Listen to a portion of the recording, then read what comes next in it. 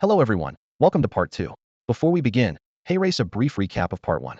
In Spring City, a teenager named Lin Yen awakened an extraordinary bloodline purification system. During his first awakening, he unlocked an SS Steer talent and wiped out 5 corrupted macaques in a single night, astounding the entire Dragon Guard patrol and its captain, Du Wei. At Spring City No. 1 High School, rumors about the beast incursion were still flying, yet Lin Yen remained calm. At the public bloodline ceremony, his undying divine phoenix blood reached 47% purity, triggering a system quest. His aptitude was confirmed as SS Steer, startling everyone, including Su Fei from Dragon Guard headquarters in the Imperial capital, who immediately classified Lin Yan's file as top secret. The city soon faced another disaster, a gigantic centipede demon. Lin Yan rushed to the front lines, combining phoenix speed and phoenix strength to defeat the monster and save Spring City. Even Luo Hongyi, his roommate whose ability is simply endless appetite, felt a surge of pride. Lin Yan's growth accelerated. On a later mission, he faced 2 twice-awakened beasts alone, dispatched them with ease, and completed another system quest, earning substantial rewards. His meteoric rise drew the attention of Dragon Guard leadership, who all wanted him on their teams. Lin Yan chose instead to join the exploration team, convinced that venturing into the unknown was the key to unlocking his full potential. Within the team, he quickly proved himself a born leader, assembling a squad of elite members whose missions displayed staggering combat power. Still unsatisfied, Lin Yan continued to challenge stronger foes, finish harder quests, and walk away even more formidable than before. His rapid ascent has made him the center of attention in the awakened world, yet Lin Yan knows his journey is only beginning. He plans to push his limits until he becomes a true powerhouse. That's the end of the Part 1 recap. I hope you enjoyed today's Part 2. Your likes and comments are my greatest motivation. If this is your first time seeing the story, you can find Part 1 in the comments or the playlist below. Now let's dive into Part 2. Report. All artillery batteries are down. Report. Beast monsters have breached the wall. Charge. Kill them. Brothers, forward. For Huaxia. For Yulong. Inside the base, the dragon warrior's shouts shook the air as machine guns spat fire and the cannons roared. Roar. Dust swirled as a massive figure leapt onto the rampart, swinging gigantic hammers. It was a third awakening fiend, the hammer demon. Splat. Several soldiers' chests caved in under the twin hammers, blood spraying high. Where the hell are the squad leaders? On the other side, an old dragon warrior who had only reached the second bloodline awakening turned his entire body to stone and raised a heavy shield to block the monster. The hammer crashed down. He vomited blood as cracks spread across his stone skin. Captain, fall back. Let me handle it. A young warrior's flesh gleamed with cold metal as he vaulted high, plummeting from above. Iron meteor. Boom. The impact shattered bricks, yet it still failed to slay the hammer demon. Roar. Driven into frenzy, the fiend crossed its hammers and smashed the metal-clad body in two, blood bursting everywhere. Xiaomo. The veteran roared, drawing a great sword from a hidden slot in his shield and lunging at the monster's head. Beast, I'll kill you. Crunch. The blade sank deep into its skull. With a vicious slash, he sliced the head clean off, sending it tumbling over the wall. Xiaomo, I've avenged you. At that moment, his petrification ability faded. Another thunderous roar erupted from the haze, and an even larger shadow dropped from the sky. Crash. The old warrior had no time to react before he was crushed into pulp. Captain. Boom, boom, boom. Several glowing barriers detonated in midair, blasting the new monster apart before it could steady itself. Damn it, these beasts just keep coming.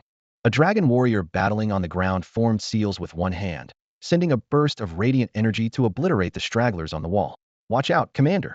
Someone shouted from the rampart. Roar. A tiger fiend pounced and clamped its jaws around the commander's head. Squelch blood sprayed across the battlements. Commander. Despair deepened. In the sky, flocks of winged beasts beat toward them. Flyers. Flying monsters. Bring up the AA guns. Activate the electric grid. With a mechanical whine, anti-aircraft barrels rose from the base. 150 meters overhead, hundreds of metal spheres hovered. Sizzle crack. Lightning arced between them, weaving a 100,000 volt net that covered the entire base. Screeching, the flying beasts dove headlong into the grid. Snap flash. Electric arcs blazed, turning the night sky stark white. Boom, boom, boom. The AA guns opened up, shells whistling into the swarm before erupting in fiery blasts. Like fireworks dazzling, yet drenched in blood. Heavy anti-aircraft guns thundered behind the base walls, their shrapnel ripping the sky open. Scalding monster blood and severed limbs rained down on the students being herded into the warehouse before they even had a chance to duck. The girls stared at the falling arms and splintered bones and screamed. Over the past few days, they had killed a few small beasts usually after the boys had finished them off, but none of them had ever witnessed a real battlefield. The boys looked no better, faces bleached as if smeared with chalk. So this is what a real battle looks like. It's terrifying. Are we going to die here? This is a megascale beast tide. The base can't survive, can it? We're dead this time, we're really dead. Why did I ever enroll at Pangu Academy? Why? Fear and regret rippled through the crowd. The warehouse filled with muffled sobs and complaints. A handful of cadets clad in black titanium exoskeletons stood apart from the rest. They removed their visors, eyes cold with contempt. Humph, a pack of cowards, the lead cadet sneered, taking in the panic around him. I can understand the girls whining, but the guys shrieking too? They don't deserve to call themselves students of Pangu Academy, much less awakeners of Huaxia.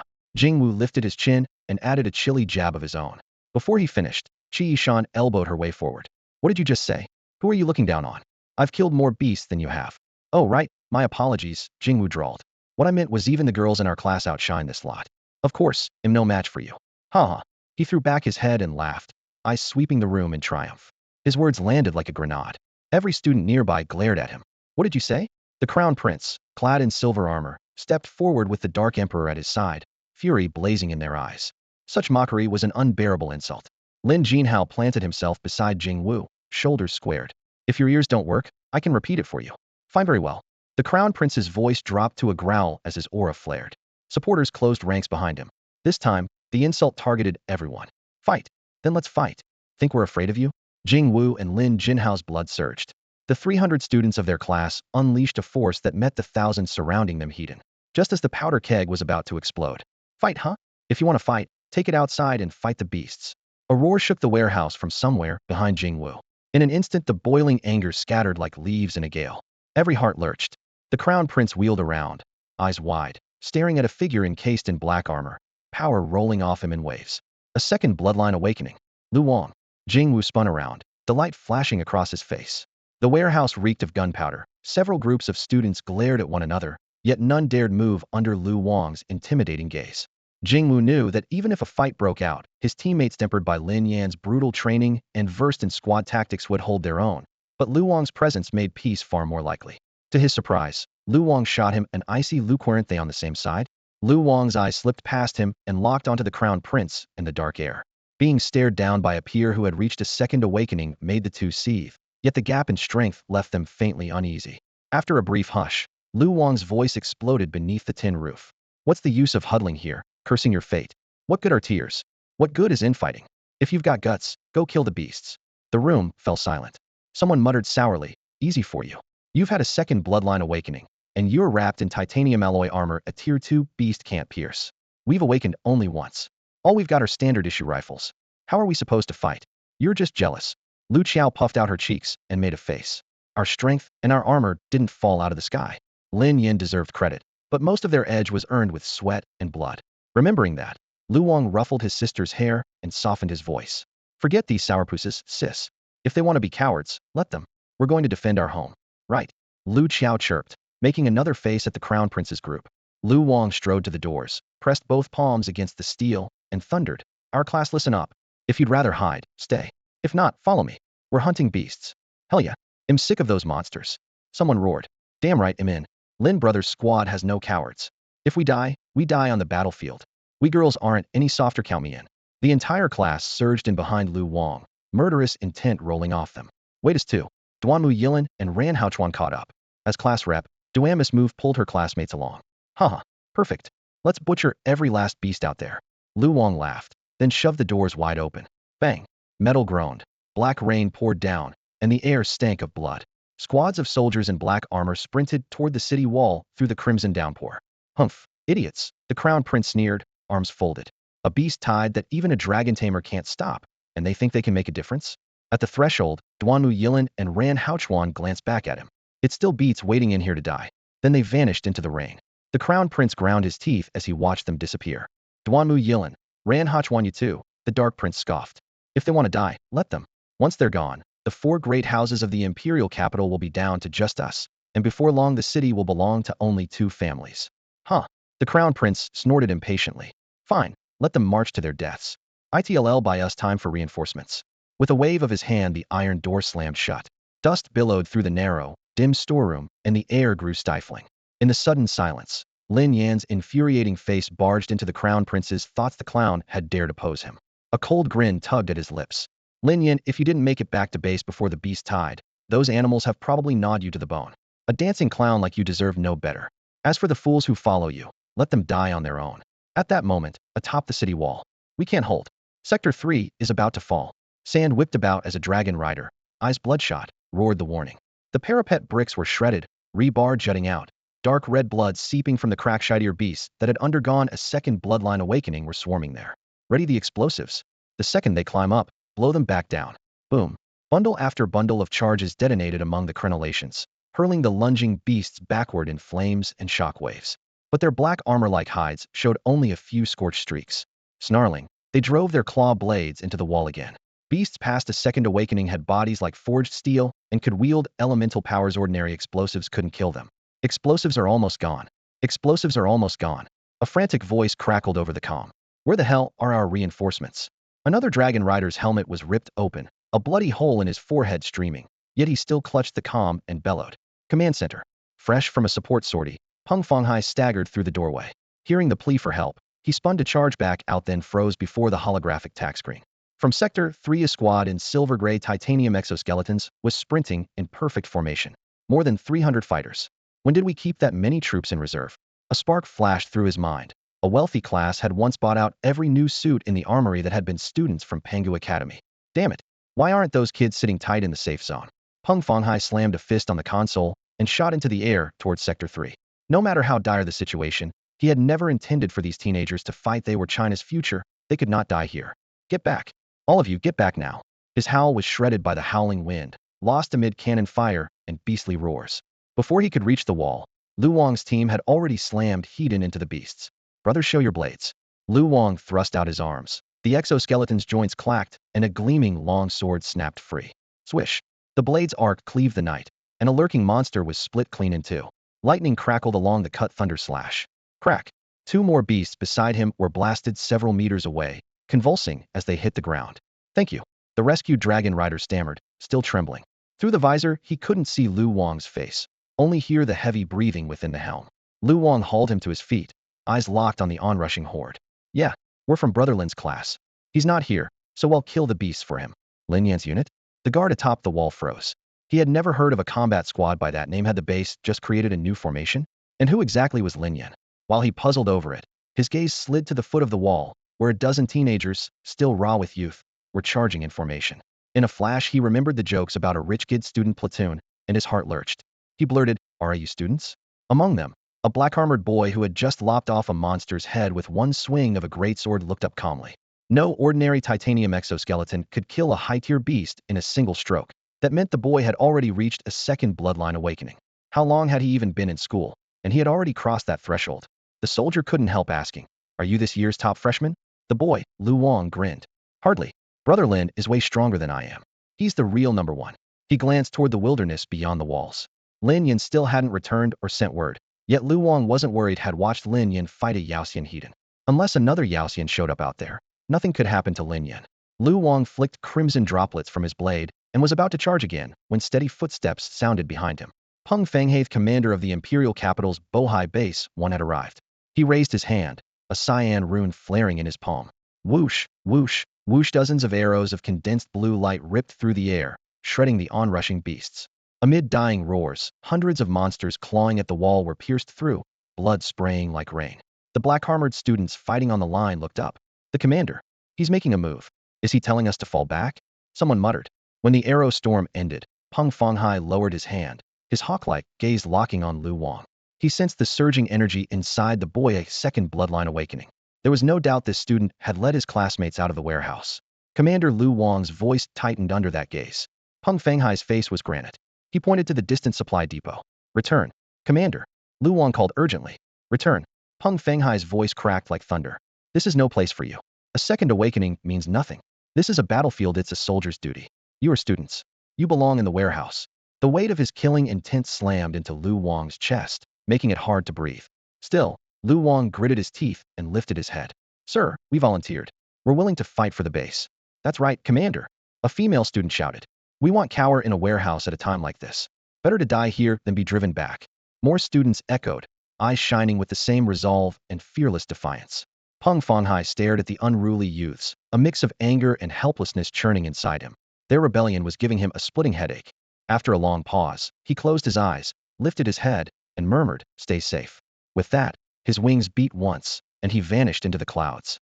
The nearby sections of the wall were crumbling as well, and a full-scale collapse could erupt at any moment.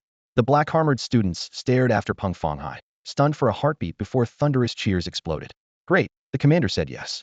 Brothers and sisters, time to remind these beasts what it feels like to be ruled by fear. Haha, pathetic little monsters. Mudslide combine. On it. At Lu Wang's command, the students snapped into formation. Metal scraped against metal as they locked together, a black tide racing straight towards Section 7. At Section 3, the ordinary students who had followed the vanguard watched the long dragon surge forward. Any stray beast that looked up was smashed aside by the dragon's head, then swept away by its body before it could even raise a claw. Seeing it with their own eyes sent a chill through everyone. Every movement, every angle of each blade, was as precise as factory machinery. How many beasts had they slaughtered to reach that level of coordination? Duanmu Yilin tilted her head toward Ran Haochuan. What do you think of them? Ran Haochuan narrowed his eyes and shook his head. They're strong late stage of first blood awakening, maybe. Even if we teamed up, would probably lose. Really? Duanmu Yilin's eyes rippled. Shed thought Lin Yan's individual power was astonishing. She hadn't expected his entire class to be just as terrifying. She glanced back at her own classmates, fully aware that even if they were given titanium exoskeletons, they would still lag far behind Lu Wang's squad. It was one thing to make yourself strong. Forging an entire cohort of monsters was another. In that moment, she felt the true weight of the word gap. Roar. A beast's bellow snapped her back. Section 3's wall shook under a fresh impact, stone chips spraying everywhere. Duanmu Yilin straightened and shouted, "Everyone, ready to repel the beasts." Ran Haochuan raised his standard longsword, stood shoulder to shoulder with the remaining Dragon Corps soldiers, and roared, "This is the time to prove we're no cowards. Kill. Kill." The cry echoed along the wall. At the same time, Section 7 erupted in chaos. A thrice-awakened fiend barreled onto the rampart, smashing stone blocks beneath its feet and preparing for a slaughter. Crack! Lightning burst along the sword, plunged into its chest, freezing its muscles in an instant. The beast growled in confusion, pupils contracting, as the human dragon closed in from every side. At the head of the formation, a black-armored fighter held his sword aloft, arcs of lightning dancing along the spine. The beast tried to raise a claw, jerked his blade back. The massive body was flung into the dragon's jaws, where dozens of spears and blades rained down like hail. Flesh and blood splattered. The mighty beast king died in a heartbeat beneath the flurry. The nearby Dragon Corps soldiers stood gaping. You can fight like that? Who are these people? Is this a new way to hunt beasts? Suddenly someone slapped his own forehead, eyes wide. I remember now. They're the battlefield mudslide. Outside the base, the sky and ground were streaked with flashes of sorcery. Roar monstrous beasts howled, boom boulders burst apart. A ghostly blue beam knifed through the horde. The beast it struck turned to ash in midair. Boom, another torrent of power slammed down, and an entire mountainside collapsed in an instant. A massive bear watched its cub crushed by falling rocks and bellowed in grief. Yet a heartbeat later, bang, bang, bang blows riddled its thick hide, tearing flesh and bone, leaving its huge paw a bloody ruin. A wool more creatures were caught in the crossfire, their agonized cries rising and falling. They were either gravely wounded or killed outright. Thud, thud, thud. Beasts great and small toppled one after another. Even the mightiest couldn't withstand the onslaught. The stretch of sky where countless spells intertwined was saturated with the stench of death. All this carnage sprang from a single source, a pitched battle between a human war general and a monster king.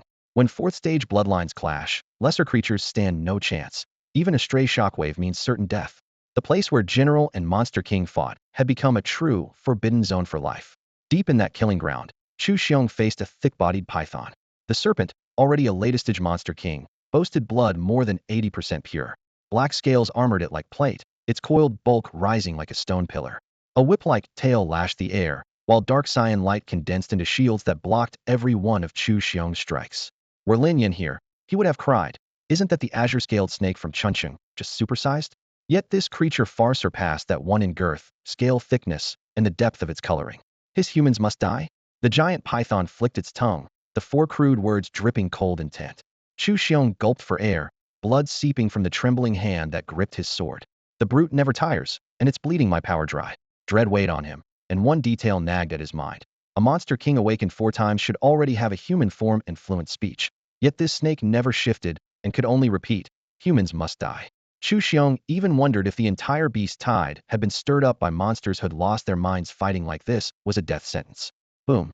A figure was suddenly hurled through the air and crashed beside Hema, dragon riding general. Crash. Chu Xiong swept his sword to deflect another blast, then yanked the warrior upright. Yang Chao, what happened to you? When Chu Xiong saw the warrior's face, he froze in surprise. The man was none other than his former colleague, Yang Chao. After the late stage of his fourth bloodline awakening, Yang Chaos purity had reached nearly 90%, and he should have been basking in glory. Instead, he looked pitiful. His clothes were in tatters, and only a few wisps of hair clung to his scalp. Yang Chao crawled out of a man-sized pit and burst into laughter. Brother Chu, relax. I only set myself on fire. I finished off one demon king, then a turtle king jumped me. The shell looked sturdy, so I blew it up, haha. Turns out it wasn't sturdy enough, I blasted it to mush. He scratched his head, losing another patch of scorched hair and revealing a gleaming bald spot. Chu Xiong stared wordlessly at the shiny dome and remembered that this colleague, powerful as he was also a hopeless explosion addict. Since his fourth awakening, he had mastered a spell called Living Cannon, allowing him to detonate his body without dying. The man had become a walking bomb, perfectly happy to vaporize himself if it meant a bigger blast. Hiswam. While they talked, the giant serpent king whipped its tail at them. Look out! Chu Xiong yelled, yanking Yang Chao aside. Boom! The tail slammed into the ground, spraying stone shards and carving a massive trench. Missing its mark, the serpent roared in fury. Two glowing orbs formed beside its head and shot toward them. Rampaging lion roar. Chu Xiong bellowed. A spectral lion appeared behind him, and its deafening roar shredded the orbs. Seizing the moment, he dragged Yang Chao to safety. Why are we running? Yang Chao asked, baffled. Its scales are thick and boosted by spells. My attacks are little more than a back scratch, Chu Xiong sighed.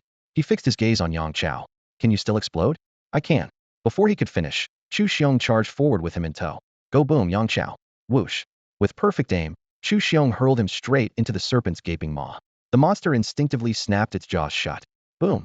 The blast shredded the serpent's head in a spray of gore. Moments later, a figure with a gleaming scalp crawled from the carcass Yang Chao. Chu Xiong. You lunatic. That was my last use of the secret art today. He raged, rolling up his sleeves for a fight. Scree. A piercing cry split the air. A vast black shadow dove from the sky, the black-winged sky eagle, another demon king. Chu Xiong looked up and felt a chill. This foe was even more troublesome than the serpent, and both he and Yang Chao were nearly spent. Boom. When the eagle was barely 30 feet above the ground, a blazing meteor streaked across the sky and slammed into its back. The black-winged sky eagle crashed, its wings ignited, and within seconds it burned to ash. Phoenix Inferno. In the distance, the sky boiled with fire.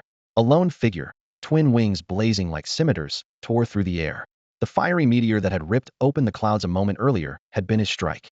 Chu Xiong looked up, followed the trail of flame, and his pupils constricted. Lin Yan. It was really Lin Yan, back without a scratch. For a heartbeat, he could hardly trust his eyes.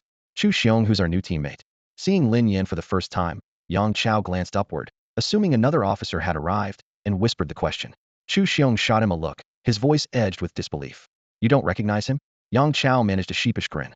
He had been spending every spare second refining how to make explosions more elegant, more artistic, and twice as powerful. He skipped briefings, ignored newcomer lists outside news barely existed for him. Lowering his voice, Chu Xiong reminded him.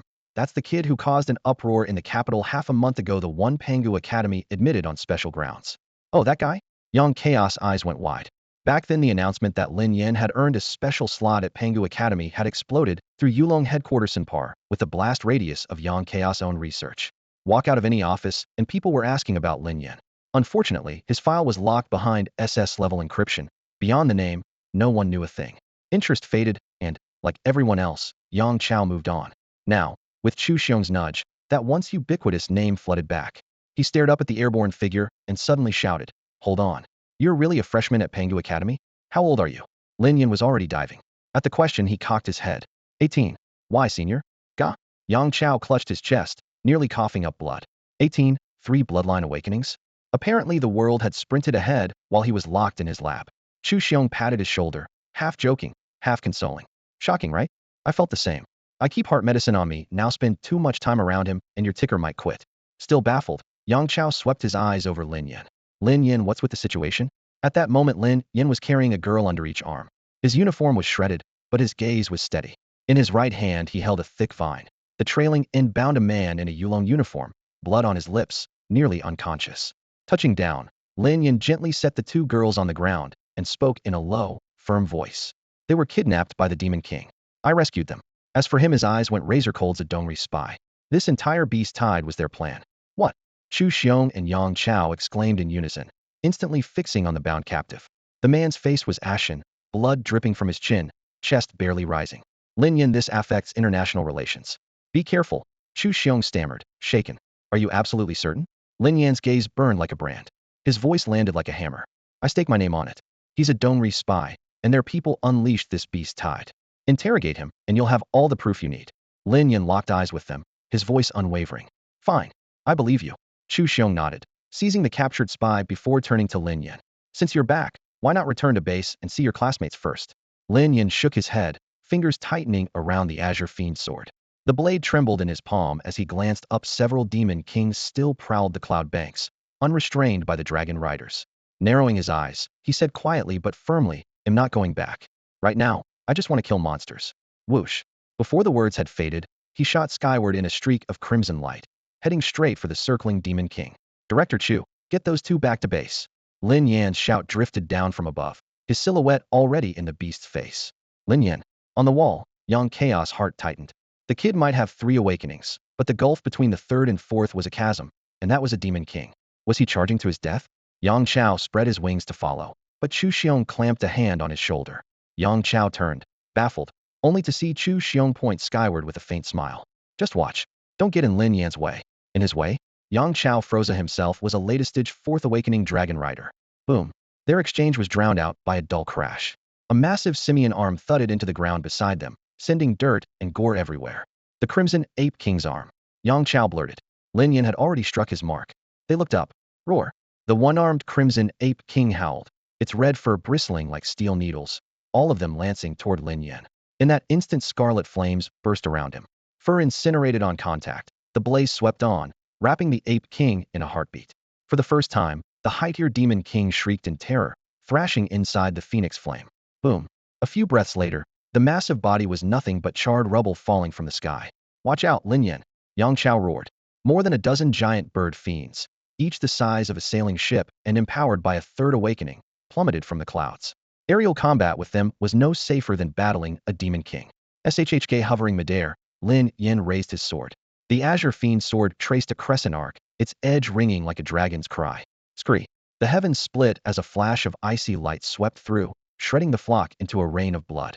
The sword light coalesced into a spectral dragon and blasted toward the black-winged wyvern higher up. Scree. Twin dragons clashed, and the sky quaked. In a flare of lightning, the wyvern's wings shattered, sending it spiraling earthward. On the ramparts, classmates clad in black armor looked up at the familiar dragon's roar. Inside their visors, tears blurred their vision. That lone figure standing against the vault of heaven was Brother Lin. Purple mist billowed across the sky, flames blazed everywhere, and a golden dragon slipped among the clouds. Weren't those Lin Yan's 3 bloodline visions? At the foot of the city wall, the black-armored mudslide students paused their fierce battle and looked up in unison, eyes blazing with excitement. That swirl of purple, scarlet, and gold meant one thing to them: Lin Yan, the unbeatable. They were not the only ones. Duanmu Yilin and Ran Haochuan also stopped, drawn by the sight above, and stared at the shadowy figure. Lin Yan, Duanmu Yilin whispered, but found no words grand enough for the shock in her heart. Ran Haochuan was equally speechless. He had seen Lin Yan strike once at the station, a quick blow that caught Chu Xiong off guard. Now Lin Yan faced several monster kings. Class rep, what are you looking at? Sensing the change, their classmates finished off the last nearby beast and followed their gaze. A heartbeat later, every pupil shrank. My God. 1, 2, 3, for a full 10 monster kings. Even a dragon rider general might not handle that many.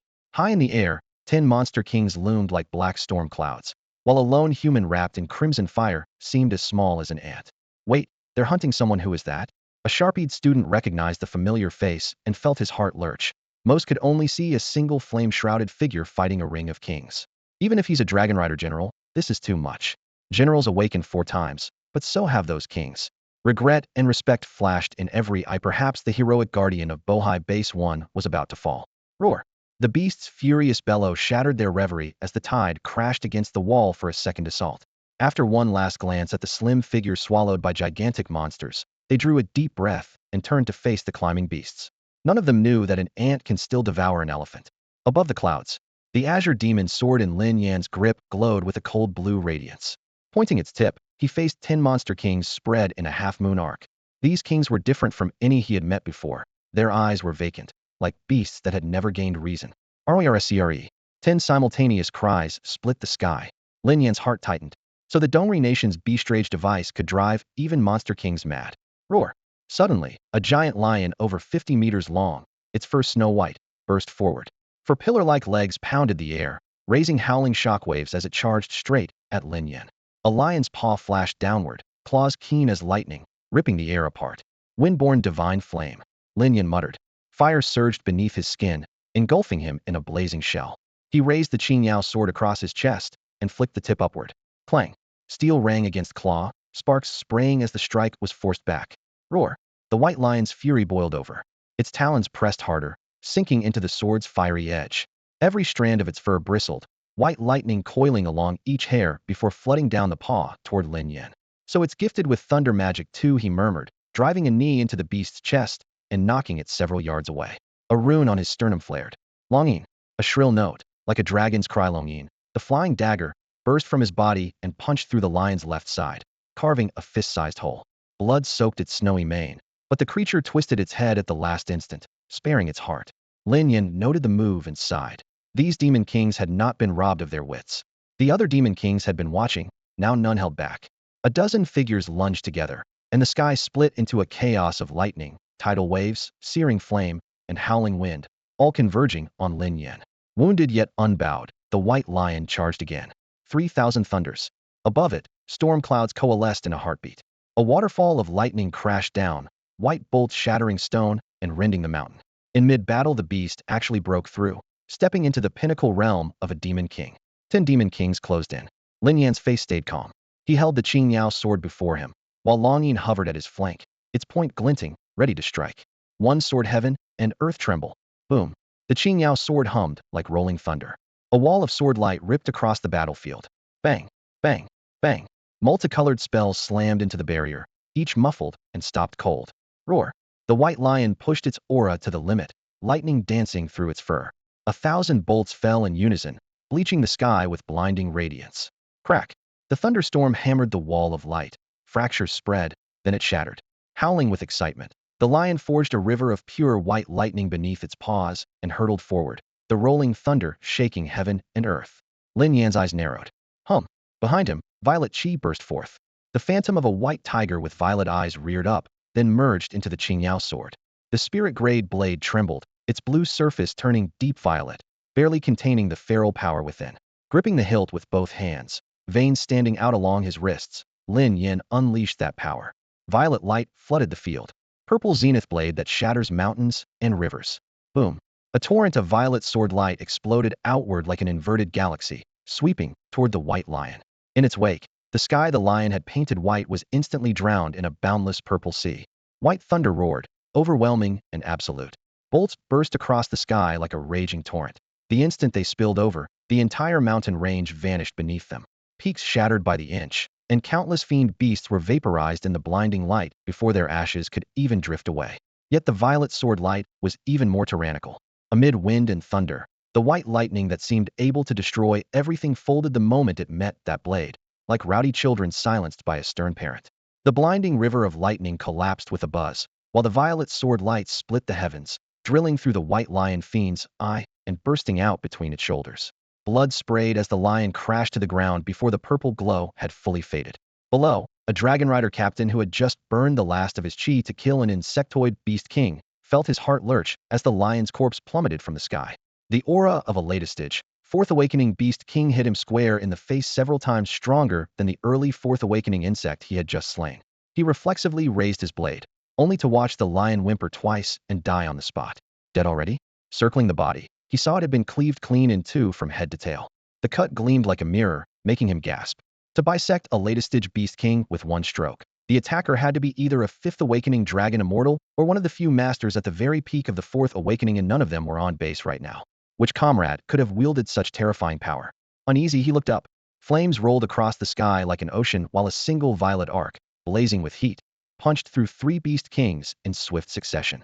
Thud, thud, thud. The captain had seen himself as a prodigy awakening his bloodline a 4th time at 28 and killing a beast king solo. But when he saw Lin Yan swinging his sword amid the inferno, he swallowed hard. Beside this youngster, he was nothing. The new generation is terrifying, he sighed inwardly, clenching his fists. Pride was a luxury he could no longer afford. He had to push harder or lose face entirely in front of these juniors. Without another word, he grabbed his blood-soaked staff and charged toward the next battlefield. In the sky, the violet sword light swept out again, felling 5 more beast kings before finally dimming. The 5 that remained stared at Lin Yan, raw terror shining in their eyes. Even with their intelligence blunted to that of common beasts, they understood one thing with brutal clarity. This human was beyond anything they could hope to match. With a panicked roar, one of them turned and fled, the only thought echoing in all their minds. Lin Yan cannot be fought. Terror at Lin Yan's power battled a swirling haze in their minds. The 4 remaining demon lords had the same thought at once. Run, as far and as fast as possible. This human was beyond their ability to defeat. They might not even escape alive. They bolted in 4 different directions. A chill glinted in Lin Yan's eyes, and his lips curved. Trying to flee in front of me? Dragon soars across the 9 heavens. A thunderous draconic cry rang out as a golden dragon shadow, several meters long, unfurled behind him. Its wings beat, and Lin Yan kicked off the air as if it were solid ground, shooting forward and closing the gap in an instant. His first target was a beast the size of an elephant. Seeing Lin Yan rush in, it bellowed in despair and blasted a torrent of water from its trunk. Boom.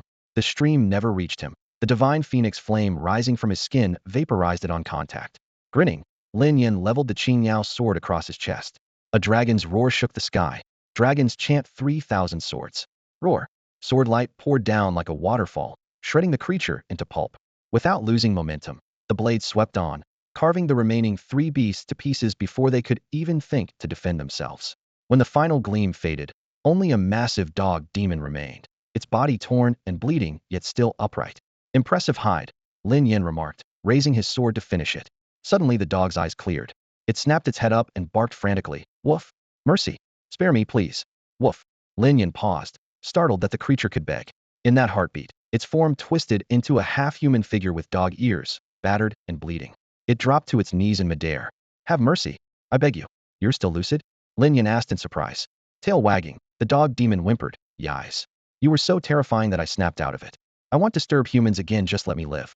I swear I'll never set paw in human lands, or I'll forfeit my 5th bloodline awakening forever. Lin Yan clicked his tongue. Answer one question, and I might let you go. Hope flashed in its eyes. Anything. Why were even demon lords driven into a frenzy? I don't fully understand, it said. I was asleep when a voice woke me. Through that voice, an incredibly powerful presence descended into my mind. I couldn't resist until it took control completely. Incredibly powerful? Lin Yan murmured. Stronger than any demon immortal I've ever met, hundreds of times stronger, the dog insisted. A demon immortal is a beast that has awakened its bloodline for the 5th time. Hundreds of times stronger. Lin Yan's heart tightened. That means a 6th awakening has entered the game. What is the kingdom of Dongri planning? The dog demon peeked up nervously. Can I leave now? Woof. Lin Yan's mouth quirked. A thumb's-eye seal appeared in his palm. Instead of leaving, how about another option? Woof. Head cocked, the dog demon stared at him, its eyes filled with confusion. What choices do I have? The dog demon asked Lin Yan uneasily. He was certain no human would ever offer a fair deal. His mother had warned him long ago that humans were cunning. With his life now in Lin Yan's hands, even the harshest demand would have to be accepted. Lin Yan noticed the demon's anxiety and smiled. Relax. I won't make things difficult for you. As he spoke, he lifted a small seal to his chest. Only then did the dog demon see it clearly. The seal was about the size of a palm, its face carved with a white tiger whose eyes glowed an eerie violet. The seal flashed, his vision blurred. Buzz! A deafening roar exploded in his mind. A towering white tiger with violet eyes seemed to stride through the void and look down on him. That single glance made his head feel as if it would burst.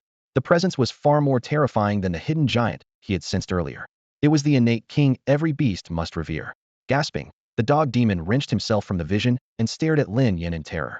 Lin Yan's smile deepened, his voice gentle yet unyielding. Listen carefully. Your choice is simple. Swear loyalty to me. Loyalty? A 4th awakening demon king already possessed a fully formed will. Why should he bow to a human? Yet exceptions did exist. The dog demon swallowed hard, eyes flicking back to the seal as turmoil raged within. Lin Yan continued. Even if you refuse, I'll let you go this time. But if you submit, I'll give you the resources to purify your bloodline and attempt a 5th awakening. A 5th awakening, a demon immortal. The dog demon's eyes lit up. The 4th awakening was his natural limit, yet here a path beyond was opening. After that tiger's gaze, he knew in his bones that following Lin Yan would not lead him astray. I choose to submit. Woof. He bowed his head, surrender unmistakable. Good. Lin Yan smiled lightly and pressed the seal to the demon's brow. Beast taming seal. Buzz. The dog demon's pupils dilated. The moment the mark took hold, every shred of resistance dissolved. A faint bond formed between them, and he sensed that his life and death were now tied to Lin Yan. What kind of spell is this?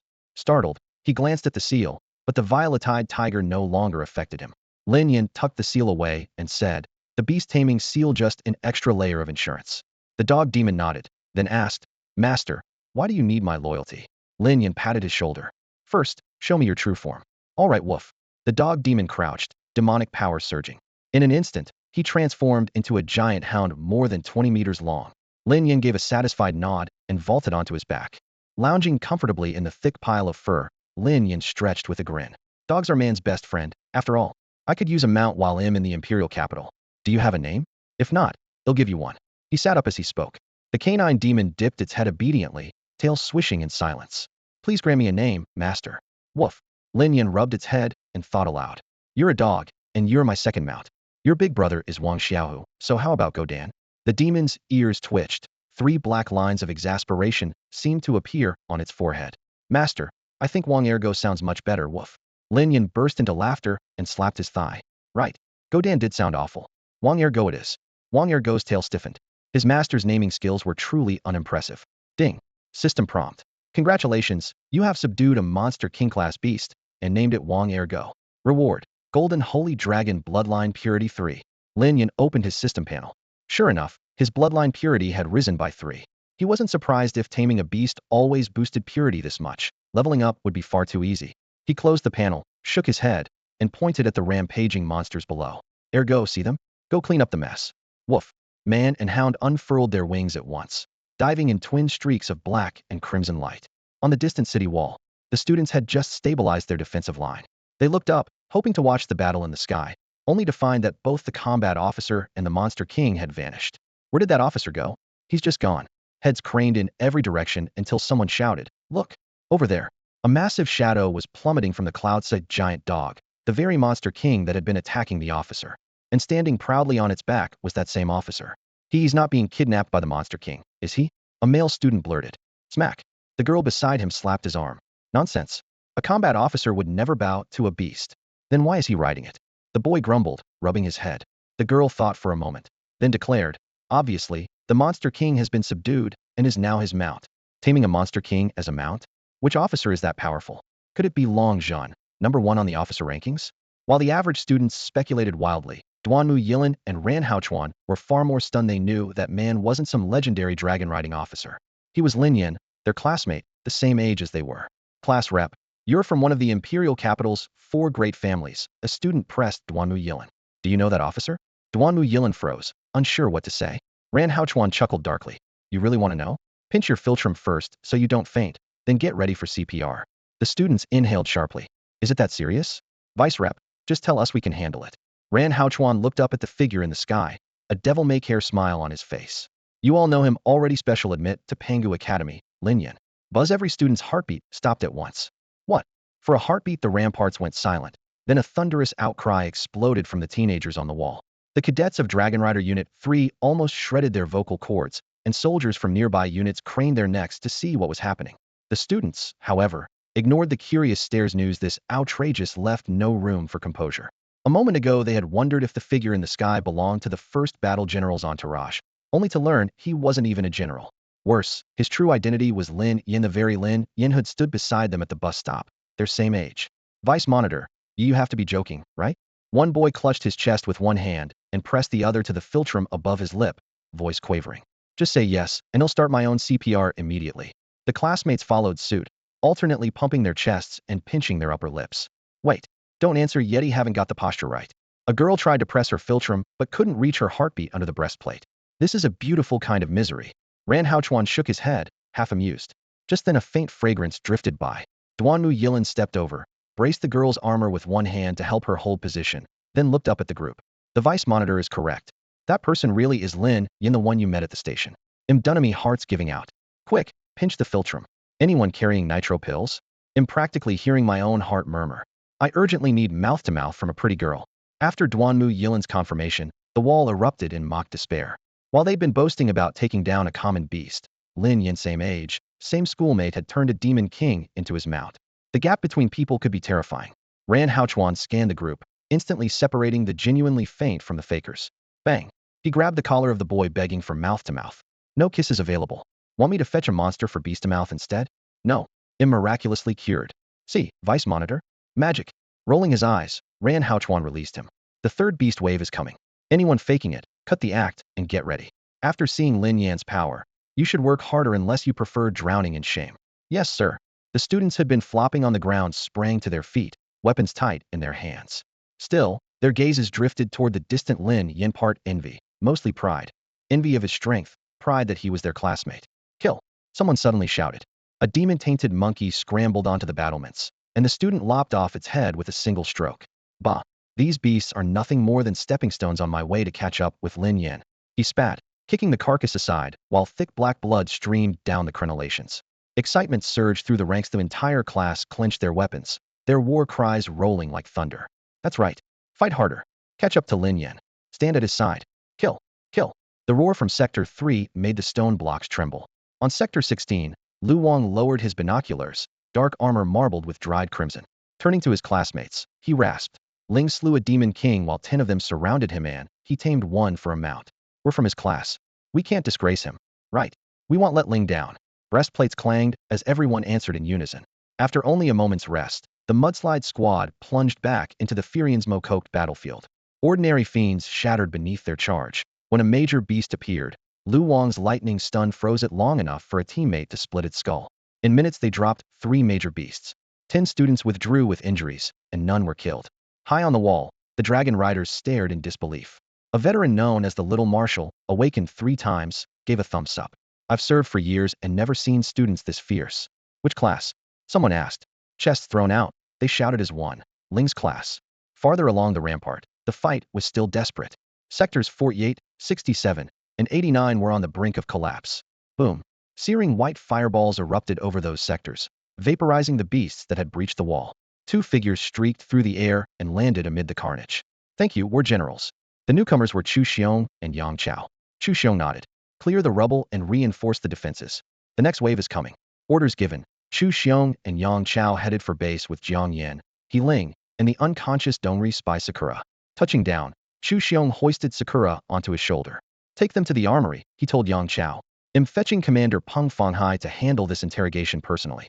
He leapt away, chi wings beating the air as he sped toward the interrogation chamber. Yang Chao turned to the girls. The safe depot's that way. Most students are sheltering there. He Ling snorted, eyes on Sector 3. Cowards hide in depots. Jiang Yan nodded. We're not turtles, we're joining the fight. Yang Chao rubbed his temples, then relented. Fine. I'll escort you to pick weapons and armor. Great time to slay monsters. They chimed, eyes blazing. Inside the interrogation room, rows of cold, gleaming instruments lined the walls. Sakura was shackled to an iron chair, wrists and ankles locked tight. A bucket of icy water dumped over his head snapped him back to consciousness. Crack. Zuitsong jerked awake. Damn you all. How dare you ruin my dream. I'll kill every last one of you. Bang. Before the curse left his mouth, an iron fist smashed into his face. Disoriented, he reeled. Who dared touch him? The half-spoken insult died as a sharp slap landed on his other cheek, the crack followed by a bright red handprint. 2 hits snapped him fully awake. Rough rope and cold metal clamps came into focus. Was lashed to an interrogation chair. In front of him stood 2 Huaxiao soldiers in Yulong uniforms. His heart sank. Had been captured.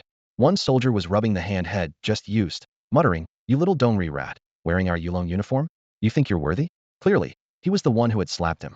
The other sat at a crude wooden table, spinning a knife whose blade glinted coldly. His expression was even darker. Suddenly he slammed the knife into the tabletop with a metallic clang, splinters flying. His name was Chu Xiong. Fixing Zuitsong with an icy stare, he said, "Talk.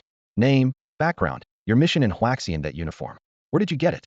What happened to its real owner?" Blood streaked Zukang's grin. "Ha, foolish Yulong dogs. You think you'll betray Dongri Yaki?"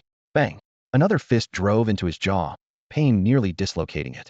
Peng Fanghai, the puncher, had held back. Zuitsong had only awakened his bloodline twice, while the 2 of them had done so 4 times. A full-force blow would have killed the spy far too quickly. Even restrained, Peng's anger made him overshoot. Blood sprayed from Zukang's nose and mouth. Without Chu Xiong's steadying hand, the chair would have tipped over. Still acting tough, Dongri scum? Peng spat on him, eyes blazing. His fist hovered, but he forced himself to hold back. A second strike death would spare the man too much pain. He gritted out, "If your teeth weren't already broken, I'd make you crawl on the floor looking for them." Zuitsong struggled to lift his head. His jaw was fractured, one side higher than the other, words slurred. "You're torturing a prisoner."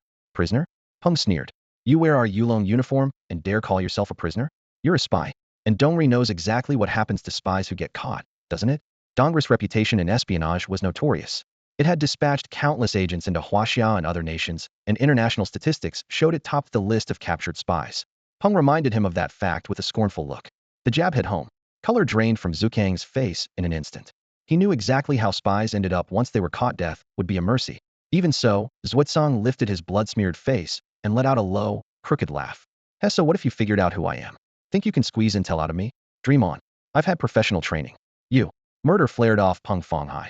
His thick fists cracked as he tightened them. Let's see if that training can stop my fist.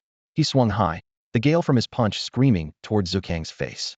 Moments before impact, Chu Xiong sprang up and caught Peng Fanghai's arm. Wait. Commander, he's baiting you. Hit him, and he gets exactly what he wants. Peng Fanghai pulled back, snorting hard through his nose.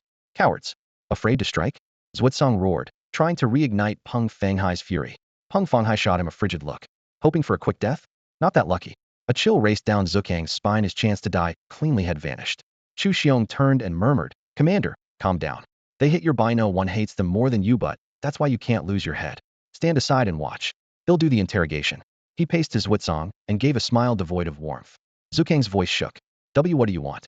Chu Xiong yanked the dagger from the wooden table, the blade flashing white under the lamp. Nothing special, just returning to you, blow for blow, the tortures your people used on ours when Dongri invaded Huaxia. Let's see if someone from Dongri can match the steel of our ancestors. A flash before the words had faded. All 10 of Zukang's fingernails lay on the floor. Ah! His scream tore through the interrogation room. Chu Xiong sneered. That all you've got? We're only warming up. Our forebears took pain 10 times worse. He grabbed a fistful of steel spikes and drove them into the raw nail beds. 10 nerves lit up with fire. Ah! Blood-tinged tears burst from Zukang's eyes as his body convulsed. Chu Xiong raised the blood-slicked dagger for another round. Zuotsang finally broke, gasping. He'll talk. Pathetic. First trick and you fold some second-stage awakener. Dongri can't hold a candle to Huaxia's forefathers. Peng Fanghai spat, then pulled out pen, paper, and a camera. Zuotsang Yoshin, collateral branch of the Yaqi clan. Zuotsang spilled every detail he had. When he finished, Peng Fanghai asked coldly, that beast disturber device anything else?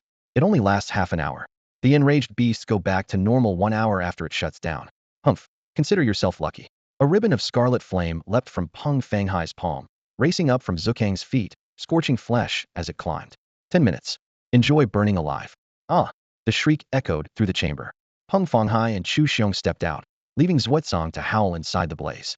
In the corridor, Peng Fanghai clenched the blood-stained confession, killing intent rolling off him. They're using the Yaqi serpent's blood to make that thing? Dongris really throwing in with the beasts. He turns to Chu Xiong. How long since the beasts started their assault? Chu Xiong checked his watch. 38 minutes. The effect runs an hour.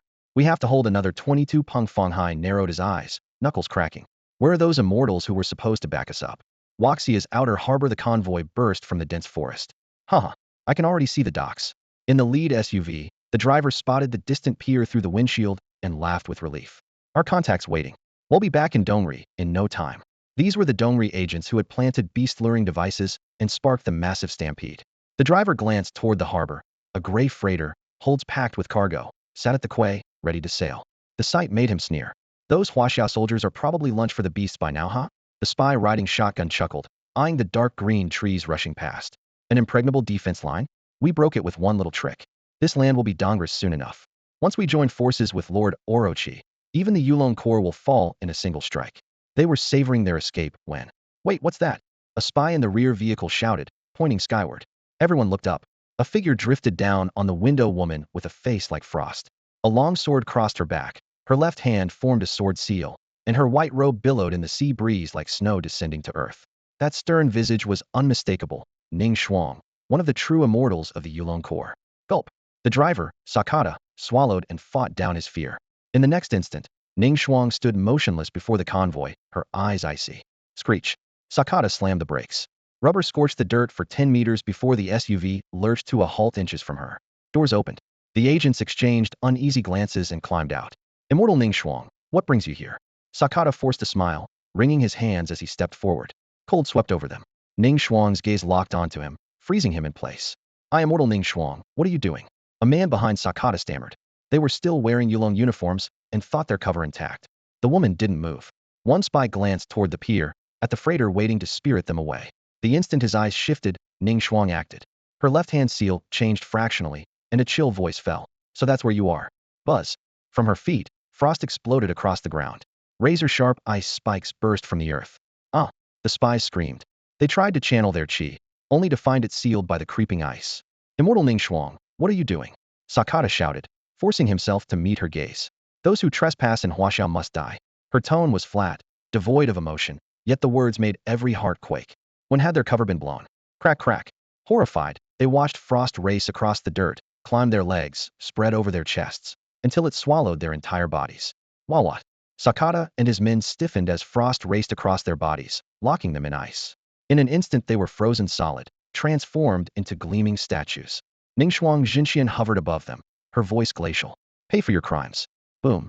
The frozen figures shattered, spraying glittering shards through the air. Mangled limbs still sealed in ice fell to the ground, not a single drop of blood allowed to taint Waxia's soil. Ningxuang's eyes were as cold as her power. She would permit no stain from Dongri's spies. A deafening blast of a foghorn rolled in from the harbor. A freighter, holds packed to the brim, was inching away from the pier, the escape vessel chosen by the Dongri agents.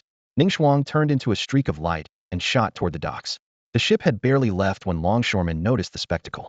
Look, what is that? There's someone in the sky. It's Ningxuang Jinxian, one of Waxia's champions. Why would the immortal be here? Ningxuang hung motionless in midair. Ice blue radiance burst from her, bathing sea and sky in cold light. A gale howled. A blizzard formed out of nowhere. Crack. Water around the hull froze instantly, a thick shell of ice chaining the steel giant in place. Absolute frost seal. She pressed two fingers together and pulled sharply. Whoosh. A towering wave hoisted the icebound freighter and its frozen cradle, then slammed everything back onto the quay. Task complete. Ningxuang became another beam of light and streaked inland. On the pier, the Yulong squad stared after her, slack-jawed. Dashin, check the cargo, the captain ordered once he found his voice. On it. The burly soldier drove up, vaulted onto the deck, and soon returned, face grim. What's inside? The team crowded around. Dashin opened his palm. Several gray-black fragments tumbled out. Rocks? Someone guessed. A teammate pinched one, channeling spiritual energy into it. A faint glow rippled across the surface. These aren't ordinary stones. They're spirit vein or for forging artifacts. What? Uproar erupted. Every gaze swung to the mountains of crates. The entire ship was packed with spirit vein, or a strategic resource the state forbade to trade or export. The audacity to smuggle this. The captain snapped, locked down the harbor. Anyone who set foot on that vessel stays put. Report to HQ at once. As his orders spread, Ningxuang Jinxian could already see the outline of Bohai Base 1 near the imperial capital. Even before she arrived, the air reeked of blood. Ningxuang Jinxian wrinkled her nose at the coppery stench of blood. The reek of iron mixed with powdered explosives thickened the air, turning every breath into the slice of a razor. Through narrowed eyes she took in the battlefield beneath the ashen sky. Arsing power lines cracked and spat.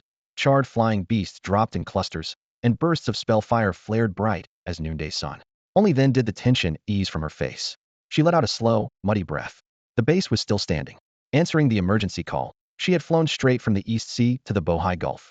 Crossing half the realm had already drained her, and midway she was waylaid by monsters and stalled by Eastern Day spies, nearly missing the decisive hour. Now, certain the defensive line remained, she felt the weight lift from her chest. Her figure melted into an ice blue streak, and she accelerated toward the base. Imperial capital, Bohai Base 1. After nearly an hour of brutal combat, the dragon riders were spent. Blood, abilities, and spiritual power scraped to the bottom while the beasts clambering up the walls grew only fiercer. The ditches were littered with the bodies of lesser monsters. Those still coming were third awakening fiends. A spray of blood marked the 46th wall segment as a dragon rider's last reserve of strength gave out. Agony tore through his back. He tried to lift his blade, but could not even raise a finger. Shaoli, you filthy beasts, I'll take you with me. Beside him, a veteran covered in wounds roared, strapped a high-yield charge to his chest, pulled the fuse, and sprinted at the Beast King. The blast could kill a great fiend, but only at point-blank range. Boom. A shockwave tore through the wall, sending severed limbs and a crimson mist skyward. On the other side, a young soldier finished tying on his own charge, only for a searing hand to slam down on his shoulder. Captain? The middle-aged warrior wrenched the charge away, eyes hard as blades. What the hell are you doing? I'm the captain. If someone has to die first, it's me. I won't have anyone saying Yang Danglin made his squad take the blast. I'm no coward. Captain Tears flooded the eyes of the fighters around him. Yang Danglin barked, fury creasing his brow. Tears. Save that crap for when no one's looking. Don't embarrass yourselves here. With that, he burned the last thread of bloodline power and dashed toward a gap in the rampart. As he ran, he shouted, "You're still young. Stay alive and get stronger. One day, kill 1,000 beasts and avenge me." A beast king had just heaved itself onto the wall when Yang seized its head in a death grip. Boom. The explosion split the night. Half the monster's skull vaporized, and a shattered human leg bone arced through the bloody mist, flung high by the blast. Captain! The warriors cried out at the top of their lungs. Agony and despair surged within them, yet they choked back their tears, the captain's dying words still echoing in their ears. The young fighter clenched his satchel of high explosives, drew a breath thick with blood and cordite, and slapped the shoulder of the still baby-faced Xiao Shun. If I don't make it back, look after my parents. Brother Dao Xiao Shun's voice broke as tears streaked the dust on his cheeks. I promise. A weary yet resolute smile tugged at Dao's lips. He turned to face the Toad Demon King just ahead, eyes blazing with a man's final resolve. In the next instant he yanked the detonator cord, ready to die with the beast. A thunderous battle cry erupted behind him. Charge! Black-armored mudslide, advance. No beast runs rampant today. The ground trembled as a unit in black armor stormed forward like a torrent of rock and mud. Their leader's breastplate was in tatters, arcs of lightning flickering along the sword in his hand. Croak! The Toad King roared, its tongue lashing out like lightning. Scrack! Lu Wang raised his sword across his chest. Thunder burst along the blade, numbing the tongue on contact. In that heartbeat the black-armored warriors swarmed past him, blades flashing. A moment later the Toad King lay in pieces, blood and heat rolling through the air. Dao froze, nearly dropping the fuse. A demon king of that stature gone in the blink of an eye? He blurted out, "Are you the students from that gold-plated class?" A fighter glanced back, voice ringing like steel. "We're students of Brother Lin, standing in his place upon this wall, as black-armored warriors." He wiped blood from inside his visor. One king down. Next target. Once more the black-armored mudslide surged forward. Through the smoke their ranks were clearly thinner off the 300 who had joined the fray. Barely 100 remained. With every demon king they felt another comrade collapsed from sheer exhaustion. Their bodies were simply past their limits. Behind his mask, Lu Wang bit through his lip, using the pain to stay conscious. They fought not only to protect the base, but so that, when Lin Yin returned, their leader would see they had fought like heroes. Meanwhile, outside the base, Lin Yin raced forward astride Ergo, wind howling past, a dagger-sized sword orbiting his cuff like a living thing. Ahead, 3 earth-burrowing Drake Kings stirred beneath the soil. Ergo, sky-shattering bark. Drag them out. Woof. Ergo threw back its head and howled. The sonic blast hammered the ground, raising 3 mounds of dirt. Roar, roar, roar. The drakes burst through the surface. A sword seal formed between Lin Yan's fingers. Dragon veil falling petal. The small blade shrieked, swelled to 3 meters, and tore through the air, skewering all 3 drakes in a single stroke. Blood geysered as their round heads tumbled free, rolling to a stop at Lin Yan's boots like basketballs. Woof. Congratulations, Master. 3 more Demon Kings down. Ergo barked, punting one of the heads aside and wagging its tail. Lin Yin scanned the area, severed demon limbs littered the ground. These 3 brought his tally to 23 Demon Kings, and scarcely a trace of miasma remained. He allowed himself one breath then snapped his head toward the base. An even more terrifying aura was racing in that direction. Ergo, back to the base. Got it, woof. Ergo barked and shot toward the fortress. Screech. Lu Wang drove the regulation longsword into the monster's flesh again. The blade sank deep, silver-blue arcs crackling along the metal, but the feeble lightning only made the creature's hide twitch. It couldn't even stun it for a heartbeat. Roar. The moment the sword pierced it, the behemoth lashed out. A massive foreclaw swept sideways, and before Lu Wang could pull the weapon free, the blow hurled him off the ground. Crunch. His battered titanium alloy armor exploded in midair, shards spinning away. The visor flew off, draining the color from Lu Wang's face. Spurt. A jet of blood shot from his mouth, tracing a crimson arc before he crashed against the parapet like a severed kite. Lu Wang. Bro. Lu Chao screamed and rushed forward, joining the other students to shield him. Bro, are you okay? Don't scare me like this. It terrifies me when you get hurt. She locked her arms around his head, sobbing so hard she could barely breathe. Cough sis, loosen up. If you squeeze any harder, I really won't have any air left. He spat out a mouthful of blood and patted her hand. I'm fine, just spent. I don't have the juice to finish that beast. The remaining students raised every weapon they had and closed ranks. The monster looming before them was as tall as a wall. They had already felled 7 of its kind thanks to Lu Wang's lightning, but now their ace was wounded and his power gone. Fear gnawed at them, yet no one stepped back. Using the broken parapet for support, Lu Wang pushed himself upright. Blood dripped from his chin into the cracks between the stones. Everyone forget me. Fall back while I draw its attention. Both hands clenched around the sword hilt until his knuckles went white.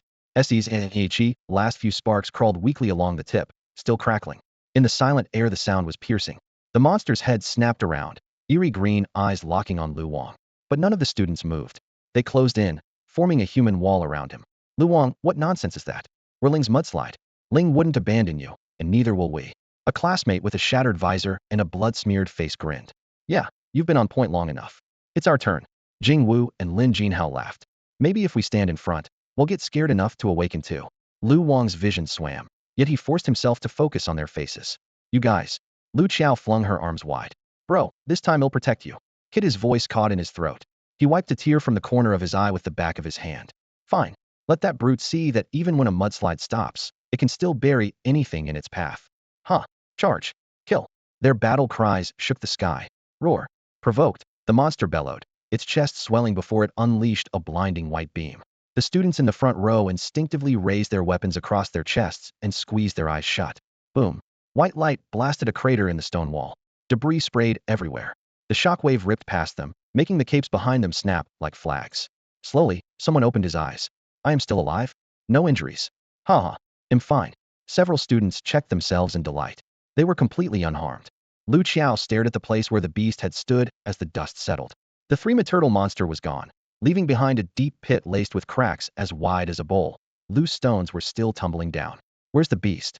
She asked in a daze. A heartbeat later, a familiar, exhilarating voice rang out overhead. Quit looking a big one's already history. Everyone jerked their heads up, eyes filling with tears at once. Brother Lin.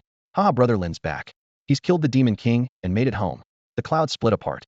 Lin Yin hovered with his hands clasped behind him, while Ergo beat its wings beneath his feet, gliding down to land squarely on the rampart. With a small nod of greeting, Lin Yin strode to Lu Wang bloody from head to toe and patted his shoulder. Brother Lin Lu Wang's face was streaked with sweat, blood, and tears, yet he managed a hard-won smile. You've done more than enough. Leave the rest to me, Lin Yin said, gentle but undeniable. Right. The word had barely left him when Lu Wang toppled straight back. After burning through every shred of strength and power, and taking most of the mudslide's impact heat in, he had reached his limit. Now he could finally rest. Lu Qiao caught him, easing him into her arms as she sobbed softly. My brother's such a fool, yet I still can't stop crying. Facing the entire mudslide squad, Lin Yin raised his voice. Classmates, you were outstanding. As class monitor, I'm proud of every one of you. Brother Lin, you're too kind. Yeah, we only shone because of you. Their answers tumbled out at once. Lin Yan's praise lit them up more than getting into Pangu Academy had. He swept his gaze over them, each student beyond exhaustion, held upright not by muscle or adrenaline, but by sheer will. That will came from him. Drawing a deep breath, he continued, You've already done enough. They'll handle the fight from here. With that, a ball of fierce flame shot from his hand. Boom. Another charging monster was blasted apart, shards of bone scattering in midair. Ergo, kill every beast that gets up here. Woof. Yes, master. Ergo threw back its head and howled. Spelllight burst around it. In a blur of dark motion, it unleashed volley after volley of magic, shredding the giant creatures on the wall to pulp. So that's the Demon King Mount Brother Lin tamed? That's insane. Seriously, what isn't Brother Lin good at? Watching Ergo ravage the horde, the students could only marvel.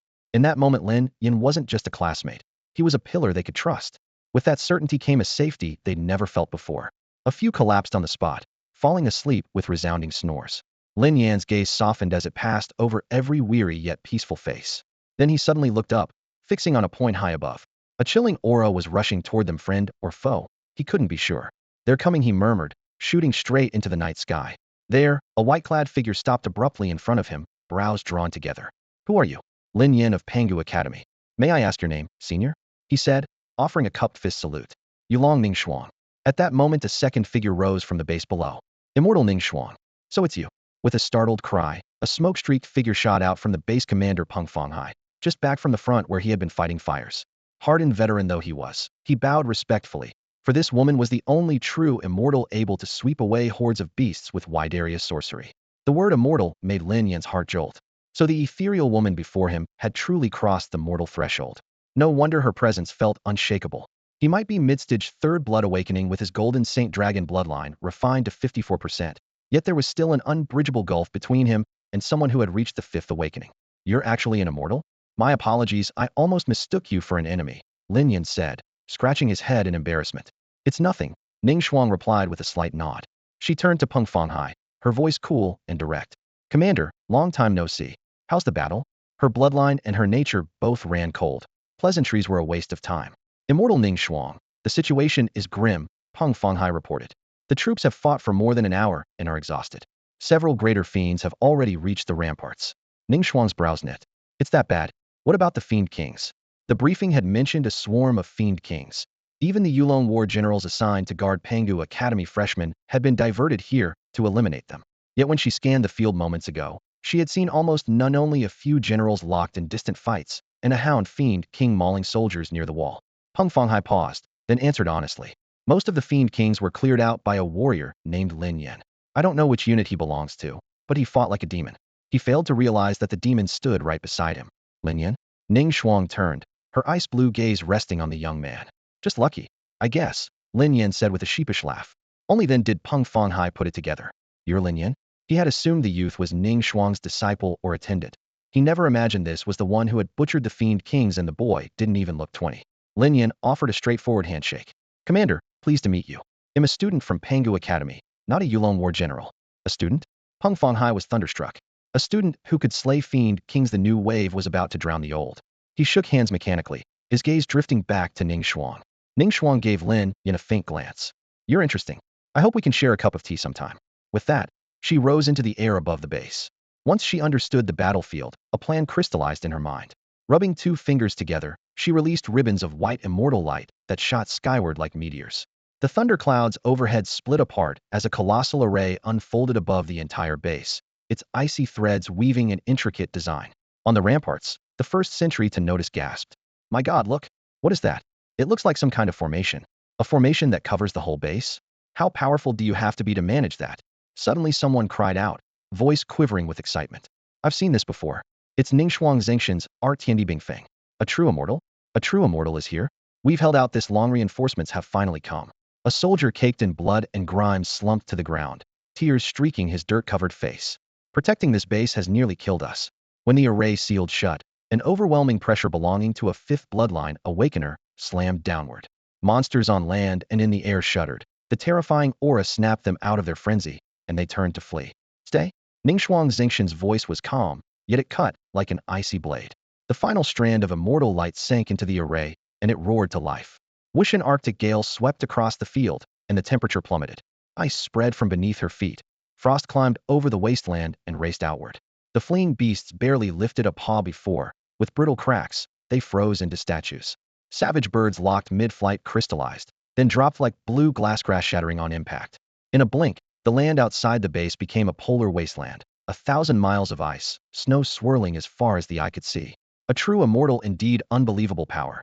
A warrior on the wall had just spoken when stiffness crept over him. He looked down. Frost was crawling up the stone toward his boots. Above, Ningxuang Zhenxian frowned and tried to curb the cold, but the array had drained her immortal energy. This is bad, Lin Yan shouted.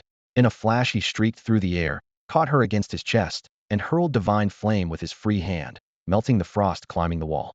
Senior, are you all right? The array's going haywire. Stop it, quick. My Xianling, it's gone, she answered, voice weak. Xianling? You mean spiritual energy?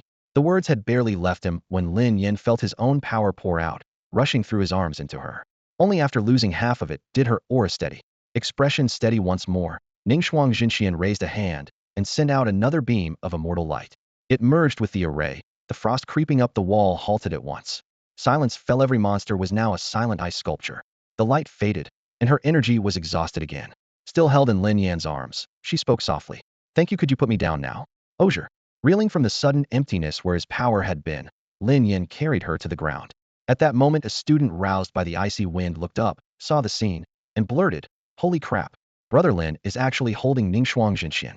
The heaven and earth frost seal array conjured by true immortal Ningxuang drew on every drop of her immortal energy. Under its shroud, the land beyond the base had turned into a crystal ice field, and silver snow drifted lazily from the night sky, earning the array its name, World of Frost and Snow. In the distance, Dragon Rider marshals were locked in combat with Demon Kings when they noticed their opponents slowing. One more step and the monsters would freeze into statues like the beasts on the fringe. Roarkill, a Demon King, crusted with ice shards and eyes still glazed, forced out a single word, kill. The Dragon Rider marshal facing it paused, then laughed aloud. With a true immortal here, you beasts still dare to act up. Clang. Sword falls on the lonely sky. Surging with spiritual power, he vaulted into the air, his 3-foot sword bursting with blinding blue light. A streak of swordkey split the night like fireworks. Buzz. The Demon King's pupils shrank, ice blue light flashed, and its body fell apart. Ha ha ha. Thanks to true immortal Ningxuang, I, Zhong Tianyi, have felled the second Demon King. Not far away, another marshal stood with his saber, cast a cold glance, and severed a demon king's head in one blow. Ha ha ha. Thanks to true immortal Mingxuang, I, Xia Fan, have felled the third demon king. Boom. A violent blast raised a cloud of smoke, and a figure, charred all over and coughing hard, staggered out. Cough, cough. Thanks to true immortal Mingxuang, I, Yang Chao, just blasted the fifth demon king. Roar. Chu Xiong let out a lion-like howl and smashed a demon king's skull with one strike. Thanks to true immortal Mingxuang, I, Chu Xiong, have cut down the fifth demon king. Shouts rang one after another through the night sky. On the ramparts, Dragon Rider soldiers and students were boiling with excitement. Those were their marshals. This was their victory. They knew full well that, without the array hindering the demons, any marshal would already be at his limit against just two demon kings. Lin Yan's blood stirred. He spotted a demon king in the distance, still struggling against the array. He raised his sword, and the Qingyao blade flashed with icy light. Swish! A beam of sword ki tore through the sky. Thud! The demon king's head rolled across the ice in an instant. I, Lin Yan, have slain the 27th demon king. Buzz! Silence as deep as death fell. On the wall, every ordinary Dragon Rider soldier and student held their breath. Below the wall, the marshals in the midst of battle looked up in disbelief. 27 demon kings. Good heavens, 27 demon kings. Brother Lin actually killed 27 demon kings. A roar of astonishment erupted along the ramparts. Students, Dragon Rider warriors, and even the distant Dragon Rider generals all stared at Lin Yan with undisguised admiration. Had slain 27 demon kings without even completing his fifth bloodline awakening, a feat bordering on myth. The general who had been ready to boast of his own tally of 7 demon kings fell silent. Beside Lin Yan, his lifelong record was hardly worth mentioning. Shaking his head in self-mockery, he stepped onto the ice-locked battlefield to hunt down any demon remnants that had slipped past the formation. An hour later, Ning Shuang Xingxian's immortal power was fully restored. With a sweep of her sleeve and a rapid flurry of hand seals, the ice sculptures covering the field shattered in a crisp crack. Countless demons exploded into crystal blue shards that scattered like snow. One array, one spell, tens of thousands of fiends were erased. Lin Yan gaped. Damn, talk about an ultimate wipe the whole screen. He muttered, already figuring how many points that blast would earn him. Ding. System prompt. You have defended Bohai Base number 1 of the Imperial Capital Garrison and redeemed your earlier mistake. Reward. Golden Sacred Dragon Bloodline Purification 13. Lin Yan opened the interface. The percentage had jumped from 54 to 67. Since his third awakening, the system had never been so generous. The fourth awakening was almost within reach. A surge of dense draconic might burst from him. Ning Shuang Xingxian sensed the sudden solidity of his aura and raised an eyebrow. This kid's power had just spiked again. When the last demon fell, an even louder cheer thundered from the wall. We did it. We won. Thanks to Ning Shuang Xingxian. Thanks to the Dragon Rider generals. Thanks to Brother Lin. Long live Huaxia.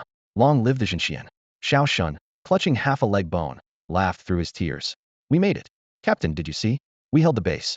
Dao Ge fixed his gaze on the broken bone, tilted his head back, and fought to keep the tears from falling. Captain, I swear I'll train harder, reach my fourth awakening, and avenge you. Bang. The warehouse doors swung open and a stream of students poured out. They froze at the sight of shattered ice and triumphant cheers. Amid the shouts, one name kept echoing: Lin Yan. The Crown Prince grabbed the Dragon Rider warrior who had opened the door. Why are you calling Lin Yan that way? The warrior blinked. Brother Lin? He killed 27 demon kings, created the mudslide technique, and wiped out more beasts than we can count. He's this base's great hero. He turned away, a chill in his eyes. Cowards who hid in a warehouse weren't worthy of sharing a school with Brother Lin. The students exchanged stunned looks. Lin Yan had killed 27 demon kings? Wasn't he a first year too? Gazing at Lin Yan's back on the ramparts, the Crown Prince and the Dark Prince felt a crushing sense of defeat. They had seen him as a rival. Now they realized that in his eyes they might not even be worth the notice given a demon beast. The Crown Prince sighed. Unless he used his clan's trump card, something his father would never permit, would never shake Lin Yan's position. While he sighed, every student's phone vibrated. The same line of text flashed across every screen. Field training has ended ahead of schedule. All students must return to campus tomorrow. Night had fallen, yet Bohai Base 1, the Imperial Capital's outpost, blazed with light. Searchlights and floodlights converged, turning the freshly cleared parade ground bright as day. In the center, more than 100 round tables formed a neat square, every seat taken rank-and-file soldiers, Dragon Rider officers, and the students who had just fought for their lives. Glasses clinked in steady rhythm as the night wind carried waves of celebration. Beside a makeshift wooden stage, several female students danced with unrestrained energy, keeping perfect time. Second awakening talents hurled dazzling abilities into the air. Bursts of color exploded around the dancers, drawing whistles from nearby soldiers and classmates. Amid the laughter, it was hard to picture the blood and fire that had raged here hours before. Tonight's banquet was both a victory party and a farewell salute to these young defenders. At one table, mugs were raised, knocked together, then emptied in one go. Huh, that hits the spot. Chu Xiong slammed his cup down and roared with laughter. I haven't cut loose on beast hunting like that in ages. Since becoming dean of Pangu Academy, he rarely fought himself. Most days he herded students, a far cry from today's bone-crunching melee. If not for his experience running the school, he'd be first in line for Beast King missions every day. Yang Chao set down his cup and teased, stay off the front long enough, and you get rusty. I can almost keep up with you now. Chu Xiong spread his hands. Someone has to shepherd the kids. Spend a few years babysitting, and you'll drop even faster than I did. Kids, huh? Yang Chao stroked the stubble an explosion had scorched clean and glanced toward the most prestigious table up front. Those kids were crucial to ending tonight's megahorde. Even he, a Dragon Rider officer, had no seat there. Only 3 people did. Lin Yan, Ningxuang Zhenxian, and base commander Peng Fanghai. Peng Fanghai lifted his glass and saluted Lin Yan. Lin Yan, thank you for what you've done for this base. On behalf of Bohai Base 1, I drink to you. He drained the cup in one pull. Lin Yan, who had been watching the dancers, snapped back to the moment and waved his hand. No, my part was nothing. The real heroes are the soldiers and the students. The toast should go to everyone who defended the base, while Sato the soldiers, to the students. Peng Fanghai stood and boomed. Lin Yan raised his glass high. To every hero who risked everything to protect this base. The fiery liquor slid down, and Lin Yan suddenly felt a pure current of energy coursing through his meridians. He stared at the cup's inner wall. This wine. Peng Fanghai refilled it with a grin. You feel it, don't you? Dragon Rider Reserve Spirit wine aged 20 years in a dark energy cellar. It repairs the body and boosts power. I don't break it out for just anyone. Haha. Thank you, Commander. Lin Yan raised his glass, and across from him Peng Fanghai answered with a hearty toast. A table of steaming dishes filled the makeshift command tent with rich aromas, and the scent of liquor drifted in the air. Yet between them sat the true immortal Ningxuang, quiet on the far side, snow-white robes immaculate, a porcelain teacup balanced on her fingertips. It's a shame. Really, Senior Immortal Ningxuang never touches a drop, Peng Fanghai murmured. Ningxuang sipped her tea and replied calmly, tea is enough for me. Outside the tent, cheers and laughter rose in waves, but her expression remained colder than ice. Lin Yan wanted to share a drink with her, yet had no idea how to begin. Her frigid presence gradually dampened even his and Peng Fanghai's laughter, and the tent fell silent. Clink! The porcelain cup met the table with a crisp note. Ningxuang suddenly looked up, her gaze locking onto Lin Yan. She said softly, there's something I've wanted to ask you. He's immortal? Lin Yan stammered, shocked that she was speaking to him at all. Back on the city wall, the formation had drained her immortal energy, and Lin Yan had secretly restored it. Curiosity, a rarity for her, flitted across Ningxuang's eyes. On the wall today, you replenished my immortal power, didn't you? How did you manage it? No 2 people share identical bloodlines. Each is as unique as a fingerprint. Many have tried to pass power to another, but none have succeeded until tonight, when she witnessed the impossible. Lin Yan exhaled helplessly. Honestly, I don't know either. Can you believe that? His own energy had moved on its own, beyond his control, and even he couldn't explain it. Ningxuang pondered, brows knit, but found no answer. At last she sighed. Very well. She topped off her tea, warm steam curling around her fingers. If you need me after we're back in the capital, come to Ice Blue Pavilion. With that, her slender figure rose, split the night air, and vanished, a streak of white swallowed by darkness. Lin Yan watched her go and murmured, she just left? Peng Fanghai laughed. The dragon-taming immortal is always busy. If she stayed this long, it was for you. A true immortal's favor isn't common, especially from someone as cold as her. With her backing, you're better off than with any commander's praise. Lin Yan nodded and let the revelry wash over him.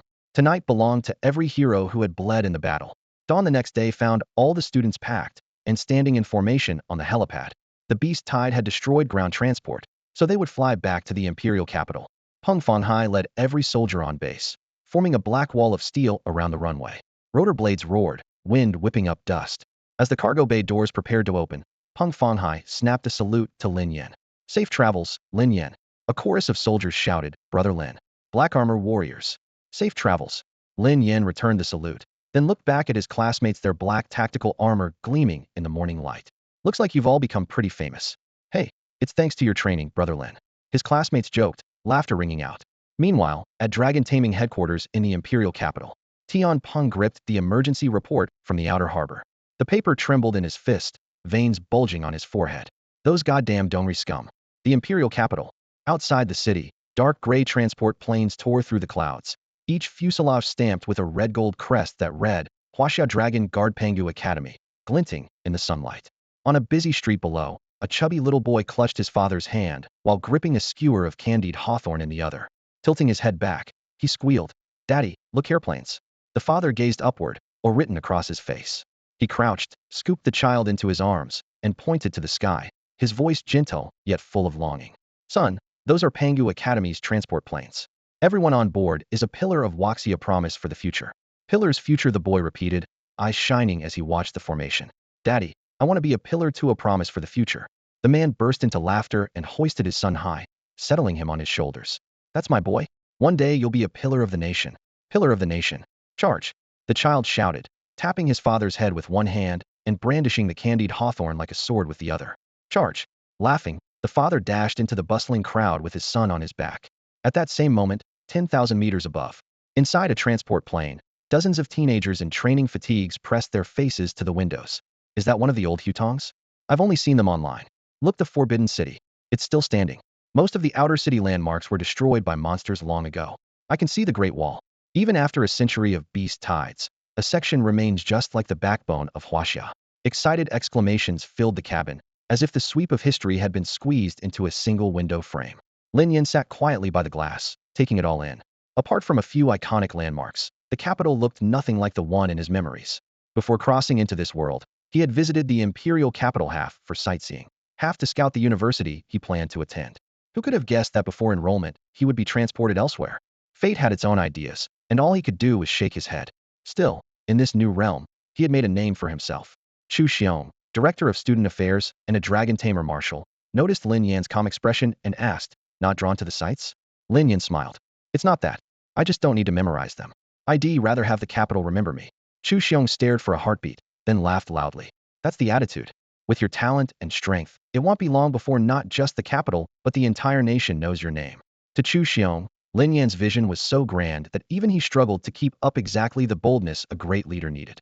Suddenly, Lin Yan asked, "Is Pangu Academy located inside the capital?" "It's actually in a restricted zone outside the imperial capital," Chu Xiong explained. "We'll have to fly over the city to get there. I'll see when we arrive." "Got it," Lin Yan replied casually. He leaned back, closed his eyes, and let the soft vibration of the cabin hum through his bones. Less than 10 minutes later, the transport skimmed over the capital and touched down at a dedicated airfield 10 kilometers out. The moment the ramp hit the tarmac, a chilling austerity washed over them: towering blast walls, armed patrols, full-body holoscanner security, every bit as tight as a frontline base. "Holy, this is Pangu Academy? Feels like we've been marched into prison," one freshman muttered, shivering at the sight of soldiers prowling in every direction. Universities were supposed to be laid back and romantic, right? Yet everything here screamed military installation. The guardian escorting them spoke up. "Relax, this is only the outer perimeter. The real campus is farther in." As if on cue, a group of bright-eyed students in matching uniforms sprinted onto the apron, their warm smiles clashing sharply with the cold steel surroundings. "Welcome, newbies. We'll take your luggage. Hey there, let me grab those bags for you." A senior with heavy bangs hurried over to a petite girl struggling with 3 half-man-tall suitcases. Veins bulged on the newcomer's forearms as he hoisted all 3 cases onto one shoulder and rumbled, "Thanks, but I'm a guy." The senior froze in place, cross-dressing. "Seriously?" He cleared his throat and glanced at another group clad in black power armor. "Oh, why are you still wearing cosplay armor? Isn't it heavy? Hand the bags to us." Boom. In perfect unison, the armored students swept their luggage onto their shoulders. Titanium exoskeleton Shigout assist only 88,000 merit points. "Totally worth it," one of them said, beaming. The senior fell silent again, his gaze drifting to Lu Wang, whose armor was cracked and battered. "And you, buddy?" Lu Wang scratched his head, smiling shyly. "No problem, senior. I'm a second phase awakened. This stuff's light to me." The senior wanted to scream, "What is up with this year's freshman?" Near tears, he fumbled for his calm, "President, I can't handle these kids." The commotion subsided, and the upperclassmen finally led the newcomers through layer after layer of checkpoints until they reached the true Pangu Academy. On the way, Lin Yan figured out the real reason for all that hospitality: they were recruiting for student clubs. His reaction was simple. Clubs? Pass. Past a granite arch and a ginkgo grove, everyone located their assigned dorms. Lin Yan pushed his door open and, to his surprise, found Lu Wang inside. Their other roommates were Lei Yao from Shanghai and Ran Haochuan. "Bro, we're in the same room." Lu Wang cheered like he'd just pulled an SSR. "Lucky us," Lin Yan said with a nod. After they stowed their gear, Ran Haochuan and Lei Yao arrived. The 4 exchanged smiles, quietly relieved at their draw. The moment the last bag hit the floor, their wrist terminals flashed a message. All freshmen report to the parade ground for the outstanding class and individual combat training awards ceremony. Ran Haochuan grinned at Lin Yan. Looks like the stage is yours and your class from here on out. Penghu Academy, athletic field. By dawn, a massive stage big enough for 400 had already been erected, like a silent steel dreadnought anchored in the middle of the lawn. Along the outer track, upperclassmen formed a circle, excitement and curiosity dancing across their youthful faces. The boys in particular couldn't take their eyes off the incoming freshman girls. Beautiful, impossibly beautiful. Most of the new girls had been tempered on the battlefield. They stood tall, radiating valor. After awakening dark energy, they had purged the impurities in their bodies, so their skin was pale and flawless even without makeup, their bare faces still adorable. Suddenly a boy pointed to the edge of the field, his voice shooting up. No way. That's Duanmu Yilin, the capital's #1 beauty, the Cold Moon Fairy. What? Duanmu Yilin? She's a freshman too? His friends went wild. That face sets the bar as high as it goes. Being classmates with the Cold Moon Fairy now, I can die happy. The boy cried, stomping in excitement. A girl next to him rolled her eyes. Then go challenge a great fiend and get it over with. Awali scratched his head and gave a sheepish laugh. Before she could finish, the same girl suddenly squealed herself. Oh my god, the Crown Prince and the Dark Prince. The twin prodigies of the capital for decades. They're so handsome I'm gonna die.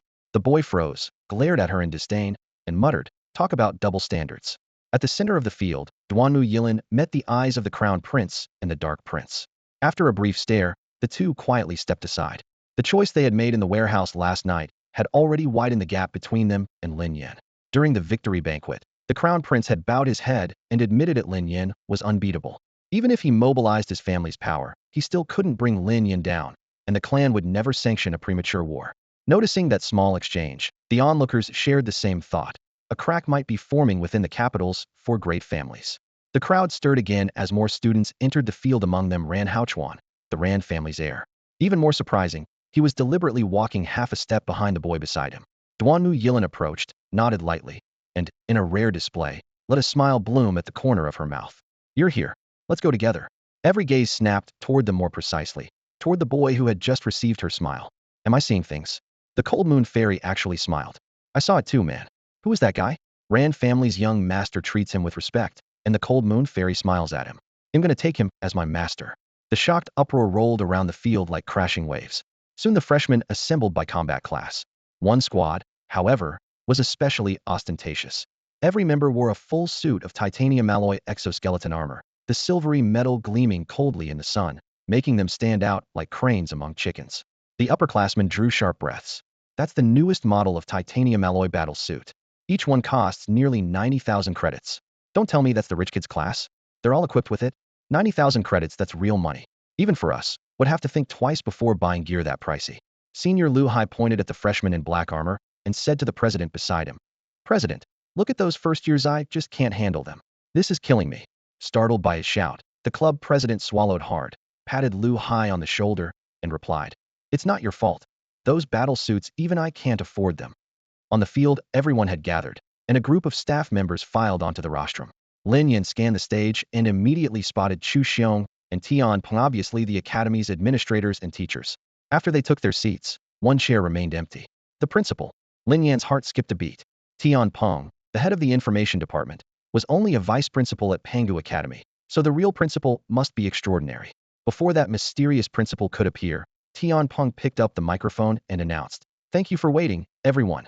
The award ceremony for outstanding classes and individuals in the freshman combat drill now begins. There were none of the long-winded formalities common in ordinary Chinese schools. The moment Tian Peng finished, the stage was handed over to the students. Chu Xiong stepped to the center and held up a tablet.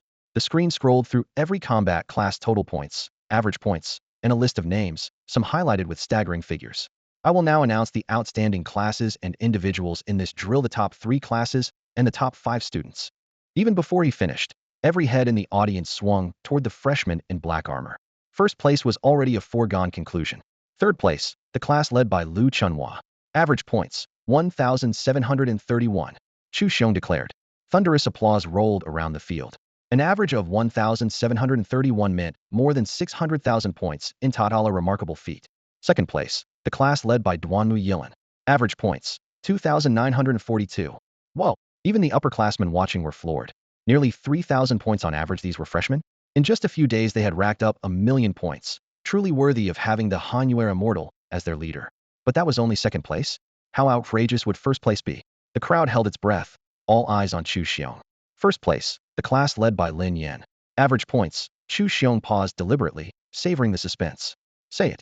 Hurry, voices shouted from below. He smirked. 66,666. What? Gasps erupted. An average of 66,000 points. For a class total of more than 20 million, that was like every student single-handedly slaying a Tier 3 awakened monster. Was the system broken? Chu Xiong quieted the uproar. Settle down. The system doesn't make mistakes, the numbers are real. Congratulations to these 3 classes. Next, the top 5 individuals.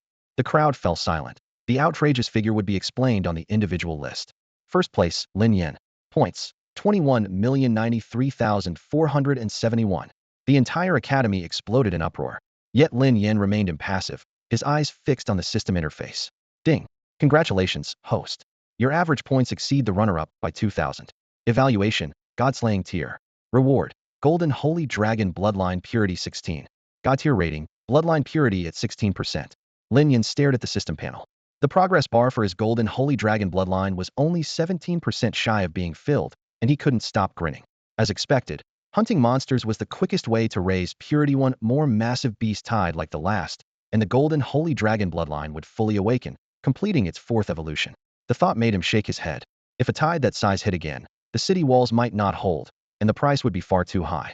While he was still wondering where the next boost might come from, a classmate tapped him on the shoulder. Brother Lin, they're calling you. Lin Yan snapped back to reality. What? The student pointed at the podium and lowered his voice. The discipline director wants you up there to get your award. Lin Yan looked up.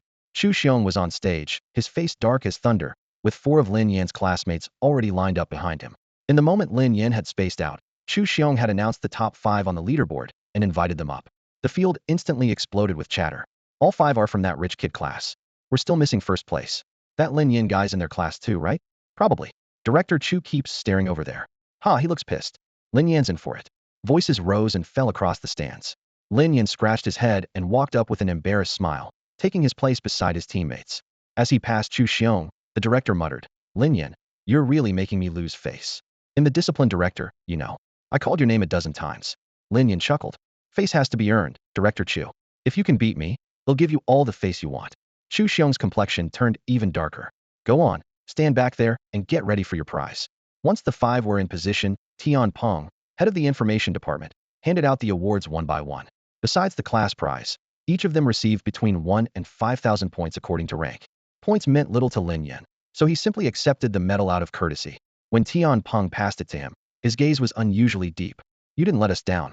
He could clearly sense the surging power inside Lin Yan. And for the academy, that was fantastic news. After the last medal had been presented, Tian Peng turned, raised the microphone, and shouted, Let's give them a big hand. Thunderous applause rolled across the field and refused to die down. When the noise finally subsided, his smile faded and his expression grew solemn.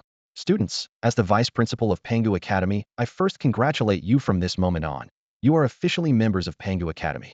However, at Pangu Academy, we place no limits on how you spend your time. Tian Peng stood on the rostrum, his voice booming through the speakers to every corner of the field. You can join clubs, attend classes, take on missions, or cultivate freely, but I have one demand for your hearts.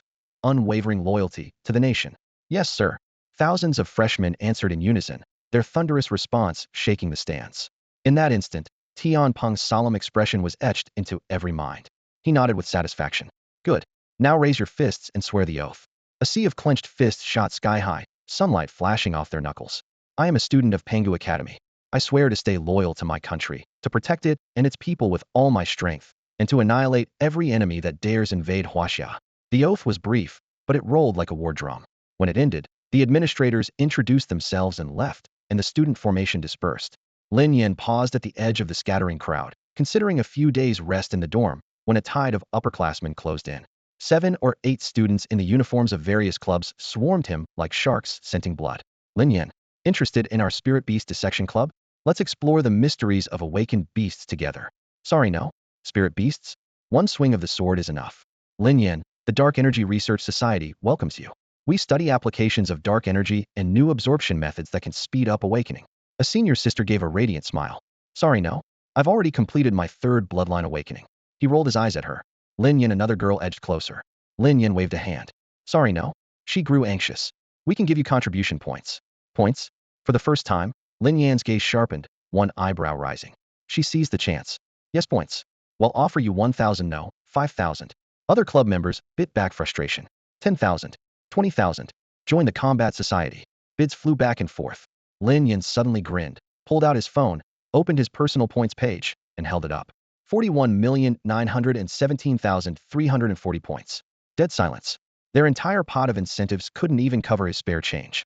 Seeing them speechless, Lin Yan shrugged and waved. Save your breath, seniors. I'm not joining any club on the man you'll never have. Back in his dorm, he didn't bother taking off his shoes. He collapsed onto the bed and slipped into deep sleep. The recent stretch of grueling fights and travel had drained him. Meanwhile, at Yulong headquarters, Tian Peng strode into the operations room with a thick stack of documents just brought from Pangu Academy. A vein throbbing at his temple. The intel had been compiled by Su Fei. Bachi has some nerve, he growled. They didn't just reach for our spirit vein, they also sabotaged Bohai No. 1 base in the imperial capital. Su Fei, standing to the side, asked cautiously, Minister, we have solid proof, but what if Bachi denies it outright? Denies it? Tian Peng snorted, knuckles cracking as his fist tightened. If they dare deny it, we'll keep hitting until they confess. Yulong doesn't guard Huaxiao on an empty stomach. He spun around. Contact Bachi's liaison, tell them Yulong wants an explanation. Tian Peng lifted his gaze, murderous light blazing in his eyes. Dongri, Edo City. This is the political heart of Dongri and the headquarters of Baki, the country's sole legal organization of Awakened. A 100-story skyscraper dominates the skyline, its rooftop crowned with an eight-tailed serpent whose steel scales glitter coldly in the sun. This is Baki Tower, a monument to power and ambition.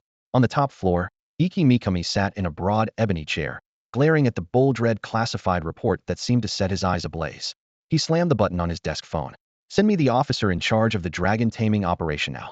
Sir, came the terse reply. Less than 2 minutes later, 2 subordinates burst through the door. General Iki, They never finished. A heavy file folder smashed into their foreheads, scattering pages across the room. Baka, look at the mess you've made.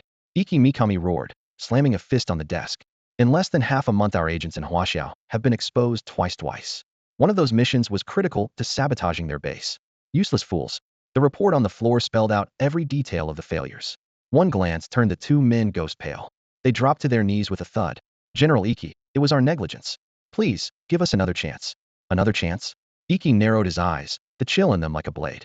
Do you think those dragon-taming bastards will give me another chance? Have you forgotten who we provoked? It's Waxia's Yulong. One man blurted, they won't catch anyone alive, sir. Every operative carries a poison capsule. Capture is impossible. Exactly.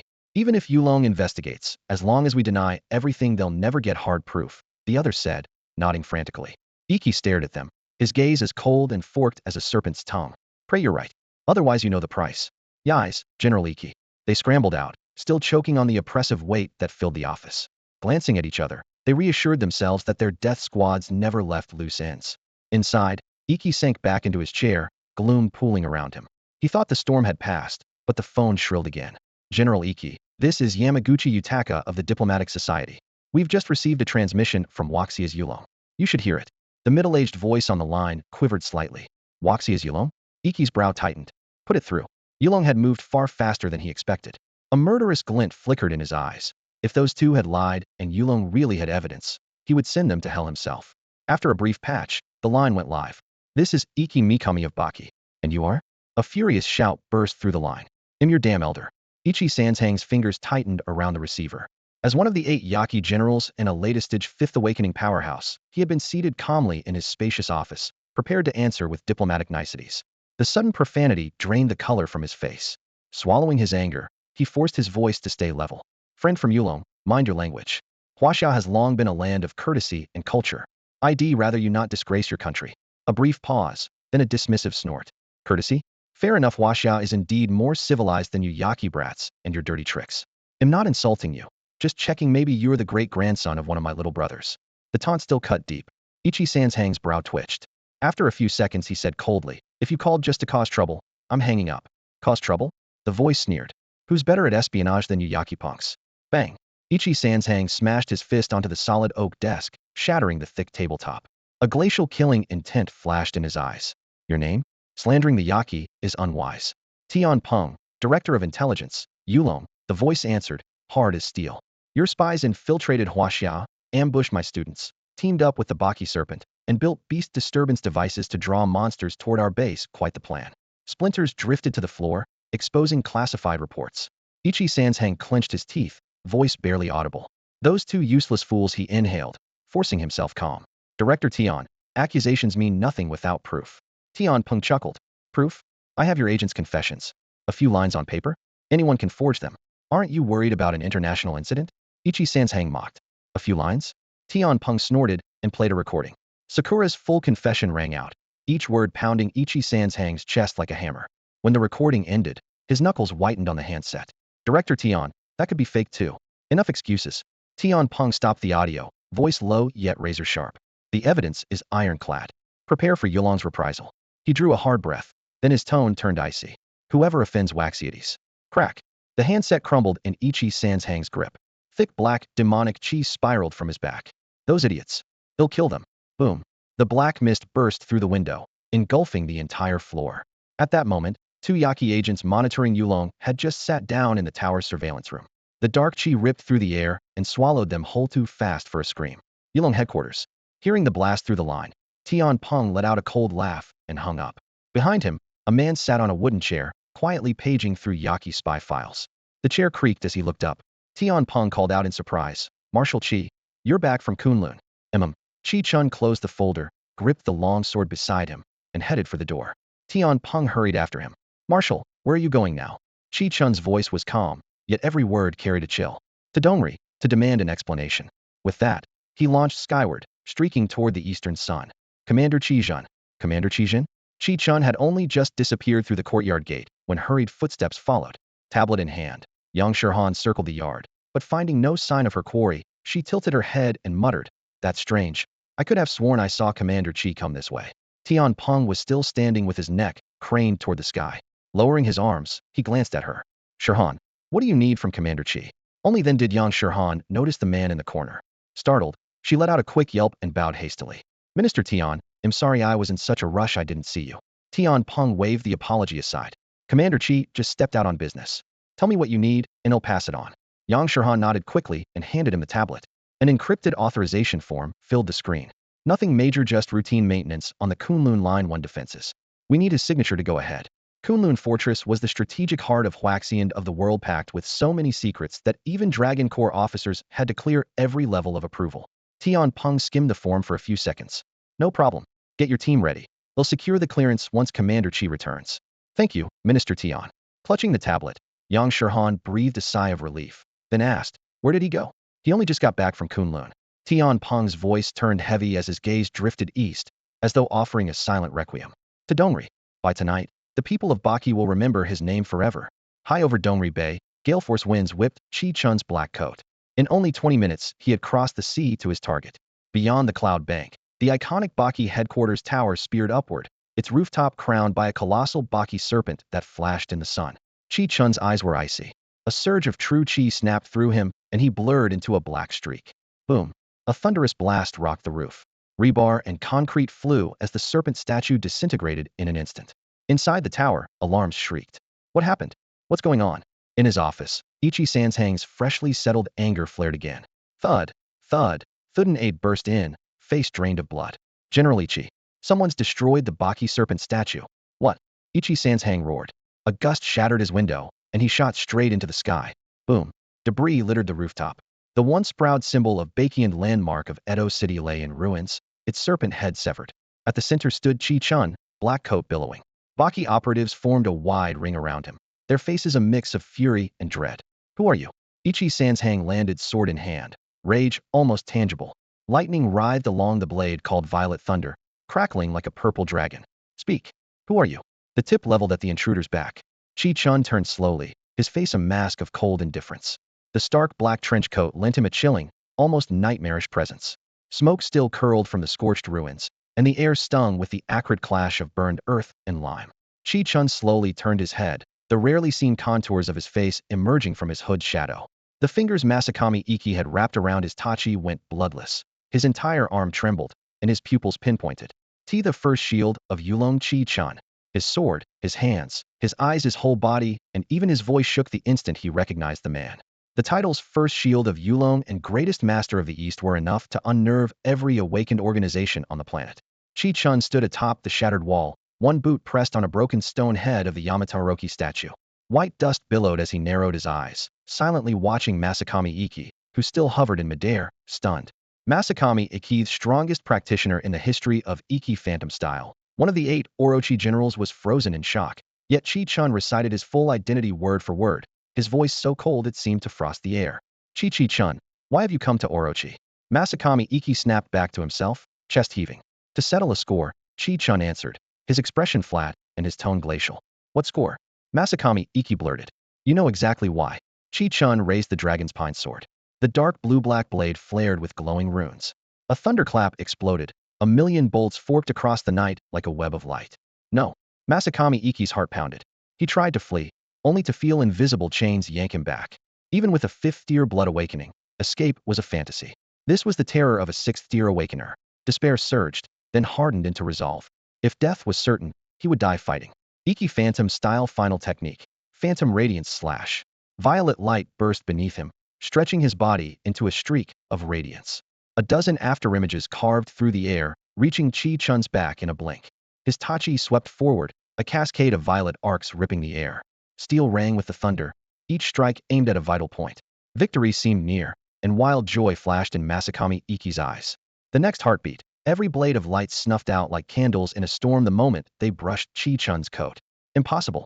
Not even General Saboku at Kitsuho had reached 6 awakening scale dodge that attack, yet it had done nothing to Chi Chun. Before the shock faded, Chi Chun's dragon's pine sword came crashing down, a bolt of lightning tearing open the heavy sky. A scream as sharp as a soul dragged from hell rose and vanished in under a second. When the glare subsided, Masakami Iki had dissolved into a cloud of black smoke.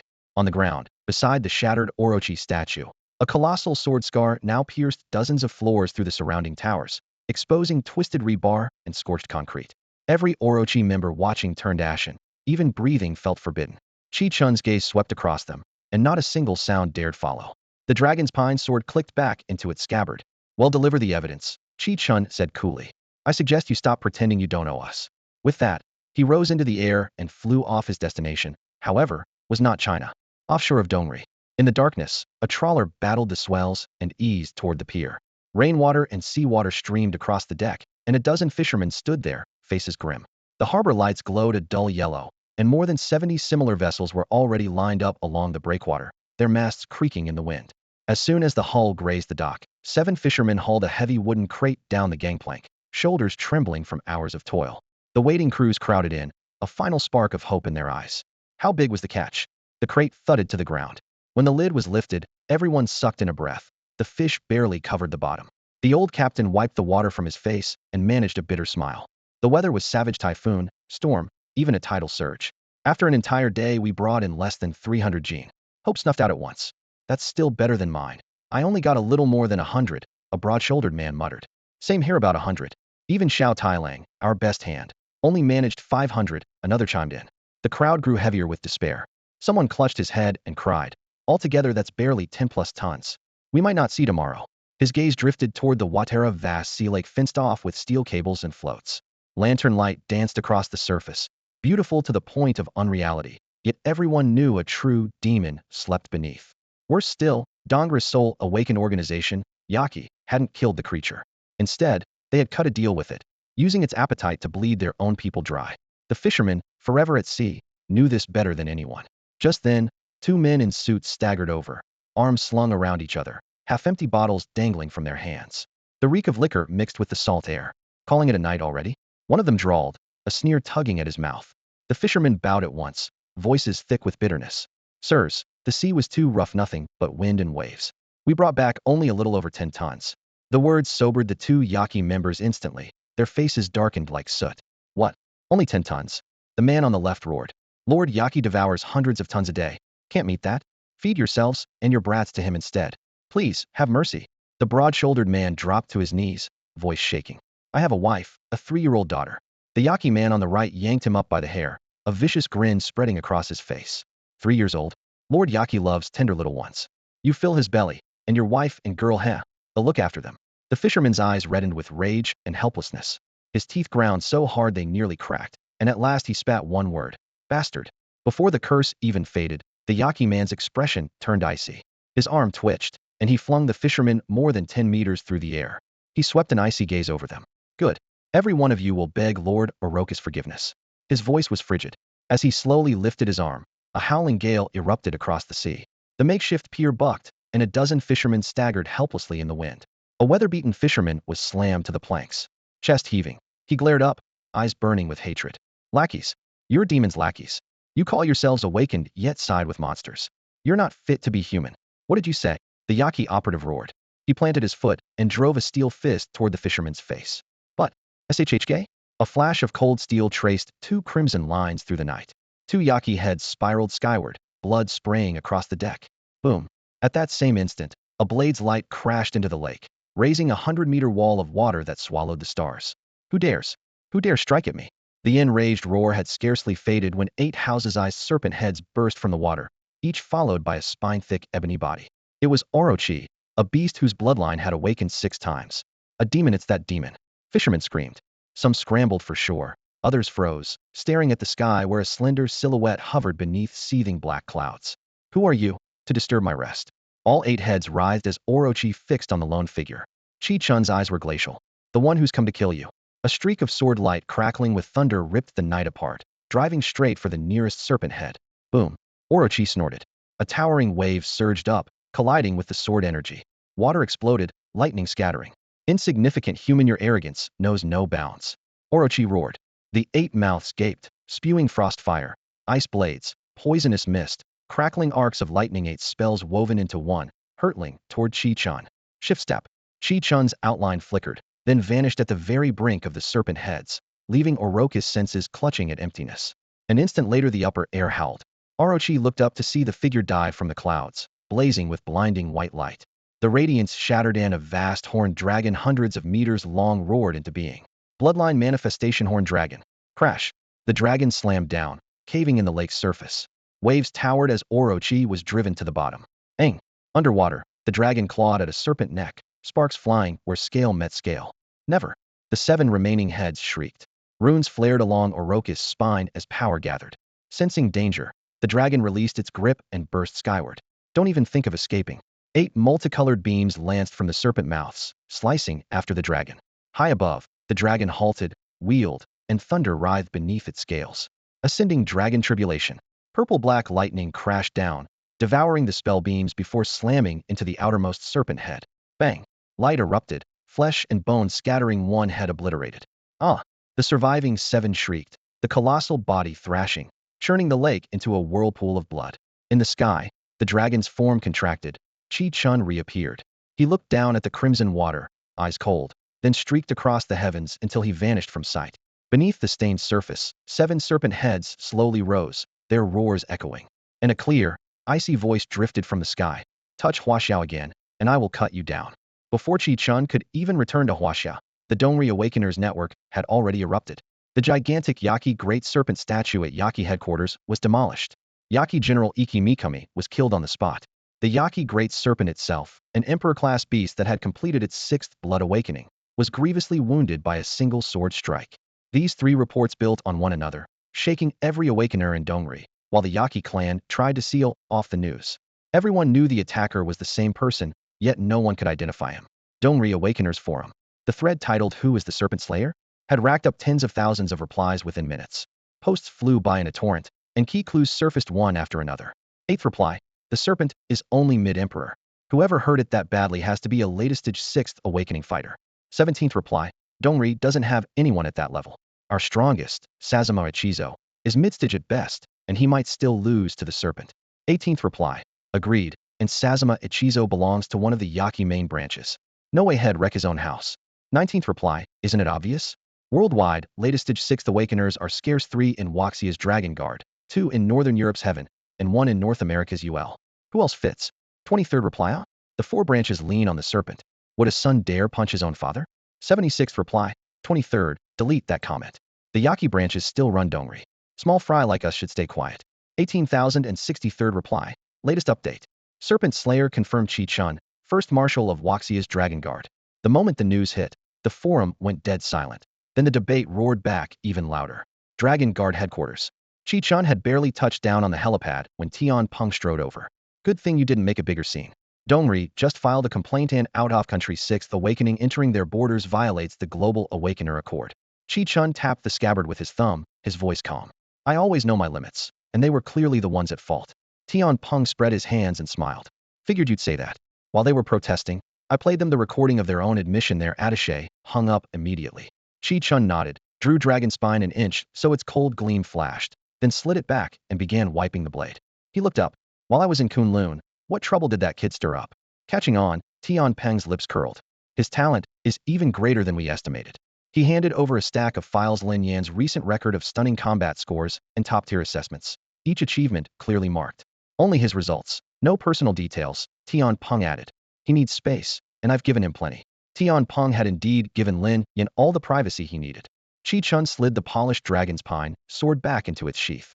With a blade of this caliber and his masterful technique, the edge seldom carried a trace of blood even after a prolonged fight. Wiping it down was simply routine maintenance. Everyone who knew him understood that this sword-obsessed powerhouse performed the ritual every single day. Finished with the blade, he called up a light screen and opened Lin Yan's latest dossier. His gaze was steady at first, but as the data and images flickered past, his eyebrows slowly climbed. During his second bloodline awakening, Lin Yan slew several high-grade fiends in quick succession, casually dispatching a fiend king as well. After the third awakening, he fought a pack of kings alone and went head-to-head with a fiend immortal without yielding an inch.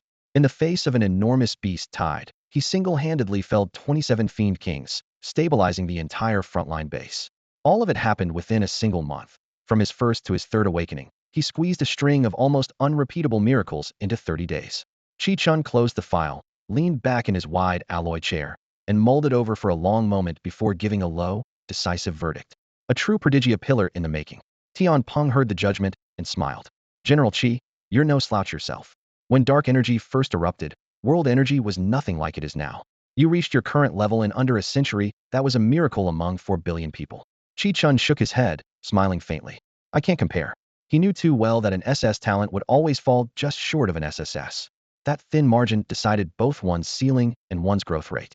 Even if he had been born the same day as Lin Yan and grown up in today's energy environment, he still couldn't have caught up. The true miracle among 4 billion souls was Lin Yan, the collective miracle of awakeners everywhere. Give him a little more time, and Earth might actually stand firm. Chi Chun's eyes shone as he opened them, which makes it all the more my duty to keep him safe. He turned to Tian Peng. Pengu Academy started early, and he's been there a day already. What's he doing? Tian Peng glanced at the night outside the window and chuckled. You're going to find this hard to believe. He slept the entire day, and now he's out with his classmates eating roast duck. He slept, and then went for roast duck?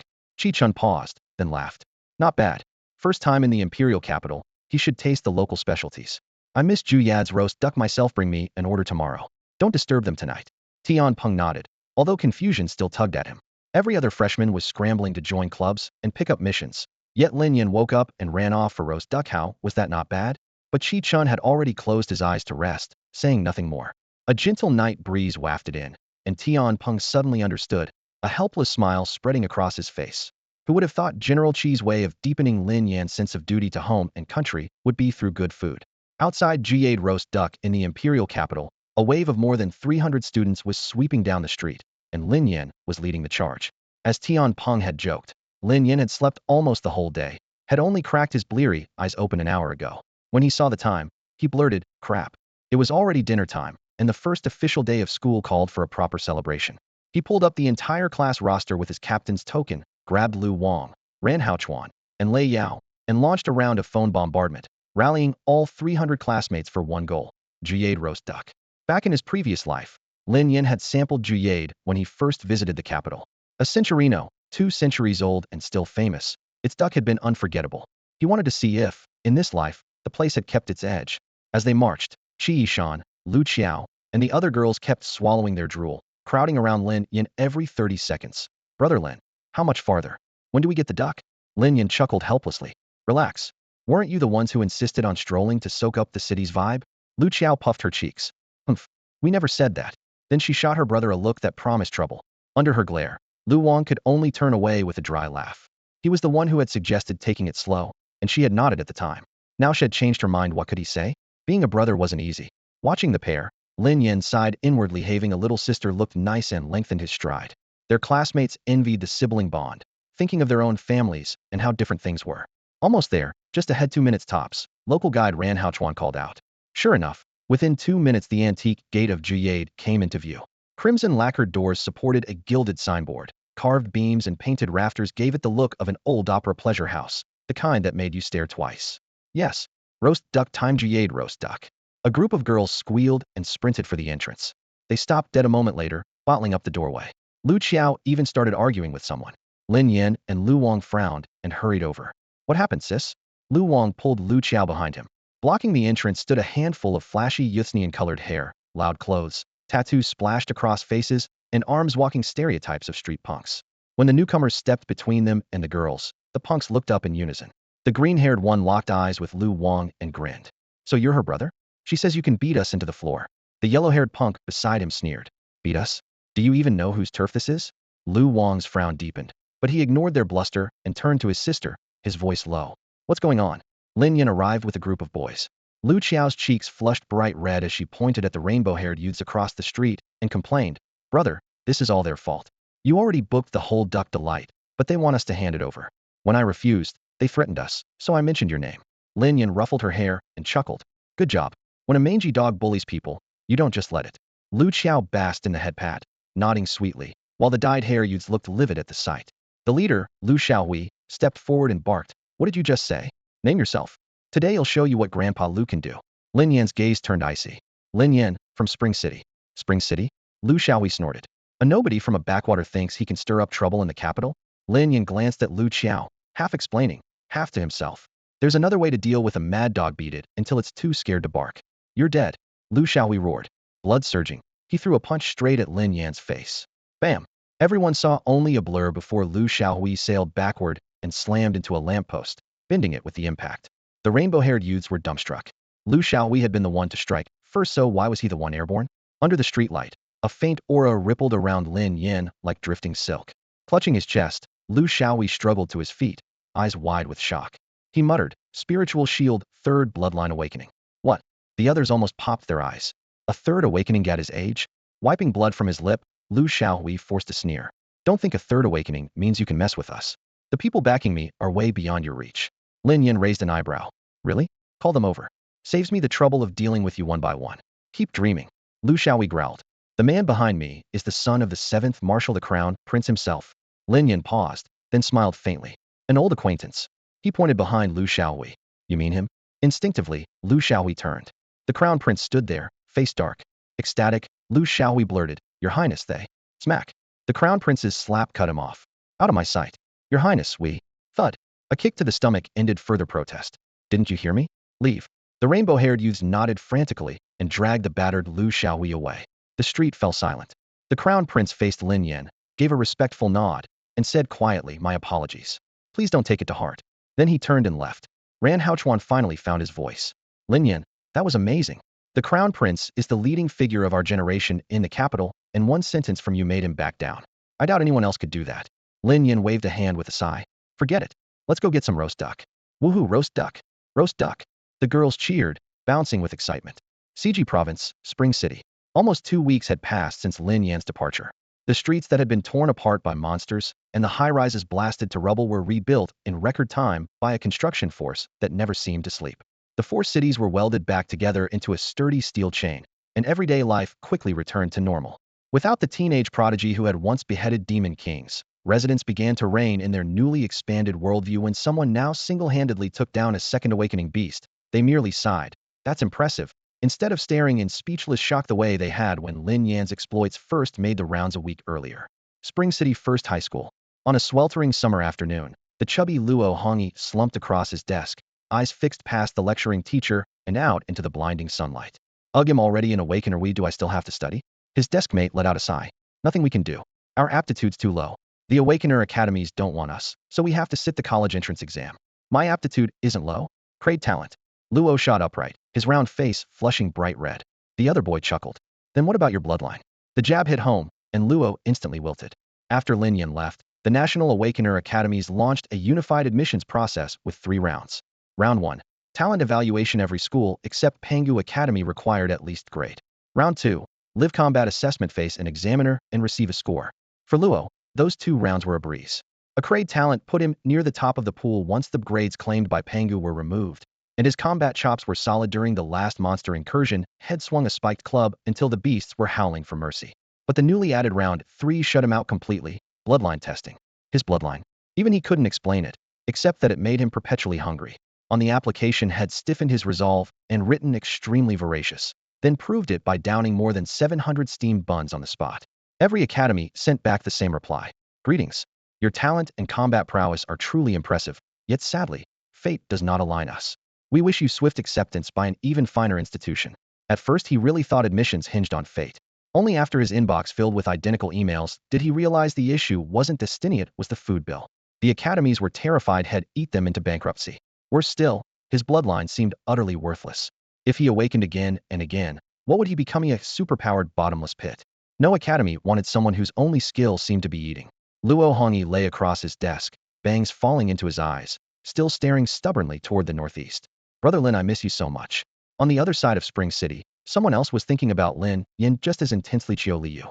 300 kilometers from Spring City, in a primeval forest, the blistering afternoon sun filtered through the canopy and splashed across the expedition team's SUV. Qiu Liu slapped a notebook filled with data onto the back seat and stretched with a long groan. Finally, that damned recording assignment is done. It had eaten up more than 10 days. Before Lin Yan left, Xie Yibin had ordered the scouting team to determine how many monsters had survived around Spring City after the massive beast tide and to document everything. The data would guide future expansion plans. If all went well, spring, autumn, and summer cities would merge, allowing them to handle another beast tide of the same scale with ease. Far-off Winter City could wait. Sliding into the driver's seat, Qiu Liu arched an eyebrow towards Spring City. Hee, when we meet again, Big Bro Lin is going to be shocked. Spiritual energy flowed around her like water. The third awakening of her bloodline had quietly completed. Back in the city, she dropped off the report at the Dragon Tamer's branch, then headed straight to the market and returned with 2 bulging bags of fresh ingredients. Since Lin Yan's birthday, when he praised her cooking, she had practically lived in his kitchen. Luo Hongyi's family was touched yet awkward about her full-service meals and had even started discussing moving out. For half a month, Big Bro Lin hasn't tasted my foods, probably starving for it. Carrying the groceries, she walked up to Lin Yan's villa and knocked. Big Bro Lin, your big sister is here to cook for you. The door creaked open. Luo Hongyi stood inside, dark circles under his eyes and his face pale from schoolwork. Oh, Captain Qiu, you're late. Brother Lin isn't here. He's not. Qiu Liu carried the groceries into the kitchen and rolled up her sleeves. Fine, they'll make dinner and wait for him. Luo Hongyi waved his hands frantically. That's not what I mean. Captain Qiu, didn't you know Brother Lin left Spring City ages ago? Thud. The fish in her hand slipped and hit the floor, water splashing everywhere. Her eyes went wide. What? He's not in Spring City. Where did he go? Brother Lin was accepted by Pangu Academy. He's already in the imperial capital, Luo Hongyi said, scratching his head. He left about half a month ago and told me not to rush to tell you. Oh, right? He left you a letter. He raced upstairs and came back with a pale yellow envelope. Qiu Liu took it, silently tore it open, and read. The letter was short, but its words made her nose sting and tears streamed down her cheeks. Luo Hongyi fidgeted beside her. Captain Qiu, what does it say? She crumpled the letter, flames bursting from her palm. The ashes drifted away on the breeze. When she looked up, her eyes were resolute. I'm going after him. With that, she stepped across the threshold. Going after who? Luo Hongyi froze for half a second, then bolted after her. Wait, Captain Qiu, hold up. I'm going to the capital too. I have to find Brother Lin as well. 1 week had passed since the freshmen arrived at Pangu Academy. Campus life settled in quickly. The dutiful sat through lectures, the ambitious dashed across the grounds to join clubs, and a long line formed in front of the mission hall. Before long, the entire academy noticed the same phenomenon. Members of one particular team had become the hottest recruits on campus. The reason was obvious. The Black Armor Mudslide had posted a record so brilliant that even many upperclassmen felt eclipsed. Combat clubs stacked benefits into literal mountains, enough to make anyone green with envy. The freshmen's enthusiasm was through the roof. Club activities and the mission hall became their second classrooms, while the real classrooms were nearly empty. General education courses felt too much like high school, dry enough to lull a statue to sleep. Occasionally 1 or 2 figures could be spotted in the hollow lecture halls, but the club rooms and the mission hall were packed to the rafters. Almost everyone lived along that busy 2-point route, everyone except Lin Yan. During his first 7 days on campus, he did exactly one thing: sleep. While his classmates raced between clubs, he was snoring in the dorm. While they fought through missions and came back bruised and bloody, he stayed wrapped in his quilt. Even when nervous boys confessed to their crushes and were ruthlessly rejected, he merely turned over in his dreams. Lin Yin had never imagined sleep could feel this wonderful. At the end of the seventh day, ding, of the dragon's desires, none outrank slumber, lust, and wealth. You have slept for a full week. Golden Holy Dragon Bloodline Purity 2. The crisp notification exploded in his mind, and Lin Yin finally opened his eyes. After scanning the system interface, a grin crept across his face. Apparently, he was the only person in the world who could become stronger by sleeping. He stretched lazily, sunlight spilling through the gap in the curtains, and felt on top of the world. No better way to start a beautiful day than with lunch. Creak. He had just drawn the curtains when the dorm room door swung open and Ran Haochuan walked in, arms full of textbooks. Their eyes met, and Ran Haochuan froze. Whoa, you're actually awake. Lin Yin yawned. I'm not sleeping, beauty. Once I've had enough, I get up. The reply left Ran Haochuan momentarily speechless. You've been out for an entire week. If I hadn't heard you breathing, I would have thought. Whatever, want to grab something to eat? Lin Yin spoke first. Have you eaten? Let's go together. In just a few days he had learned two truths about Pangu Academy. First, the dorm beds were gifts from the god of sleep. Second, the cafeteria served good, cheap, Aliokaniate food, and even the priciest dish cost only a few thousand points pocket change to him. Ran Haochuan lifted the books in his arms. Nah, he'll just grab a quick bite. I've got class soon. Lin Yan's eyes lit up as he looked him up and down approvingly. TSK, a real scholar. Students as studious as you are getting rare these days. At the very least, he had no intention of going to class. After more than 10 years of lectures, wasn't that enough? Ran Haochuan pushed back his chair and chuckled, shaking his head. This isn't about being studious, he said. I'm just getting prepared early. When I take over the family business, you'll need to know a few things. He gazed through the dorm window at the quad, where students dashed about on club errands and assignments. Even in the age of awakened, he sighed, knowledge is still an unrivaled power. Lin Yin froze. Ran Haochuan was his age, yet he spoke like an old scholar with his hands tucked behind his back. Lin thought, so I'm the time traveler, and you're the one reborn? Ran Haochuan suddenly turned, as if had heard the thought, and grinned. What do you think, Ling? Everything's good, really. Lin laughed dryly and waved the topic away. You go to class. I'm off to grab lunch. See you, Ling. Yeah, see you. Lin slipped out of the dorm, feeling they were on completely different wavelengths. The hallway was empty and cool. Shaking his head, he headed straight for the cafeteria. It was nearly noon, but almost no one Cutaviri was out earning points. Lin had more than 40 million of them and fretted only about how to spend them. He chose a few favorite dishes. As soon as he lifted the tray, eyes landed on him from every direction, and whispers rose. Kids these days have no sense of thrift. Over 8,000 points on a single meal. Lin glanced at the plain food and chuckled. 8,000 points weren't even 1,000th of his assets, yet had become the mysterious tycoon. The life of the rich is so dull and boring, he muttered, finishing the meal and preparing to leave. Ling, is that really you? A delighted voice burst behind him. Turning, he saw Lu Qiao tugging Qi Yishan and two other girls from Qiao City toward him. Aren't you girls on a mission? Lin asked. We were, Lu Qiao said, waving her campus card. The four of us joined the Beast Behavior Research Club and just accepted a task to study the habits of a ring-tailed demon cat. Then why aren't you already there? All four faces flushed.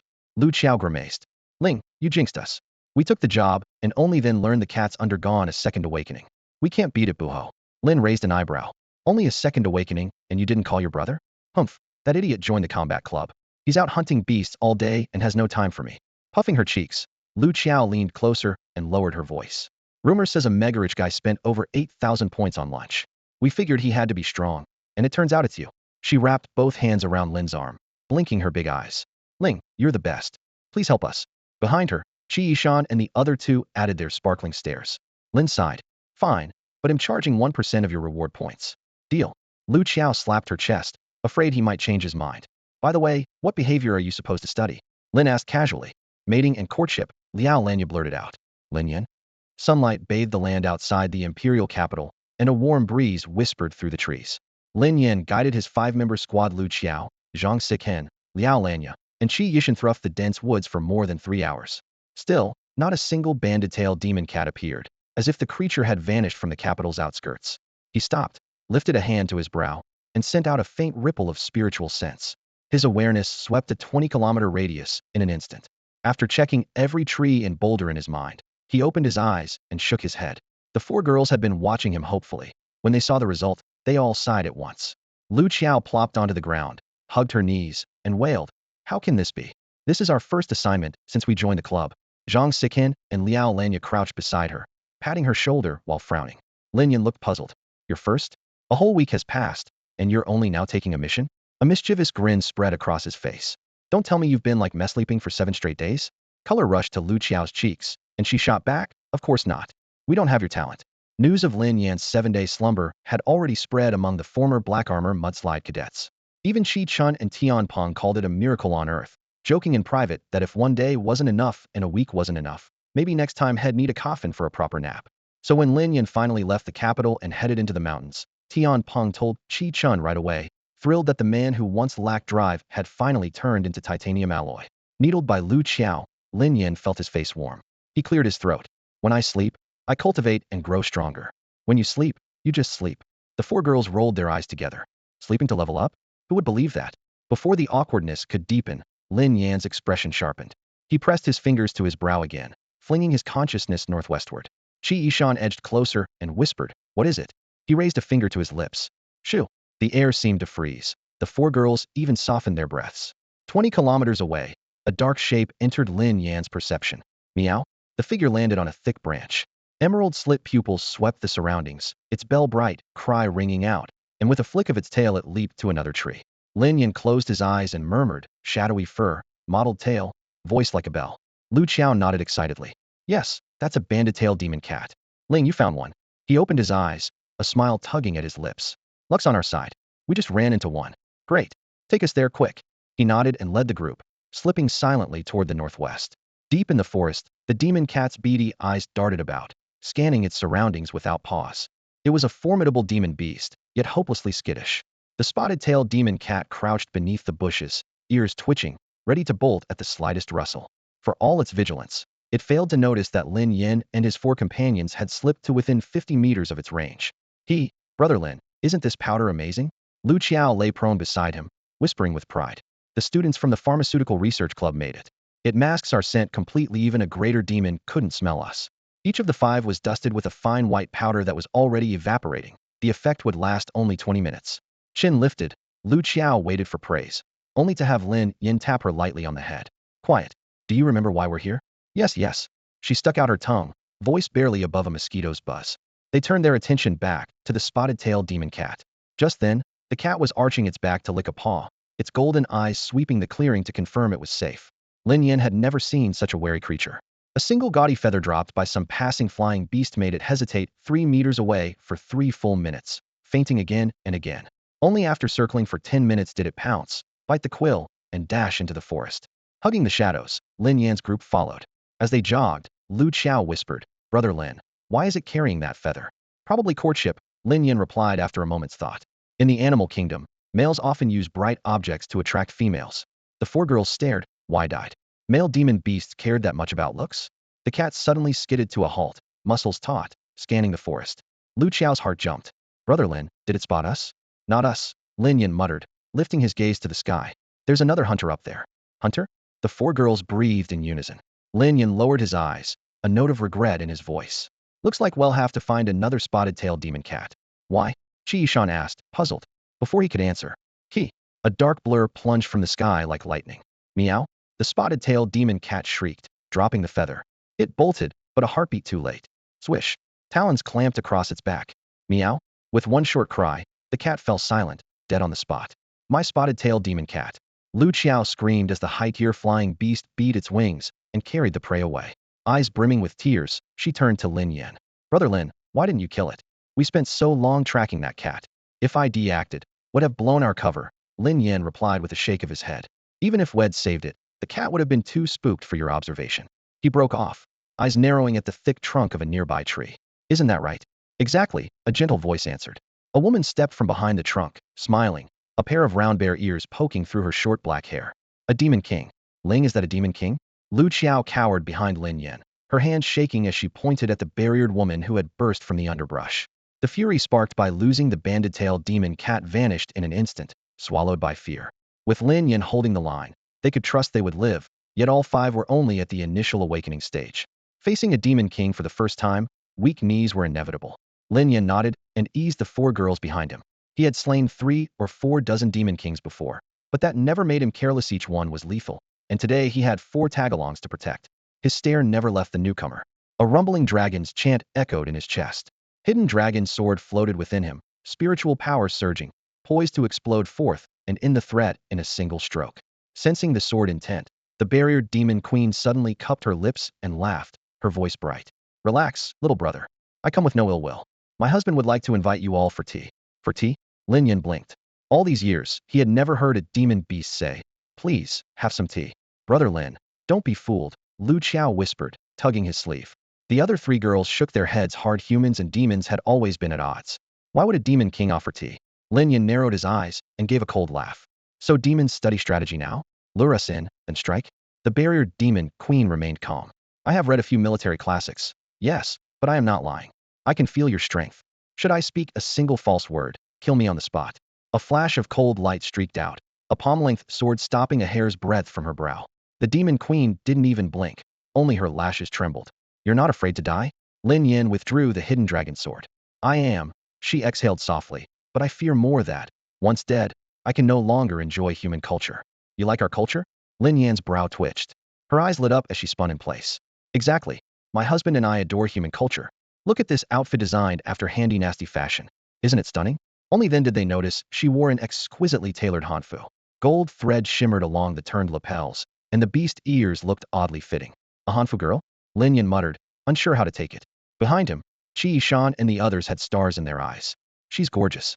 The demon queen's smile softened. Now you believe I'm here out of admiration, not scheming, yes? She stepped aside and gestured invitingly. My friends, this way please. The four girls looked to Lin Yin for the final decision. Lin Yin chuckled. Very well, lead the way. Lung Jun. A pleasure. The barrier demon Queen Lung Jun nodded and started ahead. Lin Yin. He replied shortly, starting to follow, only to realize Lu Qiao was still clinging to his sleeve. Xiao Lian glanced at Lin Yin. Brother Lin, could this be a trap? Lin Yin smiled faintly. Even if it is, he'll cut her down with a single stroke. All right. The four young women nodded in unison and filed in behind him. They had assumed a beast's den would be no more than a cave or, at best, a hollow tree. Yet once Lung Jun led them into the pitch-dark tunnel, their feet slipping on damp stone, they realized how naive that thought was. The tunnel ended in sudden splendor. Artificial hills, rockeries, and gray-tile bridges arched over murmuring streams. Stone lanterns stood in deliberate arrangement, koi swirling through clear water. Painted wooden pavilions loomed and faded in the morning mist. It was an ancient garden, as if an entire Su-style courtyard had been carried into the mountain's heart.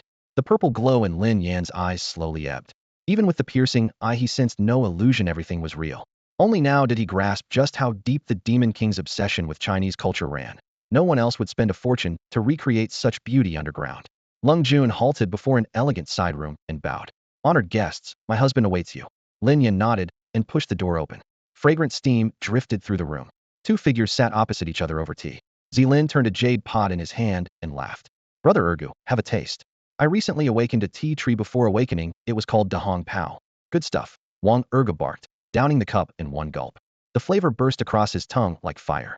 Zilin refilled his cup, voice sincere. I hear you've pledged yourself to a human master. Could you introduce me? I have many questions about human culture.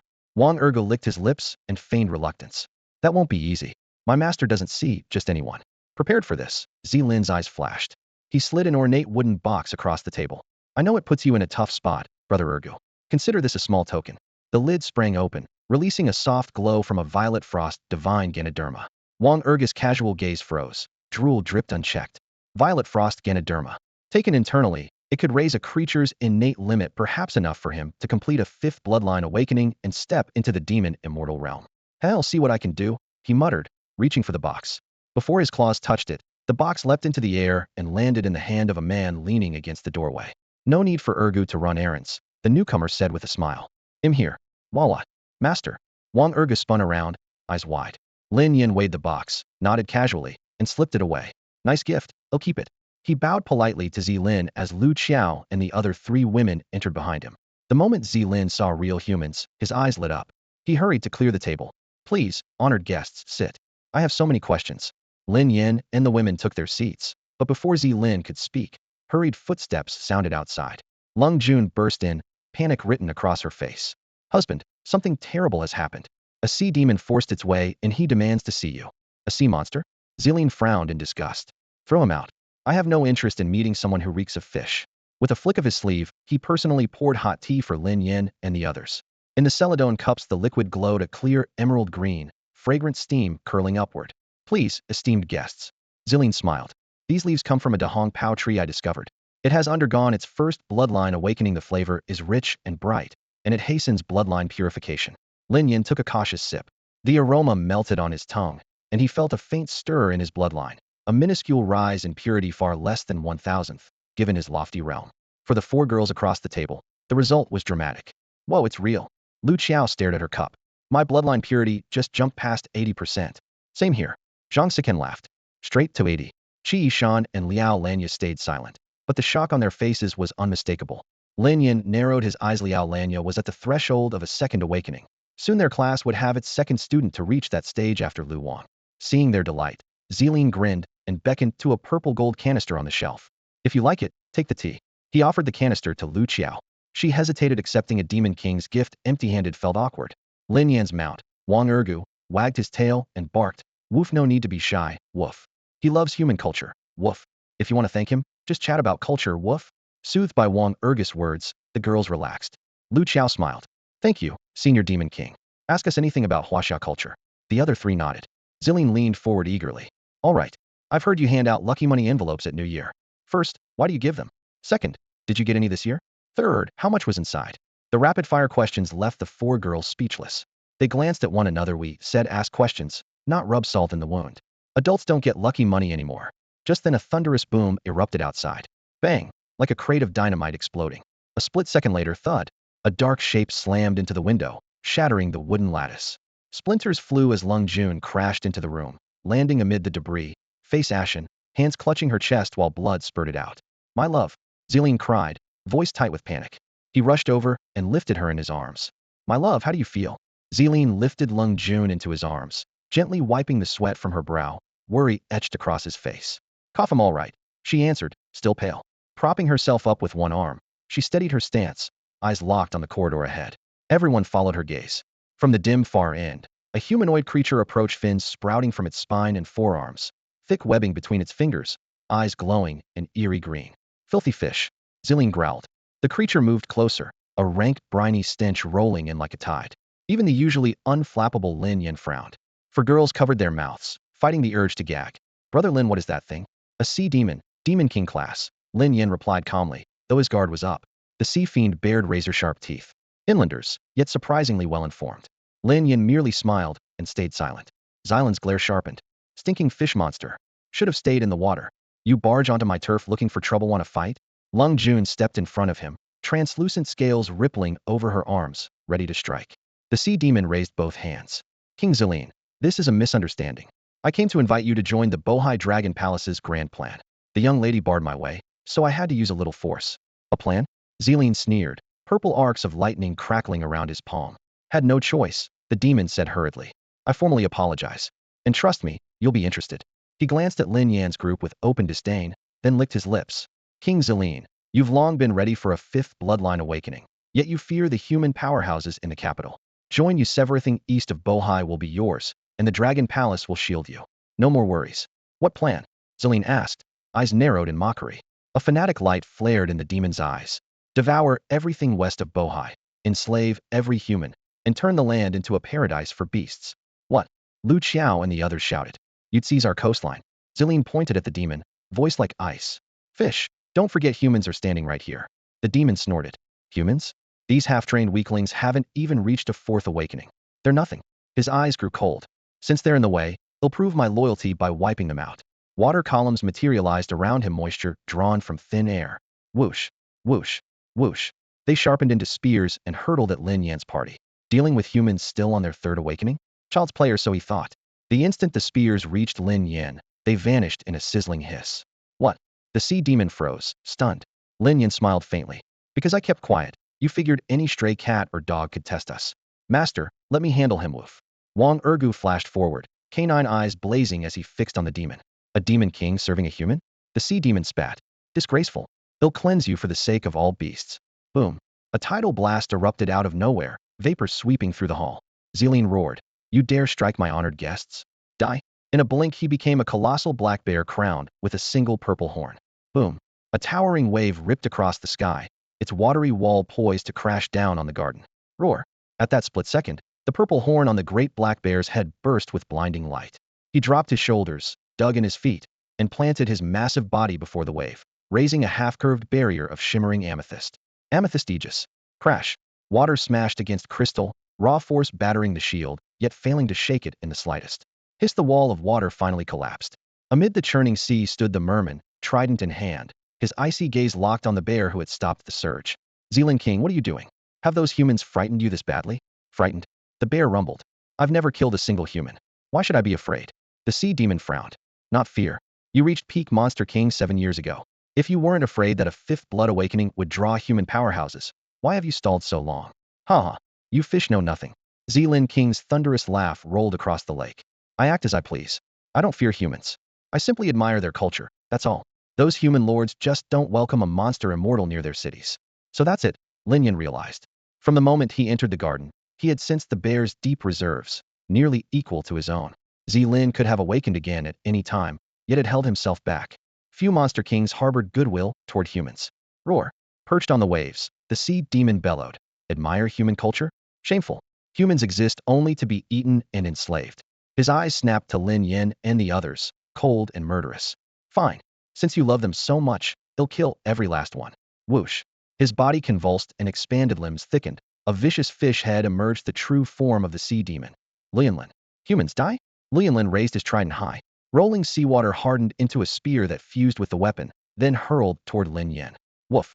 You'll never harm my master. Wang Ergo barked, sprang off all fours, and leapt skyward. Roar. His frame exploded in size, revealing his true form, Fatian. Woof. A single bark rippled through the air. The flying trident wobbled, its path thrown off. But green light flashed in Lianlin's eyes. I expected that. Splash.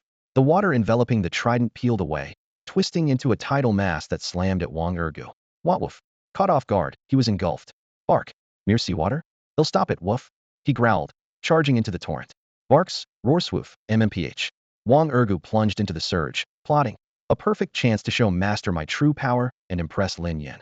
But, as soon as he plunged into the surf, he was shocked to find his power suddenly suppressed.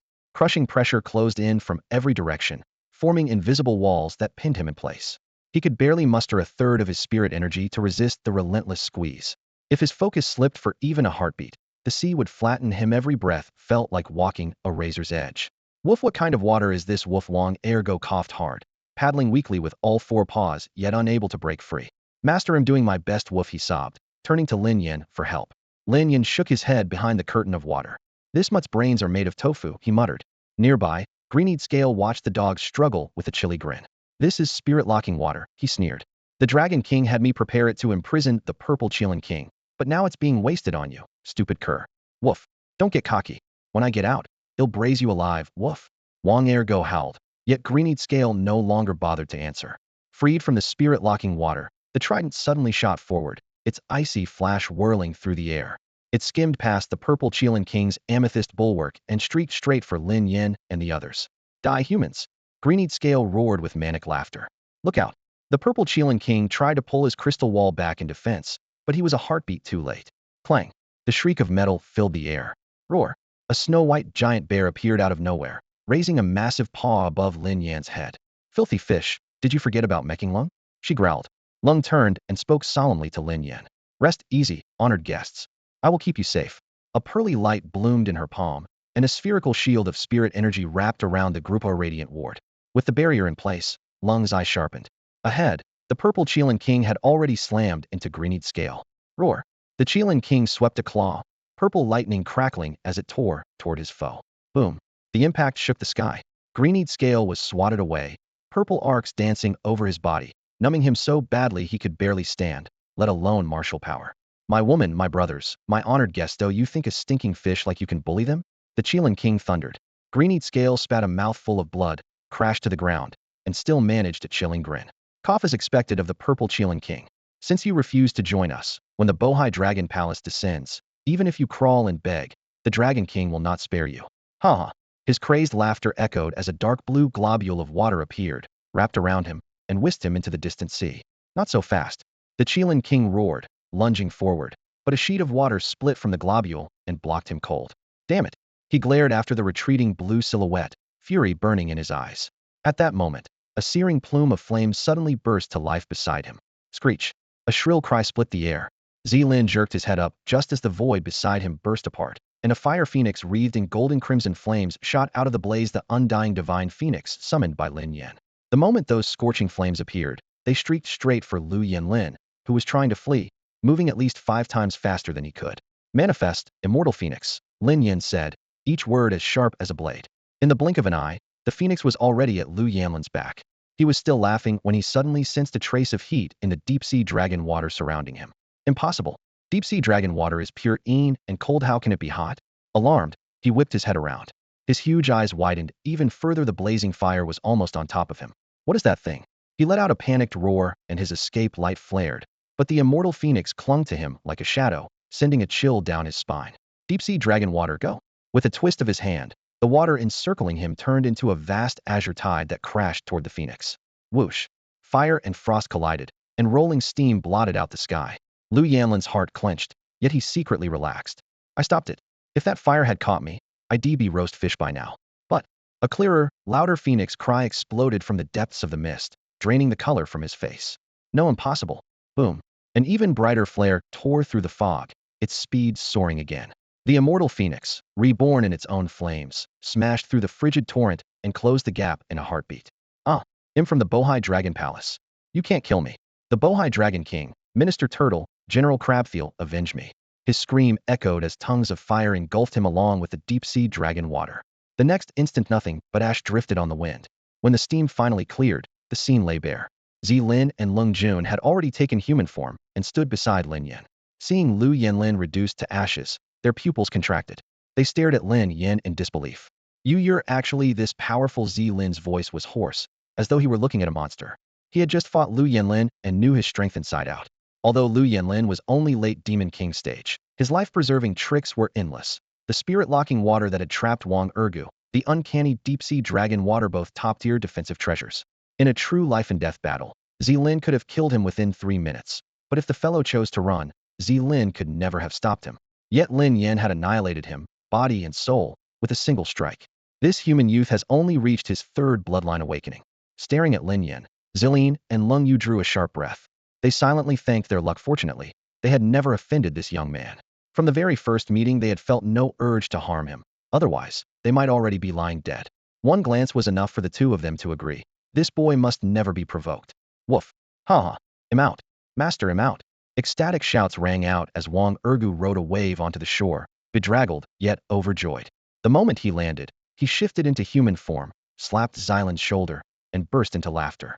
Zilin, my brother, isn't my master amazing? That day he killed 27 demon kings, and one got 27. 27.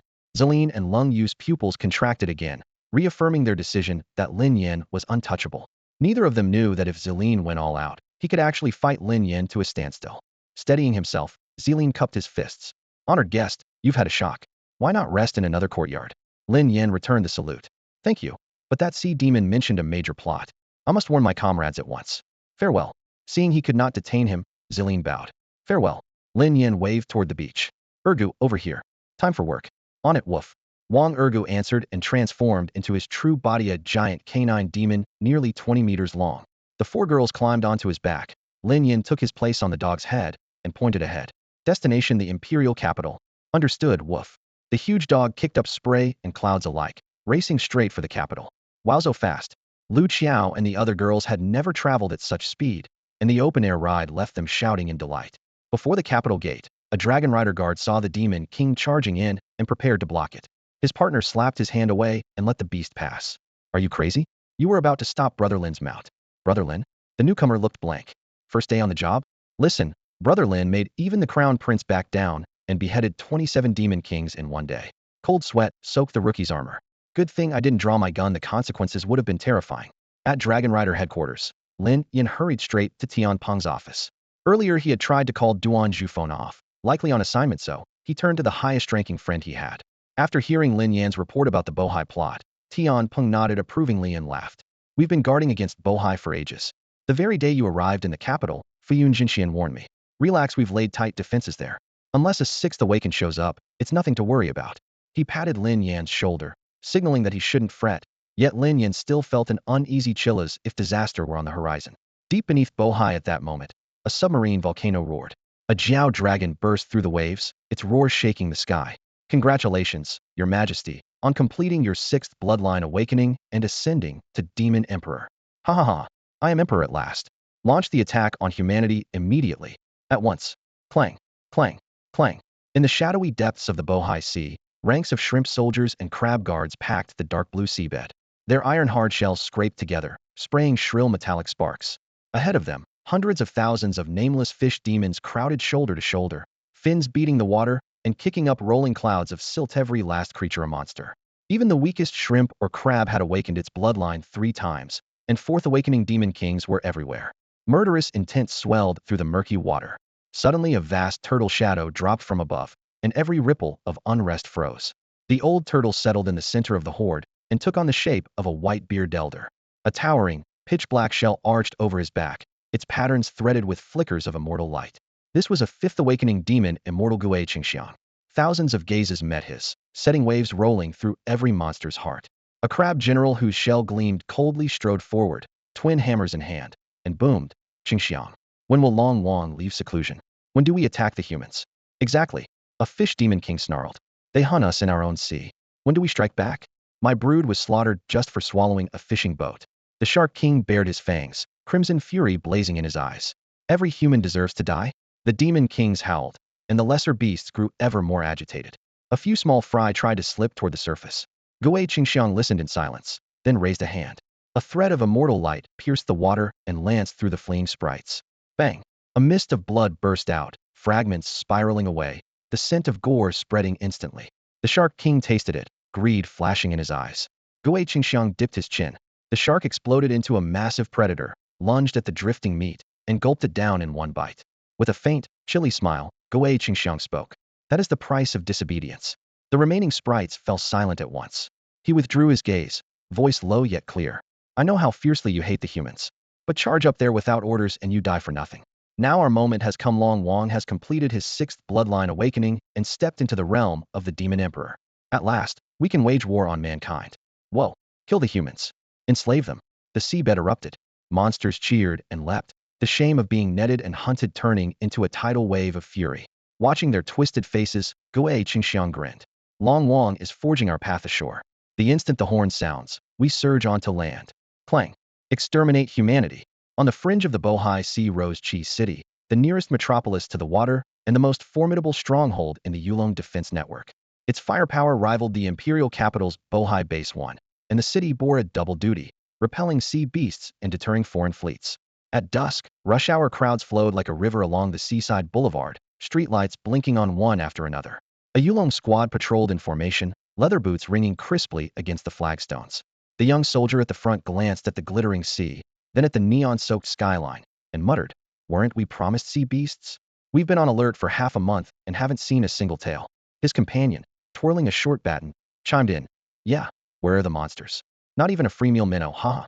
Remembering how 3rd Squad had cooked a small beast days earlier, he added smugly, that meat beat any regular seafood. A bald soldier wiped drool from his chin and chuckled, clearly hoping for another wave of creatures. Smack! A scabbard cracked down on his shiny head. The Captano weathered veteran snapped, still laughing? If the beasts attack in force, Qi City will drown in blood. Right, sir. The bald man grinned sheepishly, but eyed the sea with contempt.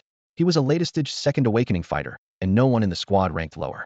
No invading sea demon had ever reached a 3rd awakening, let alone higher. A handful at most appeared each time, easily snuffed out. Bored, he turned to scan the street. Suddenly his eyes lit up, and he let out a sharp whistle. Across the road, a curvy, striking woman shot him a disgusted glance, while the chubby boy beside her smirked. Instantly, the bald soldier's scalp prickled. He grabbed the captain's arm. Well, what's going on? The captain's gaze hardened. That girl's a 3rd awakening, and she's younger than you. The chubby kid is no joke either. His bloodline's on the verge of a 2nd awakening. That's insane. Clutching his chest, the bald man faced the sea, hoping the wind would soothe the sting to his ego. It really hurt. Just then his eyes widened. Out on the water, a 2nd awakening fish demon, now sporting thick limbs, was clumsily hauling itself toward shore. Ha ha ha, dinner's here, he shouted, leaping forward. His long blade flashed coldly as he charged the creature. Why would a fish demon come ashore now? The veteran muttered, frowning at the distant waves. A heartbeat later, his pupils blew wide. This is bad. Get back here. What? The bald warrior had just rushed at the fish fiend that had only awakened once. A sharp cry from the captain rang out behind him. He looked back in confusion and disaster struck. From afar, An icy arrow of condensed cold light tore through the air, aimed straight at his forehead. The instinctive fear of death triggered his power, but he was half a beat too late. Blinding light burst from his smooth scalp. His ability was meant to dazzle an enemy's senses, but an ice arrow had no senses to deceive. Crack! The arrow punched through his skull, and his head exploded like an overripe watermelon, red and white splattering across the beach. Xiangzi! No! The surrounding warriors roared, their eyes instantly bloodshot. The fallen fighter had been their comrade. A chilling laugh drifted over the water. Hahamanskill! A giant tortoise strode through the surf, an enormous block of ice embedded in its head. Behind it, a towering wall of water rose. The dragon guard stared, pupils contracting. A third-stage awakened fiend, it can summon a tsunami. The squad captain shouted, planting himself in front of his team. They'll hold it off. The rest of you, call for backup now. Captain, I'm staying too. The warrior with twin staves stepped up beside him. Good. They'll keep the frost tortoise busy. You grab Qiang's body, we won't leave him out here. Xiao Wang, report the situation and evacuate the civilians. Yes, sir. Xiao Wang bolted toward the base, pulling out his communicator. This is Patrol Team 6. Seafront Road. Hostile sea fiends spotted. Tsunami incoming. Requesting immediate support. Repeat, immediate support.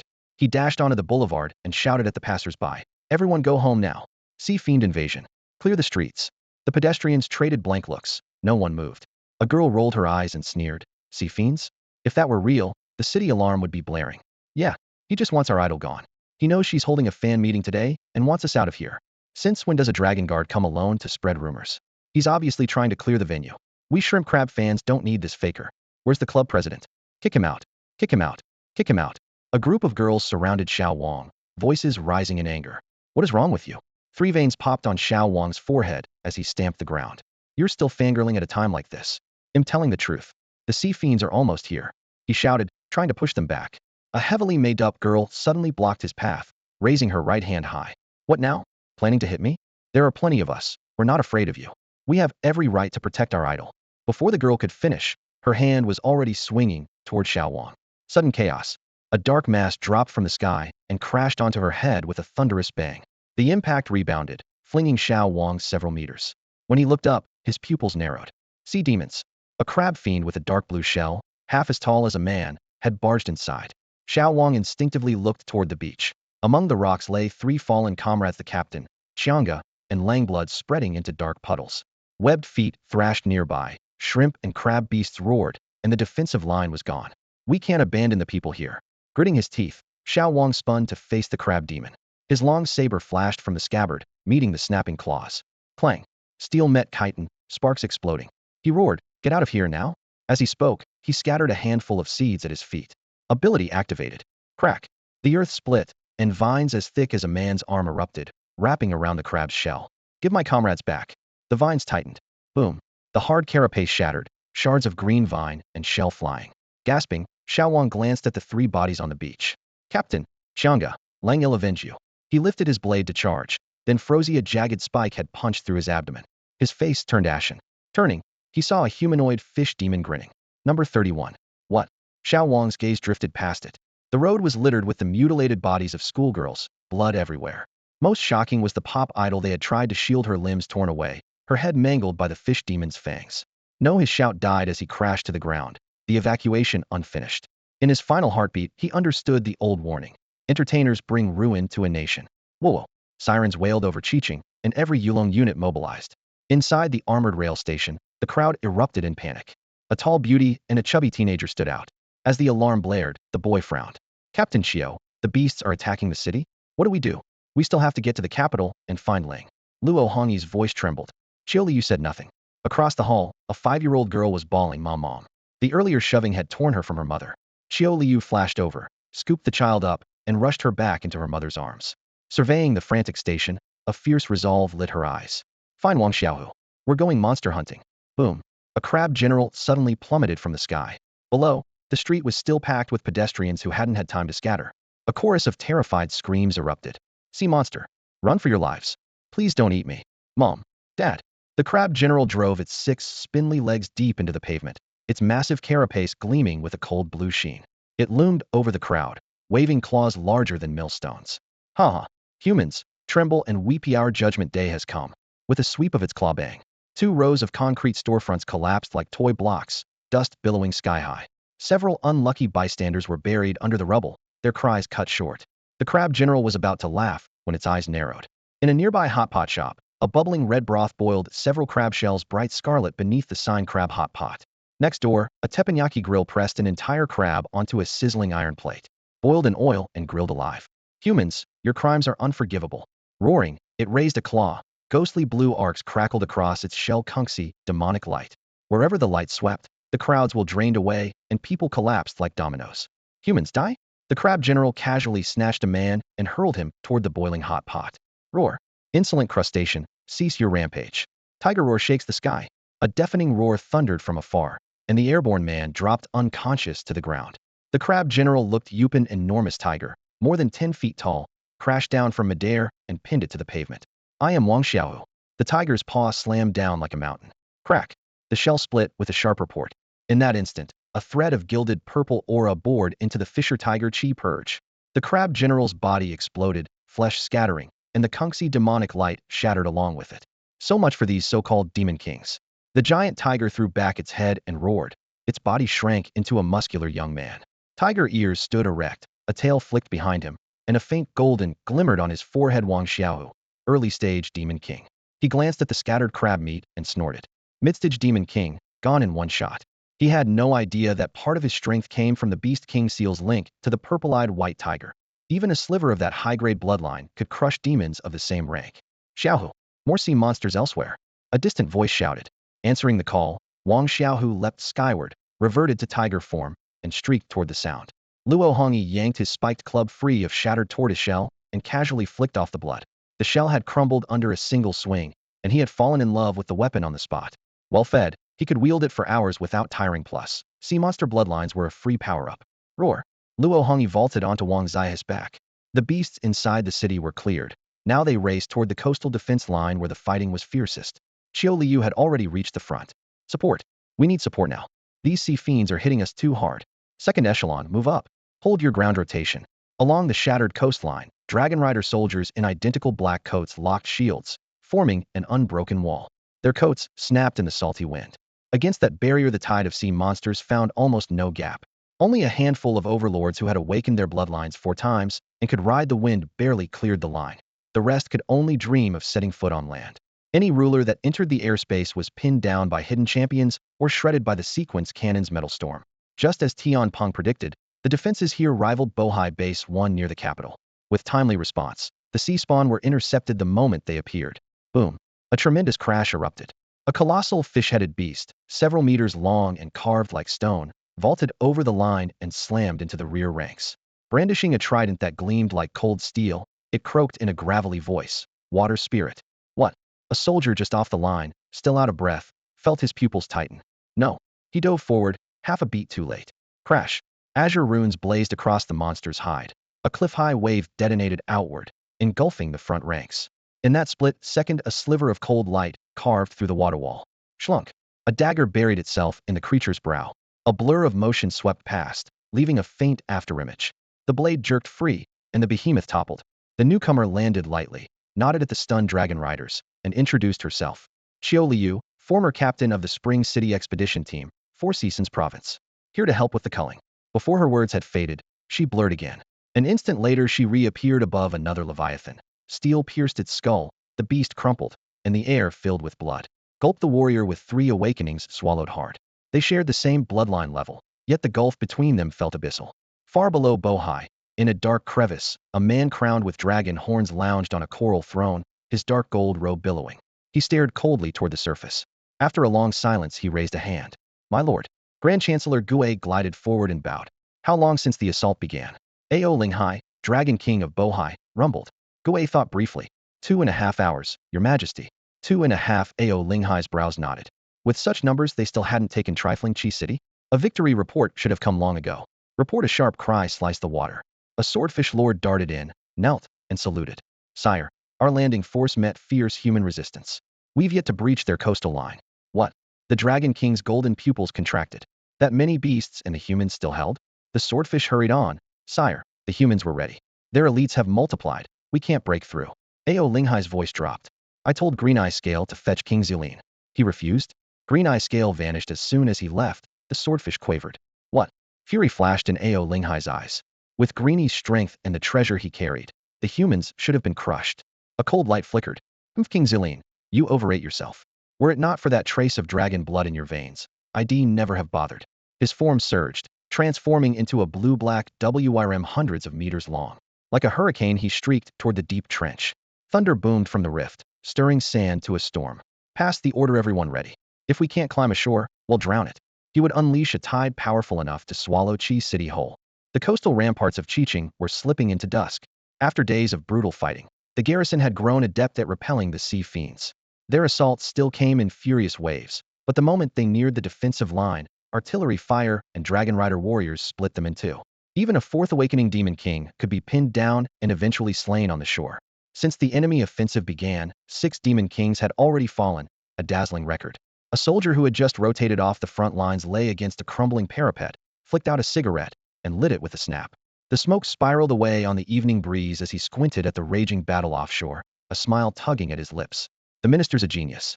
He knew these scaly bastards would show up. His comrade barked a laugh. Right? With us holding the wall, and a dozen dragon riders backing us, these bottom feeders are in for a world of hurt. Yeah, credit to Minister Tian. He called every move. The elderly Ming Yuanxing sat by a shattered corner, carefully wiping blood from his blade, yet his eyes stayed on the massive tiger demon king at the rear, their gaze narrowing. The beast had appeared when the fighting started, and everyone had feared a flank attack until it began slaughtering sea fiends exclusively. He could still recall the confusion. Damn, demon king at our backs. We're surrounded.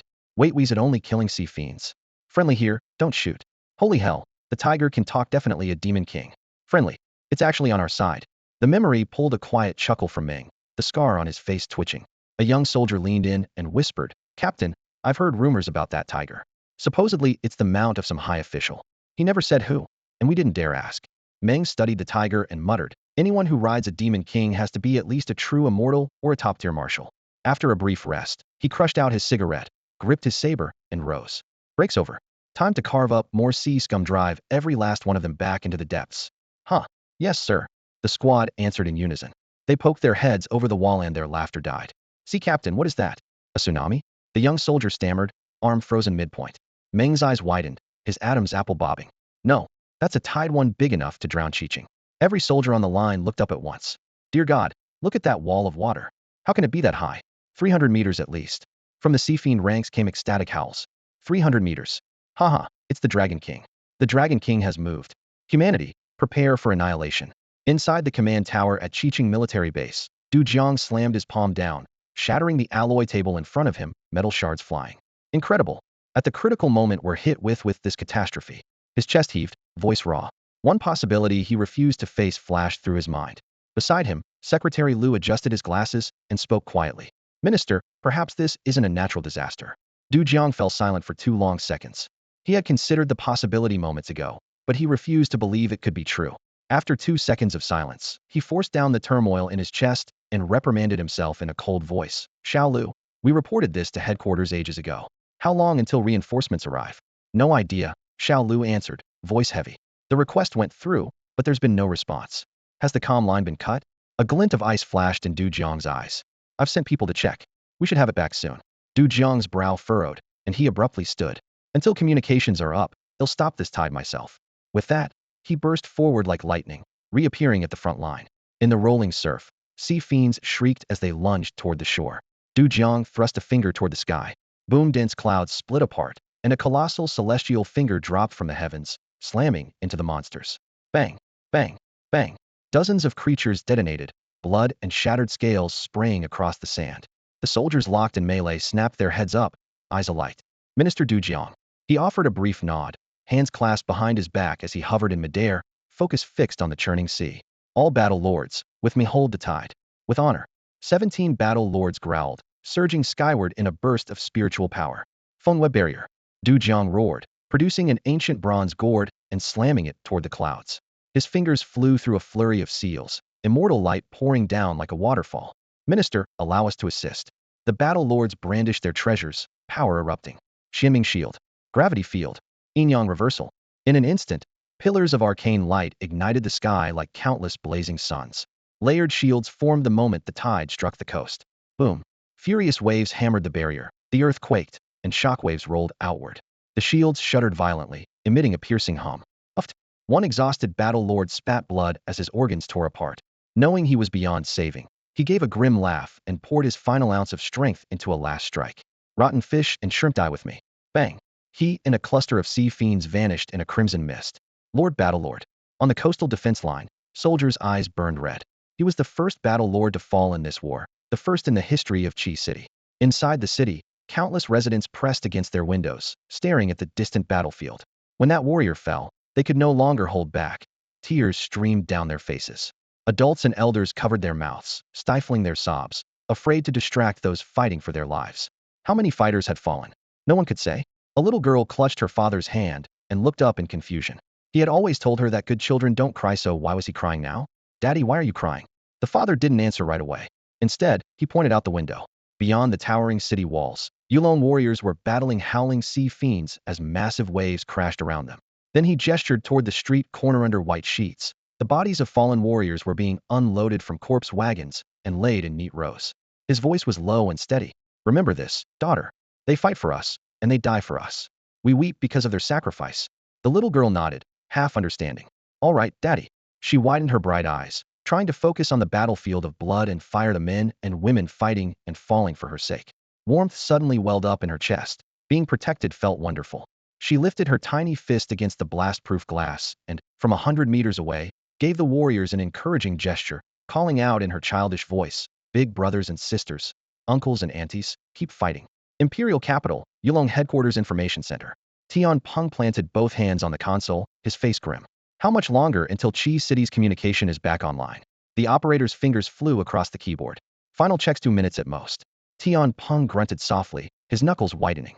Yesterday, Lin Yan had warned him that sea demons might attack the coast, and he had vowed that Chi City's defenses were ironclad. Barely a day later, the city had gone dark. Could Chi City really be in trouble? He muttered, frowning. Minister, Chi City is connected. A technician shouted. Put it through. Tian Peng sprang up and grabbed the handset.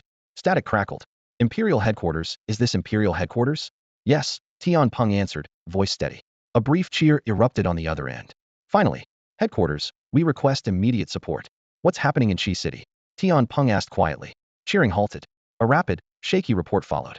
Sea demons are attacking, sir, and there's a Yaowang among them. What? Everyone in the center gasped. You're certain a Yaowang? Tian Peng pressed. Positive, absolutely positive. The caller panted. The assault began with a 300-meter tidal wave. If the minister here hadn't led the remaining warriors to hold the line, Chi City would already be underwater. 300 meters. Tian Peng fell silent. Even he couldn't raise waves that size. Only someone who had reached the 6th blood awakening could. That level stood at the pinnacle of today's power. Hold on, reinforcements are on the way. He barked. Understood. The line went dead. The room fell silent. Every eye turned to Tian Peng. Minister, that's a Yaowang at the 6th awakening. How do we stop it? Right. The first Jin General is away. Tian Peng's icy gaze swept across the room. China's Jin Generals aren't limited to the first. The Imperial Capital is nearby. Do we not still have another Jin General? Someone's pupils contracted. Wait, Minister, you're talking about the Jin General on Qilong Mountain, aren't you? That Guardian General is notoriously eccentric, and he has never accepted a single assignment. Tian Peng stared at his subordinates. Anxiety written across his face. Tens of thousands of lives were at stake, and he could not afford the slightest hesitation. No matter how strange the second Guardian General is, he won't stand by and watch, he insisted. Then he barked, alert every true immortal and battle general still in the Imperial Capital. Anyone who has awakened 3 times counts as well. Have them gather at the airport and head for Chiching immediately. I'll invite the second Guardian General myself. As soon as the words left his mouth, Tian Peng turned into a streak of light and shot northward. At the same time, communicators across the capital buzzed in unison, and every battle general and true immortal raced toward the airport. Imperial Capital, Ice Blue Pavilion. A quaint, antique-style tea house lay hidden in a quiet corner. Lin Yan twirled the cup between his fingers, took a sip, and let the faint bitterness melt into a lingering sweetness. Excellent tea, he murmured. It amazed him that such pure leaves still existed in this world, nothing like the tree sprite Blin Zeline had given him. Across from him, the true immortal Ning Shuang set down her cup. I pried this from Guardian General Kijinuan West Lake Longjing, she said. Imperial tribute tea? Lin Yan's eyes lit up. Ning Shuang nodded toward a small wooden box on the table. What you brought isn't bad either. Lin Yan laughed. Da Hong Pao, though it's crossed with tea tree spirits, so it's not entirely pure. I've got more of it. Take as much as you'd like. He had stumbled upon this little tea house while wandering the city and remembered Ning Shuang's words. If you need me, come to the Ice Blue Pavilion. She happened to be off duty today, So they sat and shared tea. A distinguished true immortal running a back alley tea house, ho would have thought? Lin Yan mused. It's just a hobby, Ning Shuang replied. She was about to ask him something else when an urgent ringtone shattered the calm priority call. She glanced at the screen, and her expression changed instantly. What's wrong? Lin Yan asked. Bohai, something's happened, she said, her voice low. Lin Yan froze. Yesterday Tian Peng had sworn everything was under control. Now the situation had flipped. Then a system prompt echoed in his ears. Ding. Quest. Repel the sea demon invasion of Qiqing. Reward. Golden Holy Dragon Bloodline Purification 15. A long-awaited combat mission set his blood boiling. When do you leave? I'm coming too. Ning Shuang had planned to refuse on the grounds that he was still a student, but remembering his unfathomable strength, she simply nodded.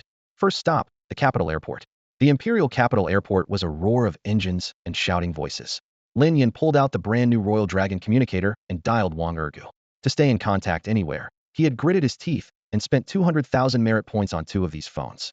Woof. Master, you called? Ergu, get to Qiqing right now. We're hunting sea demons. Hunting sea demons? Wait up, Master Woof. My big brother wants in too, Woof. Wang Ergu's phone was suddenly snatched away by Zelene. Brother Lin Yan, it's Zelene. His slightly urgent voice came through the speaker. Lung Jun and I are coming with you to gut those bottom feeders. No one trashes my home. Lin Yan had only meant to call on Wang Ergu. He hadn't expected to recruit the entire Zelene couple as well. Haha, perfect. You two set out first. I still have a plane to catch, so we'll probably arrive after you. Got it, Master Woof.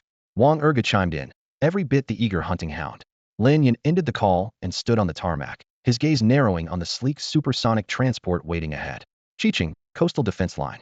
With the first warlord down, the remaining line grew shakier by the second.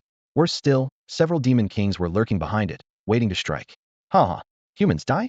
A seahorse-shaped demon king raised its hoof-like forelimb, formed a cobalt spell orb, and hurled it at a warlord who was sustaining the tidal tsunami barrier. Damn it, I can't spare the strength to block that. The warlord was already spent. Just keeping the shield up had his breath in tatters, leaving him no power to parry the ambush. Boom. A gold-white blast erupted behind him as a massive tiger vaulted through the air, planting itself between the warlord and the seahorse demon king. Wang Xiaohu, the warlord cried. What? The seahorse demon king froze, then roared, Beast, what are you doing? Killing you, of course. Wang Zia, his pupils narrowed to slits, his tone flat. You're a beast too. We're kin. The humans are the enemy. The seahorse howled, gathering power and flinging it at another dragon rider warlord. Ruhar. The golden shattering tiger roar ripped the spell orb apart in an instant. Why help the humans, traitor? His answer was a blur of stripes. Wang Xiaohu brought a paw down hard on the seahorse's skull. Heh, he bared his fangs in a grin. It's simple, me master is human. Crack. The seahorse demon king split down the middle, its two halves crashing into the churning sea. Wang Xiaohu flicked the blood from his claws and spat. Anything my master protects is off limits to you. High above, the rescued dragon rider hovered for a moment, then clasped his fists. Thank you. No need. I'm just finishing my master's job. Wang Xiaohu waved a paw dismissively. Your master? Which true immortal or town guard general is that? The warlord pressed. In his mind, only someone of that rank could command a demon king's loyalty. True immortal? Town guard? Never heard of them. Wang Xiaohu cocked his head, then laughed. Don't tell me you don't know my master Spring City's peerless sword immortal. Its guardian, Lin Yan. You guys really need to study up. Before the words had faded, he leaped away again, straight at another restless demon king. At the front line where the tidal wave met the shore, Du Jiang's hands flashed through one seal after another. Out of the corner of his eye he watched Wang Xiaohu single-handedly tangling with several demon kings, and a satisfied smile curved his lips. His judgment had been right. This demon king was an ally they could trust. Having surveyed the situation, he threw himself into holding back the tidal onslaught in front of him. Even with the combined strength of every comrade, their line would last less than 10 minutes. The oppressive aura of a 6th-level bloodline awakening was something they could not withstand, and each of them was already at his limit. Suddenly, above the frothing crest, an enormous turtle head rose slowly from the sea. The moment it appeared, Du Jiang's pupils contracted a 5th-level awakened Yao immortal. The turtle straightened, turning into a humanoid form. Its lustrous black shell gleamed as it stood on the wave's peak, looking down on them. Human ants, how dare you resist? The turtle immortal sneered. You hope to block the tide Lord Dragon King has summoned? No wonder the city still floats. Du Jiang gritted his teeth and barked back. Damn it.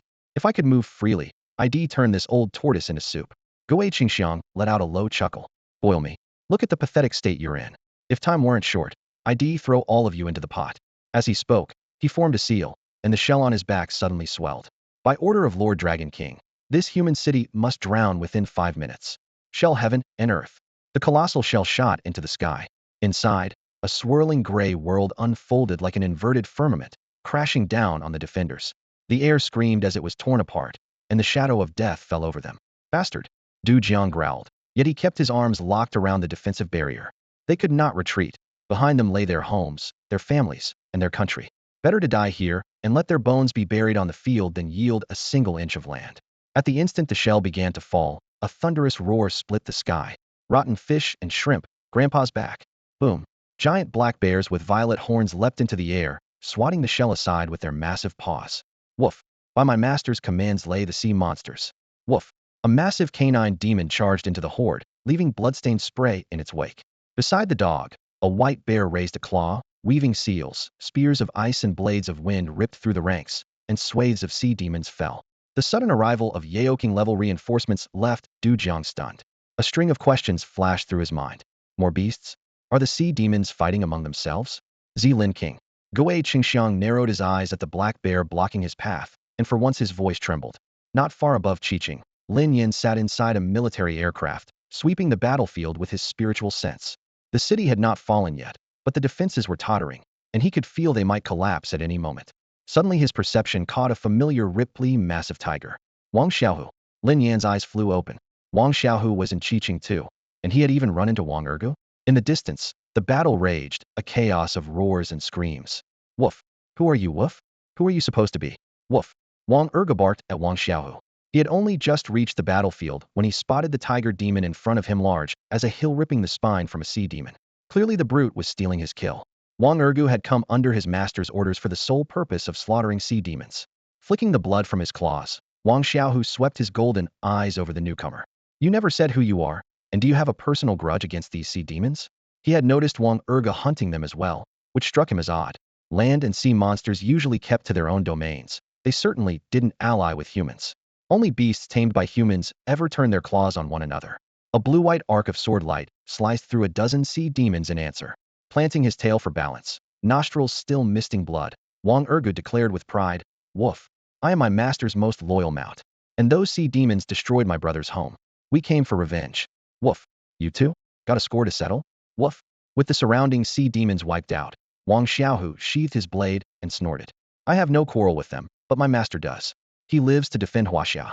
While he's away, I'm guarding this place for him. Wang Ergu stared, stunned. You've sworn yourself to a human as well. Of course, Wang Xiaohu growled, baring his fangs. My master is the greatest genius alive. He was still in his second blood awakening and had already slain several great beasts and even brought down a demon king. Jealousy pricked at Wang Ergu, and he hurried to retort, Woof. My master is stronger and smarter. At his third blood awakening, he cut down dozens of demon kings. Woof. Roar. My master is the unparalleled sword immortal of Spring City. Woof. My master is the guardian of the entire base. Roar. Everyone knows the name of my master, Lin Yan. Woof. All revere my master, Lin Yan. Roar woof caw, caw caw. Back and forth they went, until a crow flapped overhead, cawing in irritation. The two beasts suddenly locked eyes and spoke in unison. Your master is Lin Yan too? An awkward silence followed. Wang Xiaohu finally broke it. Wang Xiaohu. My master gave me the name. Wang Ergu twitched an ear, hesitated, then said, Wang Ergu. Woof. The name came from our master as well. After a long moment, Wang Ergu howled in a mix of joy and sorrow. Big brother. It's really you. He remembered his master mentioning that his first mount was called Wang Xiaohu, which explained his own name.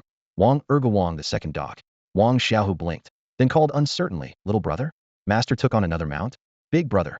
Woof. Little brother. In a distant city high-rise, a group of onlookers crowded the windows, gaping at the scene of a giant tiger and an enormous dog hugging each other, both unmistakably male. Holy crap. This is breaking news in the demon world. Someone shouted. At the window, a bee-loving girl stared at the pair still locked in their embrace. A delighted grin crept across her face, and she let out an involuntary, heh. After parting ways, Wang Xiaohu asked, Second brother, if you're here, where's master? Wang Ergu raised a paw toward the sky, tongue lolling as he barked.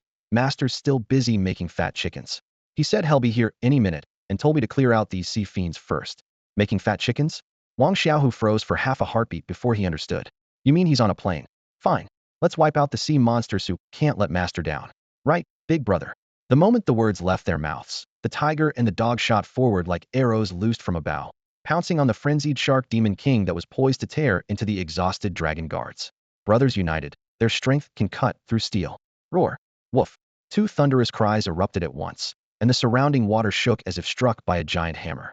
Boom! Before the frenzied shark demon king could breach the surface, the twin shouts burst its eardrums and ruptured its organs. Blood streaming from every orifice, it glared at Wang Xiaohu and Wang Ergu in hatred. Traitor's ambush, it never finished the sentence. The massive body sank straight into the sea. With only a glance, the pair split up and dove into the next skirmish. To their delight, their cooperation proved seamless, their combined aura multiplying their strength by several fold. No matter what kind of sea demon howled or struggled, each fell with a single blow. Even when they ran into two demon kings at once, it only cost them a moment more. Neither beast noticed the faint purple tiger phantom swirling inside them, quietly amplifying their power. Meanwhile, the battle on the surface had reached a fever pitch. Two colossal bears, Black Bear Demon King Zelene and White Bear Demon King Lung Jun, were locked in combat, with a gargantuan turtle whose shell was the size of an island. Fists and shell clashed amid towering waves, every impact sending the sea surging sky-high. Behind a protective barrier, the dragon guards watched from a distance, their worldviews repeatedly overturned. That has to be some great cultivator's mount. One warrior gasped. On the other side of the Fengyue barrier, Du Jiang, drained of spiritual power and deathly pale, still stared grim-faced at the fight. The Black Bear Demon King is already at the peak of the Demon King realm, a step away from Demon Immortal. The White Bear Demon King is in the late stage. Together they're no weaker than that turtle, which only recently became a Demon Immortal. But realm is real. If this drags on, they won't hold out. If I could still move, I'd have gutted that big turtle long ago. Outside the barrier, the turtle prime minister splashed into the sea, yet still sneered. Once Zelene and the others run dry, he'll kill them first, then he'll deal with you. Arrogant wretch, Zelene rumbled. His massive paw swept out. Violet thunderstorm. A bank of clouds formed out of nowhere, and a purple bolt split the sky with a deafening crack, striking straight at the turtle prime minister. The turtle hastily raised its shell, enduring the blast and laughing wildly. Zelene King, no matter how strong you are, you're still just a demon king. I can already feel your power fading. Zelene hovered in midair, golden eyes icy. White Bear Demon King Lung Jun drew close, voice low and troubled. Husband, he's right, I'm almost at my limit. Crack. Xylan's claws tightened until his knuckles popped. He glanced at Guai Qingxiang, then at the human powerhouses sustaining the barrier and the city behind them. If he wanted to kill Guai Qingxiang here and now, he would have to trigger his fifth bloodline awakening, but once he did, he could never remain near a human city again. Advance, and the city would be saved. Retreat, and the city would fall, the demons running rampant. He wavered between two impossible choices. Crack, crack, crack. An icy wind tore across the coast, and a vast array spread from the clouds like a blue-white dome. The churning sea glazed over in an instant. Waves solidified into a wall of snow-white ice, and even the boom of surf went silent. Wang Ergu, fighting shoulder to shoulder with Wang Xiaohu, felt his heart seize at the sudden chill. Seeing the array overhead, a dreadful memory flashed through his mind. Damn it, bro, off the water now? He yelled. Without time to explain, he lowered his hard canine head and rammed Wang Xiaohu sideways. Before the shout had died, two fish demon kings burst from the sea, black scales glinting coldly. Don't run, they roared. But before the words could reach shore, the water froze with a sharp crack. Mid-lunge, jaws wide, they hung immobile in midair, grotesque statues locked in ice. The array's name was Heaven and Earth and Ice.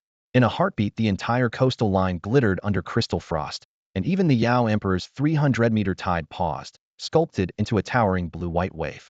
When Du Jiang and his companions saw the sea frozen solid beneath their feet, the tension in their chests finally eased. Exhaustion crashed over them.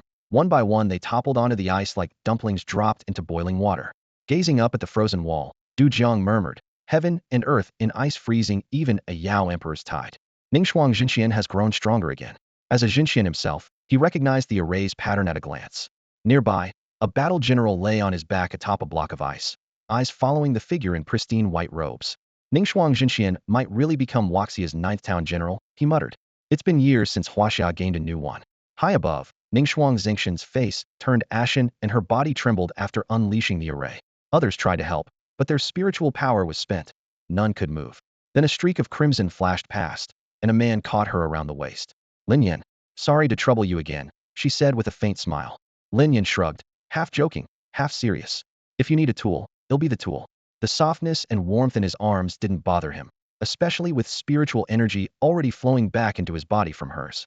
By the time they landed, nearly half of Ningxuang's lost immortal power had returned. On the ground, the exhausted generals and Du Jiang stared, eyes practically popping from their sockets. Chief, am I hallucinating? One dragon rider general blinked hard. The general beside him replied, You saw it too? I thought it was just me. A younger general propped himself up, voice shaking. Not a hallucination, I saw it as well. Ningxuang Jinxian was actually being carried by a man. And it was a princess carry. Most unbelievable of all, Ningxuang Jinxian showed no sign of resisting at all. They could clearly see a hint of covetousness flash across true immortal Ningxuang's face. Isn't true immortal Ningxuang supposed to be the frosty beauty of legend? Someone muttered under his breath. Cough, cough, many thanks, Dao friend Ningxuang, for your timely help. Du Jiang forced himself upright despite the pain and bowed to Ningxuang, who was still gripping Lin Yan's wrist. Just doing my duty, no need for thanks. With most of her immortal essence restored, Ningxuang released Lin Yan's hand and resumed her distant, icy composure. Du Jiang cast Lin Yan a curious glance. 3 minor blood awakenings, yet had managed to soften then melt ice that had lasted 10,000 years. This young man is far from ordinary. Lin Yan, unnerved by the stare, looked away and groaned inwardly. I've seen that look too many times. For the record, my stomach is perfectly fine. At that moment, a familiar woman's voice called from behind him. Big bro Lin Yan? He froze, then whipped around. Captain Qiu. Qiu Liu strode over. She had spotted Lin Yan earlier and was about to greet him when she happened to see Ningxuang holding his wrist. A surge of vinegar older than a century bubbled up in her chest. Big bro Lin Yan, have you found a new sweetheart already? She pressed a blood-stained fingertip to her lips, narrowing her eyes in a half-smile. Beast blood spattered her clothes, hands, and blade, and that seductive gesture gleamed crimson in the light, both terrifying and mesmerizing. Captain, you've got it wrong. We're just friends, Lin Yan explained hastily. This is true immortal Ningxuang. She just saved my life. He twitched his nose. Why does the air smell so sour? Ningxuang stepped up beside Qiu Liu, her tone cool. Indeed, Lin Yan and I are merely ordinary friends. Really? Qiu Liu's smile widened. Making friends with a true immortal big bro Lin Yan. You are one lucky man. Ningxuang shook her head. If anything, in the lucky one. Her gaze flicked to the distance. The ice over the sea is loosening. It'll reinforce it. She shot into the air, an ice blue spell forming at her fingertips and streaking toward the frozen surface. Only then did Lin Yan ask, Captain Qiu, what are you and Wang Xiaohu doing in Qiqing? Looking for you, of course. She rolled her eyes. Luo Hongyi's here too. Luo Hongyi as well. Lin Yan followed her gaze and saw Luo Hongyi on the shore, 1 foot solidly encased in ice. Feeling Lin Yan's eyes on him, the chubby youth waved frantically. Brother Lin, a little help. My foot stuck. Lin Yan sighed and sent a burst of divine flame that melted the ice in an instant. Thanks, Brother Lin. Luo Hongyi started running over, but before he reached them, 2 far larger figures beat him to the punch. Master. Wang Xiaohu and Wang Erge dropped to their knees, prostrating themselves. The sudden salutation made the surrounding warriors turn as one. So the master of those 2 demon kings is this kid with only 3 blood awakenings? Lin Yan nodded slightly, approving. Well done. Thank you for the praise, master. The 2 demon kings beamed. Master, we're going back to slay more beasts. With that, the pair charged toward the icebound sea. Luo Hongyi jogged over with a silly grin. Hey, Brother Lin, what about me? Lin Yan gave him a glance. You're doing pretty well too. Luo Hongyi was confused, thinking Lin Yan had already seen through him, but he still squeezed up beside him, laughing loudly. Brother Lin, you noticed, right? I can feel it, I'm about to have my second bloodline awakening. He suddenly remembered something and slapped his belly. Oh right. Brother Lin, I'll catch you later. I have to go hunt some beasts. Once I'm full, those monsters are nothing. Ha ha.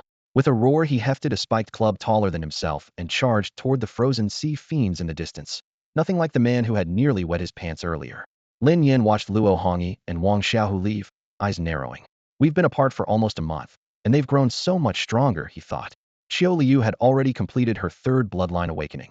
Wang Xiaohu is 4th, putting him firmly among the demon kings, and even the always timid, always hungry Luo Hongyi was in the late phase of his 1st awakening. Qiu Liu looked up and said softly, that's all thanks to you. Me? Lin Yan frowned. You didn't hear? Qiu Liu smiled. Soon after you entered Pangu Academy, Yulong headquarters sent a mountain of cultivation resources to the 4 cities of 4 Seasons province. Luo Hongyi and Wang Xiaohu got the biggest share. So joining Pangu Academy comes with benefits like that? Lin Yan raised an eyebrow. It's only for the Academy's special recruits, Qiu Liu said, her smile widening. Lin Yan spread his hands. So you're enjoying my good fortune? Qiu Liu lifted a fist in protest. I earned everything myself. Halfway through, she suddenly stared at him, her tone shifting. Even after her 3rd awakening, the gap between them felt wider than ever. Lin Yan sensed her thoughts and flashed a big thumbs up. Genius. You're amazing. While they joked, Du Jiang coughed twice nearby. Ahem, sorry to cut in, but we still have sea fiends out there. Lin Yan and Qiu Liu had been chatting for quite a while, and their wounds had mostly healed. Hearing the reminder, Lin Yan chuckled. Yeah, long time no see, you got carried away. He turned to Qiu Liu, suddenly serious. Captain, I'm heading out to kill those fiends. Be careful, she said, nodding.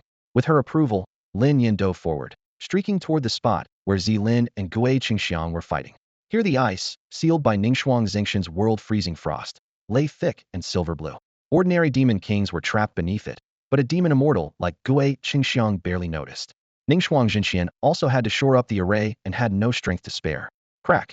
The ice burst apart. Gui Qingxiang stepped free, the enormous shell on his back spinning away to smash at Ningxuang Xingqian. Humans, how dare you disrupt our grand plan?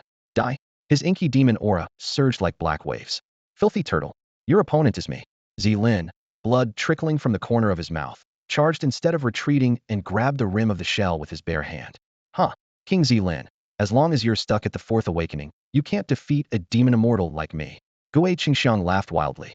A halo of spell light flashed across the shell's surface, spinning like a giant circular blade and whipping back toward Zilin. Sensing danger, Zilin had to release the shell and leap away. Damn! He cursed inwardly as he let go. The arcane light will spun in unison with the turtle shell, its edge sharp enough to nick even Zilin. Haha, King Zilin, you're nearly finished, Gui Qingxiang roared, malice gleaming in his eyes. Once I've killed this human who dares hinder Lord Dragon King's plan, they'll drag you before his majesty so he can punish you himself. At his last word, he turned into a streak of pale green light, riding a howling gale straight toward Ningxuang Xingqian. Boom! Just as he closed in, a blazing beam slashed across the sky and blasted him backward. A figure landed in front of Ningxuang Xingqian, the hem of his robe curling with flames. You see, demons are getting far too brazen, Lin Yin said coolly.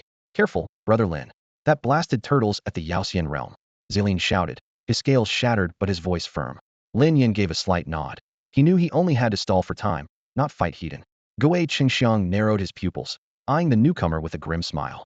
A human who's awakened only 3 times came all this way to die? No, Lin Yin replied calmly. I came to send you to your death. Arrogant whelp. The turtle roared, hurling a beam of emerald immortal light. As it closed in, Lin Yin suddenly smiled, leapt back, wrapped an arm around Ningxuang Xingqian's slender waist, and streaked away like a shooting star. What? Gui Qingxiang hesitated. The next instant his pupils dilated in shock. A torrent of blade light crashed from the heavens, laced with thunder divine judgment from above. Boom! Lightning and icy brilliance merged in one strike that split mountains. Blood sprayed crimson across the sky as the turtle's body was cleaved clean in two. Hovering with his blade, Du Jiang stared at the disbelief frozen on the turtle's dying face and sneered. Told you I'd cut you in half one day. He turned to leave, but Lin Yin shouted, move. Clang. The ice exploded as a jagged white spike shot upward. Thunk. Du Jiang looked down to find a hole punched through his abdomen, blood gushing like a fountain. Amid shattered ice, the turtle's severed head gave a final wicked grin before crumbling to dust. Lin Yin rushed over. Are you all right? Wiping the blood from his lips, Du Jiang grinned. He'll live nothing fatal. They surveyed the field. The reinforcements had already cut down the remaining sea demons, and the crisis seemed over. Good. The sea demons are routed, Du Jiang thought, just beginning to relax when a deafening roar erupted from the sea behind them. Gui Qingxiang, why haven't you drowned the human city yet? The warriors had no time to cheer. Their faces went ashen. The demon emperor. The waves parted. A wall of water dozens of meters high burst apart as a flood dragon broke the surface, its roar shaking the heavens. Meanwhile, outside the Huaxia imperial capital, Tian Peng stood before a mountain gate blanketed in snow. The plaque's 3 characters Konyan sect barely visible through the storm. I, Tian Peng, humbly begged the second town general to take the field, slay the beasts, defend Huaxia, and save our people. The sea split with a deafening roar, and the Dragon King's pupils locked onto the shoreline. Half of his colossal body rose above the waves, and the terrifying aura of a Yeowanga being who has awakened his bloodline for the 6th time swept across the coast.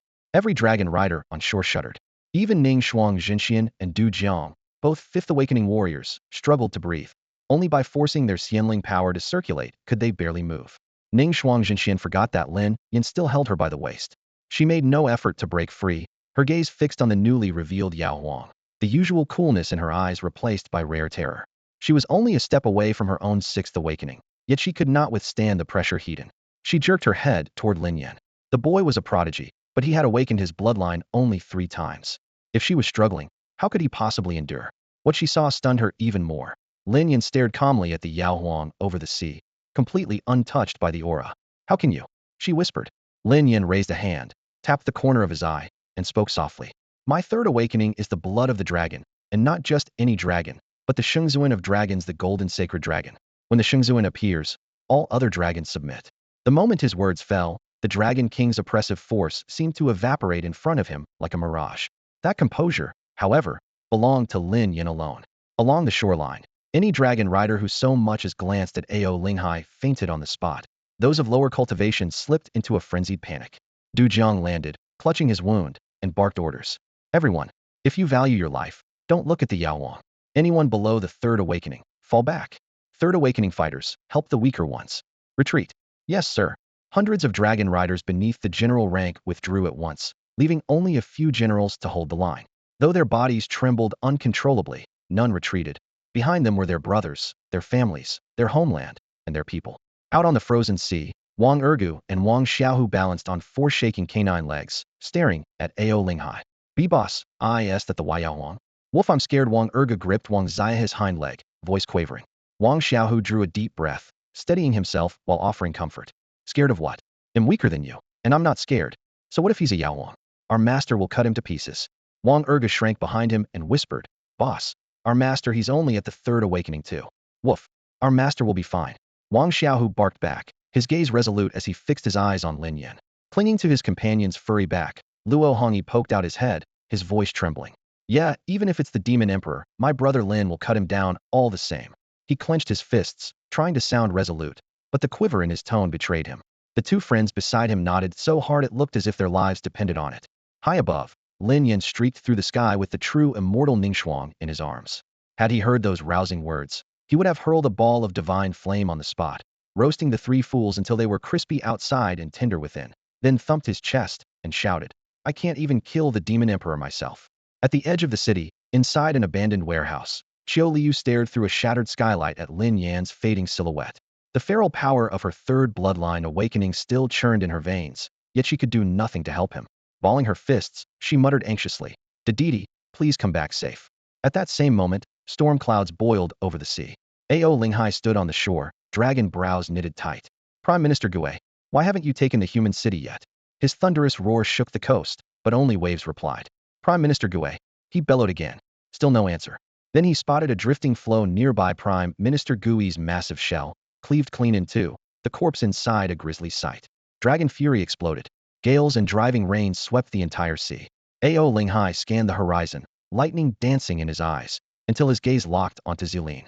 Thick, sticky blood still clung to those bear-like paws. Purple Qilin King? Was it you?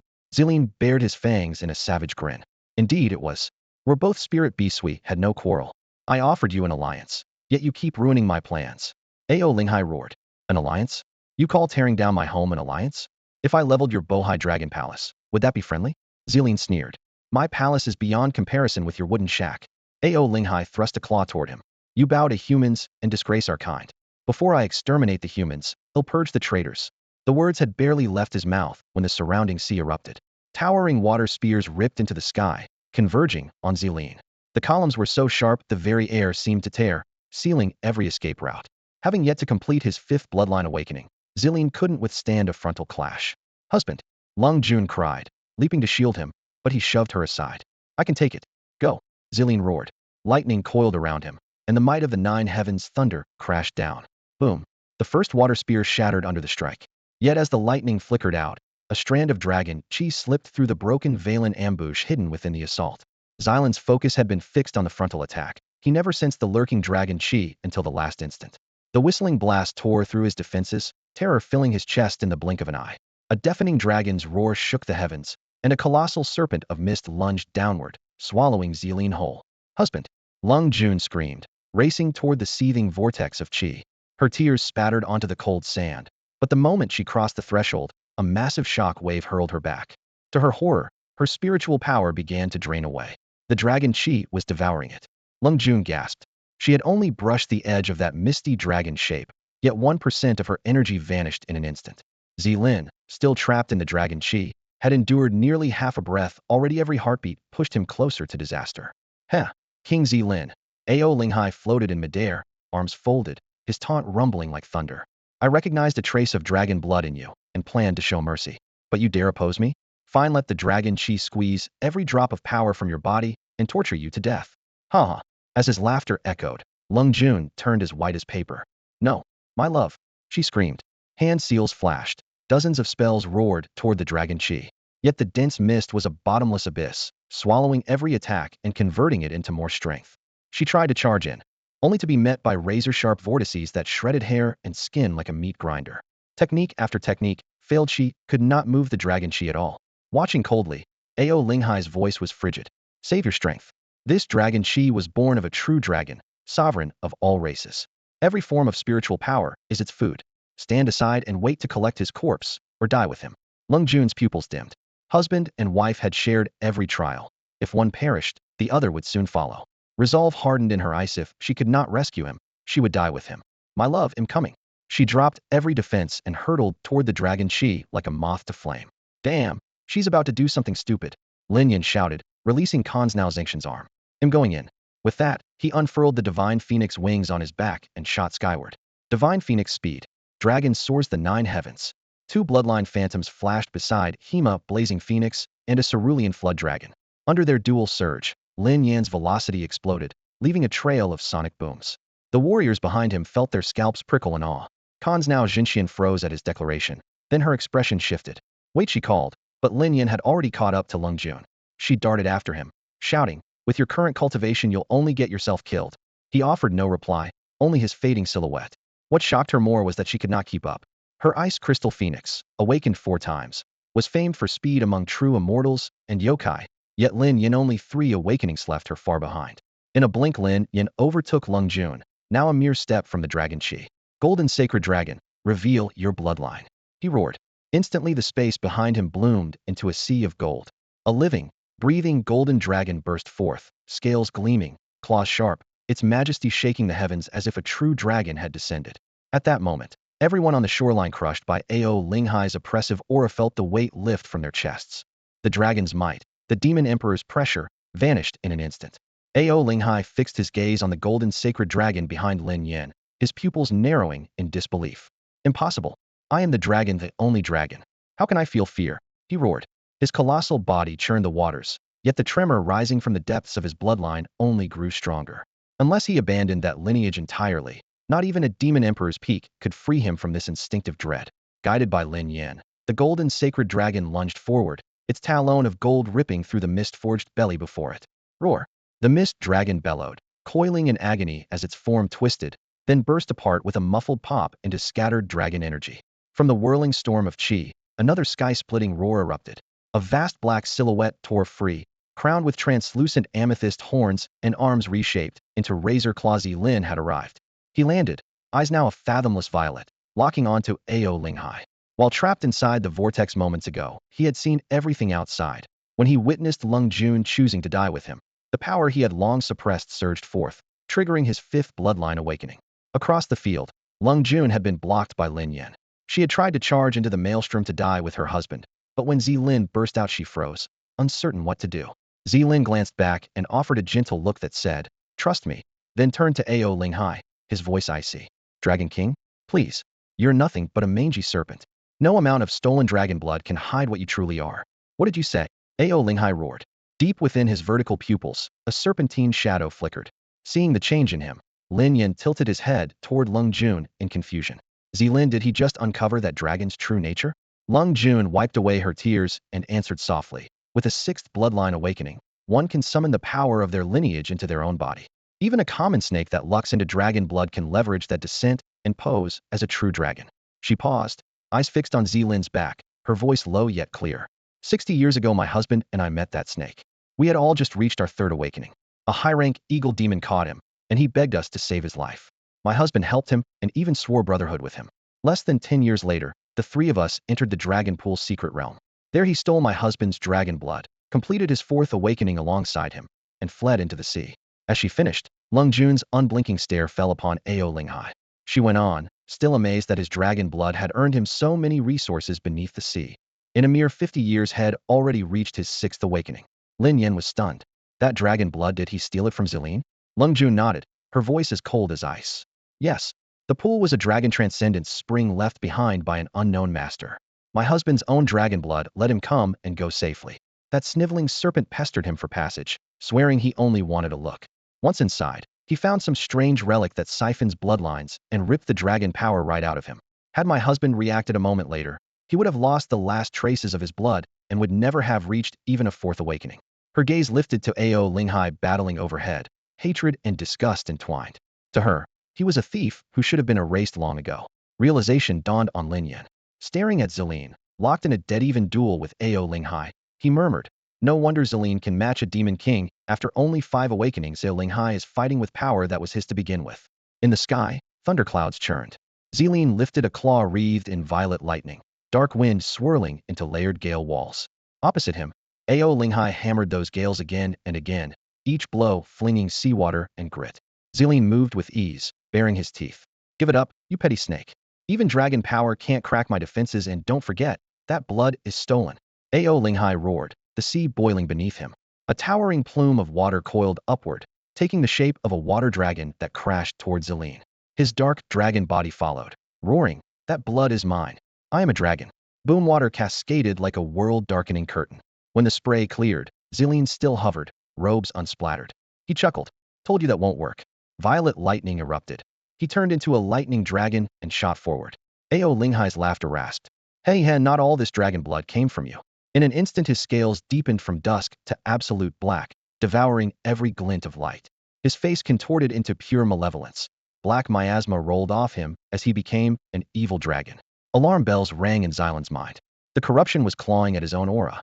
He forced celestial energy through his meridians, breaking in mid-charge, but Ao Linghai barked a manic laugh. "You came this far, why leave now? Oh gods, what is that? It's revolting." A female drake rider cried from afar, pointing at Ao Linghai with one hand, covering her mouth with the other. The onlookers squinted behind Ao Linghai. Countless pitch-black arms unfurled and lashed towards Zelene. Were those tentacles? Tentacles! A dragon commander shouted. Jet-black tendrils surged like a tide, and in an instant they wrapped layer upon layer around Zelen's towering, dozen-soft-meter shy body, leaving him looking like an enormous rice dumpling. Suddenly the clouds churned, lightning split the heavens, and a thunder dragon from the 9th heaven came screaming down. Boom! A pillar of lightning smashed into Zelen's back. A deafening roar reverberated. "The thunder dragon has descended, banish the evil." Someone cried.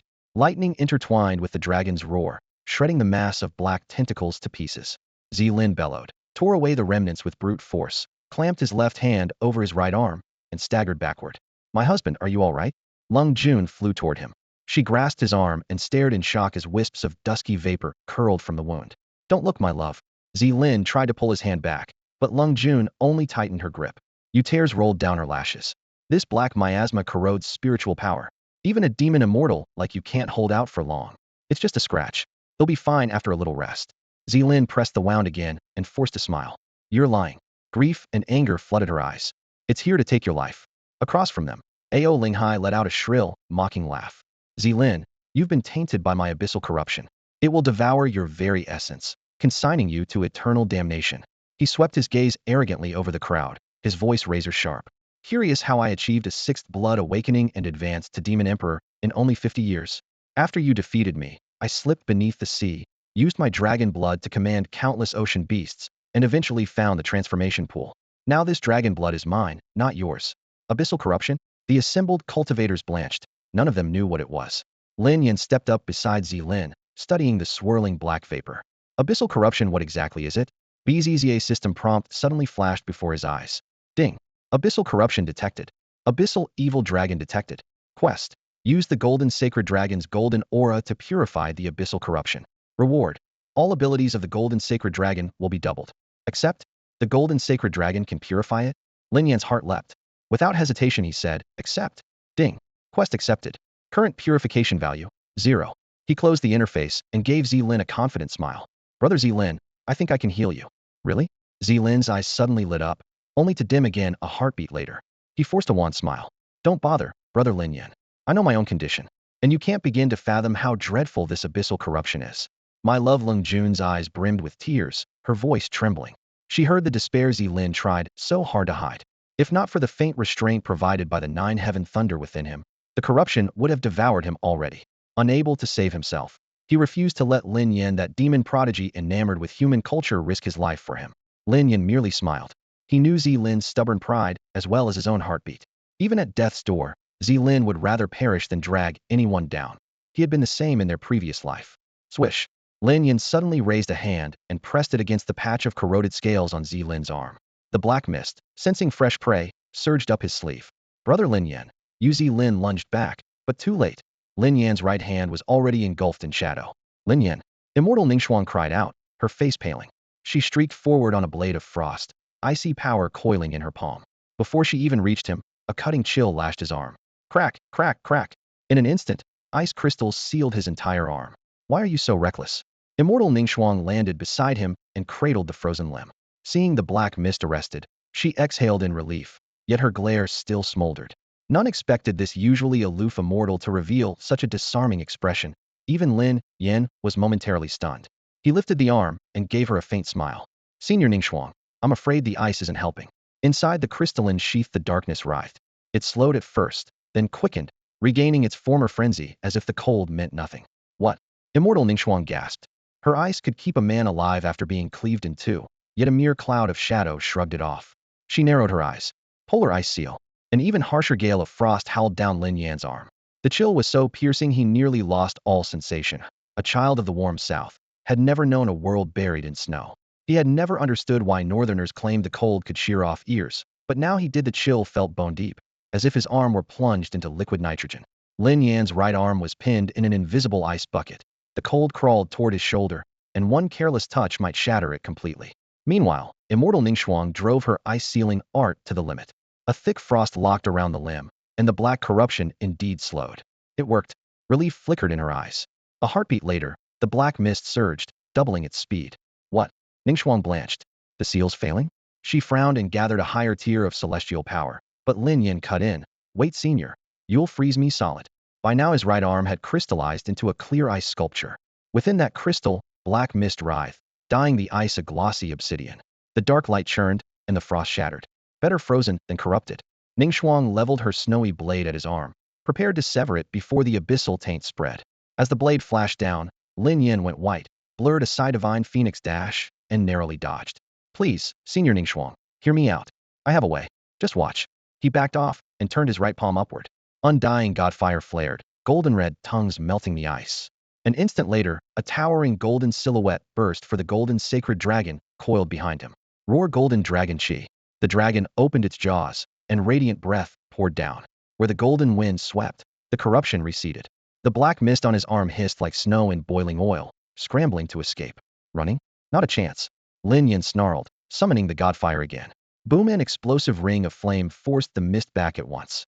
Roar! The sacred dragon thundered, torrents of dragon chi layering around his arm like a miniature sun. The mist rammed his skin like moths at a flame, each impact weaker than the last. The jolts dulled, then vanished. The abyssal taint was purified. The golden radiance withdrew, revealing an unblemished arm with no trace of darkness. Lin Yan flexed his fingers, confirmed he was whole, and opened his system interface. A faint grin appeared. Purification value, 0.5%. As he suspected, smother the abyssal energy in golden dragon chi, and it's done. On one side, Immortal Ningxuang and Lung Jun, who had been staring at his arm, suddenly widened their eyes. Lin Yan, your arm, it's actually healed. Lung Jun gasped. Her snow-white fox body instantly shifted into that of a young woman. Seizing Lin Yan's hands, she pleaded, please, Lin Yan, you have to save my husband. She had already abandoned all hope of purging the corruption, but after seeing Lin Yan test the cure on himself and succeed, the dead grayness in her eyes flared back to life. Her husband might still be saved. Lin Yan gently freed his hands from her iron grip and offered a comforting smile. Don't worry, sister-in-law. He'll save brother Zilin. With that, he strode toward Zilin. Half of Xilin's mountain-sized body had been swallowed by pitch-black miasma. Thunderclouds churned above him, and thick bolts of lightning kept crashing down. Lin Yan tapped the ground lightly and approached with caution. Suddenly, crack! A violet bolt exploded right beside him. Lin Yan gave a wry smile and murmured to the unconscious Zilin, Brother Zilin, you'll have to turn off the lightning first, or I can't get through. The moment the words left his lips, Zilin, though still unconscious, seemed to respond. The thunderclouds scattered at once. Thanks, Lin Yan called, raising a hand in acknowledgement. Then he drove a heavy fist into Xilin's arm, the first node where the abyssal corruption had invaded. Golden Dragon's breath. The golden holy dragon behind him reared back and exhaled. A mass of blazing golden mist rolled through the air, instantly forming a roaring dragon of pure flame that charged straight at Zilin. Askri. As the dragon's breath engulfed Zilin, the abyssal corruption shrieked like something dragged from the depths of hell. Black fumes writhed and twisted in agony. Moments later, the light faded. Zilin slowly opened his eyes, released a deep roar, and scratched his head with a claw. Huh, am I dead? How come the afterlife looks exactly the same as when I was alive? Husband. Lung Jun could hold back no longer. She burst into tears and threw herself into his arms. You're alive. Lin Yan saved you. Holding her, Zillian patted her back and stared at Lin Yan in disbelief. Brother Lin, you actually removed the abyssal taint. Lin Yan chuckled. Of course. When have I ever said I couldn't? Yet his gaze had already shifted to the system interface only he could see. Current purification value, 1.5. Only a 1% increase. He frowned. That corruption runs deeper than I thought. His eyes snapped toward the sea, where Ao Linghai was spewing wave after wave of dark energy, turning the water jet black. Lin Yan's lips curved. Time to put the Demon Emperor's errand boy to use. Senior Ningxuang, Brother Zilin, I need your help. After a brief explanation of the plan, he passed each of them a strand of golden dragon chi for protection, and the three split up. Against the Demon Emperor, two true immortals weren't exactly overwhelming, but they were better than nothing. At some point, Wang Xiaohu and Wang Ergu wandered back and asked to join the battle, but Lin Yan turned them down without a second thought. With only a fourth-stage bloodline awakening, they would have been nothing but dead weight on a battlefield of this caliber. Out on the churning turquoise sea, Ao Linghai's aura warped without warning. The cold dragon eyes flickered with madness, and a twisted grin spread across his face as if he had become someone else entirely. Flood the city? Pathetic. He scoffed, his voice rasping like a rusty blade. These beasts want to copy that white snake's little stunt? How laughable. His stare turned frigid. Simply drowning humans is boring. Let them soak in abyssal corruption. Watch them crumble in terror and despair's true entertainment. Dark mist billowed behind him, and dozens of ink-black tentacles burst forth like serpents cleaving the waves, lashing toward the dragon guard on shore.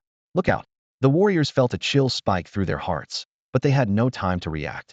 The tentacles wove into a net and bound them in an instant. The women gagged as the cold, slimy coils tightened around them. Screams tore through the air. Abyssal corruption burrowed into their bodies like maggots in bone. Bloodline flames and combat aura alike failed to push it back. Whispers seeped into their minds, luring and eroding their will. Those with weaker resolve were swallowed at once. Their eyes turned pitch black, and their identities vanished. Ao Linghai threw back his head and laughed. Tremble, humans. Fear, humans. I will lead you into the abyss.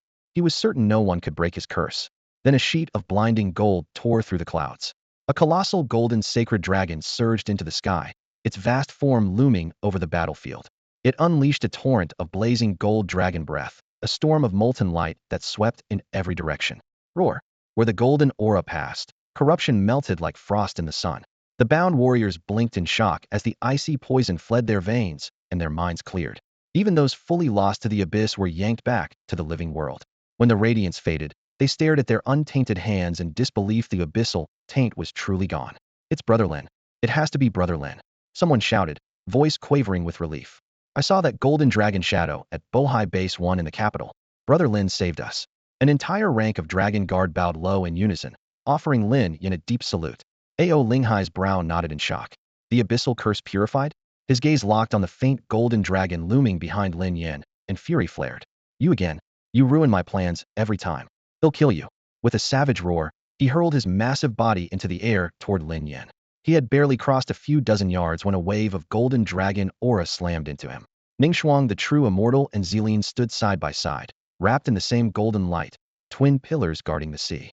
Zilin roared, you'll have to step over my corpse to reach Brother Lin. Ningxuang's usual frost-cold stare returned. Same here. Ao Linghai's eyes narrowed and his smile turned feral. I only meant to kill the human. Since you insist on dying first, I'll oblige. A thunderous dragon cry erupted from within him. A tiny dragon, its eyes blazing with fury, burst from his chest and streaked toward Zilin and Ao Linghai. Before its claws could reach them, waves of inky energy exploded outward, an avalanche of abyssal power roaring like a breached floodgate. With a sharp crack, 100-yard crystal of ice shot up in front of Ningxuang Jinxian, radiating lethal cold. The hatchling threw back its head and drove its horns straight into the barrier. A crystal-clear snap rang across the sea, and spiderweb fractures raced through the ice. Ao Linghai sneered. Is that block of ice supposed to scare me? Abyssal energy seeped into the cracks, and the pillar shattered as if held over open flame. Ningxuang's eyes narrowed. The scene was identical to the corrosion Lin Yan had shown them earlier. Use the dragon energy Brother Lin Yan gave us. Zilin shouted. Following Lin Yan's method, he channeled the golden dragon chi inside him toward the phantom hatchling. He wove in his own draconic power, and the golden light swelled, swallowing everything like a rising tide. A thunderous roar split the sky. A colossal golden dragon tore through the clouds and gulped the phantom whole. Xylan's eyes shone. The golden chi Lin Yan carried was the perfect counter to abyssal corruption. What? Impossible. My evil dragon can't lose that easily. Ao Linghai screamed, his pupils trembling. Xylan's heart pounded. The instant his own power merged with the golden current, an even higher draconic majesty took command. The invisible pressure was so overwhelming, he could only marvel. What kind of bloodline had Lin Yan awakened? He always finds a way to surprise us, Ningxuang Jinxian said with a soft smile, forming a new seal. Behind her blossomed the silhouette of a vast ice crystal phoenix, which solidified in a flash bloodline manifest. Her dragon chi turned gold as well, merging into another gigantic dragon. Side by side, dragon and phoenix dominated the sky. Frost of 1,000 years. The ice phoenix beat its wings, unleashing an age-old blizzard that swept toward Ao Linghai. Ocean waves froze in an instant, and even the air seemed to solidify. The golden dragon coiled beside it, rending the swirling darkness with its jaws. Xilin laughed into the wind. Then I'll show my real power to Thunder Dragon of the Nine Heavens. Unleash. A crack of violet lightning plunged from the clouds, sculpting itself into a storm-wreathed dragon that charged across the sky. 3 dragons and a phoenix bared their fangs, heaven-shaking and earth-rending, all converging on Ao Linghai. With a deafening roar, Ao Linghai expanded into a 1,000-yard sea serpent. My abyssal power is invincible. Waves of dark energy rolled off him, crashing at the advancing beasts. Every ounce of his focus stayed locked on Xilin and Ningxuang. He never noticed that Lin Yan, who had been standing behind them, had vanished without a sound. A heartbeat later, Lin Yan's figure materialized silently behind Ao Linghai. His entire body was coated in a white powder that dulled a beast's senses. It had little effect on monsters that had awakened their bloodline a 3rd time or more, but Ao Linghai's focus was locked on Xilin and Jinxian Ningxuang, leaving him oblivious to the shadow behind him. Lin Yan stood silently at his back. Through the surging abyssal energy, a cold glint flashed in his eyes and a wicked smile tugged at his lips. So much corrupted energy once I purify it, the meter's bound to max out. As the thought crossed his mind, the aura of the golden holy dragon quietly sheathed his body. Whoosh! With a single beat of his wings, he dove into the churning sea of darkness. Ao Linghai still noticed nothing, pouring all his strength into suppressing Ningxuang and Xilin. Wave after wave of corruption crashed forward. Even the dragon aura's restraint couldn't withstand the endless flood under Ao Linghai's control. The golden sheen around the thunder dragon and ice crystal phoenix was devoured by darkness and on the verge of collapse. In the city below, people stared at the sky. Seeing the 2 bright figures swallowed by black mist, they cried in despair. Are we really helpless? Even a true immortal can't stop that beast? The final trace of golden light shattered. The thunder dragon and ice crystal phoenix were engulfed. Jinxian Ningxuang coughed up blood, and crimson seeped from Xilin's lips as well. Brother Lin Yan. Xilin roared. Wrapped in lightning, he shifted into his true form and charged into the darkness, desperate to buy Lin Yan one last chance. Foolish. Ao Linghai snorted. Just as he commanded the corruption to swallow Xilin, his expression changed. An enormous portion of his power had vanished in an instant. Who's there? Show yourself. He snapped, scanning the black mist. From deep within the gloom came Lin Yan's laugh. Noticed already? Fine by me. He'll just take the rest of your power. A heartbeat later, a colossal golden dragon tore through the fog and let out an earth-shaking roar. The nearby darkness exploded into ash. Ding! Abyssal energy purified 100%. All abilities of the golden holy dragon have doubled. Behind Lin Yan, the dragon's phantom seemed to awaken, its aura soaring. My power. Ao Linghai bellowed, streaking toward him. Lin Yan sneered, letting the dragon phantom merge with his body. Then, in a flash, he plunged into the sea. He knew the gulf between him and the demon sovereign was huge. A direct clash meant death. The ocean offered the best escape.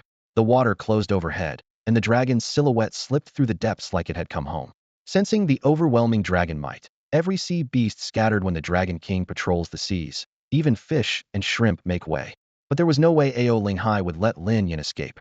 The instant Lin Yan plunged into the sea, Ao Linghai hurtled after him, but Ningxuang Jinxian and Xilin blocked his path. Icebound Shunhua. Crack. A heavy frost raced across the waves, sheets of ice spreading for miles as the cold bit deep. Thunder, light the world. Boom. Thunder clouds ruptured overhead, and a pillar of lightning as thick as an iron chain slammed toward the water. Ao Linghai's draconic eyes narrowed, every scale bristling. Roar.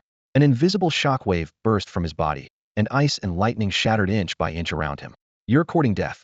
Sea striding flood dragon. Boom, boom, boom. The ice field blew apart, the depths churned, and a jet black wave nearly 1,000 yards high rose to blot out the sun. Inside Yulong Medical Station, Du Jiang had just left the operating room, the bandages around his abdomen soaked with blood. Through the window, he saw the colossal wave, and turned to Shin's surge was 10 times higher than the 300-meter tsunami from before. If that wall of water struck, Qiqing would vanish in an instant. People, animals, buildings, even steel and concrete would be ground to dust, leaving only rumors of ruins.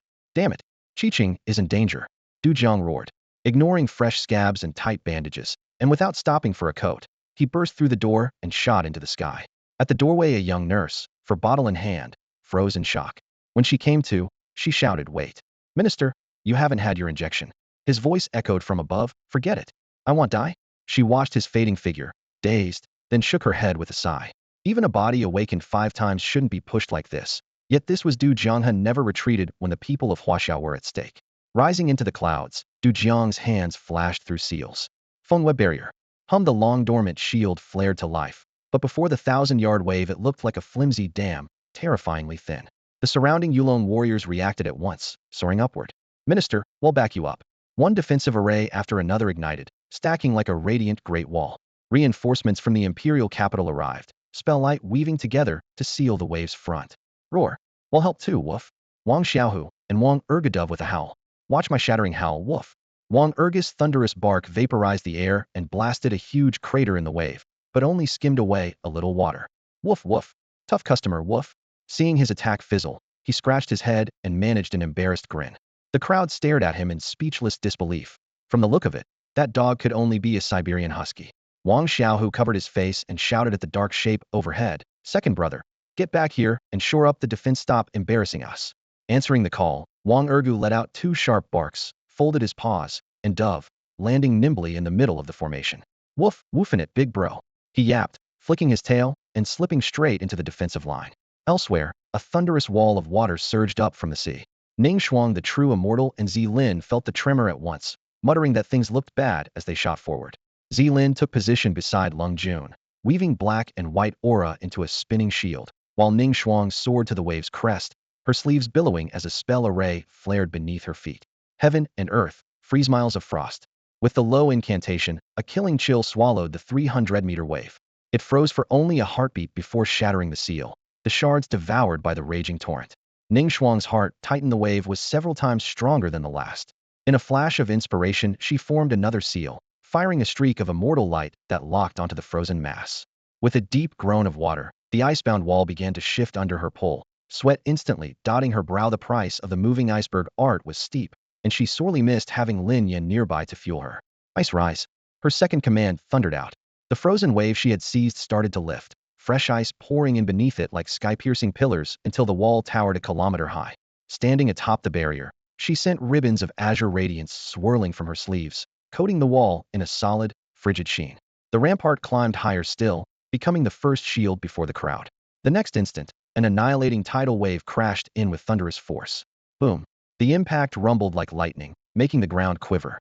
Part of the wave spilled over the wall to smash against the spells behind it, and even the leftovers shook everyone to the bone. If the aftershocks felt like this, what kind of force had Ning Shuang endured at the very front? Every gaze snapped to her slight figure. Du Jiang clicked his tongue, equal parts admiration and envy. They were both at a 5th bloodline awakening and both dragon-taming true immortals, yet the gap was vast. To stop most of a monarch-level strike, had no wonder she was hailed as the foremost dragon-taming immortal. The future 9th town general could be no one else. Far off on the sea, Ao Linghai stood atop a crest, watching in surprise as the wall of ice blocked his full-force tide. He had relied heavily on abyssal energy before. Many of his attacks had been powered by it, leaving his true cards unplayed. Now that Lin Yan had purified that energy, all he had left was the strength of his 6th bloodline awakening, and this wave had been everything he had. The surprise lasted only a moment before his lips curved into a chill smile. "Heh, don't think stopping the first wave means you've won. Each of mine is stronger than the last." With that, Ao Linghai stopped paying any attention to whether they could survive the next surge. Although devouring human cities was important, hunting down the kid who had purified his abyssal fell energy and escaped was even more urgent. That human had robbed him of a crucial trump card, and he had no idea how much weaker he had become.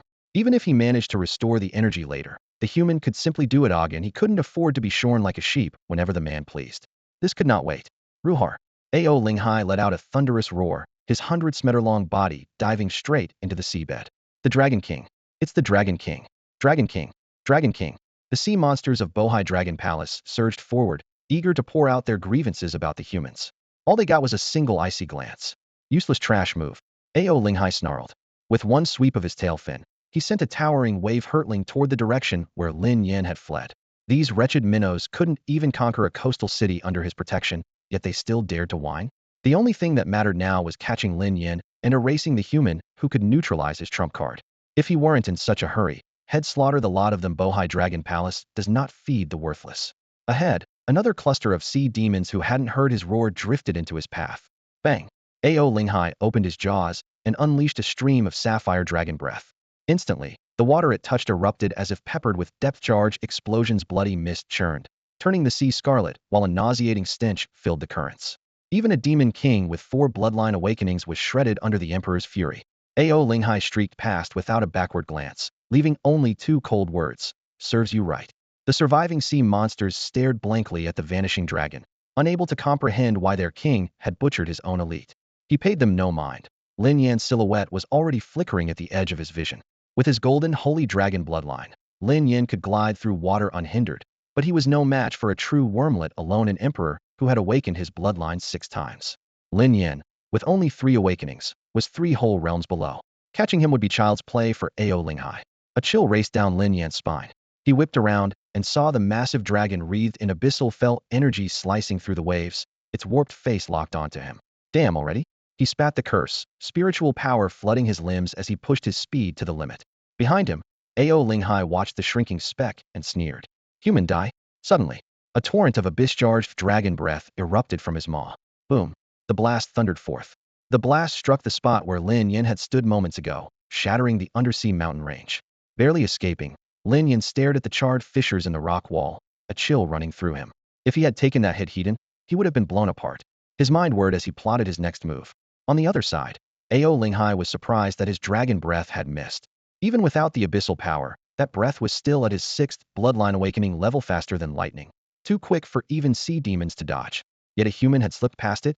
This boy is dangerous. End him quickly. Cold light flashed in Ao Linghai's eyes.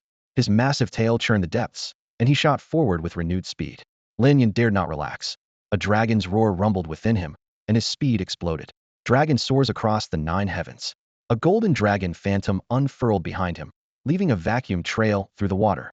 The rushing seawater stung his cheeks, yet still failed to catch up with his afterimages. Ao Linghai roared and gave chase. Whenever the gap closed, he unleashed a dragon cannon or a tail strike, each blow lethal. Lin Yan rolled, twisted, or used the terrain as cover, dodging by a hair's breadth and now and then turning the rocky outcrops against Ao Linghai, forcing the dragon to eat his own backlash. Another dragon cannon collapsed a ridge. Before the shockwave reached him, Lin Yan folded his body and dived into the debris. Dragon chant 3,000 blades. Shattered stones shot upward, and 3,000 arcs of sword energy wove among them, laced with a single flickering cold gleam. Ao Linghai sneered. Trifling tricks. His roar boomed like thunder. Stones ground to sand, and the sword energy vanished. Apart from swirling bubbles, nothing remained. Seeing his attack defused, Ao Linghai gathered power for the kill. At that instant, the lone flicker of light darted at a wicked angle straight into his open maw. Ugh! Ao Linghai gagged, pupils contracting. What is this? Lin Yan burst from the rubble, fingers flashing through seals. He laughed. A precious treasure, me gift to you. Use it well. The seals shifted, and Ao Linghai's facial muscles twisted as if torn by invisible hands. Lin Yan clicked his tongue. TSK, that look doesn't suit you. That gleam was his strongest weapon, dragon concealment. Now it rampaged in Ao Linghai's belly, every thrust shredding organs, dark red mist mingling with dragon blood. Even with a 6th bloodline awakening and the rank of monster emperor, Ao Linghai's innards were still flesh tougher, but no match for dragon concealment's savage churn. Deep beneath the sea, the several 100-meter-long azure dragon writhed, tail fins whipping up murky currents. Scales blew off in sheets, and his face contorted with unbearable pain. His features twisted beyond recognition, as though every muscle wanted to knot into a single lump. How long had it been since Ao Linghai tasted pain like this? He could no longer remember. He felt his organs still beating, only to be hacked apart inch by a dull blade, the edge so sluggish it had to hack several times before the flesh finally tore free. The entire front of his draconic body had turned to a slurry of blood, viscera, and murky fluid churning through the dark red sea. Suddenly splurt. He spewed black red blood, chunks of twitching flesh spraying out, writhing thickly like maggots before scattering. His eyes blazed scarlet. Fixing Lin Yan with a murderous glare, he whipped his massive coils around to shield his core. In the next breath, a barrier etched with immortal sigils erupted, sealing the entire dragon within. The moment that light screen formed, Lin Yan's heart clenched. The blood bond between him and the spirit treasure sword Longyin had been severed in an instant. What's happening? Fleeing through the water, he froze. Turning back, he stared at the eerie radiance, a chill soaking clear to the bone. The barrier was icy and sinister, the opposite of every gentle immortal light he had known. If not for its undeniable divine aura, he would have sworn it poured straight from the nether abyss. Ding! The system's alert blared. Connection between spirit treasure class weapon Longyin and host bloodline weakening. Immediate action required. Failure will result in permanent loss. Lin Yan's face turned ashen. So that light was devouring the blood mark he had carved into Longyin. Worse still, the system offered nothing beyond an alarm. What am I supposed to do? He raged silently. He was facing a demon emperor in his sixth blood awakening. One casual breath could reduce him to a mist of gore. Staring at the system interface, he pleaded, "System, have a heart, give me backup." Only frozen silence answered. His hopes plummeted. The system was evidently brain dead, oblivious to its user's life or death crisis. Ding! The familiar chime sounded, and a new window popped up. A flicker of relief crossed his face, then instantly froze.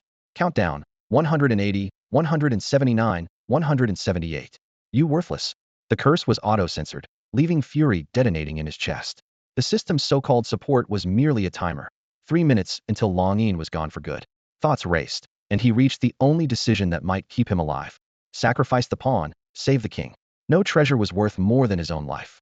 Waste 3 minutes trying to reclaim the sword? 3 minutes wasn't nearly long enough. Yet if he squeezed every heartbeat, he might survive. Acting on pure instinct, Lin Yan wheeled around and tore through the water. The warning hesitation invites chaos ringing in his head. He didn't dare glance back. The sea roared past his ears. He had barely covered a kilometer when the system timer suddenly nosedived, as though someone had slammed the accelerator. In less than 10 seconds it plummeted to 3. Before Lin Yin could protest, a deafening dragon's roar shattered the water around him and hurled him backward. He slammed into a ridge on the seabed. Time hit 0. At that instant, every link between him and Long Yin was severed, as if it had never existed. The celestial glow behind him flickered out, revealing Ao Linghai's massive dark violet body. His scales were cracked, his aura chaotic, yet the oppressive might remain terrifying. Human, you die here. The bellow rolled through the depths as Ao Linghai lunged, a raging current swirling around a small jade-black, sword-long Injian. Water split along the razor edge, and a faint draconic hum echoed from its core. Eyeing the battered Lin Yin crawling from the ruins, Ao Linghai sneered. Nice blade, perfectly suited to a dragon. Today I'll kill you with your own weapon. Long Injian flashed into shadow, riding a column of water straight at Lin Yin. The dragon song rattled gravel from the seabed. Lin Yin realized with horror that Ao Linghai wielded the sword more smoothly than he ever had. Sacred dragon scale, he shouted, and golden light erupted, forming a colossal scale before him. The sword struck with a clear clang. A visible crack appeared along the tip. The once indestructible Long Injian had chipped against the golden scale. Excellent. Ao Linghai's eyes gleamed with greed. His bloodline told him instantly that the scale was at least immortal grade hard enough to damage a spiritual treasure. As a sixth awakening demon emperor, he lacked the skill to forge such an item. Desire flared in him. Roaring, he unleashed a wave of icy celestial light that blanketed Lin Yin in murderous cold. This time he used his full power. The world dimmed. Lin Yin felt as small as an ant. Ao Linghai's claw slammed down, freezing the golden scale, then his tail whipped across. Boom. Lin Yin was flung dozens of kilometers, bones groaning. Cold stabbed into him like 1,000 steel needles. Curling in agony, he somehow remained conscious. Suddenly the golden holy dragon phantom burst from his body, its roar shattering the binding light. The shock knocked Lin Yin out. Limp, he was caught in the dragon's jaws and carried away at high speed. Human, you can't escape. Ao Linghai thundered after them. He had nearly seized the golden scale, but it vanished the moment his light touched it, clearly reclaimed by Lin Yin. As he reached the spot where Lin Yin had fallen, a majestic, ethereal rebuke rolled across the sea's surface. Vile beast, you endanger this city, be purged. A colossal sword materialized overhead, plunging straight for Ao Linghai's skull. Who's there? Ao Linghai stiffened, a chill ripping through his body as the scent of death closed in around him. He snapped his head up, slit pupils shrinking to pinpoint sky, was blotted out by a colossal sword, its edge only inches from his snout. No Longyo, he roared. A layer of frigid celestial light had just formed over his scales, only to shatter the very next heartbeat. Shing! The giant blade fell like lightning. With a dull boom, a massive dragon head tumbled to the seabed in a shower of hot blood. The stroke never slowed. A crosswise sweep carved the 100-jong body into several pieces that sank into the churning silt. Ao Linghai died with his eyes wide open, terror forever frozen in their depths. He had reached his sixth bloodline awakening and styled himself a demon sovereign. Looking down on every other awakened creature, how could a single sword end him? Besides, no seventh awakening even existed in this era. Yet the abyssal corruption clouding his mind hid a cruel truth. Within the sixth awakening, each refinement of bloodline was a chasm. Early, middle, late, and peak stages were worlds apart. He had only just stepped into the realm, his power barely above a peak true immortals. Facing a higher tier sixth awakening, he never had the right to resist. Swish, swish, swish. The enormous sword churned the seabed into a muddy vortex, then hooked the dragon's head and shot up through the waves. Spray burst across the surface. A man in a teal immortal robe stood with his hands clasped behind his back, sleeves snapping in the wind. The bloody dragon head burst from the sea on the blade's tip. Once clear of the water, the weapon shrank into an ordinary long sword and hovered at his side. It's the demon sovereign. Several battle generals on the shore cried. A demon sovereign has awakened 6 times, and someone decapitated it with one strike. Look at that cut smooth as glass. One swing did that. Who is he? They looked up. The man in the sky was strikingly handsome, seemingly no more than 23 or 24. Anyone who can slay a demon sovereign has to be at least a sixth awakening as well, someone murmured. Could he be a guardian general? Another ventured. A guardian general? None of them are this young. Came the instant rebuttal. In their minds, a guardian general should be even more ethereal than a Fuyun true immortal and at least 70 or 80 years old. How could one look so young? At the edge of the crowd, Du Jiang could no longer contain himself. Grinning from ear to ear, he exclaimed, "You guessed right. He really is a guardian general, China's second guardian, the wandering immortal Konyu. He really is a guardian general." The battle generals stared up in fascination. A living guardian general stood before them, one of the greatest powers left in the world and the second guardian of China at that. Rankings weren't determined by raw strength alone, but as the second guardian, Kongi's might was beyond doubt. To him, beheading a newly awakened demon sovereign was little more than a flick of the wrist. Even battle generals rarely had the chance to witness such a supreme figure, and they gazed at him with awe. Most of Waxia's wardens spend their time posted along the borders, keeping awakeners from other nations from crossing over and disrupting domestic order. By contrast, the battle generals focus on clearing the spirit beasts that roam within the country. The two fronts rarely overlap. Meeting a warden in person almost always means you've completed a fifth bloodline awakening and stepped into the ranks of a true immortal. For the battle generals gathered here, that fifth awakening is still a distant dream. It demands years of hard training and, at minimum, a great talent. Has anyone else noticed that the stronger we get, the younger we look? Someone suddenly asked. I've been thinking the same thing, another battle general chimed in. Bloodline awakening is just like the cultivation levels in those Xianxiao novels from a century ago. The deeper you awaken, the longer you live, and the younger you appear. Haha, you read those too? I saw one where, once your cultivation is high enough, you can look any age you want. An old man on the brink of death could walk around with a child's face. The laughter died down, and someone murmured thoughtfully, if that's true, the second warden might be even older than we think, maybe someone from 100 years ago. The first speaker nodded vigorously. Exactly. A spark lit in everyone's eyes. All these years they had fought beneath storms of beast blood, never realizing there might be another path ahead, perhaps even a road to immortality. Du Jiang watched them with a quiet smile. Whether dark energy could grant human immortality was one of Dragon Command's core research projects. Their only solid clue so far was the first warden, who had already lived for more than a century. How far the human lifespan could stretch or whether true immortality was possible remained to be seen. While the group dreamed of the future, Konyu Daoran streaked back across the sea, carrying Ao Linghai's severed head. Landing on the defense line, he fixed his gaze on Zilin, Lung Jun, and warriors like Wang Xiaohu and Wang Ergu, then slowly raised his hand. Xilan's heart dropped. Was this sixth awakening powerhouse about to silence witnesses? Just before the hand came down, Ning Shuang, a true immortal, flew in and bowed. Ning Shuang greets the second warden. Konyu Daoran gave a slight nod, his expression calm. Ning Shuang Zhenxian, your strength has advanced again. Pure luck, she replied softly, her tone steady. Then Lin Yan's cheeky grin flashed through her mind, and she added, though I probably owe some of it to that rascal Lin Yan. Back at Bohai Base 1 near the capital, her immortal energy had run dry and Lin Yan had replenished it. Ever since, her bloodline had been refining faster. When he lifted her today, the purity jumped once more. Now she stood at the peak of the fifth awakening, separated from the sixth by only the thinnest of veils. With the right opportunity, she could become Waxia's ninth warden. Lin Yan? Konyu Daoran repeated, frowning as he ran through every true immortal's name and title in Huaxia. No match. A newly ascended true immortal? He asked. True immortal Ningshuang paused, remembering that the second warden had spent most of his years cultivating with the Konyun sect and knew little of the kingdom's affairs. After composing herself, She told him how Lin Yan had burst onto the scene, a prodigy whose talent and potential had not been seen for over a millennium.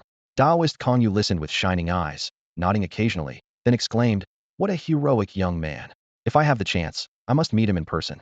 The future of Huaxiao rests in his hands. A faint smile appeared on Ning Shuang's normally icy face. She raised her hand and pointed toward Wang Xiaohu, Wang Ergu, Zilin, and Lung Jun. Lord Second Warden, these two demon kings are Lin Yan's mounts, and those two are his friends. I hope you will. Zilin and Lung Jun felt a chill in their hearts. If Taoist Konyu truly wished to wipe them out, they would have no chance to resist. Wang Xiaohu and Wang Ergu, however, stayed calm. Taoist Konyu had just praised Lin Yan, so he was unlikely to slaughter the boy's companions. Zilin squeezed Lung Jun's hand. A shimmer of light flashed, and the two demons withdrew their scales and took human form. They stepped forward half a pace and bowed. Zilin and Lung Jun pay their respects to the second warden.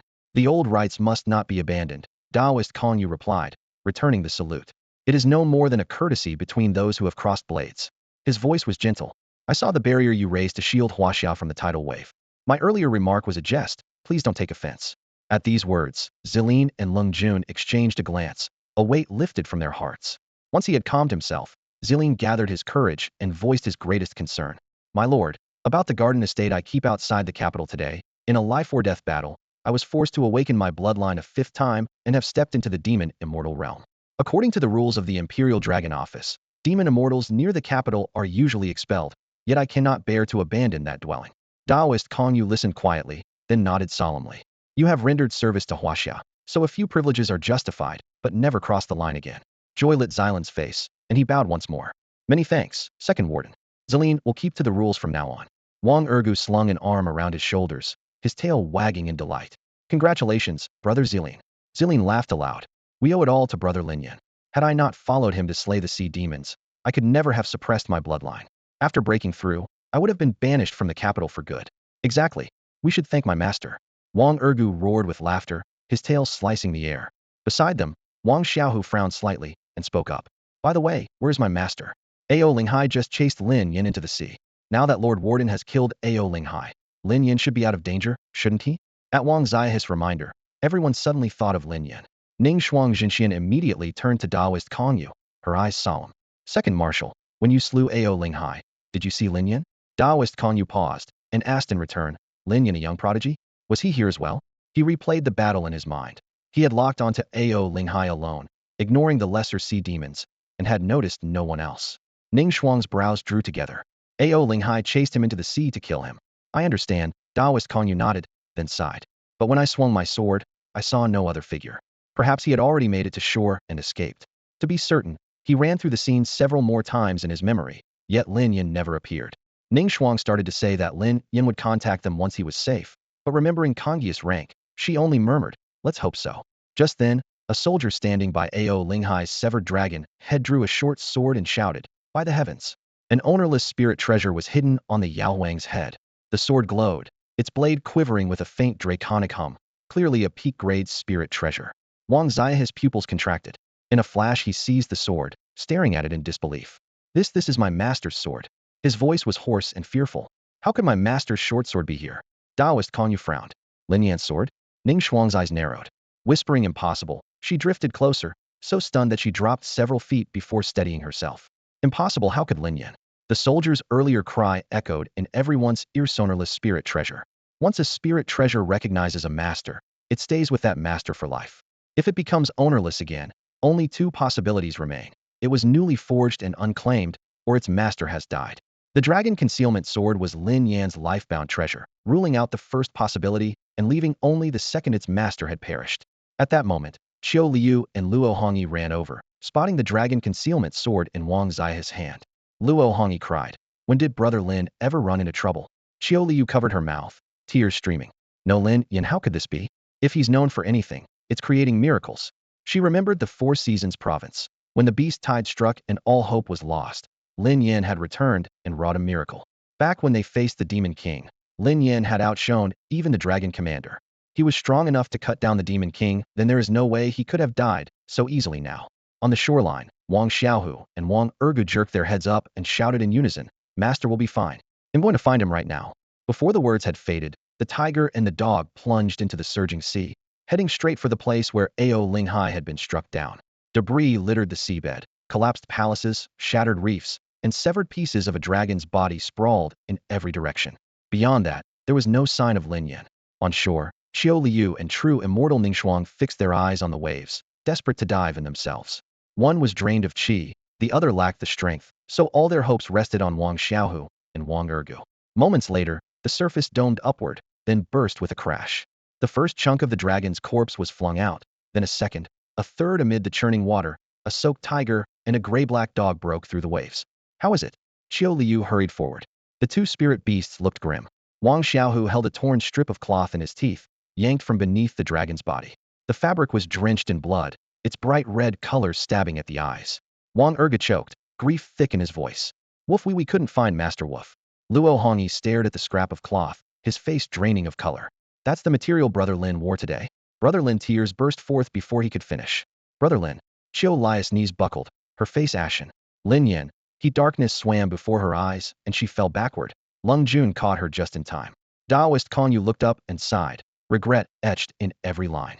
A peerless genius, gone just like that. A tragedy for all of Huaxia. Lin Yan, true immortal Ningxuang, murmured vacantly. Her head bowed, pupils unfocused, eyes lifeless. Frost crept over her delicate, cold features, wiping away all expression. The chill raced along her skin, rime spread from neck to shoulders, then across her entire body. Crack, crack, the brittle snap of forming ice rang out. Du Jiang sensed something wrong and reached toward her. True immortal Ningxuang, back! Daoist Konyu shouted, face paling. With a palm strike, he sent several slow Toriact cultivators flying. Everyone, away from her. Startled, the crowd retreated 100 meters. At that moment, an ice-blue phoenix made of pure crystal appeared above Ningxuang's head. Chiu! With a clear cry, the phoenix shot skyward and plunged into a transparent mirror of ice that had formed in the air. The mirror shuddered violently, swaying side to side. Boom! The mirror exploded, shards spraying everywhere. A far larger phoenix, its body forged from ice-blue crystal, freezing aura billowing, burst forth. The frost ice, divine phoenix. The instant the phoenix soared, Ningxuang's aura surged. In that moment, she completed her 6th bloodline awakening and formally stepped into the ranks of the battle generals. Du Jiang smacked his lips in envy. Immortal Ningxuang was only a step away from her 6th bloodline awakening, and now the chance has finally come. Even Daoist Konyu paused, then declared, Huaxia has welcomed its 9th guardian marshal. His voice rolled across the shoreline like thunder. For a heartbeat, the surrounding generals and the dragon riders who had just arrived froze.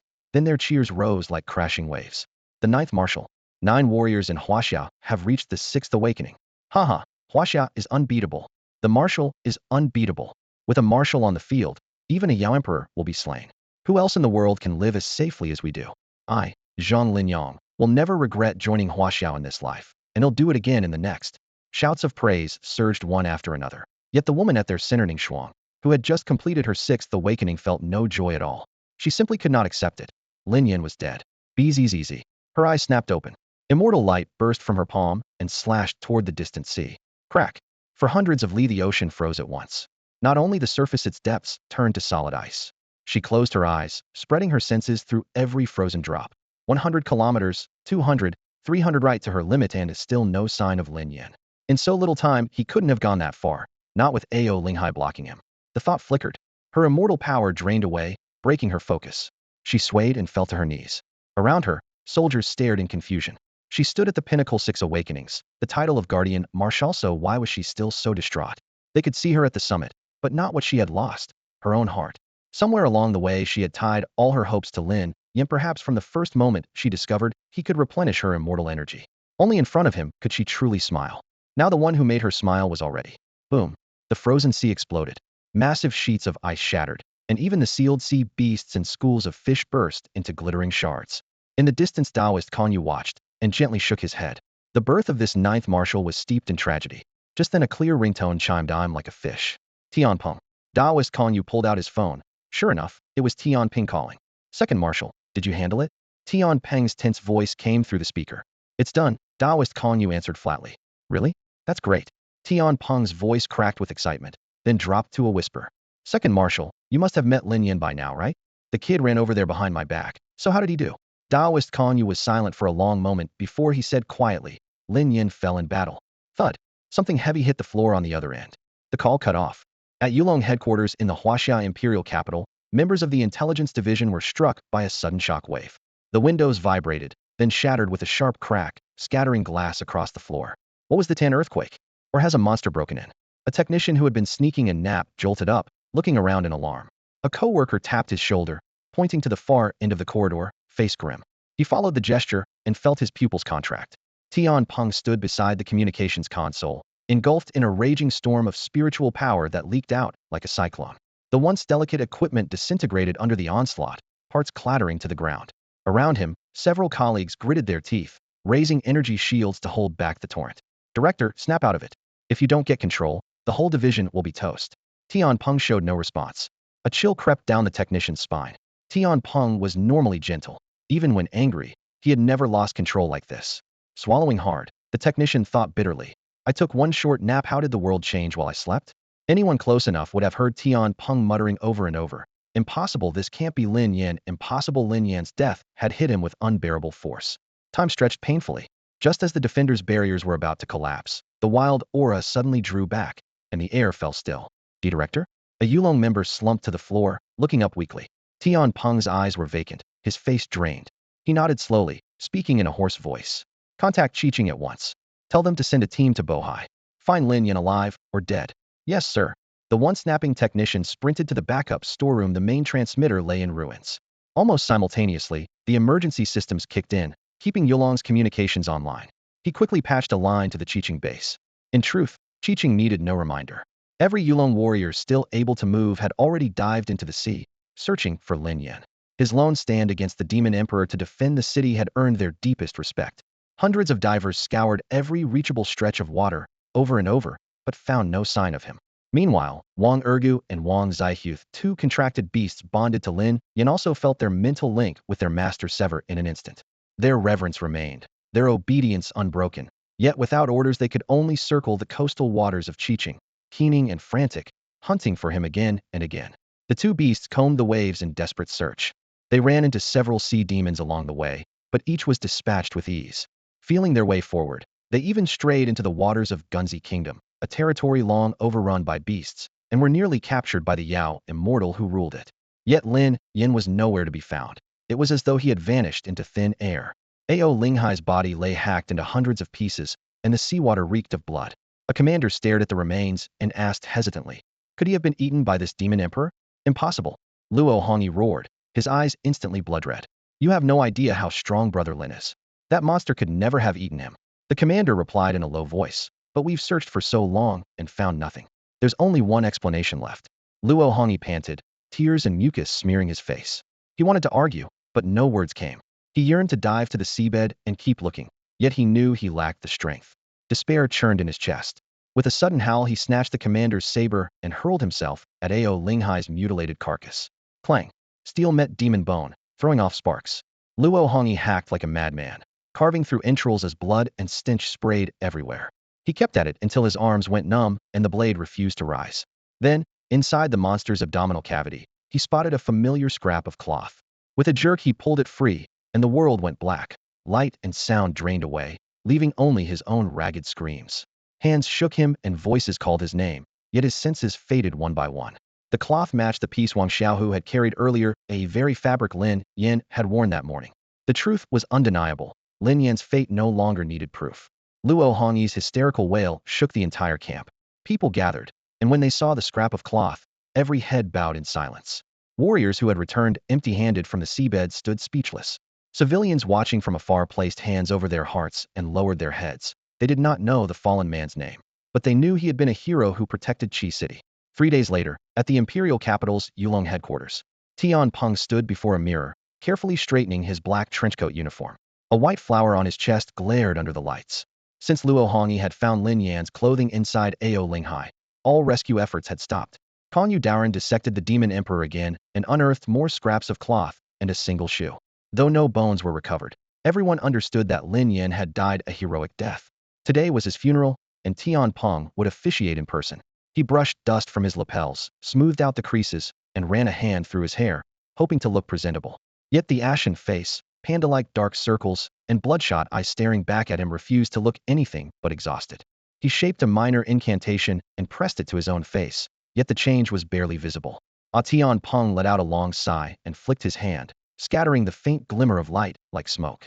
For 3 days he had replayed the same memory, how the young prodigy he had watched over and paved the way for, the one who should have led Huaxia to an even brighter future, had died before his time.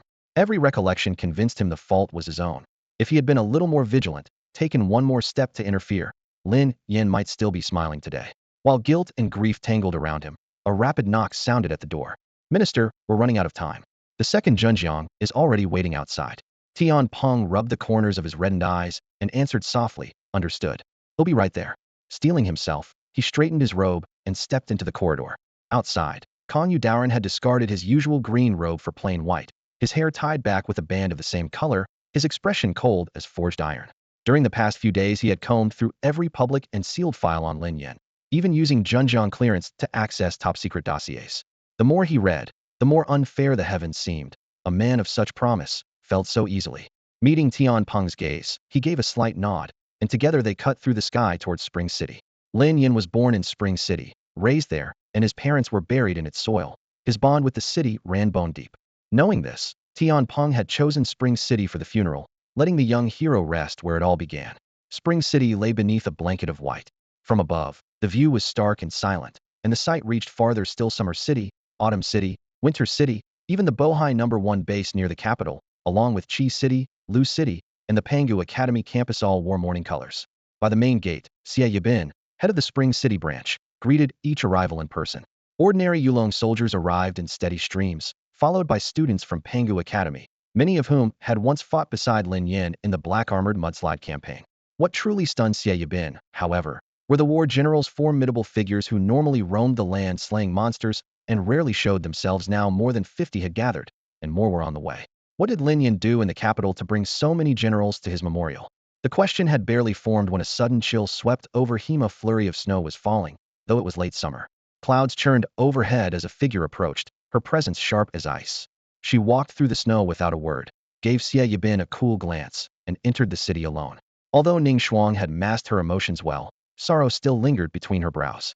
Only after she disappeared into the white-draped streets did Xie Yibin finally exhale. Who in the world is she to carry such pressure with her? A soft cough came from beside him. Du Jiang, newly arrived from Qi City, said, "You're Xie Yibin, right? And you don't even recognize her? My apologies, senior. Please enlighten me." Xie Yibin bowed respectfully. Du Jiang chuckled. "Just call me Du Jiang. I'm the branch chief from Qi City." He looked at Ning Shuang and said, "Immortal Ning Shuangyo, you're the 9th Zhenjiang now. After Lin Yan's death, you completed your 6th bloodline awakening and qualified for the post, though the notice hasn't been issued yet." The 9th Zhenjiang, Xie Yibin echoed, staring at the aura that was slowly withdrawing around her. His face was a mask of shock. Du Jiang shook his head and reminded him, "You don't even know who the 9th Zhenjiang is, let alone what she's been doing these 3 days." "What has she been doing?" Xie Yibin blurted.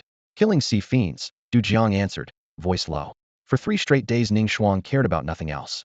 She carved a bloody path along the Bohai coast, nearly slicing the sea in half. Day 1, the water blushed pink. Day 2, it darkened to near black. Day 3, the currents dragged the blood away, yet the colors still refused to fade. If not for Lin Yan's funeral, she would still be out there, determined not to stop until every sea fiend lay dead. Because of her rampage, Bohai had been forcibly turned into a human-safe zone. Du Jiang paused, then added, "Minister Tian Peng will preside over Lin Yan's funeral in person, and the second Zhenjiang will be there as well." The second Zhenjiang, Xie Yibin froze again. What on earth had Lin Yan done to bring 2 Zhenjiang to the same funeral? At 10 a.m., everyone who could come had gathered in Spring City. 2 shockwaves split the sky as Tian Peng and Kong Yudaran dropped one after the other, landing on the ramparts like falling meteors. Had Kunlun not flared up again, Chi Chun would have been here too. The day Tian Peng confirmed Lin Yan's death, he called Chi Chun. She left only one line. Genius breaks easily. "If you have time, look after my tea trees." Then cut the connection before he could ask anything more. Spring City had turned white with mourning banners, its streets packed shoulder to shoulder. The alarm system had been commandeered for the service, loudspeakers humming low between the alleys. In truth, alarms were pointless. More than 70 battle generals who had awakened 4 times. Several true immortals with 5 awakenings. And 2 Zhenjiang at the 6th awakening stood side by side. Even a demon emperor of equal rank would have been crushed on the spot.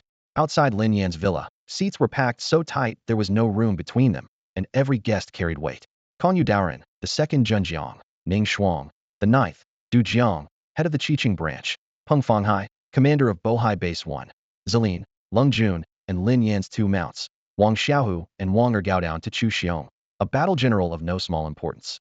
Beyond the courtyard walls, an even larger crowd gathered of their own accord. At the front stood the warriors Lin Yan had saved or fought beside. Behind them were students from Heijia Nishiliu and the city lords of the four cities in Siji province plus Luqing. Only after them came the original dragon-riding soldiers of the four seasonal cities spring, summer, autumn, and winter. Hu Shilong stood in the very last row, craning his neck past the ranks of VIPs ahead of him until the villa all but disappeared behind the crush of bodies. Voices blared on every side and shoulders pressed together, prompting him to mutter inwardly, what on earth did the captain pull off this month to make every heavyweight in the dragon-taming world turn up for his funeral? Noticing the question on his face, Li Junhai leaned over and lowered his voice. Our captain was never ordinary. Even if Head left Spring City for the imperial capital, Head still have been a true dragon. Zhu Yang nodded, then sighed. It's just he died so young. The words were barely out when Li Junhai and Hu Shilong glared at him in unison. Zhu Yang slapped a hand over his mouth, letting his gaze drift toward Yu Wu and Yu Xian. The two young women had arrived in flawless makeup, determined to accompany their captain on his final journey with grace. The moment they reached Lin Yan's gate, though, grief shattered their composure. Their sobs were raw, mascara streaked down their cheeks, and their eyes were rimmed scarlet. Zhu Yang patted their shoulders gingerly. Please don't cry. If you cry, I'll start too. Even as he spoke, he wiped away his own tears. Hu Shilong and Li Junhai were already readied themselves. The three men ignored curious stares and wept in hushed voices. Suddenly Li Junhai looked toward the pale gray house opposite Lin Yan's villa and choked out. If we're like this now that the captain is gone, what about the chief captain? The moment the bad news came, Xiao Liu had been rushed back to Spring City overnight by Wang Xiaohu and Wang Ergu. She collapsed the instant the plane landed and had drifted in and out of consciousness ever since, tears leaking even in her sleep. Yu Wu and Yu Xian took turns at her bedside. Over 2 nights, she woke 7 or 8 times, each time startled by her own sobs, grabbing only a sip of water before darkness claimed her again. Late last night, she surfaced briefly. Yu Wu told her, tomorrow is Lin Yan's funeral. He'll be laid to rest. Qiu Liu shuddered and fainted once more. No one knew if she would wake in time this morning. Inside Qiu Lia's villa, she jerked out of a nightmare, sight blurred, pillows soaked with tears. 3 days of crying had swollen her eyes like peaches. Her eyelids felt too heavy to lift. The room swayed and she almost blacked out again, when Yu Wu's words stabbed through the fog. Today is the Didi's funeral. She bit her lower lip hard, braced herself on the edge of the bed, and swayed to her feet. Tangled hair clung to her cheeks, her face was chalk white, and she looked as though a gust of wind might topple her. At the window, she pulled back the curtain. The courtyard opposite was packed shoulder to shoulder. Tian Peng conducted the rites with solemn precision. Kong Yu Daoren stood beside him, staff in one hand, compass in the other, chanting with a furrowed brow. Qiu Liu stared for several seconds, drew a long breath, and let the curtain fall. She found a small mirror. The face that stared back was gaunt, eyes bloodshot hideous. She tried to lift the corners of her mouth, but realized she had forgotten how to smile. A faint, bitter laugh escaped. Lin Yan, Didi, you'd never approve of how I look right now. With that, she stepped into the bathroom. Warm water cascaded over her as she closed her eyes and let it rinse away tears and exhaustion. When she finished, she slipped into a plain, somber outfit and smoothed her long hair with deliberate care. When it was time for makeup, she hesitated. Tears slid unceasingly down her bare face. Any rouge would have washed away in streaks. She decided to go without, gently pushed open the door, and stepped into the courtyard of Lin Yan's villa. In the yard, Tian Peng's eulogy was nearing its end. 8 musicians in traditional Han attire stood in 2 rows. With a sweep of their long sleeves, strings and flutes rose together in 8-part ensemble. The 100 birds facing the phoenix, the highest honor for the departed. Lin Yan was worthy of it. Qiu Liu approached the memorial tablet, and the Suona shrieked to life. The piercing notes seemed to tear open her chest, and her tears burst forth. Didi, you left without even saying goodbye, leaving only a note. Think of me no more.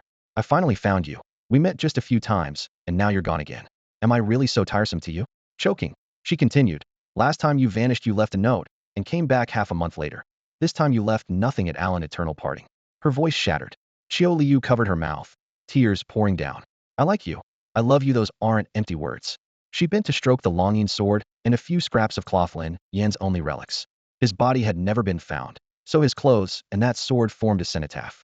Outside the courtyard, everyone heard her every word and admired her devotion. Only Ningxuang kept her eyes on Qiu Liu, emotions surging, longing to be just as fearless in love. Suddenly Ningxuang rose, an ice-blue long sword on her back. Du Jiang asked, confused, Marshal Ningxuang, where are you going? To kill sea demons. Her voice was colder than steel. She cast one last glance at Lin Yan's black and white portrait, and shot toward the Bohai Sea. Moments after she left, Konyu Daoist, sitting cross-legged, snapped his eyes open. The time has come. Begin the procession. A deep hum rolled across Spring City, a wail that shook the heavens. Summer City, Autumn City, Winter City, Willow City, Chi City, Pangu Academy, and the imperial capital's first Bohai base all fell silent in mourning. Wang Xiaohu carried the spirit tablet and portrait. Wang Ergu held the soul banner and the longing sword. They followed the funeral party through Spring City, toward the place Konyu Daoist had divined as best for burial, the newly erected statue of Lin Yan. Along the way, Konyu Daoist's brow stayed furrowed. Tian Peng whispered, "What's wrong?" "Nothing fatal. But when I used the Tying Nine Palace method to divine Lin Yan, I got nothing. If he's dead, his fate should be fixed." "What?" Tian Peng blurted. Konyu Daoist, whose sixth blood awakening had made him a golden immortal of Tai, and who had once forecast Wuxia's rise and fall, now could not read a man thought dead in battle. A single possibility flashed through Tian Peng's mind, one that could ignite hope in every heart. Far away, on a desolate beach beneath a star-studded sky, Lin Yan slowly regained consciousness. Holding his aching head, he struggled to his feet. A cold, wet wind whipped through his salt-soaked clothes. "Where have the waves dumped me?" He rubbed his throbbing temples and looked around, no one in sight. His last memory was Ao Linghai's blow knocking him out, then a golden holy dragon carrying him away on the current. Where he had finally drifted, no one knew. He suddenly remembered the special Yulong phone he always carried. He pulled it out amazingly, it still powered on. "Trust Yulong craftsmanship," he muttered. Scrolling through his contacts, he saw only Duan Zhu using the same model. With no other choice, he made the call. Back in Spring City, Duan Zhu was drinking with Chu Xiong and the others when his phone rang. He glanced at the screen, and all color drained from his face. "Duan Zhu, what's wrong?" Su Fei asked as Chu Xiong turned to look. Duan Zhu's hands shook as he showed them the screen. His voice quavered, his face a mask of shock. "It's Lin Yan, he's calling me." "What?" Su Fei and Chu Xiong sprayed their wine everywhere. Inside a small tavern in Spring City, the three of them were drinking around a table. Duan Zhu's phone vibrated, and when he looked at the screen, one name glared back at him: Lin Yan. "You're positive this is Lin Yan's number?" Chu Xiong wiped the wine from his mouth and stared wide-eyed. Rolling his eyes, Duan Zhu held the phone up for them to see. "His name's right here. Back in the imperial capital, he used this exact number to reach me. No mistake." For all his status as a Yulong battle commander, Duan Zhu froze, unable to press answer. Su Fei leaned in and lowered his voice. "Hey, you don't owe Lin Yan money, do you? Maybe he died with unfinished business and now he's calling to collect." Chu Xiong nodded solemnly. "People have talked about vengeful spirits for a century. Never thought we'd meet one, and on a cell phone no less. Should we just wire the money?" Duan Zhu shook his head so hard his teeth rattled. The very idea of owing money made him angrier. Lin Yan was the one who owed him. The first time Lin Yan came to the capital, he rented out an entire hot spring resort for a night and burned through more than 3 million credits on Duan Zhu's card. Lin Yan had thumped his chest and said, "I'm loaded. They'll pay you back anytime." Now Lin Yan was gone for good. The money had never come back, and Duan Zhu's mood soured just thinking about it. The ringtone stopped abruptly. Missed call from Lin Yan flashed on the screen. Duan Zhu stood there like a statue. Meanwhile, on a distant beach, Lin Yan scowled at his phone. What's Duan Zhu doing? Why won't he pick up? Only 3 red bars of battery remained. Lin Yan grew frantic. 3 bars left. How hard is it to answer? He roared and dialed again. Back in Spring City, the second missed call notification appeared, and the air turned to ice. "Maybe we should have answered," Su Fei whispered. Face twisted, Duan Zhu muttered, "Yeah. If Lin Yan calls again, they'll pick up whether he's in heaven or hell." He had barely finished when the ringtone started up once more. Duan Zhu's expression turned ashen. He suddenly wished he could slap himself. Chu Xiong shoved the phone back into his hand, grinning like a devil. "Your turn, hero." With a heavy sigh, Duan Zhu hit answer. Before Lin Yan could speak, he wailed, "Brother Lin. I'm sorry. Forget the 3 million credits for the hot springs, I don't want them back." A half-second of silence followed. Lin Yan's voice came back cool and even. "I never intended to repay that 3 million anyway." Duan Zhu nearly keeled over.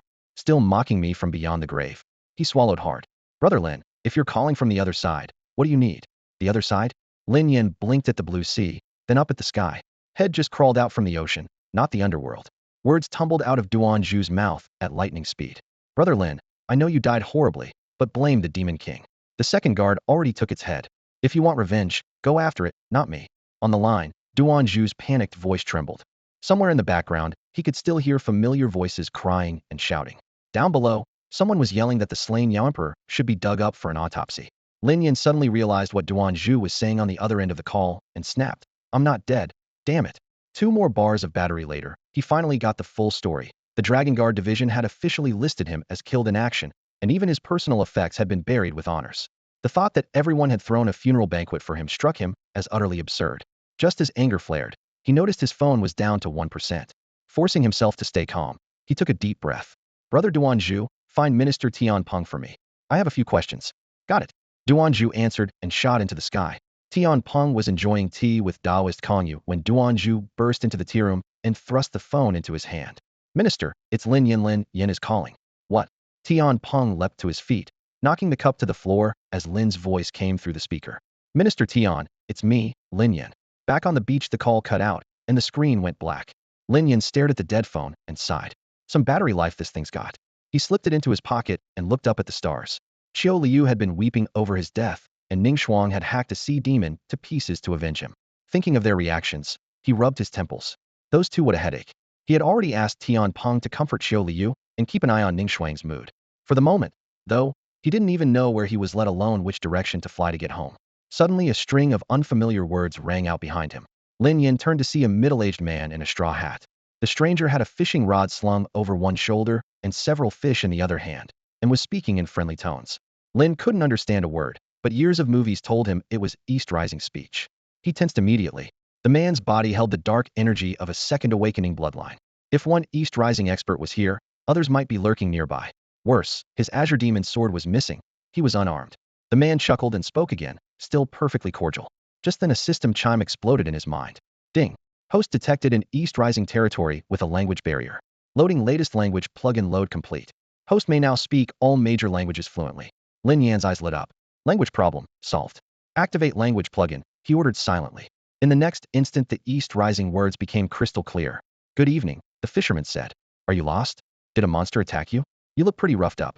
Lin paused, then answered in the same flawless accent. Gee, good evening. To his surprise, the words came out in perfect East Rising speech. Only after he made out the middle-aged man's words did he glance down at himself. He really was a mess. His clothes hung in shreds, caked with dried blood and fresh stains. His left foot was bare, and the shoe on his right was little more than a sole. Seawater had whipped his hair into a tangled mat, and he looked as though had been chased by a savage beast all the way to the shore. That's right, I was attacked by a monster, he admitted with a bitter smile. In the Dongri kingdom, caution around unfamiliar awakeners was paramount. Besides, it wasn't Aliaha had gone head-to-head with the Demon Emperor, which certainly counted as a monster, even if this one was absurdly powerful. The awakener dressed like a fisherman nodded sympathetically. You've got rotten luck. This area is crawling with beasts, and they love to hassle us, some even eat people. As he spoke, he waved his arms for emphasis, eager to make sure Lin Yin understood just how dangerous people-eating monsters were. Lin Yin scoffed inwardly. A second-tier bloodline awakener, who could have been a squad captain back in Chuncheng, now looked like an ordinary fisherman. The man's next words, however, froze him. Young man, you're just a normal civilian. Don't wander into unprotected areas alone again. A normal civilian? Lin Yan's pupils contracted. Since when had he become ordinary? He instantly opened his system interface. A bright red 3 at the top demanded his attention. Unread message 1. Sea fiends repelled from Chi Ching mission complete. Golden Holy Dragon Bloodline Purity 15. Unread message 2. Golden Holy Dragon Bloodline Purity has reached 100. Dark energy at 98. Please replenish dark energy promptly to trigger the 4th bloodline awakening. Unread message 3. Current location deemed dangerous. Bloodline level automatically concealed. Concealment may be lifted at any time. 3 messages? He stared at the screen in a daze. From Tian Peng, he already knew that Qi Cheng had held during the 3 days had been unconscious, yet had wondered why the system was silent. Turns out the prompts had been waiting all along. As for the 3rd note, the system had judged this place risky and hidden his cultivation with 1 click. He surveyed his surroundings. All he knew was that he was somewhere in the Dongri kingdom. He had no idea where exactly. Seeing his confusion, the fisherman-clad awakener asked, Young man, are you lost? Yeah, I am lost. Oh, where am I exactly? Lin Yin seized the chance to gather information. Lu Dao? In the waters near the small volcano, the fisherman replied, then pressed, Where did you come from? Where did I come from? Lin Yin frowned. If he claimed he was from Huaxia and had drifted here on the current for 3 days, the man would never believe him. And if he did, given the tension between Huaxia and the Dongri kingdom, Lin Yin would instantly become a target for the Yaqi organization, drawing 5th or even 6th-tier awakeners. Escape would be impossible. I come from. He fixed his eyes on the man, then suddenly burst into song. Beyond the mountains, beyond the seas. Gao Siyuan Jiren, don't tell me you've lost your memory, Gao Siyuan Jiren said, eyeing Lin Yin warily. Still wondering how to reply, Lin Yin heard Takamura Kyujin's words and bobbed his head like a pecking chick. Right, I have amnesia. Who am I? Where did I come from? Where am I going? How come I can't remember anything? Haha. He scratched the back of his head, convinced his acting was flawless. Deep in enemy territory, long before he had the strength to crush everything outright, acting was his sharpest weapon. As long as the performance felt real, he could infiltrate all the way to the top. After all, history was full of undercover agents who had risen to become the boss. By his own estimate, with his current age and power, sneaking into Yaki and climbing to a senior post was far from impossible. When the time was right, he could coordinate with Yulong from the inside, maybe even turn Higashi into a vassal state of Huaxia. Just imagining those 4 words Waxia's vassal state filled him with delight. Lin Yan's act was a little awkward, but it fooled Takamura Kyujin. The old man's face brimmed with sympathy, his tone sincere. Amnesia? How tragic. May Amaterasu bless you, and help you recover your memories soon. Then his voice shifted. By the way, there's an Amaterasu in our village. Let me take you to her. Amaterasu? Lin Yan's heart tightened. Back in his anime-obsessed days had learned a bit about Higashi's culture and knew Amaterasu was the nation's supreme deity. Would such an existence really appear in Kojima? The moment the thought crossed his mind, he smelled danger. It had to be a Trappa, so-called Amaterasu was most likely a high-level Yaki awakener who wanted to lure him in and gain control. Sinister intentions indeed. Lin Yan was about to refuse when a figure suddenly appeared nearby. A girl in a white sundress with a brown straw hat slung behind her back ran over lightly, her voice sweet. Uncle Takamura, Aunt Takamura sent me to find you. She looked every bit the lively girl next door. Takamura Kyujin smiled at her with grandfatherly warmth. Sakurako, I ran into a young man who was attacked by monsters and lost his memory. We'll be back in a moment. He turned to Lin Yan. See, we were just talking about Amaterasu, and here she is. Amaterasu? Lin Yan was stunned.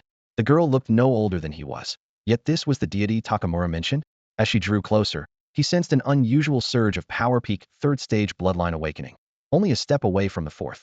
That level of strength did not match her apparent age at all. Show me her stats. Lin Yan silently commanded the system. He was certain the power within her was anything but ordinary. By now the girl had bounced up to him, hands clasped behind her back, head tilted as she bent forward inquisitively. Oh, you're the guy Uncle Takamura said has amnesia? Yeah. Lin Yan nodded reflexively. Strangely, she gave off the warmth of a little sister next door, a stark contrast to the aura of a peak 3rd stage awakener. Ding. Scan complete. Results displayed. The system's voice exploded in his mind, and Lin Yan immediately pulled up the interface. Tokunaga Sakurako, 24 years old, peak 3rd stage bloodline awakening. Bloodline, Amaterasu. Beside that brief introduction, one line of fine print appeared. At age for she was forcibly infused with Amaterasu's power through the Yada no Magatama, awakening the Amaterasu bloodline. Every subsequent awakening has focused on perfecting that lineage. Infused by the Yada no Magatama? Lin Yan's heart lurched. As a warrior who had reached the pinnacle of the 3rd awakening, he knew all too well how closely the jewel was tied to Amaterasu. The national treasure certainly held the goddess power, but he had never heard that it could directly manipulate someone else's bloodline. Even his own system couldn't do that. Narrowing his eyes, he studied the pure, lovely face in front of Himdi Kang Yingzi. So this so-called audience with Amaterasu was just Yaki's conspiracy after all. He quietly gathered his strength, ready to slip away, when Yingzi suddenly stepped up and pressed her warm, soft hands to his cheeks. A faint floral scent wafted past. She gently kneaded his face, rested her forehead against his, and their eyes were barely 2 inches apart. Ho-ho, fly, bring the memories back. The soft chant drifted into Lin Yan's ears on her clear voice. Less than a minute later, she let go and grinned. All done. I've blessed you on behalf of Amaterasu. Lin Yan stared, thinking, did she just take advantage of me in public? And her behavior was way too odd. No 24-year-old woman would act like this unless she were pretending. Yingzi tilted her head and touched a finger to her lips, puzzled. Still no memories? That's strange, you always remembered before. She asked earnestly. Can you at least remember your name? Lin Yan shook his head mechanically, still stunned from the face squeezing. Yingzi bit her fingertip, thinking, this has never happened. How about you come with me and plant watermelons? They'll definitely get your memory back. Plant watermelons? The word snapped Lin Yan awake. A pinnacle 3rd awakening powerhouse planting watermelons? Yep, mine are super sweet. Yingzi squinted and smiled, playful as a high school girl. All right, Lin Yan began, then stopped cold. This had to be another trap. They'd been trying to lead him into the village all along. Something bigger must be waiting. He almost fell for it. Just then the familiar mechanical voice sounded in his mind. Ding. Chain quest. Suppress the Eastern Sun Kingdom's destiny.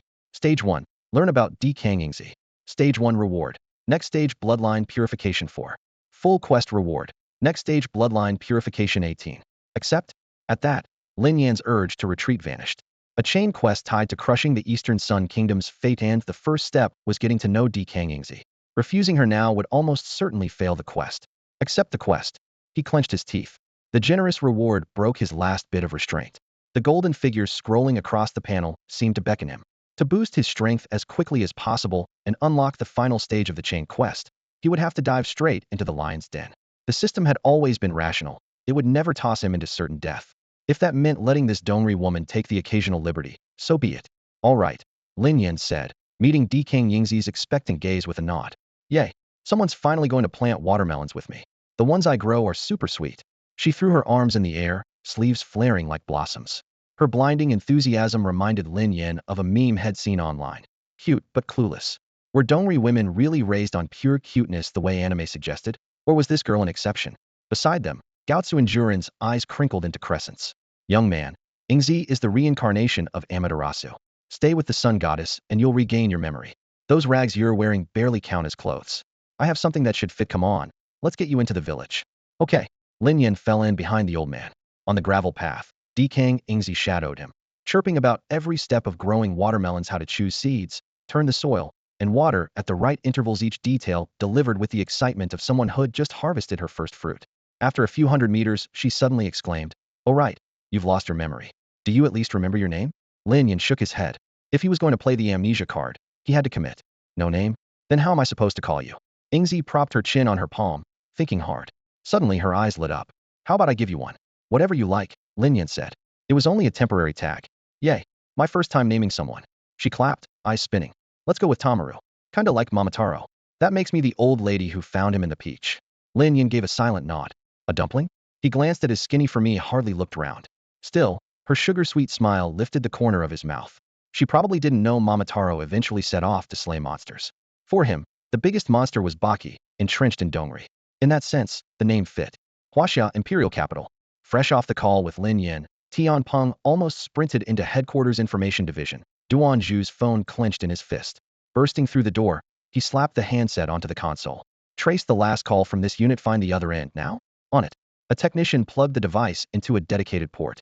Lin Yan was using a Yulong special issue phone. The division had the tools to track it. Tian Peng hovered beside him, palms slick with sweat. Knowing Lin Yan was alive had already left him reeling. Now he needed his exact coordinates. A few minutes later the technician looked up. Director, we've got it. Where? Tian Peng locked on the screen. Dongri, Kashima. Dongri? Tian Peng froze. Lin Yan was deep in enemy territory. Contact every undercover asset in Dongri. Get the closest one to extract him now? Understood. The technician nodded and logged into an encrypted account. Moments later, students, laborers, office workers, soldiers, even agents buried inside Baki itself, operatives scattered across Dongri, received a single encrypted email. It was early morning in Dongri, near Kashima.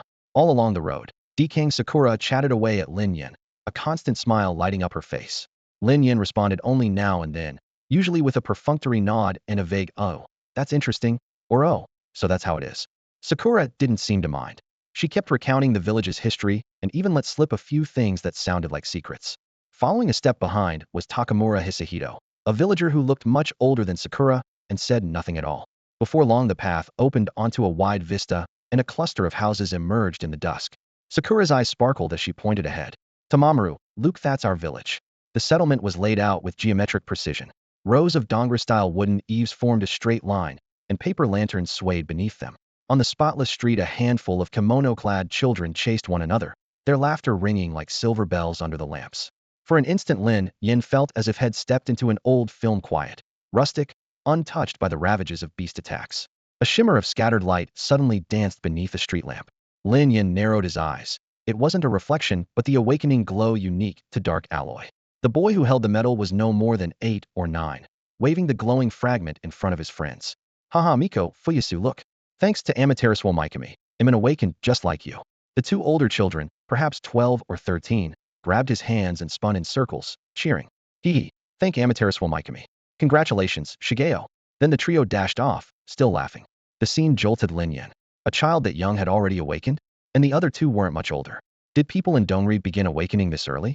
Takamura Hisahito seemed to notice Lin Yan's shock and spoke at last. Tamamaru, you're still ordinary, aren't you? If you want to awaken, Amaterasu Mikami might grant it. Lin Yan cast a doubtful look at Sakura. Could this slightly scatterbrained woman really manage such a feat? She nodded shyly. It's possible, but the process is a hassle. Her tone was light, yet Lin Yan caught a flicker of reluctance in her eyes. When he looked up again, Takamura stood beneath the lamp, his face frozen in the amber glow, a stiff smile, making him look like a living statue. Something about the man, and the whole village, felt subtly eerie. Lin Yin raised a hand in polite refusal. Thanks, but no. I'm fine staying ordinary. No sooner had he spoken than Sakura seized his arm and grinned at Takamura. Uncle Takamura, he's not interested, so we'll take him home first. See you later. Sayonara, Sakura. Don't forget the fish hot pot, Takamura replied, still wearing that sculpted grin. Got it, Uncle Takamura. Sakura led Lin Yin across the street toward a large mansion on the village's edge, its Edo-era eaves and layered rooftops dwarfing the nearby cottages. Outside the wall, a neat melon patch glistened with dew in the moonlight.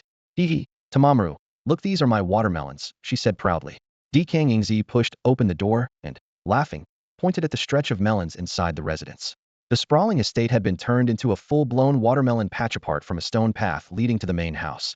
Every inch was covered in vines and round, shining fruit. Their dark green rinds glimmered in the night, and each one, swollen with juice, looked to weigh 70 or 80 gene. Altogether there might be 7,000 gene of melons here, 8,000, maybe even 10. Lin Yin wondered silently. Could the Kang family's heritage really be wholesale watermelons? Taoan, come look. This melon's ripe, you should give it to Uncle Gao Cun. Kang Yingzi crouched beside a giant fruit and beckoned to Lin Yin, her eyes wide with excitement, almost glued to the 70-ajin melon. Before he could answer, she slid to a slightly smaller one and tapped it lightly. This one's nearly ready too. They'll cut it open for you tomorrow, it's going to be so sweet. The lamplight traced the syrupy smile on her face. She looked every inch a farm girl waiting for harvest, with none of the edge a third awakening bloodline powerhouse should have. Lin Yin studied her. Apart from the mismatch between her age and her status, nothing felt out of place. A line had once heard drifted back to him, no longer recalled who said it. Normal and abnormal are never absolute. If everyone thinks apples are red, the single voice calling them black is mad, and vice versa. Everything in Ludao village felt off, yet Kang Yingzi seemed the most normal of all. By that logic, maybe she was the least normal presence here. Lin Yin steadied himself and fixed his gaze on her back. A faint violet flicker rose in his pupils. The eye of revelation, able to pierce all phantoms. Buzz. Night peeled away. Houses, vines, even the leaf veins snapped into razor clarity. He locked onto Kang Yingzi, determined to strip away her guise, but saw only blankness. The eye detected nothing unusual. Impossible. His brow tightened, violet light flashing. Abruptly his gaze lifted. Above Kang Yingzi's head, a blazing phantom sun rose. At its heart loomed a hazy figure Amaterasu, the solar deity of Dongri legend. Behind the god, pillars of light split the darkness like swords, walling in all of Ludao. From Amaterasu's palm, a barely visible thread of light dropped to the girl's chest.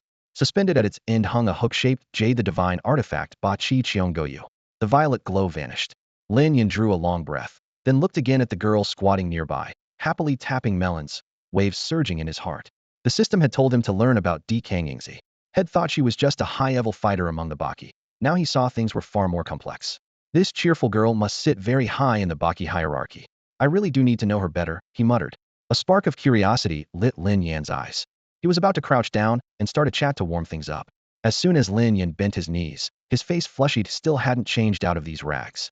One shoe was gone, the fabric was torn in every direction, and only a few scraps covered the essentials. Strolling around in something that looked like a tattered loincloth. Not a chance, especially with a young lady standing right there. He straightened up in embarrassment, clutching the ripped edges of his clothes to hide himself. Only then did he remember that Mr. Takamura had told him to pick up fresh clothes first, and he had completely forgotten. While thumping a watermelon, Sakurako sensed movement behind her. She turned and blinked in confusion.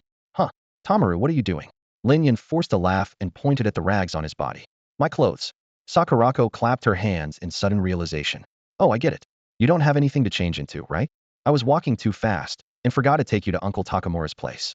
She looked him up and down, eyes curving into a smile. Why don't you wear mine? I have plenty of cute outfits. Except for the bust, your figure would fit just fine. Thank you, but absolutely not. Lin Yan shook his head as if had stepped on a nail. He would rather run around naked than cross-dress. Sakurako still wouldn't give up. Are you sure? I have lots that would suit you. Thanks, but please don't. Lin Yan raised a hand in a firm stop gesture. He had no desire to be labeled the guy who looks good in women's clothes. Sakurako was about to press the issue when the gate suddenly rattled with a knock. Sakurako, I brought clothes for Tamaru, a woman called from outside. All right, Aunt Takamura, I'm coming. Sakurako answered and went to open the gate. A middle-aged woman in a kimono stood at the entrance. She spotted Lin Yan trying to cover himself and smiled kindly. This young man must be Tamaru, right? Such a handsome boy. Her gaze lingered on him. Just like my husband said, your build, is almost identical to our son's. She stepped forward and handed him a neatly folded black uniform. These are our son's high school clothes. Please try them on, Mr. Tamaru. Lin Yin nodded, accepted the bundle, and gave Sakurako a questioning look. She understood at once and led the way. The bathroom is this way, follow me. Watching his departing back, the woman sighed softly. He looks so much like Yoko, but Yoko is serving Amaterasu now. Inside the bath, Lin Yin took the opportunity to shower while changing. Sakurako thoughtfully brought him brand new toiletries decorated with pink cherry blossoms, clearly her spare set. After dressing, he studied himself in the mirror. The black uniform fit him astonishingly well, off by only the slightest margin. The school outfit he had only ever seen in anime and dramas now gave him quite a heroic look. He circled the mirror once, made sure everything was in place, and pushed the door open. Outside, Sakurako's eyes lit up the moment she saw him. Heh, I didn't expect you to clean up so well after a shower. Lin Yin arched an eyebrow and shot back a look that said, I was born handsome. When he and Dekang Ingzi stepped outside together, the middle-aged woman couldn't help admiring him. That outfit looks sharp on you. Come on, the fish hot pot's ready. Just a moment, Aunt Gao see you in, they'll bring a watermelon. Dekang Ingzi had already fixed on the big melon shed picked out earlier. With a swift chop, she cut the vine, then slung the half-man-tall watermelon over one shoulder, as if it weighed nothing thanks to the strength of her third awakening, though the sight was a little odd. The path down the hill was short. A faint violet gleam lingered in the corner of Lin Yan's eye. The shattering eye was still active. The sun above Dekang Yingzi's head blazed on, Amaterasu's phantom hanging high, yet nothing else seemed unusual. The villagers they passed looked like normal awakeners. The fisherman's cottage soon appeared. As the middle-aged woman pushed the door open, a wave of rich aroma washed over them. Inside, Gao Siyuan Jiren knelt by a low table, apron tied on, steam rising from the hot pot, and the side dishes laid out neatly. He looked up and smiled. You're back. Let's eat. I'm home, she replied, ushering Lin Yin and Dekang Ingzi to sit. Gao Siyuan Jiren knelt opposite Lin Yin, uncorked a flask, and poured the wine with solemn care. I've kept this bottle for 7 years. Please, don't disdain it. Not at all, Lin Yin said, raising his cup. The clear liquor slipped down, blooming with a cherry blossom fragrance. Cherry blossom fruit wine, he guessed. Seeing Lin Yin enjoy it, Gao Siyuan Jiren drained his own cup, warmth spreading across his face. Mr. Tawan, in that school uniform you really do look like my son, who's gone to Takamagara to serve Amaterasu. Lin Yan's eyelid twitched. The words weren't malicious, yet somehow they stung, as if had been insulted twice in a row. With the alcohol rising, Gao Siyuan Jiren grew tipsy, but made no move to clear his head with cultivation, as though he never meant to use his power at all. He went on, Mr. Tawan, if you still wish to awaken, just pay homage to Amaterasu. She'll take you in. You look so much like my boy, and Amaterasu could use another attendant in Takamagara. Someday we might meet there again, serving her together. Lin Yin sipped the wine and narrowed his eyes in thought. Go to Takamagahara. There was no mistaking the hint. Everyone in this village spoke of Amaterasu, and with Gao Siyuan Jiren's words, had nearly pieced together the village's secret. He lifted his gaze, staring at the phantom of Amaterasu that loomed like a deity. So this was nothing more than the head of a cult. No one knows how he turned every villager into an awakened one, but ordering them to serve him in Takamagara is pure cult behavior. During the banquet, as soon as Gao Siyuan Jiren finished that remark, the middle-aged woman beside him tapped his arm in warning and gave Lin Yin an apologetic smile. I'm so sorry. Once he's had a drink, he starts talking nonsense. Please don't mind him. Lin Yin answered with a faint smile and kept quiet. Dekang Ingzi, standing next to him, made a quick gesture that said don't worry about it, then shook her head. Night settled in. After saying goodbye to the Gao couple, Lin Yin and Dekang Ingzi strolled down a moonlit path. The girl skipped ahead, pointing at the sky. Tawan, do you think Princess Kaguya is really on the moon? Sure. Lin Yan's face stayed blank. She might even be male. Dekang Ingzi blinked, then burst out laughing. Tawan, you're hilarious. Were you always this funny? How would I know? Lin Yin shrugged. Amnesiac, remember? She looked up, eyes full of longing. If Amaterasu exists, then Princess Kaguya has to be real too. Her gaze slid past the moon to the illusory sun blazing with endless light and the faint outline of Amaterasu. Lin Yin noticed her expression and frowned slightly. She really seemed able to see that phantom sun and the goddess silhouette. Back at the mansion, Dekang Ingzi pointed to a room at the end of the corridor. That's the guest room. Hardly anyone uses it. Stay there until your memory comes back, Tawan. Lin Yin nodded and walked over. Just as he reached for the door, she flashed a mischievous grin. And no funny ideas tonight, okay? He chuckled and stepped inside. The room had a TV and a computer, but the outlets were different, and his Yolongished phone needed a special charger, none to be found here. Dekang Ingzi pulled bedding from the closet and spread it on the tatami. All set, Tawan. Good night. Good night. As the door closed, Lin Yan's smile vanished. Activating the Eye of Revelation, he scanned the room to be sure there were no bugs, then sat on the edge of the futon. He took out his powered-off phone and laughed helplessly. When I get back, I need to tell the tech guys to make one that can charge anywhere. After confirming there was no way to recharge it, he turned to the computer without special tricks. There was no way online. Completely cut off. He sighed and lay back on the tatami. He couldn't reveal his strength. Communications were down, and that old sense of powerlessness crept in. If he actually fell asleep, some 5-time awakened expert might sneak in, so he simply closed his eyes and rested. Late at night, the full moon hung high. Inside Ludao Zhongba Castle, a takoyaki stand had just seen off its last drunken customers. The middle-aged owner was cleaning the grill while a young girl in a Guban takoyaki apron stood primly nearby. Ayaka, wipe the tables and remember. Guban Lingxiang cut him off impatiently. I know, Dad. Sort the trash before throwing it out. Don't get the bins mixed up again, or Mr. Yamato on the garbage truck will tear into you tomorrow morning. At dusk, neon lights flooded the recycling corner at the mouth of the alley, making it almost sparkle. With a stiff face, Gu Lingxiang dropped plastic bottles, soda cans, burnables, and non-burnables into their respective bins. She hated the hassle and moved with a hint of impatient rebellion. Beside her, Gu Wenxiang shook his head, smiling. This was never meant to be their true home, yet he had grown to appreciate a few of the local rules. He could hardly claim to like Japan's nationalism, but the country did protect its environment better than Huaxia. Even in these unsettled times, the Japanese still clung to these little principles. He hoped his own people would recognize Japan's strengths, take what was best, and keep the tidal land of courtesy alive. His phone vibrated lightly in his left pocket, cutting the thought short. Wenxiang's expression shifted as he looked up at his daughter. Ayaka, tidy up the cart for me. I'm going to the restroom. His right index and middle fingers tapped twice on the tissue box fixed to the handle code for no questions. Fine, just hurry up. I want to get home and sleep. Grumbling, she took the cart. No problem. Wenxiang grabbed a pack of tissues and jogged to the public restroom nearby. Inside a stall, he locked the door, lowered the seat, and pulled out an ordinary fountain pen. One clockwise twist of the cap, a 5-second wait, and a faint green light flickered along the barrel. He clipped the pen back into his pocket, then checked the phone that had just buzzed. A single unread email glowed red. He opened it, nothing but gibberish. The decryption key lived in his head. A moment of mental arithmetic turned the code into a clear message. Summons. All Dragon Claws in Kashima or the surrounding area, respond immediately. Dragon Claw was the umbrella term for Yulong's overseas intelligence operatives. Their network spanned the globe, some spying, some safeguarding. Kashima. That was exactly the city he lived in, Yecheng. After 21 years in deep cover, headquarters finally had a task for him. Swallowing his excitement, he tapped out a reply.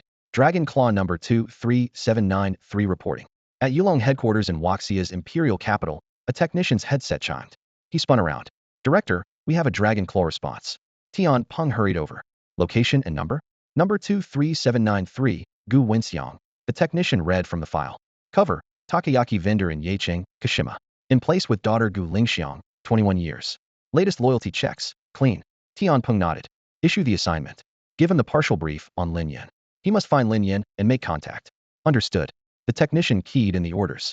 And tell him, Tian Peng added, if he completes this, we'll grant one request. Back in the restroom stall, a new message arrived almost at once. The red subject line made Wenxiang's breath catch top priority. He opened it. The mission was simply locate one individual. At the end, one bold sentence stood out. Complete the task and name any reward. Even repatriation is possible. Tears sprang to his eyes. 20+ years undercover, and he had longed to step onto home soil again. Yet now that the chance was real, he hesitated. Hadn't served his country enough. He wiped his face and typed. I wish to remain in Japan as an intelligence asset, but I request permission for my daughter to return home. She has not set foot in Huaxia since the day she was born. Send. Within seconds the answer popped up, approved. Those 2 syllables blurred under fresh tears. He closed the phone, took several deep breaths, and stepped out. Outside, Gu Lingxiang had already washed the cart spotlessly clean. Wenxiang smiled at her. You look tired. Let's go home and sleep. He put special weight on the word home. The next morning, Lin Yan opened his eyes on the tatami mat. The unfamiliar room, the wisteria-colored sliding doors, weather-stained beams, and an old lantern on the wall radiated a distinctly retro Higashi atmosphere. The night had passed without incident. Instead of sleeping, he had slipped into a light meditative trance that refreshed him as well as real sleep. At his current level, he could stay awake for 3 or 4 months without feeling any strain. He stretched and had barely rolled his shoulders when 2 soft knocks sounded at the door. Thump. Thump. Tomaru, are you awake? Tokiyasu Sakurako's voice came through the paper panel. Lin Yan glanced at the clock in the corner. It was only 7, but he replied, I'm up. What's wrong? I made breakfast. Will you eat with me? Give me a minute to get dressed. He'll be right there. He agreed readily, though he hadn't undressed the night before. The getting dressed was just an excuse to buy 2 extra minutes. While washing up, he tried to recall the pre-meal ritual head scene in anime. Put the chopsticks down, press the palms together, and say something like, "Itadekamasu." Once Head reviewed the procedure, he straightened his jacket and headed for the dining room. Sakurako was waiting at the door. When she saw him, she smiled and led him to the table. Grilled salmon, tamagoyaki, miso soup, several kinds of pickles, a bowl of white rice, and Kashima's signature light custard were neatly arranged. Still wearing an apron, she had clearly prepared everything herself. Lin Yin sat down, picked up his chopsticks, pressed his palms together, and dutifully announced, "Itadekamasu." Sakurako blinked, then giggled. "You're supposed to put the chopsticks down first.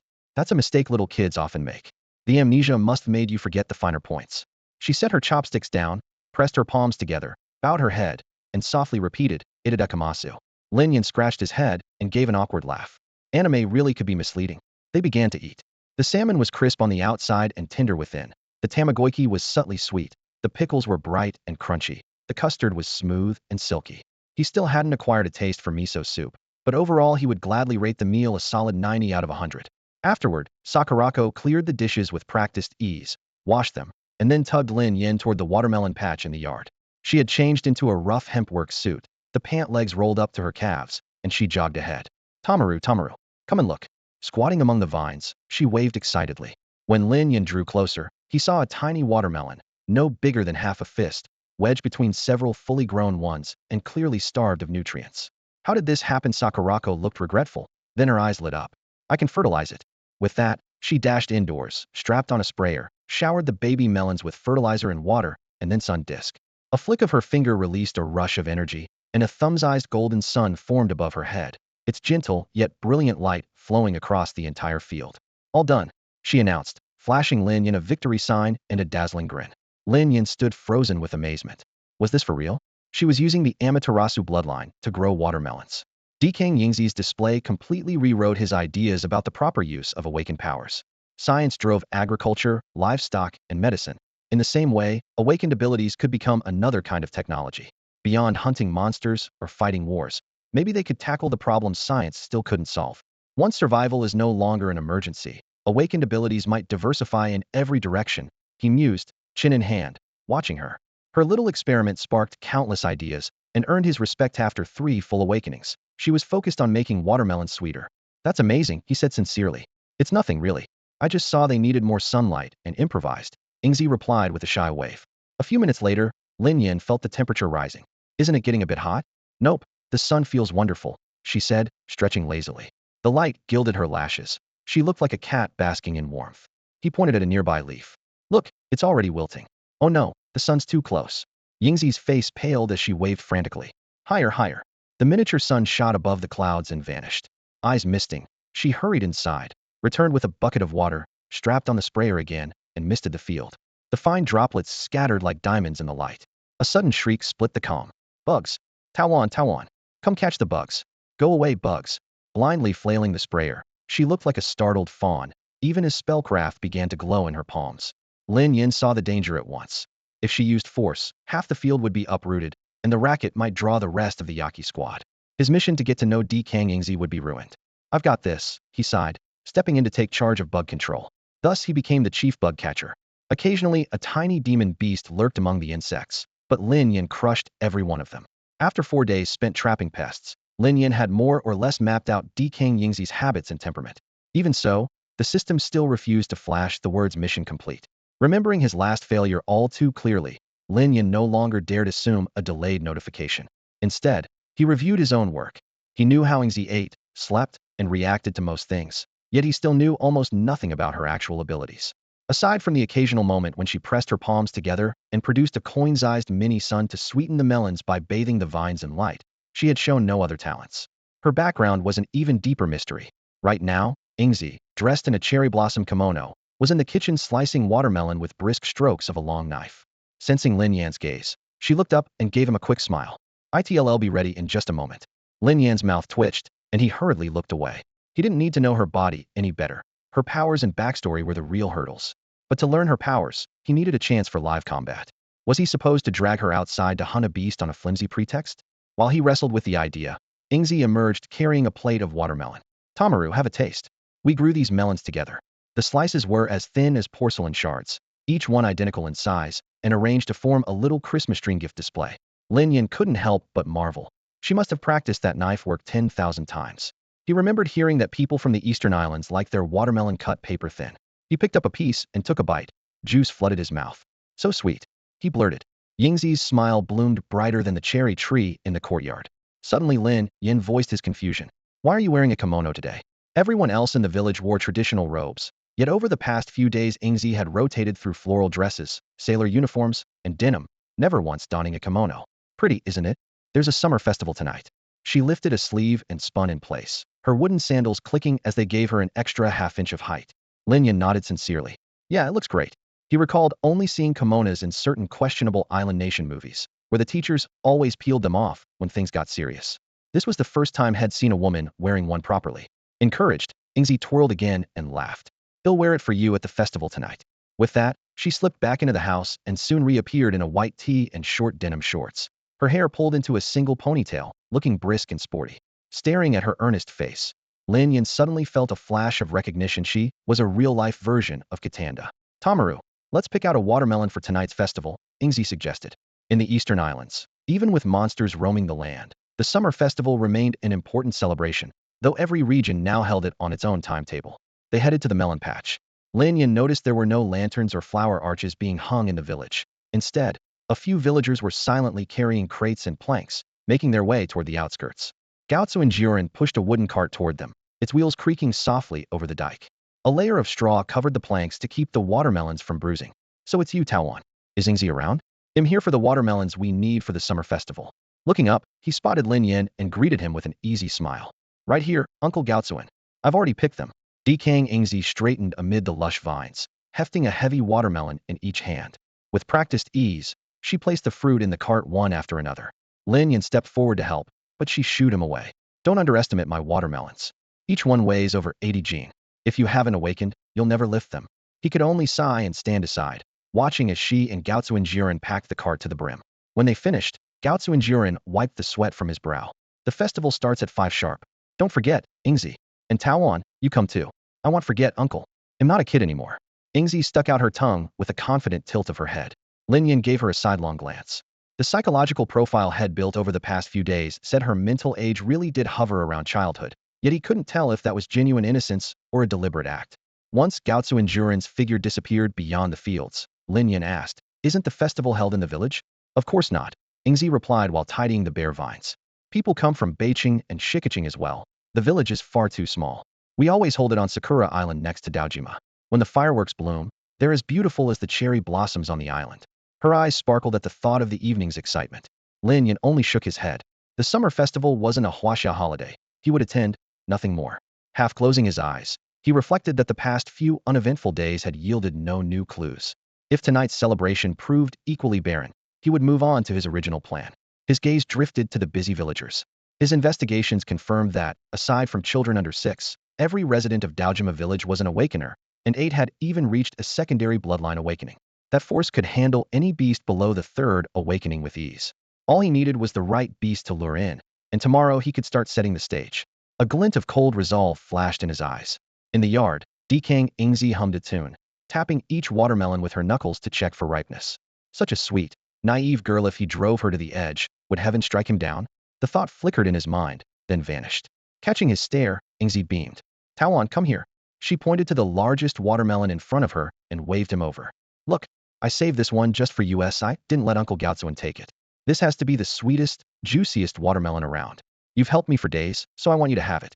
As Lin Yin walked up, decaying Yingzi cradled the fist-sized green melon against her chest and flashed him a sugary smile, sweet as a sugar cube melting in the air. Leaves shook loose from the vine and fluttered down, carpeting the ground in fresh green. She had saved this big melon as her own private treat. She held it out to him.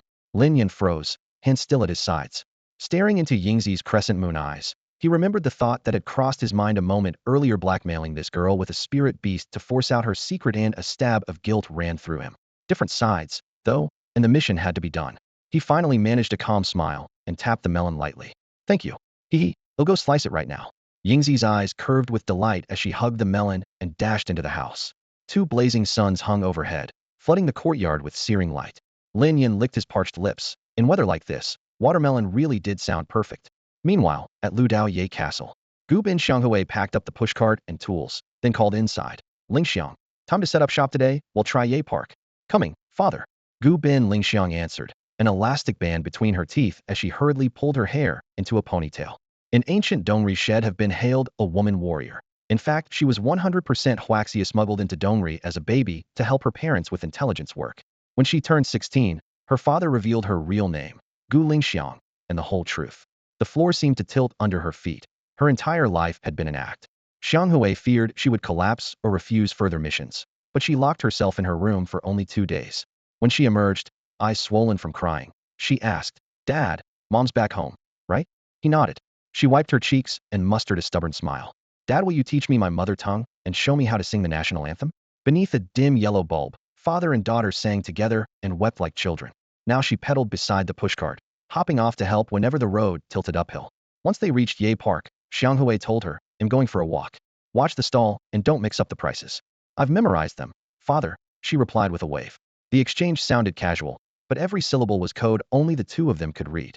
As her father's figure faded into the crowd, Gu Bin Lingxiang leaned across the freshly opened stall, scrolling through the meager file on her phone. All she had on Lin Yin was a photo, a name, and an age, nothing else. She pursed her lips and muttered, a single picture and a line of stats. How am I supposed to track someone down with that? They had already been searching for 5 straight days, changing locations every single day. They had combed every crowded corner of Bajong Castle, yet not a trace of Lin Yan had turned up. As she made her rounds, she couldn't help wondering, was the mission a ruse? Was the intel wrong? Was the target in Osaka or Yokohama instead of Kashima?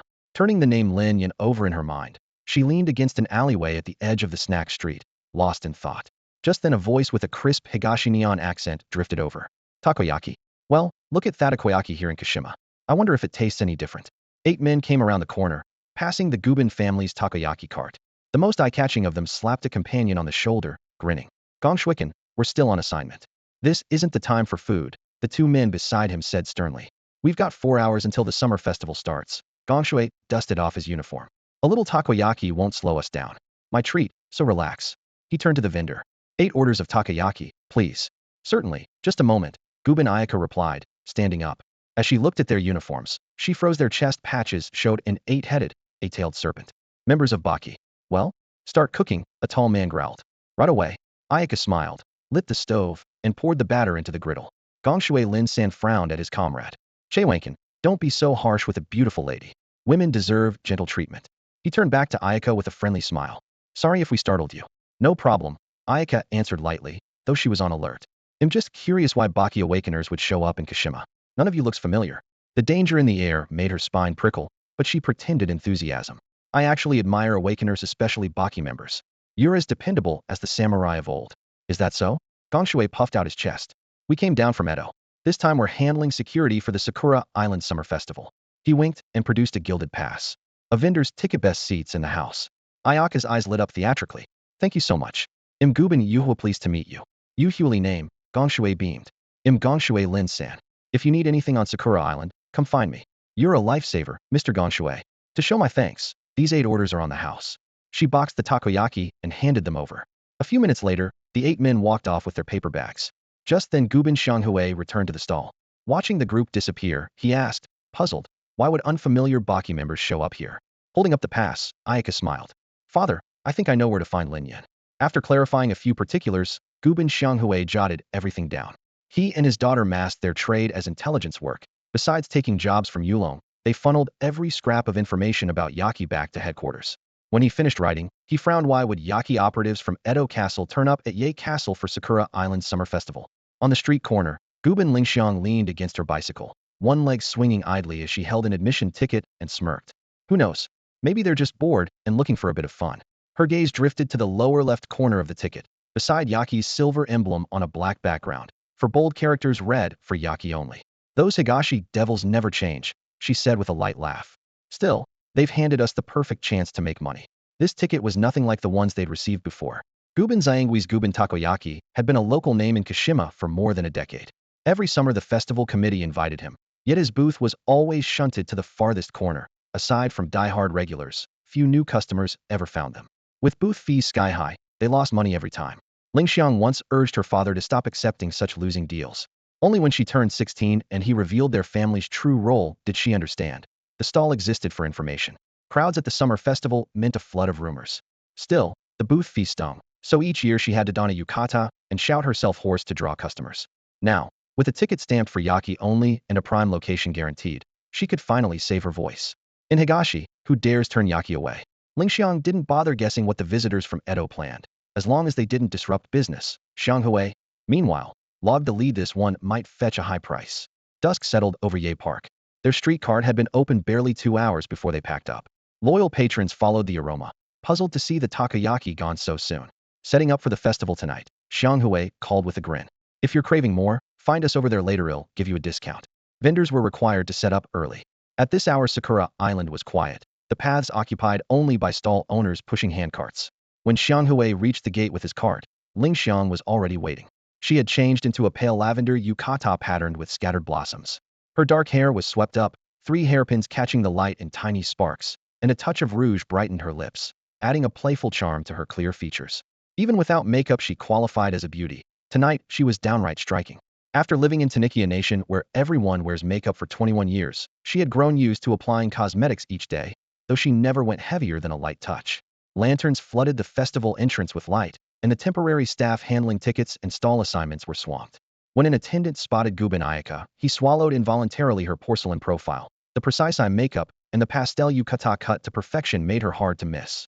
Yet the moment she presented a gold-stamped Yaki exclusive ticket, the heat in his eyes cooled to fear.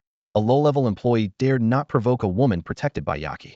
After a quick check, he bowed and led the pair through the lantern corridor. Feel free to take any open stall, he said respectfully. If you need anything, just let us know. With a professional smile, he hurried off. A row of still vacant stalls faced the fireworks launch site. Ayaka scanned the area and chose the one dead center the best view. Back in the day, would never have landed a spot like this. Her father, Gubin Xianghui, murmured as he steadied their cart, genuine amazement in his voice. That's the upside of power. Ayaka, what do you plan to do about that man from Yaki? He asked softly, worry clouding his eyes. They were Huaxia intelligence officers. Getting too close to Yaki was out of the question, and he would never let his daughter become its target. If the man pressed too hard, he'd send her back to Huaxia at once. Ayaka slipped the ticket away and answered coolly, he can stay as far from me as possible. Switching to Huaxia, she raised her voice. An Eastern man like him thinks he can lay a finger on me? Ever since she learned her true bloodline and saw Tonika's uglier side firsthand, she had set one hard rule for her future partner, had to be Huaxian. Tugging at her yukata collar in disgust, she muttered, I'll wear Han robes and marry a Han man. Serve some Yaki awakener? The idea alone is revolting. Xianghui finally exhaled in relief. He had long feared that a daughter raised in Tanichi would be thoroughly assimilated. When she turned 16, he had revealed everything, intending to send her home. But she not only embraced her Huaxia heritage, she volunteered for field work. Her maturity filled him with pride and heartache. So young, yet already carrying so much. He patted her head gently. Finish this assignment, then go home and join your mother. Let your old man shoulder the burden of espionage alone. The two arranged their stalls side by side. Tonika's summer festival followed strict guidelines. Each vendor received a small booth, and under the lantern glow the white canvas awnings shone warmly, neat, and orderly, nothing like a noisy wet market. They secured the cart, hung the sign, and lined up fragrant samples in perfect rows. By the time they finished, the crowd around them had already begun to swell. Most of the men wore ordinary clothes, with only a few in yukata, while the women had dressed up in colorful yukata or full kimono. The broad avenue ahead was the festival's main artery. Anyone entering or leaving, heading for the altar, or finding a spot to watch the show had to squeeze through here. For the first time, the Gubin family's takoyaki stand occupied this prime location, and the place buzzed without a single shout of advertisement. An old regular, pushed forward by the crowd, suddenly stopped in surprise. Hey, your stand's here this year? I've never seen you in this spot before. Before he finished speaking, he was already pulling out his wallet. Give me 2 boxes, 1 extra to make up for my oversight. In past years, when business got this crazy, Gubin Lingxiang would stand beside her father, flipping takoyaki with him. Today, though, she had a more important mission. Father, I'm going to the festival. She bowed, her skirt describing a neat arc, then slipped into the milling crowd. All right, stay safe. Gubin Xianghui called after her, his small spatula working at lightning speed even as his eyes followed his daughter's retreating back. A couple waiting for their order watched the owner whirl about in confusion. You're swamped. Why isn't little Lingxiang helping out? In the old location, we barely had foot traffic, so she had to lure customers in. Now that we've got a prime spot, she doesn't have to work herself to the bone. Xianghui packed a batch of sizzling, golden takoyaki. Besides, she's never had a proper summer festival. Let the child enjoy herself for once. The couple exchanged a sympathetic smile. Poor kid. Xiang Hui sighed and smiled. Yeah, she's had it rough these past years. Here you gouge the box, it's hot. The line in front of the stand stayed just as long, but Ling Xiang was already on the far side of the grounds. Men and women brushed past her. A few tried to strike up conversation. She smiled, shook her head, and declined politely. If anyone insisted, she guided him into a dim corner. 10 seconds later she returned alone, flicking her sleeve straight. Anyone passing that corner would find several men doubled over on the ground, clutching themselves and turning pale with pain. After one circuit, she glanced at her phone, 5:40 p.m., 40 minutes since the ceremony had begun. If Lin Yin really came, we should have crossed paths by now. She lifted her gaze to the sea of lanterns, then plunged back into the crowd. One more sweep. Sliding the phone into her sleeve, she quickened her pace, still searching for the face she knew only from photographs. Meanwhile, at the Dekang home, Lin Yin stood straight-backed outside the entryway, dressed in a sharp black school uniform. Clothing rustled inside, but he kept his eyes on his cuffs, mentally rehearsing the next day's plan. Click. The wooden door slid open. Tao. He turned at the voice, and the scene before him lit up. Dekang Ingzi leaned against the frame, a carved coin purse in one hand, the fingers of the other toying with a loose strand of hair. Her black hair was swept up and secured with 7 delicate pins, whose tiny tassels swayed. A hint of makeup and a warm tint on her lips made her skin resemble glazed porcelain. Do I look all right? She spoke in a whisper, glanced down, then stole a peek at him through fluttering lashes, both hopeful and nervous. Yais, you look beautiful. Lin Yan's Adam's apple bobbed. He quickly averted his eyes, but the dryness in his voice gave him away. When Lin Yan saw Dekang Sakurako dressed like this, he finally understood why women so often take ages to leave the house. Some are simply lazy divas. Others, like Sakurako, need the time to perfect every detail. She had finished in under 90 minutes, which already struck Lin Yan as lightning. Fazda doubted he could tame that elaborately pinned hair, studded with blossoms, in an hour, even if his life depended on it. Really? The girl giggled at his praise, adjusted the collar of her yukata, and led the way in white socks and wooden geta. Come on, let's go. Sure, Lin Yan answered. Sakurako suddenly looked back, a little apologetic. It's my first time bringing someone to the summer festival. Relax, first times are always awkward. You'll get used to it, he said. They walked on side by side. Cherry Blossom Island sat close to the village, but you had to take a bus across a long bridge to reach it. During his earlier secret surveys, Lin Yan had never set foot on that bridge. Twilight deepened, and by the time the bus stopped at the island gate, the lights were already on. Paper lanterns bobbed overhead, casting warm yellow halos, while hawkers' cries rose and fell like a boisterous chorus. In Dongri, the main events of a summer festival are saved for the finale. The first half is pure playtime. Tamaru, look. Uncle Takamura and the others. Everyone from our village is here. Sakurako squeezed Lin Yan's hand and pointed excitedly at a watermelon stand. Takamura Kunihito, in a brown yukata and white hachimaki, spotted them, swung his knife, split a watermelon cleanly, packed the crimson slices into a tray, and handed it over. Sakurako, Tamaru, glad you made it. Take these and have fun. Thank you, Uncle Takamura. Sakurako accepted the tray with both hands, speared a slice, and held it to Lin Yan's lips. Here, Tamaru, try if this watermelon might owe part of its sweetness to you. Lin Yan discreetly scanned the dark recess behind Takamura, then bit down. Sweet, he murmured. Sakurako laughed and pulled him into the crowd. Let's look around. I come every year, I know this place like the back of my hand. Hand in hand, she skipped through the throng. Behind the stand, Takamura watched their figures disappear, the smile on his face suddenly freezing.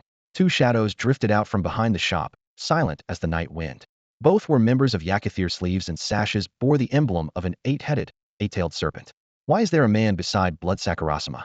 One of them muttered. His companion shrugged and snickered. You know her. Maybe she just needs a boyfriend right now.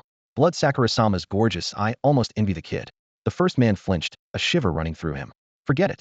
That's terrifying. You know her strength and her temper. I plan on living a few more years.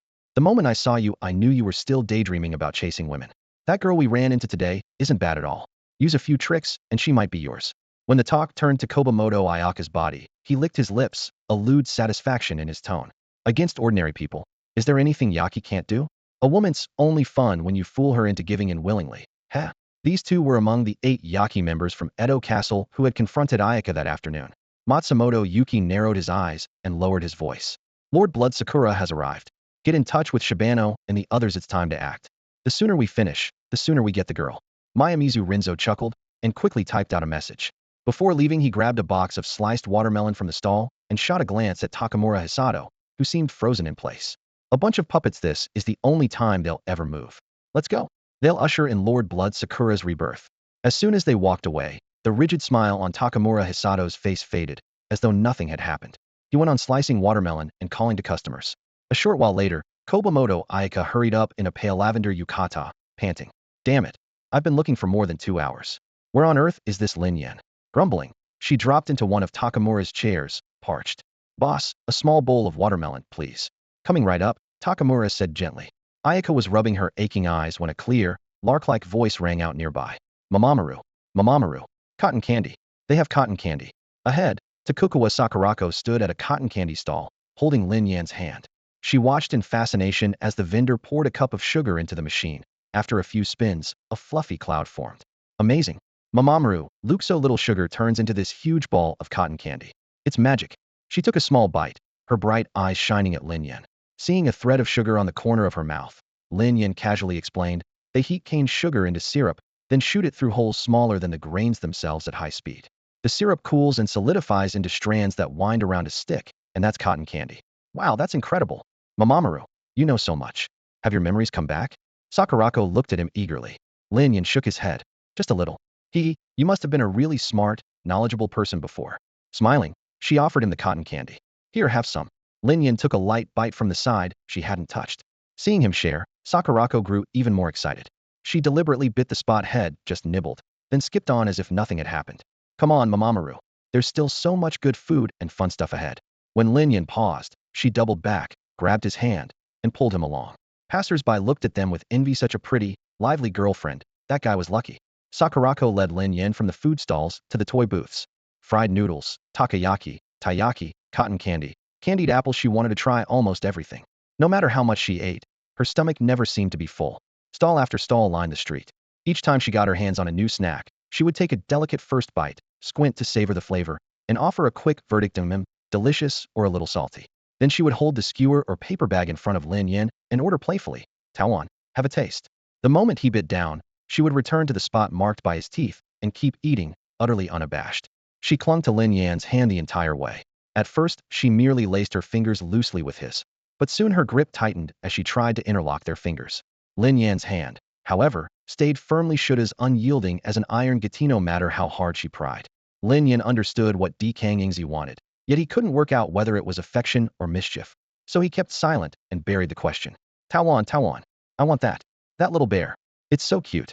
She suddenly stopped, eyes fixed on a plush teddy in a toy shop window. The shop doubled as an archery game. From 20 meters away, players used rubber-tipped arrows to knock down prizes. 5 arrows, and you took home whatever you hit. The owner stepped outside with a bow and quiver, winking at Lin Yan. Give it a shot, young man. Win a bear for your girlfriend. Yingzi's cheeks flushed pink. She blinked up at Lin Yan with unmistakable pleading. We're not a couple, Lin Yan replied with a slight cough. Yet he still handed over 500 dongri yen and accepted the bow. Hit the bear, Taowan, hit the bear. Ingzi cheered, clapping her hands. Lin Yan raised the bow, drew, and took aim. Whip. The arrow flew across the short gap and stuck squarely in the teddy's chest. The toy toppled. Yeah, you got it. Thank you, Tawan. Ingzi shook his arm in excitement. First arrow, top prize, well done. The owner applauded. Lin Yan motioned for silence. He pulled back a second Rothwip and a ribbon-wrapped box dropped. After 2 arrows, he handed back the bow. Boss, could you grab the bear in that box for us? Right away. The owner retrieved the prizes. Tawan, you still have 3 arrows left, Ingzi said, puzzled. The rest isn't right for you, he told her with a soft laugh. But this hair ribbon is perfect. You've taken care of me these past few days, consider it my thanks. She accepted the teddy in one arm and opened the box with the other, revealing a cherry blossom embroidered ribbon.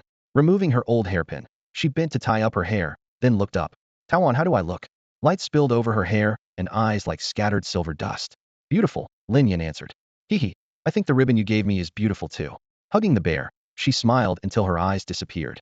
Loudspeakers crackled around the square. The fireworks display will begin shortly. Please take your positions. Ah, it's starting. Tawan, let's find a spot. She tugged his hand and dashed toward the best vantage point. Far off at the foot of Sakura Island's volcano, several Yaki members gazed at the festival lights, cold laughter hissing through their teeth. After the pretty fireworks comes the even prettier awakening of Lord Blood Sakura. These civilians should feel honored. Inside the summer festival grounds, the lawn was already hidden beneath a quilt of colorful picnic blankets. Couples clasped hands, having claimed the best vantage points, and waited for the night sky to be lit by the first burst of fire. Kang Ingzi had brought no blanket. She stood beside Lin Yan at the edge of the grass, her gaze drifting over the crowd to a line of busy technicians in the distance. Lin Yin noticed the launch tubes arrayed toward the heavens, each cradling a black powder shell that looked ready to leap out at any second. A moment later, the loudspeakers boomed. Fireworks countdown. 10, 9, 8.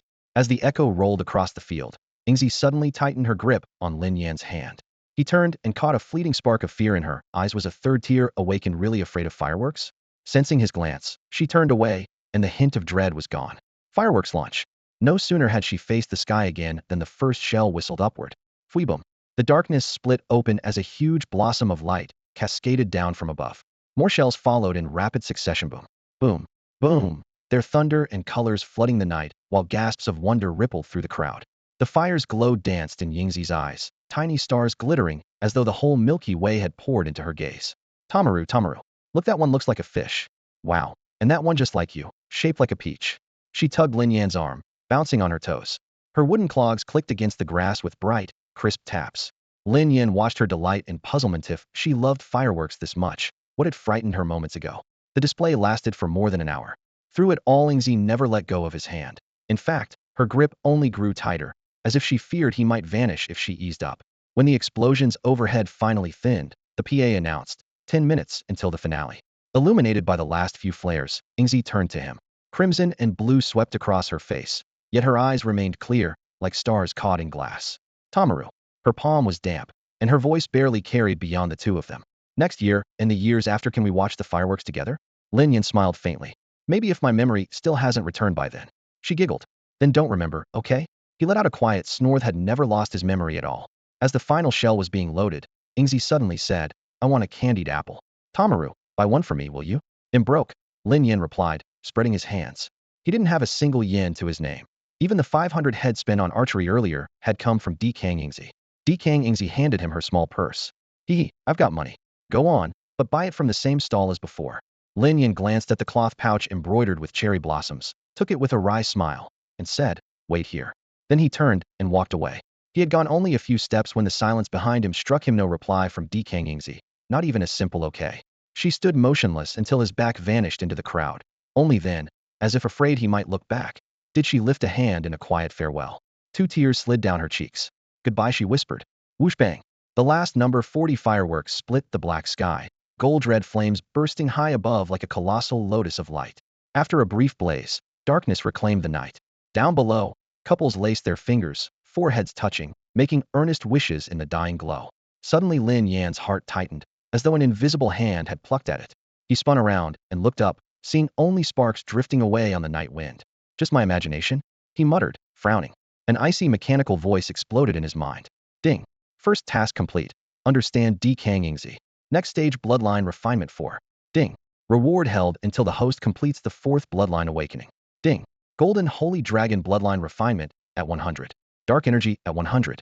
The host may initiate the 4th awakening at any time. Task complete. Lin Yan stared at the floating interface, his mind buzzing. Done nothing at all. He had planned to lure a few monsters to the village tomorrow, let the villagers suffer a bit, and thereby unlock Dekang Ingzi's potential. The system's announcement had just thrown everything off. He shook his head and decided to buy the candied apple first. If no further instructions came, he would head for the capital of Dongri Guido City. The ultimate mission, suppress the national fate of Dongri Gua, had to be there. He had no idea how to do it, but at least he knew the direction. Lanterns hung high above the candied apple stall, and the sweet smell of syrup drowned out the lingering scent of fireworks.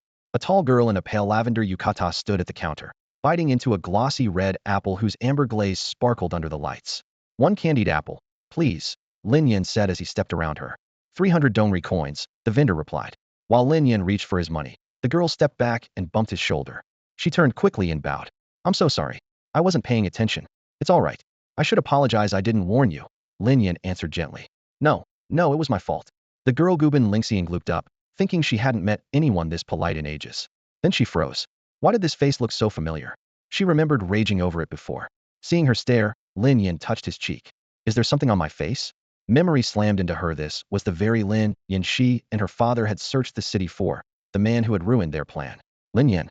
The name burst out in fluent Huaxia. Realizing what she had done, she clamped a hand over her mouth and glanced around. No one seemed to notice, and she exhaled in relief. Lin Yan's expression darkened, a dangerous pressure rolling off him. Who are you?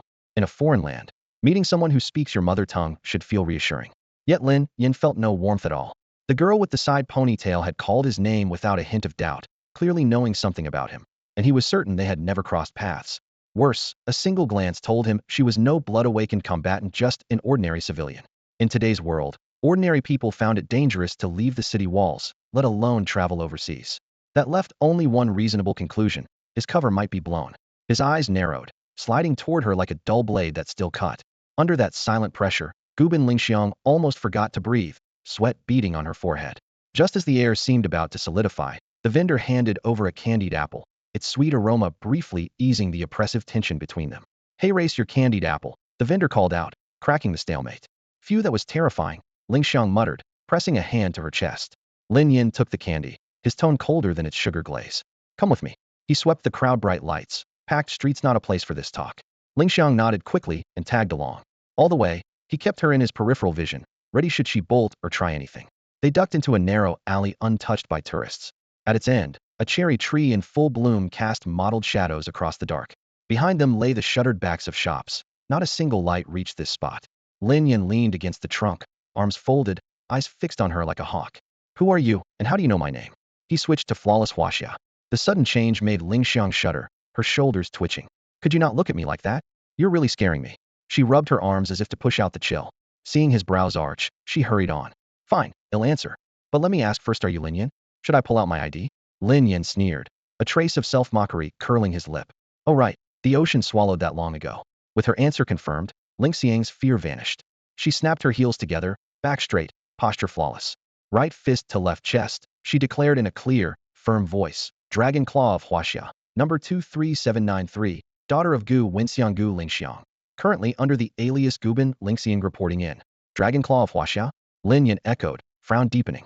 He could tell she wasn't lying, yet he had no memory of anything called Dragon Claw of Huaxia. Seeing his blank stare, Lingxiang froze. "How can this be? You're our top priority target in East A, handpicked by command, yet you've never heard of Dragon Claw? Are you really Lin Yin?" Lin Yin rolled his eyes. "Why should I know what Dragon Claw of Huaxia is?" They locked gazes, the air thickening again. To Lingxiang, this handoff was slipping into farce. She hadn't even given the password before the other party declared he didn't need one. In her entire military career, she had never seen anything so absurd. After a long silence, she finally whispered the question that mattered. "What exactly do you want?" Lin Yin fixed his eyes on her as he spoke. Caught off guard, Gubin Lingxiang stammered, After a few frantic seconds, she pulled out her phone. "Hold on. I need to call my father." When the line connected, she lowered her voice. "Hi, Dad, I think I found Lin Yin. The address is." After giving the location, she turned back to Lin Yin. "Please wait right here." With an apple-flavored candy between his teeth, Lin Yin leaned against a blooming cherry tree. He quietly spread out his spiritual sense and started an internal countdown. If no one showed up in 2 minutes, he would take the candy straight to Tekangingzi. Roughly a minute later, a middle-aged man in an apron jogged over, slightly out of breath. He looked utterly ordinary, yet the moment he arrived his eyes locked onto Lin Yin, the Zongshan-style school uniform, and the candy matched the photo on his phone exactly. "You must be Lin Yin, the one Director Tian mentioned?" he asked, stepping closer for confirmation. Lin Yin raised an eyebrow, his gaze pausing on the apron. "Director Tian Peng sent you?" "That's right." The man finally exhaled in relief and offered a formal handshake. "Huaxia Dragon Claw, number 23793, Gu Wenxiang, operating in Dongri under the alias Gubin Xianghui. Director Tian has been looking for you for quite a while." Before the small talk could go any further, he glanced around to make sure no one was watching, then produced a fountain pen. A slight clockwise twist on the cap made the barrel glow faint green. Next, he pulled a plain-looking phone from a hidden pocket and explained in a whisper, "Direct line to Director Tian. First, we need to confirm there's no electronic surveillance nearby." Once the secure login was complete, he sent a video request to headquarters. Huaxia Imperial Capital, Dragon Guard Information Division. During a shift change, an operator noticed an incoming priority call flashing on his terminal. He clicked it open, his pupils dilating. "Director, Director, we've got a call." His shout carried straight into Tian Peng's office. The video link came alive. "Huaxia Dragon Claw, number 23793, Gu Wenxiang reporting in." Gu Wenxiang snapped to attention and saluted. On the other end, Lin Yan's profile slid into view, catching Tian Peng's eye. "Lin Yan, haha, you're still alive." Tian Peng burst into hearty laughter, the tension in his expression melting away. "I was starting to think Yaki's people had nabbed you after we lost track for days." Lin Yan rolled his eyes. "Sounds like you were almost hoping they did." The joking remark confirmed what had suspected. Dragon Claw agents were undercover operatives stationed abroad. "Don't pin that on me.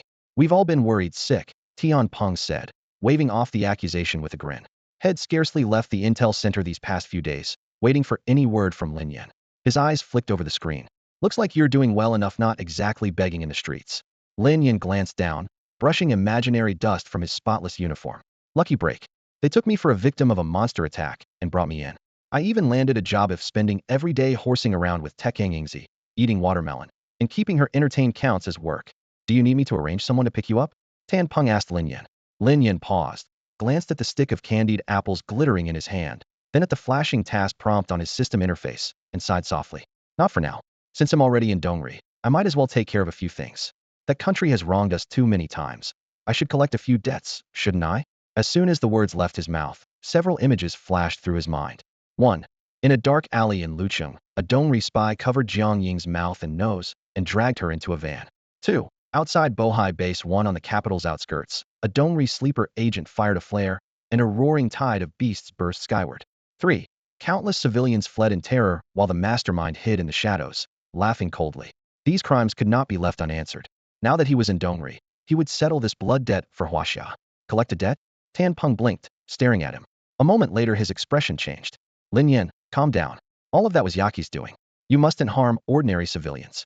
Huaxia has never committed atrocities against innocent people. Nearby, Gubin Xianghui and Gubin Lingxiang looked up at Lin Yan. They wanted to speak, but didn't dare. Anyone who could address Intelligence Minister Tan Peng in that tone clearly held a daunting rank in Yulong, far above what two ordinary dragon claws could question. Besides, Lin Yan had just said he could make a huge scene in Dongri. If he could shake an entire nation, he had to be at least at the 5th bloodline awakening. Worldwide, apart from the 21 powers who had awakened a 6th time, such masters already sat at the very top. At home, they were called true immortals, and in Yaqi they would rank as generals. People like them had no place in this conversation. When Tan Peng finished, Lin Yan merely spread his hands and smiled helplessly. Minister Tan, do I look like someone who bullies the defenseless? Every wrongdoing has its culprit, every debt its debtor. I want to imitate Yaqi and prey on civilians.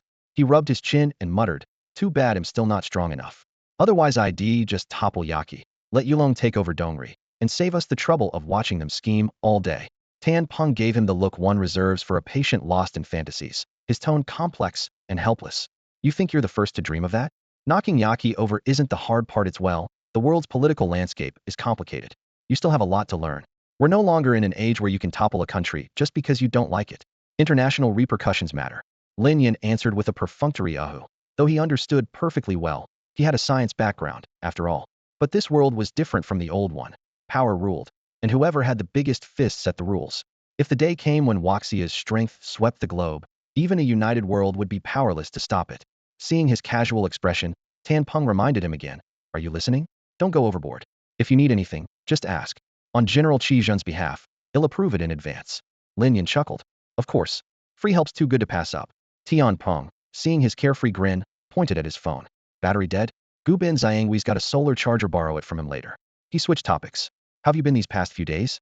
What kind of work are you doing? Maybe I can pull some strings. Work mainly goofing off and eating watermelon. Lin Yan scratched his head, perfectly honest.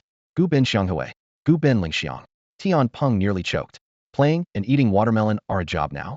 Which boss was crazy enough to pay you for that? He cleared his throat. The guy who saved you, who is he? Lin Yan thought a moment.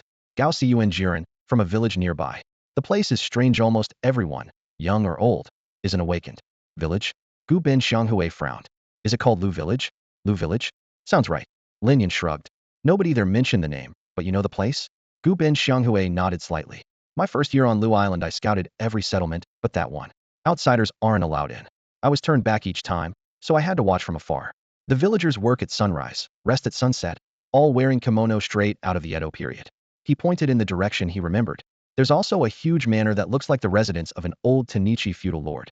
That's it, Lin Yan said. I've been working in that manor these days. The owner, Dekang Ingzi, is a good person. She just went with me to the summer festival. He lifted the cloth pouch and candied apple in his hand. The moment Dekang Ingzi left his mouth, the three others visibly stiffened. Tian Peng couldn't hide his shock. Say her name again? Lin Yan repeated, frowning. Dekang Ingzi. She's definitely not ordinary. All three drew a sharp breath. Tian Peng gave a wry smile. Not ordinary.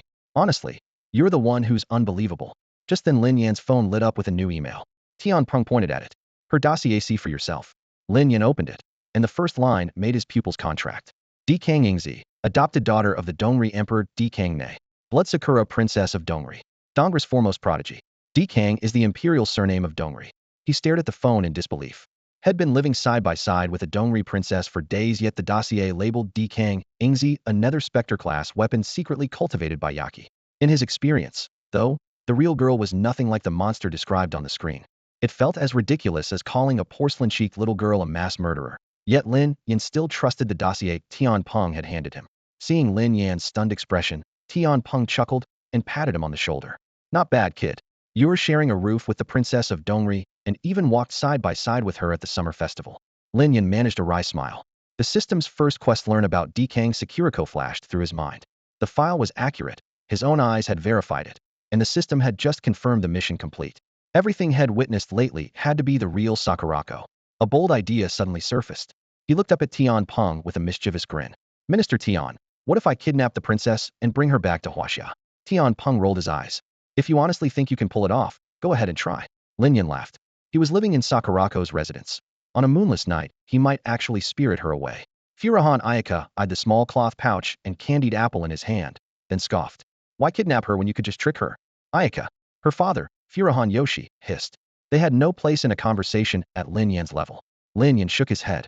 One more lie and my conscience will never forgive me. Ayaka snorted inwardly. Jerk. After a short chat, he noticed the festival was wrapping up, and people were drifting away. He glanced at the night sky. It's late. I'd better head back to Sakurako's place and look for a chance to take her home. Tian Peng nodded. If you need backup, call me. Yoshi handed Lin Yan's phone back. They'll bring the charger to Deer Village in the morning. Thanks. Lin Yan acknowledged him and turned to leave. At that moment, a plume of searing fire burst from the distant mountaintop, followed by a thunderous roar that made the ground shudder. That's a volcano. Someone screamed. Faces went pale, and the crowd scattered in all directions. For ordinary people, an eruption meant certain death. Even awakened fighters rarely survived. Only those who had reached a fourth bloodline awakening might stand a chance. Ayaka and her father stared, dumbfounded, at the volcano. The festival grounds were near Cherry Blossom Island's small peak, dormant for years. Dongra's fire element awakened had predicted a 20-year cycle, but barely 10 years had passed since the last eruption. Lin Yan frowned and barked, move. Head for the city. What about you? Ayaka and her father shouted together. With my strength, the volcano can't kill me. If you don't run now, it'll be too late. He snapped. Got it. Yoshi grabbed his daughter's hand and bolted. Ayaka hesitated, then rushed back, thrusting her phone into Lin Yan's hand. Here. The password is Huaxia in Pinyin. If you make it out, call me. Lin Yan took the phone and watched them disappear into the fleeing crowd. The phone in his hand was wrapped in a fluffy case. Lin Yan shoved it into his pocket, wheeled around, and sprinted toward the spot where had been separated from Dekang Ingzi. Pushing against the tide of evacuees, he shouted, Ingzi, Ingzi. The panicked crowd churned around him, yet not one of them could budge him an inch. In less than 30 seconds, he reached the place where they'd parted, now deserted, strewn only with tangled footprints and scattered luggage. Dekang Ingzi was gone. Ingzi, he called again. No answer. A few survivors who had stumbled to the ground glanced back and scoffed. Guy's lost his mind, one jeered. At a time like this, he's looking for someone instead of running? Another added. Who knows, maybe whoever he's after bolted ages ago. A cold dread tightened in Lin Yan's chest. He and Ingzi had no way to contact each other. If she was really gone, searching would be pointless. Besides, she was already at peak third awakening, strong enough to survive on her own. He started to turn away, then caught sight of a familiar scrap of fabric under a flashing warning light. He dashed over, eyes narrowing. It was Yingzi's cherished teddy bear charm, and it pointed straight toward the erupting volcano. Scalding lava thundered down the mountainside with terrifying speed, a torrent wide enough to engulf the entire plain. Lin Yan's heart lurched. Had Yingzi headed toward the volcano? He tapped 2 fingers to his brow, sending his spiritual sense rippling outward. The searing magma and poisonous fumes couldn't block his perception, yet he found no sign of Yingzi at the foot of the mountain. Instead, he sensed dozens of human footprints, partly swallowed by lava, but still leading unmistakably up to the crater. Is the girl really that reckless, rushing off to die? He muttered, retracting his spiritual sense and charging toward the mountain. A small pouch fell beside the teddy bear, spilling shattered pieces of candied apple across the ground. Trill! A sharp phoenix cry rang out behind him as a pair of blazing wings unfurled, divine phoenix wings. With a powerful beat, Lin Yan shot forward like a streaking meteor, piercing the billowing black smoke. The moment he entered the haze, he held his breath and swept the area with his spiritual sense. The toxic gases might not harm him, but caution never hurt. Suddenly, he caught life signs at the crater, figures in identical Bachi uniforms. The crater. 8 Bachi operatives sat in a circle, hands forming bizarre seals. Around them, layer upon layer, stood the residents of Deer Village, Mr. and Mrs. Gao, the awakened child Lin Yan had once met, Even the village elders and infants, all of them surrounding Dekang Ingzi at the center. Ingzi. Lin Yan had barely shouted when chaos erupted. Blinding awakening light flared around Dekang Ingzi, and the villagers encircling her collapsed in unison, shriveling into dried husks within seconds. Above her head, a dazzling miniature sun slowly took shape, its aura rolling with murderous intent. The Bachi members threw up their arms and laughed viciously. Ha! Welcome back, Lady Blood Sakura. Boom. At the crater's rim, Dekang Yingzi's tightly shut eyes flew open. A frigid, imperious killing intent erupted, and a ring of scorching flames swept outward. As the firestorm passed, the lifeless bodies of the Kashima villagers crumbled, bone, cloth, and flesh alike turned to ash and spiraled into the sky. She lifted her gaze and drifted soundlessly into the air.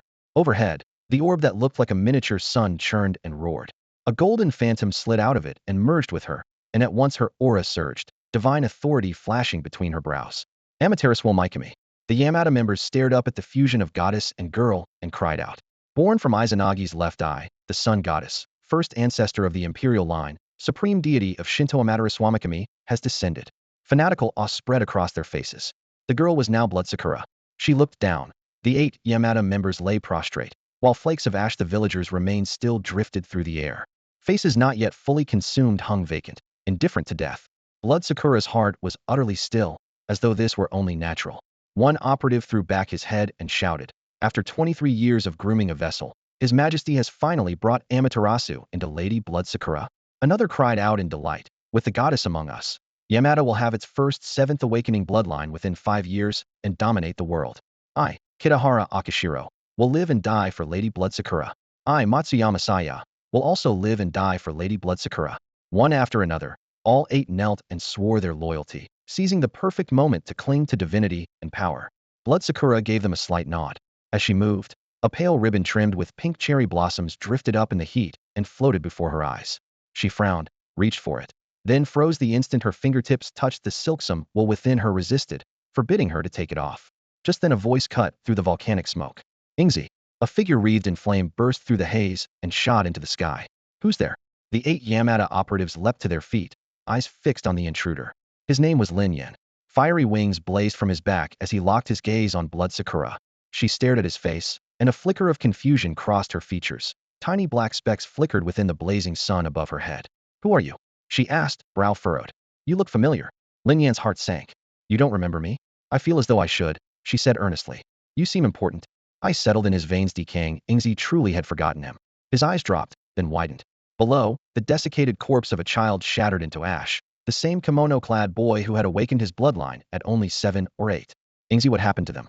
He asked in a strangled voice. Them? Blood Sakura glanced down as the last corpse crumbled. They were nothing more than fuel. Shui Ying's voice was flat, utterly devoid of feeling. Uncle Gaozuan, Aunt Gaozuan, Maisie, Fukong, Jingxiong, have you forgotten them all? Lin Yan recited the names one by one. With each name, a dark blot marred the tiny sun hovering over Shui Ying's head. The stain deepened until the calm between her brows finally twitched into a faint frown. On the ground, Gong Shui Linson looked up and cried, not good. He's getting through to Lady Shui Ying. That Guie's the kid who's always by her side. Before the words faded, a figure stamped the earth, shot into the air, and landed between Shui Ying and Lin Yan. His long sword flashed, its point aimed straight at Lin Yan. Lady Shui Ying, don't let this brat deceive you. Kid, who are you? He was sure he had confirmed Lin Yan was an unawakened civilian, yet he still sensed no awakened Orano level at all. The young man before him was disturbingly unfathomable. Lin Yan spared him a brief, indifferent glance, then turned to Shui Ying with gentle warmth. Sakurako, have you really forgotten me? Imamamaru. His tone and expression mirrored the Mamamaru of years before. Dekang Sakurako. Shui Ying's eyes widened, her lips quivering. Imamamaru. Yes, it's me. Lin Yan stepped closer. Mamamaru, my foot. Matsumoto Yushu roared, raising his blade. Lady Shui Ying, don't listen to him. Draw blade slash. Steel hissed through the air above Lin Yan, but his figure dissolved like mist. An afterimage. Matsumoto gasped, spinning around only to find Lin Yan already standing before Shui Ying. Lin Yan extended his hand, voice soft. Sakurako, let's go back, grow watermelons, and eat them together. Ours were the sweetest. The instant his fingertips brushed hers, an invisible shock wave erupted. Boom. Caught off guard, Lin Yan was blasted dozens of meters back. He steadied himself midair, frowning. Sakurako? Shui Ying's face had gone cold. I am Shui Ying. Forming seals with both hands, she drew a tachi from her chest. The blade shimmered with eerie light. A weapon nurtured inside the body? A spirit arm? Lin Yin narrowed his eyes, then his heart sank. Nuth or is deeper. An immortal arm. That's Lady Shui Ying's blade. The immortal arm, Dojidri Yasitsuna. Someone in the crowd howled in excitement. Look, the spots on the sun are gone. Lady Shui Ying's in her complete state. An 8-headed member sneered. That kid won't last 3 strikes. His companion shook his head. You overrate him. Lady Shui Ying's had her 4th bloodline awakening. A peer would fall in 2. Before they finished, Shui Ying moved. Clang. Dojidri Yasitsuna streaked from its sheath, a beam of icy light screaming toward Lin Yin. Sakurako. Lin Yin called out again, but Shui Ying gave no response. The trace of confusion stirred by his voice vanished completely from her eyes. Swish. Steel flashed as Shui Ying swung the Dojidri Yasitsuna at the spot where Lin Yin had just stood. He darted back a heartbeat earlier, and the blade only slit the hem of his coat. Her strike missed. Surprise flickered in Shui Ying's eyes, yet her voice stayed icy. Shut up. We're not that close. The blade flared, a dazzling streak of white racing along its edge. Shui Ying's aura surged, climbing to a fearsome height. Even Lin Yan's gaze sharpened. This power was no joke. Beside them, Matsumoto Yuki's eyes gleamed as he blurted, "That's Lady Shui Ying's 100-demon slash." She was only on her 3rd awakening when she used it to kill a North American who had awakened 4 times. Mayamizu Rinzo, face full of awe, added, "Now that she's on her 4th, that blade will tear that cocky kid to pieces." Wind and cloud churned as 100 spirits wailed. The arc of the Dojidri Yasitsuna seemed to rip open another Realma blood-red world where demons roamed and vengeful ghosts screamed. Phantoms writhed and roared inside the radiance, trying to claw their way out. Lin Yin stared at the murderous energy about to erupt, his brows knitting. If that strike landed, even he would struggle to survive. A faint thread of golden light gathered at his feet, ready to spring. Swish. The slash arrived. Aha! Hulking specter clutching an enormous wine jar burst from the light first. Its fangs bared as it lunged at Lin Yin, the blood inside the jar seething with the wails of countless souls. Shitendaji. Members of Yachi roared with laughter. Huh. The kid's done for. Dragon soars the 9th heaven. Lin Yin growled, and the golden light under his feet coiled into a dragon. Roar! A draconic cry exploded from within him as he turned into a streak of gold and shot off into the distance. A backward glance showed Shitendaji in hot pursuit. TCH. If I had a weapon, this thing wouldn't be a problem. Right now he was empty-handed. Longyin had been seized and was still buried beneath the fake grave in Spring City, while the Qingyao sword had drifted Waknoshir when he was unconscious. Seeing Lin Yin lure Shitendaji away, Shui Ying frowned slightly. Sunbright light blossomed around her once more. Sensing her intent, Matsumoto Yuki stepped forward with his sword and gave a sinister smile. Lady Shui Ying, there's no need for you to handle that boy yourself. Allow me. Very well. Shui Ying nodded coolly. She didn't understand why she could never stay calm around Lin Yin. She wanted to kill him, yet a voice inside kept holding her back, leaving her unsettled. A single dark blot still marred the sun-like halo above her head. Haha, thank you, Lady Shui Ying. Songbin Yushu let out a sly laugh and lunged toward Lin Yin. Lord Shui Ying, we're joining in. 2 more Yaki members leapt from the ground, eager to show their loyalty. Gongshui Linsen and the other 4 could only watch in envy. They were stuck at the 3rd awakening. If they had reached the 4th, they would have charged in for their share. High in the sky, Lin Yin dodged Juten Tongzi's furious attacks while hearing the shouts behind him, a faint smile curling on his lips. Weapons are coming right to me. With that thought, he suddenly slowed down. Ha ha ha. Kid, become the stepping stone I offer to Lord Shui Ying. Songbin Yushu burst forward, cutting Lin Yin off. Damn it, that fool beat us to it.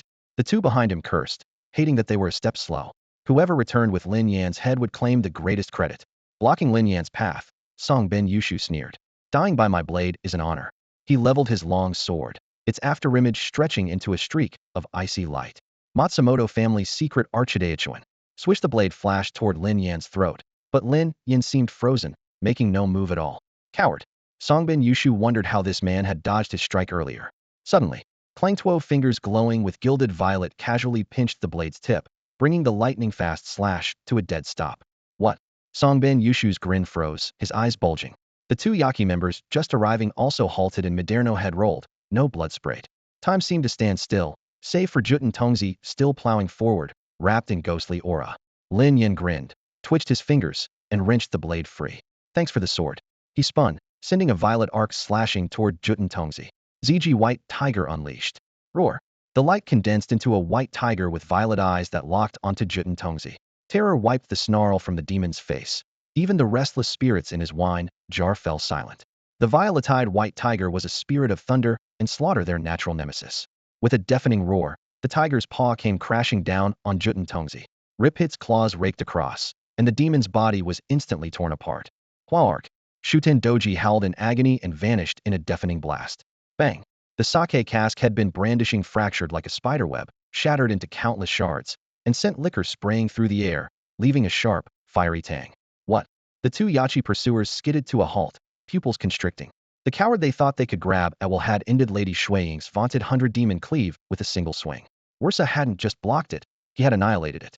Shuten Doji, the fiercest fiend within that technique, was meant to tear open dimensions, yet beneath the spectral white tiger wrapped in violet lightning, he disappeared before he could even scream. That guy's not normal. A chill crawled up both men's spines. Matsumoto Yuki stared at his own hands in a daze. After 30 years on the way of the blade, he was sure no force rhinoceros or otherwise could knock a sword from his grip. Yet the stranger had mocked as a coward had slipped the katana from his fingers without the slightest resistance. He doesn't even have an awakened aura. So how Yuki's throat worked, but no answer came. Lin Yan suddenly turned. His eyes curved in a half-smile as he sized up Yuki and the two comrades racing toward him. Thanks. Nice sword. The words came with a faint, icy edge. All three froze. As if pinned by a supreme predator, their limbs refused to move. Had I a weapon earlier, that demon would have been less trouble. As for you handing over your heads this fast feels impatient. Move. One man shouted. He slashed wildly, talismans flared, and he rocketed backward in retreat. Yet the route he chose was already occupied by a waiting blade tip, as though Head flung himself into death's embrace. Violet light flickered in Lin Yan's eyes. He grinned. Told you rushed to give me your head. Splurt. Blood geysered. Eyes wide, the Yachi fighter forced out his last word. Clone. No yards. The purple glow faded, and the Lin Yan who had been taunting Yuki dissolved soundlessly. His newly awakened fracturing eye could weave illusions directly into an enemy's vision. Both phantoms had been conjured that way. The real Lin Yan had lurked behind them all along, revealing himself only long enough to skewer the fleeing man. How is this possible? You have no awakened aura at all. Matsumoto Yuki ground out each syllable. Oh, that? Lin Yan chuckled softly. Ting. The host shed his disguise, letting his true power surge. A deep boom rippled outward as Lin Yan's aura skyrocketed. First bloodline awakening. Second bloodline awakening. Peak of the third awakening. What the? Matsumoto Yushu's pupils contracted. A man who had only reached the peak of his third awakening was effortlessly suppressing 3 Yachi fighters who had completed their fourth. Lin Yan cracked a grin, his voice low. I'm done hiding my level. Before the words faded, his fingers clenched. Matsumoto Yushu and the others felt their chests cave in. Even breathing became a luxury. Bones snapped with a sickening crunch. The strongest throat bones turned to dust in Lin Yan's grasp. Matsumoto Yushu tried to speak, blood frothing at his shattered larynx. Lin Yan's eyes narrowed, his tone icy. Say that again. The eastern sun will rule. Lin Yan roared and swung both arms. Space shuddered as he whipped 2 men into bloody smears and hurled them into the churning magma. Scarlet waves shot sky-high, swallowing the corpses without a trace. You've got it backward, Lin Yan muttered at the roiling lava. Huaxiao will reign supreme. He looked up at the crater. He still needed to talk sense into Sakura or use the new ability of his piercing eye to knock her out and carry her off. Just as he moved, the volcano erupted again. A second blast sent black smoke spearing into the clouds. Impossible, Lin Yan growled, becoming a blur as he shot toward the rim. Sakura. He burst through the smoke, but Dekang Sakurako was nowhere in sight. Only 5 Yachi members remained below, staring up in horror. He's still alive? What about Matsumo Tosen? We're dead run. Mayamizu Rinzo screamed and bolted. If 3 Fourth Awakening elites had been crushed, the rest of them stood no chance. A heartbeat later, a jet of flame blasted from Lin Yan's palm. The explosion vaporized Mayamizu Rinzo, scattering glowing embers. As the glare faded, Lin Yan blocked the path of the last 4. His eyes opened slowly. Where did Sakura go? Moments earlier, he had swept the area with his divine sense, yet Dekang Sakurako's aura was gone. The 4 men trembled, holding their breath. Nothing to say? Lin Yan arched a brow, lightning crackling in his palm. Let's see how long that lasts. The arcs shrieked, and one man buckled, voice quavering. The Emperor summoned Lady Blood Sakura back to Edo. Lin Yan paused. The man wasn't stubborn, was petrified. Thunder crashed. The ground charred black, and the 4 were reduced to ash. Ding. 4th Bloodline Awakening unlocked. Ding. 4th Bloodline Awakening initiated. A system notification exploded in Lin Yan's mind. He hadn't given the command, yet somehow he knew the long-delayed 4th Awakening could no longer wait. Ding. Host is currently in the Kingdom of Dongri. Mission detected. Suppress Dongris national fate. Would you like to awaken the bloodline linked to this mission? Selecting this bloodline will greatly reduce completion time. Pale data streams churned in the depths of his consciousness. Rubbing his temples, Lin Yan weighed the offer. If the goal was to shatter Dongris' destiny, the relevant bloodline must specialize in manipulating fortune itself. Fate might sound nebulous, but in a world where people could fly, nothing felt too far-fetched. Can you reveal which bloodline it is beforehand? He asked in a low, probing voice. No. The system's reply was cold and metallic. Lin Yan sighed, but had already decided. Awaken the bloodline tied to this mission. The moment he spoke, his vision was dragged into a scene both familiar and strange, the same dreamscape that had appeared during his second and third awakenings. Phoenix cries, dragon roars, tortoise bellows, tiger growls, countless mythic beasts howled, yet no battle followed. They simply drifted past like images on a lantern reel. Everything went dark. A single beam of light pierced the void, and a golden eye slowly opened. Roar! With an earth-shaking bellow, the creature rose.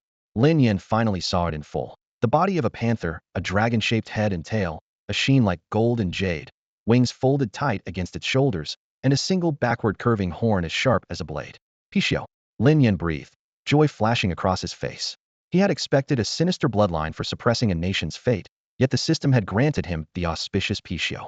Legends praise its wealth-drawing power, but money is merely a side effect. A pixie's true strength lies in bending fortune itself, granting prosperity to its master and ruin to its foes. Control fortune, and riches naturally follow. While Lin Yan was still marveling, the system chimed again. Ding! Auspicious Pixiu bloodline awakened. Ding!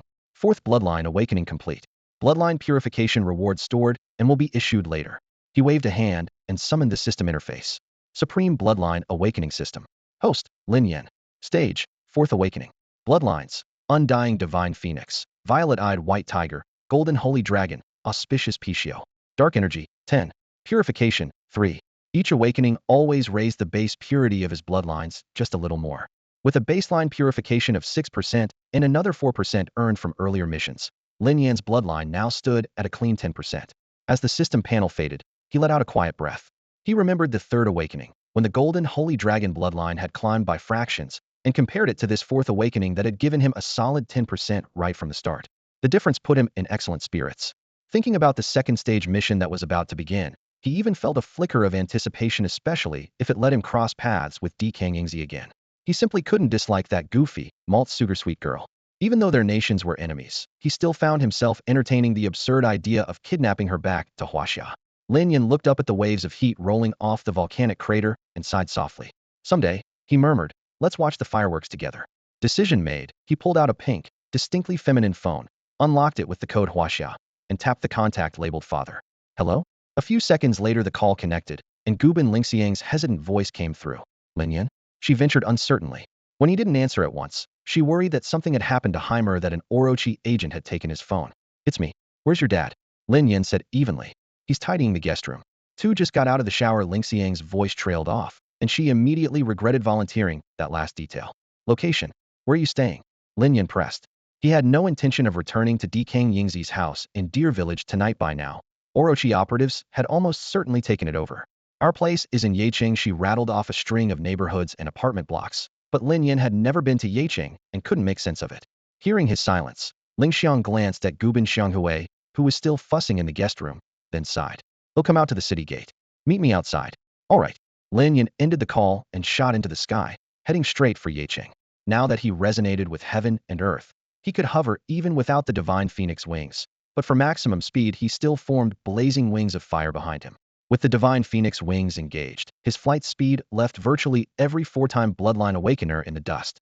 After crossing the bridge that linked Sakura Island and Deer Island, Lin Yan spread out his spiritual perception and instantly locked onto Yecheng, just over 20 kilometers from Deer Village. Earlier, his detection range had been too limited, which was why he had never sensed the city.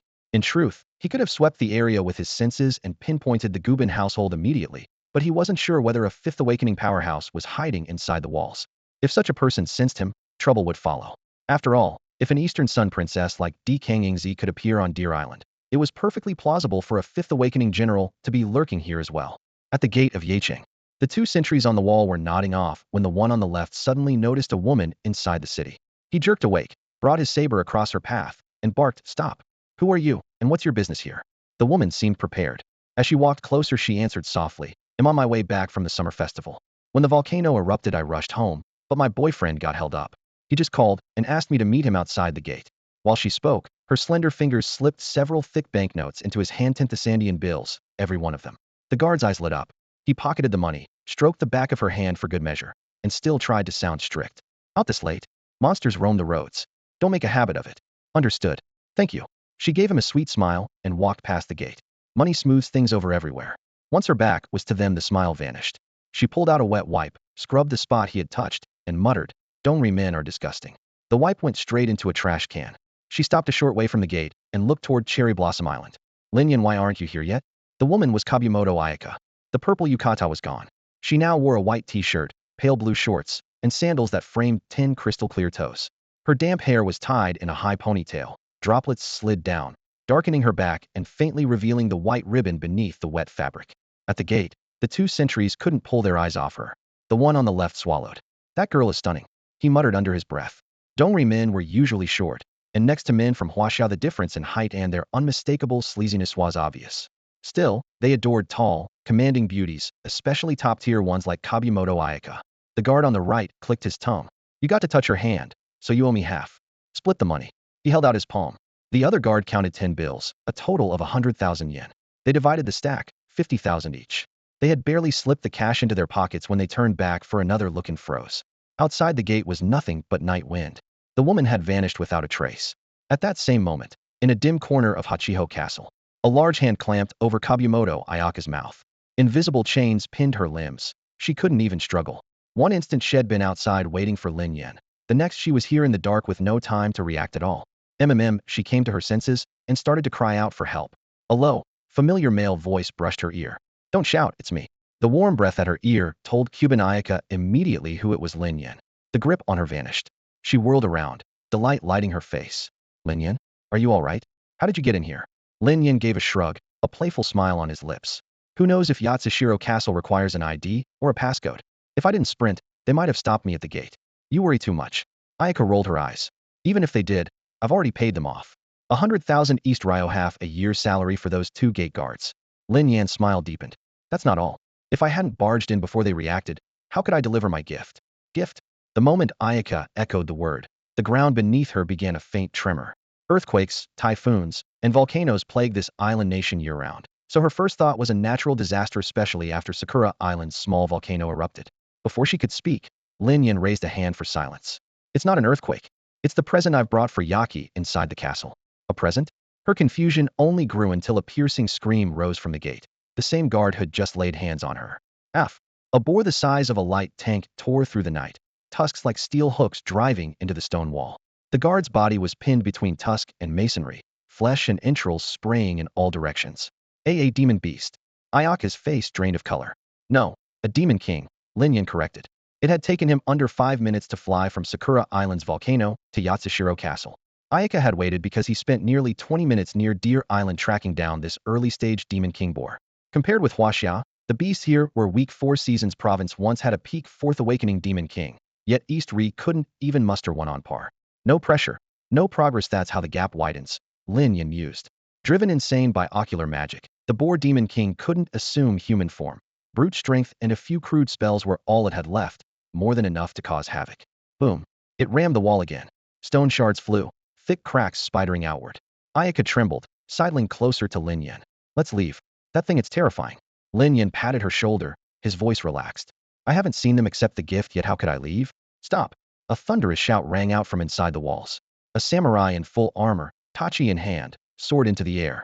More guards raced up behind him, all jolted into action by the boar demon king's rampage. Lin Yan narrowed his eyes at the airborne warrior. Lin Yan lightly patted Gubin Lingxiang on the shoulder and grinned. "Come on, let's head back." He had already spotted the gift recipient, a 4th-tier bloodline awakener, the strongest fighter Bakhong City could muster. The city's lineup mirrored Lu City's, and to Lin Yan it posed no threat at all. "Oh, okay." Lingxiang was still stuck on his earlier, "just wait a bit," half-dazed as he led her away. She didn't look back when they left the wall. Behind them, Yaki organization members were battling the Beast King. Screams, roars, and the thud of shattering stone echoed. Dabum. Roar, a clash of flesh and rubble that never caught up with their retreating steps. When Lingxiang finally regained her senses, Lin Yan had already brought her to the base of her apartment building. "Wait, how do you know where I live?" Her eyes went wide. She was sure she'd never mentioned her address. He returned the smile. "Finding your place was, that supposed to be hard for me?" Earlier he had suppressed his spiritual sense, worried stronger experts might be hiding in the city. Once he confirmed the highest level was only a 4th-tier awakener, he let his perception roam and instantly located Gubin Xianghui, cooking dinner at home. "Then why make me come out to meet you?" Lingxiang shot him a playful glare. "Thinking, I barely got halfway through drying my hair. She was about to continue when she noticed the large wet patch on his chest, rainwater dripping down his jacket. Serves you right, she thought. Lin Yin straightened his posture. It's common courtesy to greet your host. Besides, you volunteered to pick me up. Ling Xiang opened her mouth, but words failed her. It was true Shed insisted on it, and the cab fare alone had burned through 100,000, nearly a year of their family's income. With an easy grin he added, enough back and forth. We're already downstairs. Aren't you going to invite me up? Also, I'm starving. Got anything to eat? Yes, she muttered, turning to lead the way. Just wait, they'll feed you until you can't move. 6th floor, Unit 4. The key turned, the door opened, and the aroma of food swept over them. Gubin Xianghui, apron tied around his waist, was tending a sizzling wok amid clouds of steam. Hearing the door, he turned to see his daughter setting out slippers for Lin Yin. He bent slightly in greeting. Mr. Lin Yin, dinner's still cooking. You can shower first, clean clothes are outside the bathroom. After work, he had rushed to a closing department store and, relying on his flawless memory, picked out an outfit that would fit perfectly child's play for an intelligence agent. Thank you. Lin Yin nodded, signaling Ling Xiang to show him the way. The bathroom was small, but the tub was already filled with hot water, steam curling through the air. He shrugged off his damp clothes and slipped in the temperature perfect, neither too hot nor too cool. The warmth brought back memories of the night had taken a group of classmates to the hot springs in the imperial capital. I must be well over 1,000 kilometers away from them by now.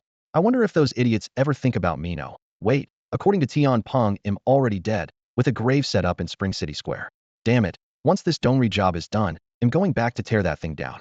At the bathroom door, Gubin Lingxiang hugged a towel and muttered to her father, Dad, why are you still using honorifics with that Lin Yin guy?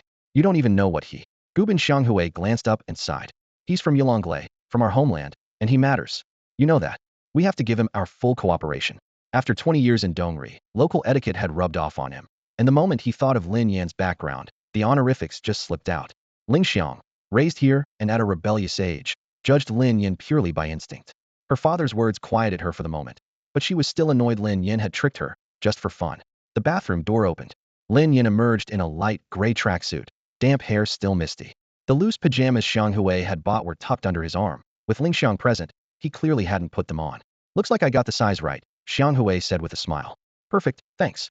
Lin Yan headed straight for the kitchen, ignoring Ling Xiang, who was staring at him, cheeks puffed in silent protest.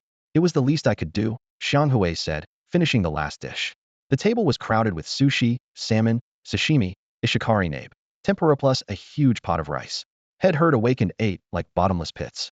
Lin Yin grumbled to himself. An awakened eats like anyone else. Luo Hongyi the maniac aside. Seeing the Aldongri spread, he frowned. Everything's Dongri style? Yeah, I haven't touched Huaxia cooking in 20 years. I've forgotten it all, Xianghui admitted, embarrassed. Got lean pork, cornstarch, soy sauce? Lin Yin asked. Sure. Xianghui blinked, then hurried to fetch the ingredients. Lin Yin rolled up his sleeves. The knife flashed lean pork sliced to fine shreds, dusted in starch. In a bowl he mixed cornstarch, soy sauce, and a splash of cooking wine. Oil warmed in the wok. The meat slid in and separated. He scooped it out, stir-fried minced garlic till fragrant, poured in the sauce, tossed the pork back, and worked the wok with brisk strokes. Ling Xiang watched the sizzling pan.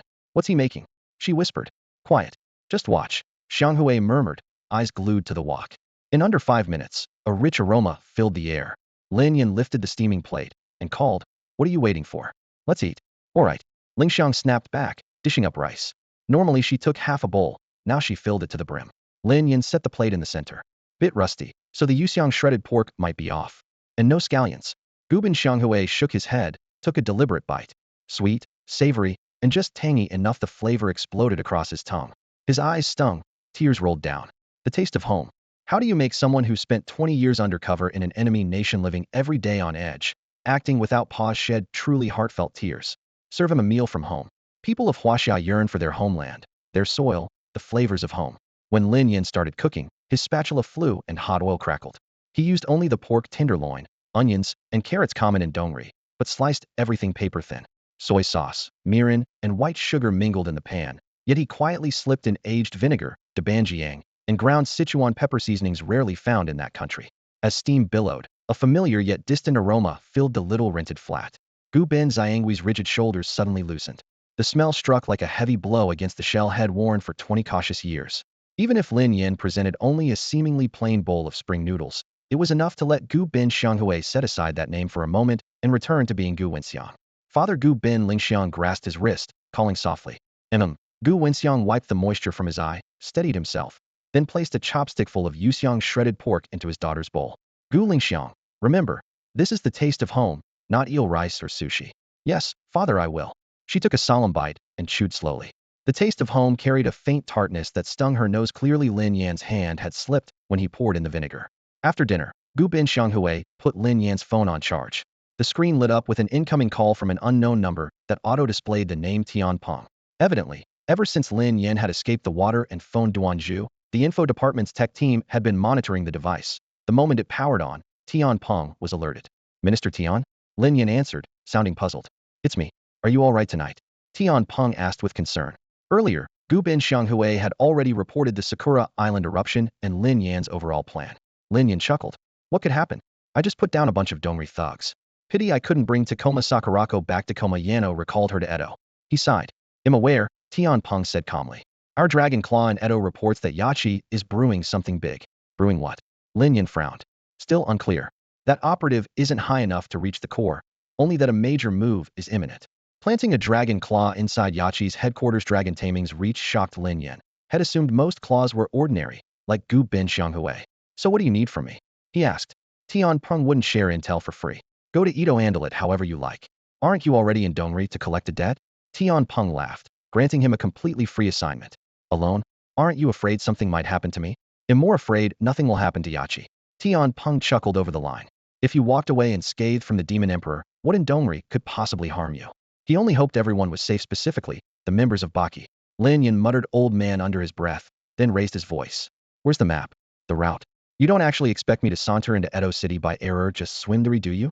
The line went quiet, so he added, I'm not afraid to fly or swim, but their military radar and sonar will pick me up. Edo is Dongri's capital. Its defenses rival those of Waxia's. Without overwhelming power, barging in is suicide. While the call stalled, Gu Bin Xianghui suddenly spoke. Mr. Lin Yan, if the journey to Edo is troubling you, I might be able to help.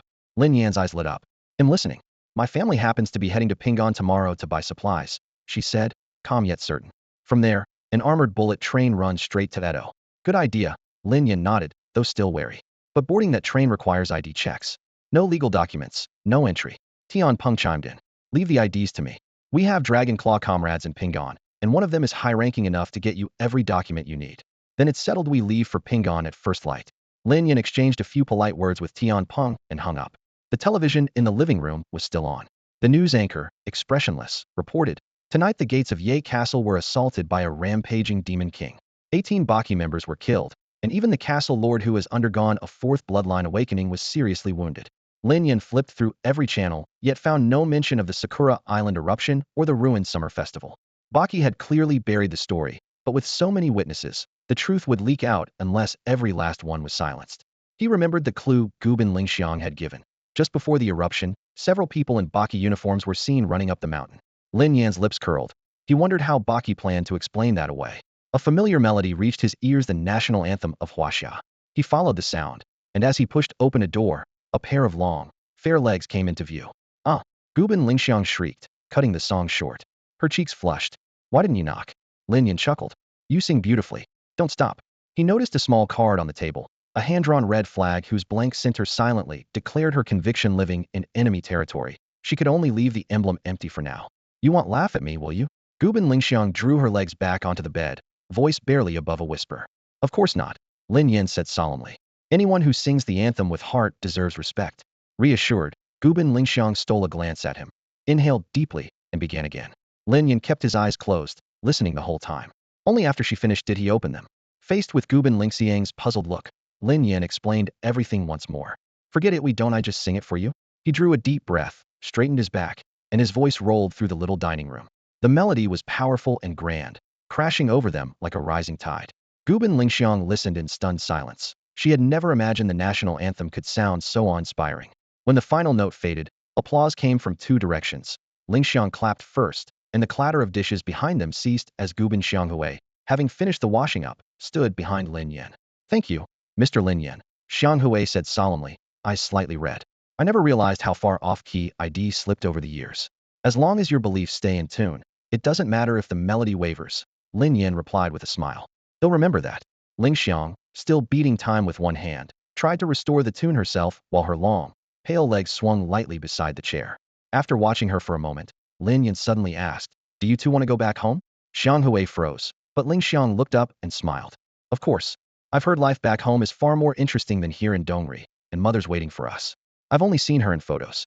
Once we return, the three of us can finally be together." Her eyes sparkled with longing. Lin Yan nodded. "When I finish my assignment in Dongri, I'll take you with me." "Really? Thank you so much," Ling Xiang exclaimed, warmth filling her gaze toward the man she had once found annoying. Maybe he wasn't so bad after all. When the excitement settled, Xiang Hui spoke. "Mr. Lin Yan, it's late. We have to leave for Pinggan Jingxing tomorrow. You should get some rest. Your room is ready. Please come with me." "Sure." Lin Yan rose and followed him. As he left, Ling Xiang waved. "Good night, Lin Yan." "Good night, father." "Good night." The room was small, with a simple folding bed topped by a cotton quilt and a bamboo mat. Bowing slightly, Xiang Hui said, "The conditions are basic. I'm sorry you have to put up with this tonight." "Not at all. It's more comfortable than a tatami," Lin Yan replied, testing the mattress. "Then I won't keep you. Good night." Xiang Hui stepped out, hand on the doorknob. When Lin Yan called after him, "You still haven't answered Mado, you want to go back?" Didn't Ling Xiang answer that? That was her answer. "I want yours." Lin Yan met his eyes. Xiang Hui smiled. "When Minister Tian assigned us to find you, he offered us a chance to return. I declined. After 21 years undercover in Dongri, I still haven't done enough for our country. As long as I can move, I'd rather stay and contribute a little more." Lin Yan felt a surge of respect. People who live nameless lives in foreign lands, giving silently, deserve the highest honor. "Good night." "Good night." The door closed, and silence filled the room. Buzz's phone vibrated. An email from Tian Peng appeared, containing one line of data. Longclaw number 19325, to Yapoman. Third Blood Awakening stage early. 11 years undercover in Pinggan Jingxing, elder of the Shirshan Temple. The attachment included a photo of Tu Yapoman, a man whose hair had been dyed a glaring shade of blonde. Lin Yan skimmed the picture, and the words Shirshan Palace flashed through his Minda bloodline so rare in Higashi no Kuni that it granted its bearer the ability to control Shirshan, creatures no different from summoned beasts. He hadn't expected anyone on that island to awaken such a gift. Other than Tu Yapoman's file, the email offered no instructions. Lin Yan smiled. The message was obvious once he reached Hyankyo. Everything else would be arranged. After all, an elder of the Shirshan Palace could summon boundless resources with a single order. Deep inside the Shirshan Palace compound in Hyankyo, Tu Yapoman's gaudy blonde hair stood out even more under the dim lights. Staring at his phone, he typed deliberately, "I guarantee the mission will be completed." He paused, then added, "After this task, may I return home?" "Send." The reply came almost instantly, "Yes." He exhaled in relief. After 11 years in deep cover, he might finally go back. The phone buzzed again. Lin Yan's dossier had arrived, along with a request to secure him a legal identity. For Tu Yapoman, that required only a word. As an elder, he could have spotless paperwork prepared in no time. He moved to lock the screen and summon an aid when the shadow at his feet rippled like water. A blurred figure shot upward. "Who?" Before the word was out, a black dagger pressed against his throat, its chill biting through his skin. A mass of darkness hovered before his eyes. Snap! The phone was snatched away. Someone stepped behind him, scrolling through his messages, a teasing lilt in their voice. "Lord Tu Yu, elder of the Shirshan Palace, or should I call you Dragon Claw number 19325, Mr. Zheng Weibo?" The familiar voice drained the color from Tu Yapoman's face. "P. Palace Master, I don't know what you mean." A low chuckle followed. "Really? Then how do you explain this phone?" The shadow spun him around. In front of him stood a woman in a black cheapao trimmed with gold thread. Her eyes held sorrow and regret. Tu Yapoman pressed his lips together, his gaze turning cold as steel. "Lord Tu, that look is frightening." She cupped his face and sighed. "You've never glared at me like this." He turned away, voice icy. "Since you know who I am, why pretend?" She hesitated, then placed her hand on his cheek again. This time he didn't flinch. Another dagger wreathed in dark mist hovered beside his ear. One slight move, and it would pierce his skull. His life rested entirely in her hands. She sighed, her tone as gentle as dusk. "Lord Tu, do you know how much that hurts? I truly like you know, I love you." Her fingertips traced his face tenderly, like a newlywed gazing at the husband she adores. However, Tu Yapoman showed no gratitude at all. He was shackled to a cold stone wall, his eyes locked on the woman before him. His voice was hoarse yet unyielding. "Qingming Yukai, if you truly love me, stop with the sweet words and let me go." A dim wall lamp cast its glow across Qingming Yukai's crimson lips, as bright and jarring as fresh blood. She curved them into a smile and gently shook her head. "No, Tuyukun, that won't do." Her slender fingertips skimmed his pale cheek. "If I set you free, you'll flee or carry tonight's intel back to Yulong. But I love you more than anyone. I made you an elder of Shishingong and did all this for you. Can't you do something for me in return? What is it?" Tu Yapoman frowned. Qingming Yukai leaned close to his ear, her warm breath tinged with a faint fragrance. Stop contacting Yulong. Stay with me.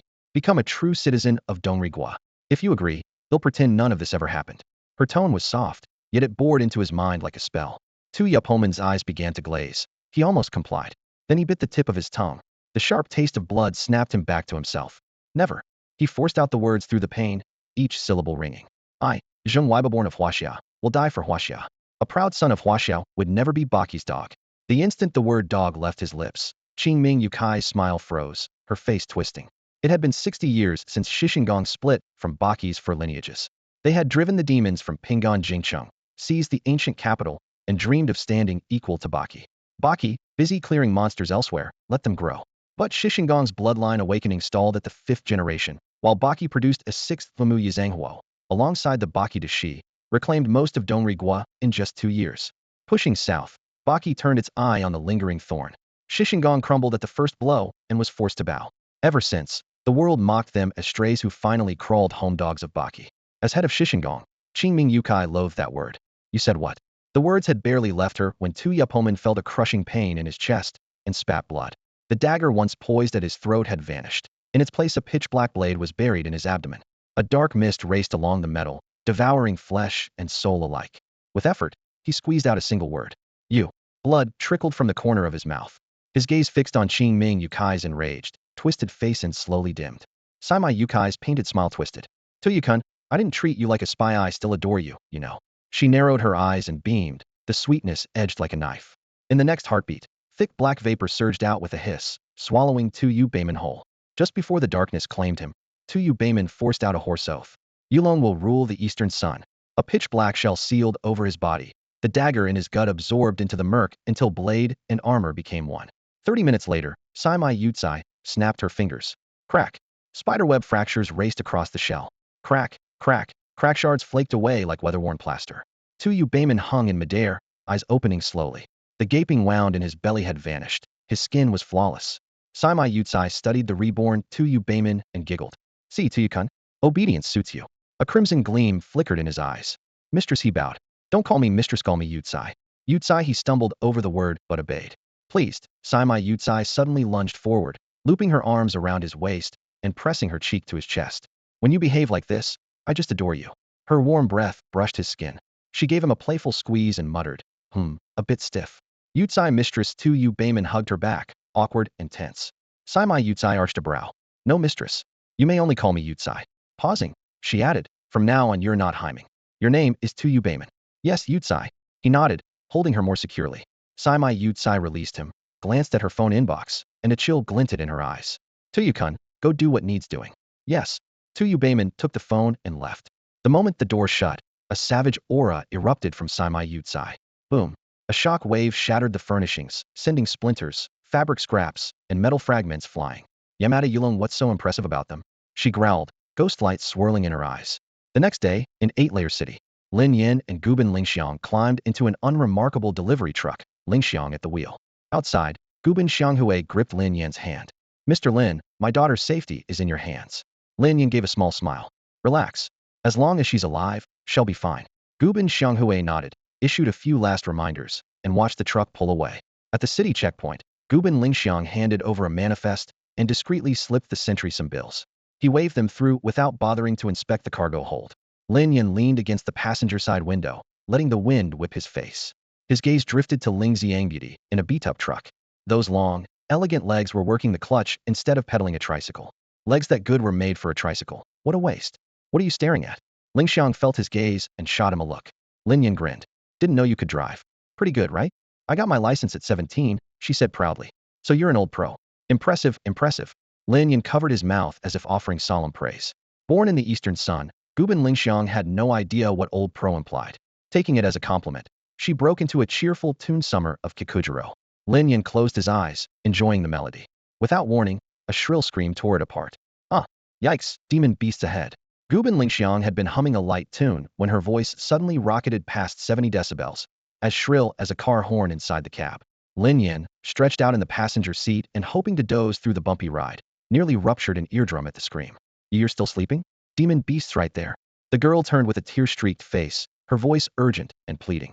Over the roaring engine, a pack of ash-gray wolves each one the size of half a delivery truck blocked the highway. Fangs glinted coldly, and green eyes locked onto the speeding vehicle. In a minutino, 30 seconds the front bumper would smash straight into them. Lin Yan, Lin Yan, Lin Yan, you promised my father you'd protect me. Get up, wake up. With one hand on the wheel, Ling Xiang pummeled his shoulder, her eyes filling with panic. Lin Yan clenched his teeth, cursing inwardly. The girl hasn't even awakened yet, and she's this strong? And in a crisis, her first thought isn't to brake. The speedometer had sailed past 100. The battered little truck felt like a rocket, wind howling through the cabin. So much for a seasoned driver, he muttered silently. This is when you hit the brakes. We're going to crash. Lin Yan, you idiot, wake up. The distance closed in a blink. Less than 20 seconds now. Eek. At the critical moment, Gubin Lingxiang covered her eyes with both hands, abandoning the steering wheel completely. Damn it. Lin Yan bellowed, lunging across to grab the wheel. Right then, the wolves erupted in fierce flames, ignited by an invisible fire. They turned to ash before a single howl could escape, just as the truck would have struck them. Virum. The truck sliced through drifting cinders, kicking up a dusty whirlwind. Phew. Lin Yan exhaled and flicked Ling Xiang's forehead. It's over. Hands back on the wheel. Trembling, she spread her fingers. The road ahead lay empty, and the mirror showed no pursuers. Really, it's over? She whispered, glancing at him. A heartbeat later she shrieked again, cheeks blazing red. Sorry, her voice was softer than a mosquito's. She had noticed Lin Yan's hand still resting where hers should have been. He sighed and pulled away. Now I see why folks used to say, if you meet a woman driver, pull over immediately. Face burning, Ling Xiang gripped the wheel with both hands. In mortal danger, her first reaction hadn't been to slow down or swerve, it had been to cover her eyes. Sorry, she repeated, on the verge of tears. Lin Yan cast her a sidelong glance, calm but unyielding. With me here, just drive. Leave the monsters to me. But you were asleep. I thought. I was resting my eyes, got it? But I could have sworn you were snoring. Lin Yan fell silent. Had he really been snoring? Ahem, that was just the wind. He slapped the window, his voice muffled by the rushing air outside. I'm fine even if I don't rest. Gubin Lingxiang kept her hands on the wheel and murmured, all right, though her heart hammered in her chest. Beneath a leaden sky, the van's engine droned steadily as they sped along. Yet in just a few dozen kilometers, the trip had already become a white-knuckle ride. Every 10 kilometers or so, a beast would burst from the ruins or scrub beside the road. Some charged with a roar, others crouched in ambush, cruel green light glinting in their eyes. None of them got close. They either went up in spontaneous flames and turned to ash, or a bolt of violet-white lightning slammed down and blew them apart. A few merely watched from across the asphalt. The moment Lin Yan glanced their way, they fled, tails tucked, into the wasteland. Now and then they passed other travelers, but always in convoys of 6 or 7 vehicles, armored rigs, all-terrain trucks, jury-rigged battle wagons bristling with guns. In times like these, anyone leaving the city did so in numbers. Lin Yan and Gubin Lingxiang, tearing through open country in an unarmored delivery van with no heavy weapons, stood out like a sore thumb. Only 2 kinds of people traveled alone. 1. Elite fighters so confident they could duel a monster lord single-handed. 2. Idiots who knew nothing, hit the road anyway, and became a mobile buffet for starving beasts. Lin Yan was more terrifying than even the first Type one around them realized it. On a parallel road not far away, a 4-vehicle convoy crept forward. At its head was a modified pickup with flame decals. The driver, a man in a gaudy Hawaiian shirt, craned his neck to study the lone van. Boss, look, only one vehicle. He shouted. In the back seat, a man lounged lazily, half-lidded eyes lifting to follow the gesture. In the sweltering air, he squinted, a cold glint flickering in his gaze. No kidding, I can see it, he rasped, voice flat and commanding. A quick sweep confirmed the van had no escort ahead or behind. No convoy behind them. Nothing in front. Heh, they've got guts. The floral-shirted driver grinned. Or maybe they're just idiots. On the passenger side, a lanky fellow leveled binoculars at the van. Whoa, boss, there's a chick. He yelled, practically pressing his eyes to the lenses. What? A chick? Let me see. The driver snatched the binoculars, almost losing control of the wheel. Get closer. I want to look, the man in back said calmly, his tone allowing no refusal. The driver reluctantly handed back the binoculars and hit the gas. The pickup surged to the front of the convoy and settled in. When the man brought the lenses to his eyes and Gubin Lingxiang's profile snapped into focus, his gaze widened, and he drew in a sharp breath. Pull over and cut them off, he ordered casually. But boss, what if they're strong? The driver's palms were slick with sweat. Years in the wasteland had taught him to avoid anyone he couldn't size up. The man snorted. Strong? Please. A real expert wouldn't be driving a junk van with 0 mods. They're just a clueless couple looking for a thrill outside the city. If they want excitement, well, give it to them. Huh. Boss, you're the sharp one. The driver exhaled in relief, shifted gears, and floored it. With a guttural roar, the souped-up pickup lunged forward, barreling across the few hundred meters that separated it from the lonely van on the adjoining road. The convoy behind the pickup surged forward the moment it accelerated, spreading out in a fan shape as they raced to box in the nondescript little truck ahead. Inside the cab, Lin Yin sat with his eyes closed, a faint twitch at his brow, yet his voice was steady. The wasteland outside the city is crawling with beasts. How did you reach Pinganjing before? Gubin Lingxiang kept one hand on the wheel and sighed. My father used to travel with a caravan. They hired awakened as escorts, and it wasn't cheap. Some Dongri awakened had wandering eyes, so I'd wrap myself up like a zongzi every time. Driving alone through the wild like this is a first. A small smile played at her lips, as if she were savoring a freedom she had never tasted. Lin Yin asked again, how many gang emblems can you remember? I recall a few. Then take a look behind us. Do you recognize them? He opened his eyes a slit. Lingxiang glanced at the mirror, and the color drained from her face.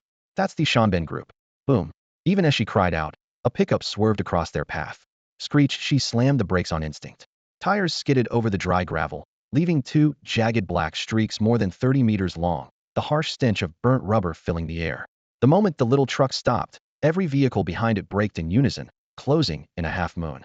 Doors flew open and a gang of hooligans with hair dyed every color of the rainbow jumped out. One had it twisted into drill-shaped spikes, another sported bullhorn cuts, and a third wore a ridiculous pompadour. Steel pipes and wrenches clanged, flashing coldly in the sun. Clang, clang. A green-haired punk in a black leather jacket wrapped a wrench against the door. Out. Pay the toll. Ling Xiang's heart pounded. She turned to Lin Yinhe was still leaning back, eyes half shut, as if dozing. Lin Yin, she shook him, her voice trembling. In the wasteland, 3 groups were notorious, and the Shanben group ranked second. Every member was awakened, and rumor said they even had monsters who had awakened a 3rd time. Bang. Another pickup door slammed.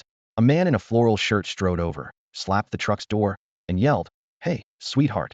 Think you can cross Shanben turf without paying? A glint of ice flickered in Lin Yan's barely open eyes. Second stage bloodline awakened, he judged. Lingxiang clutched his arm. What do we do? He sighed. Let's step outside.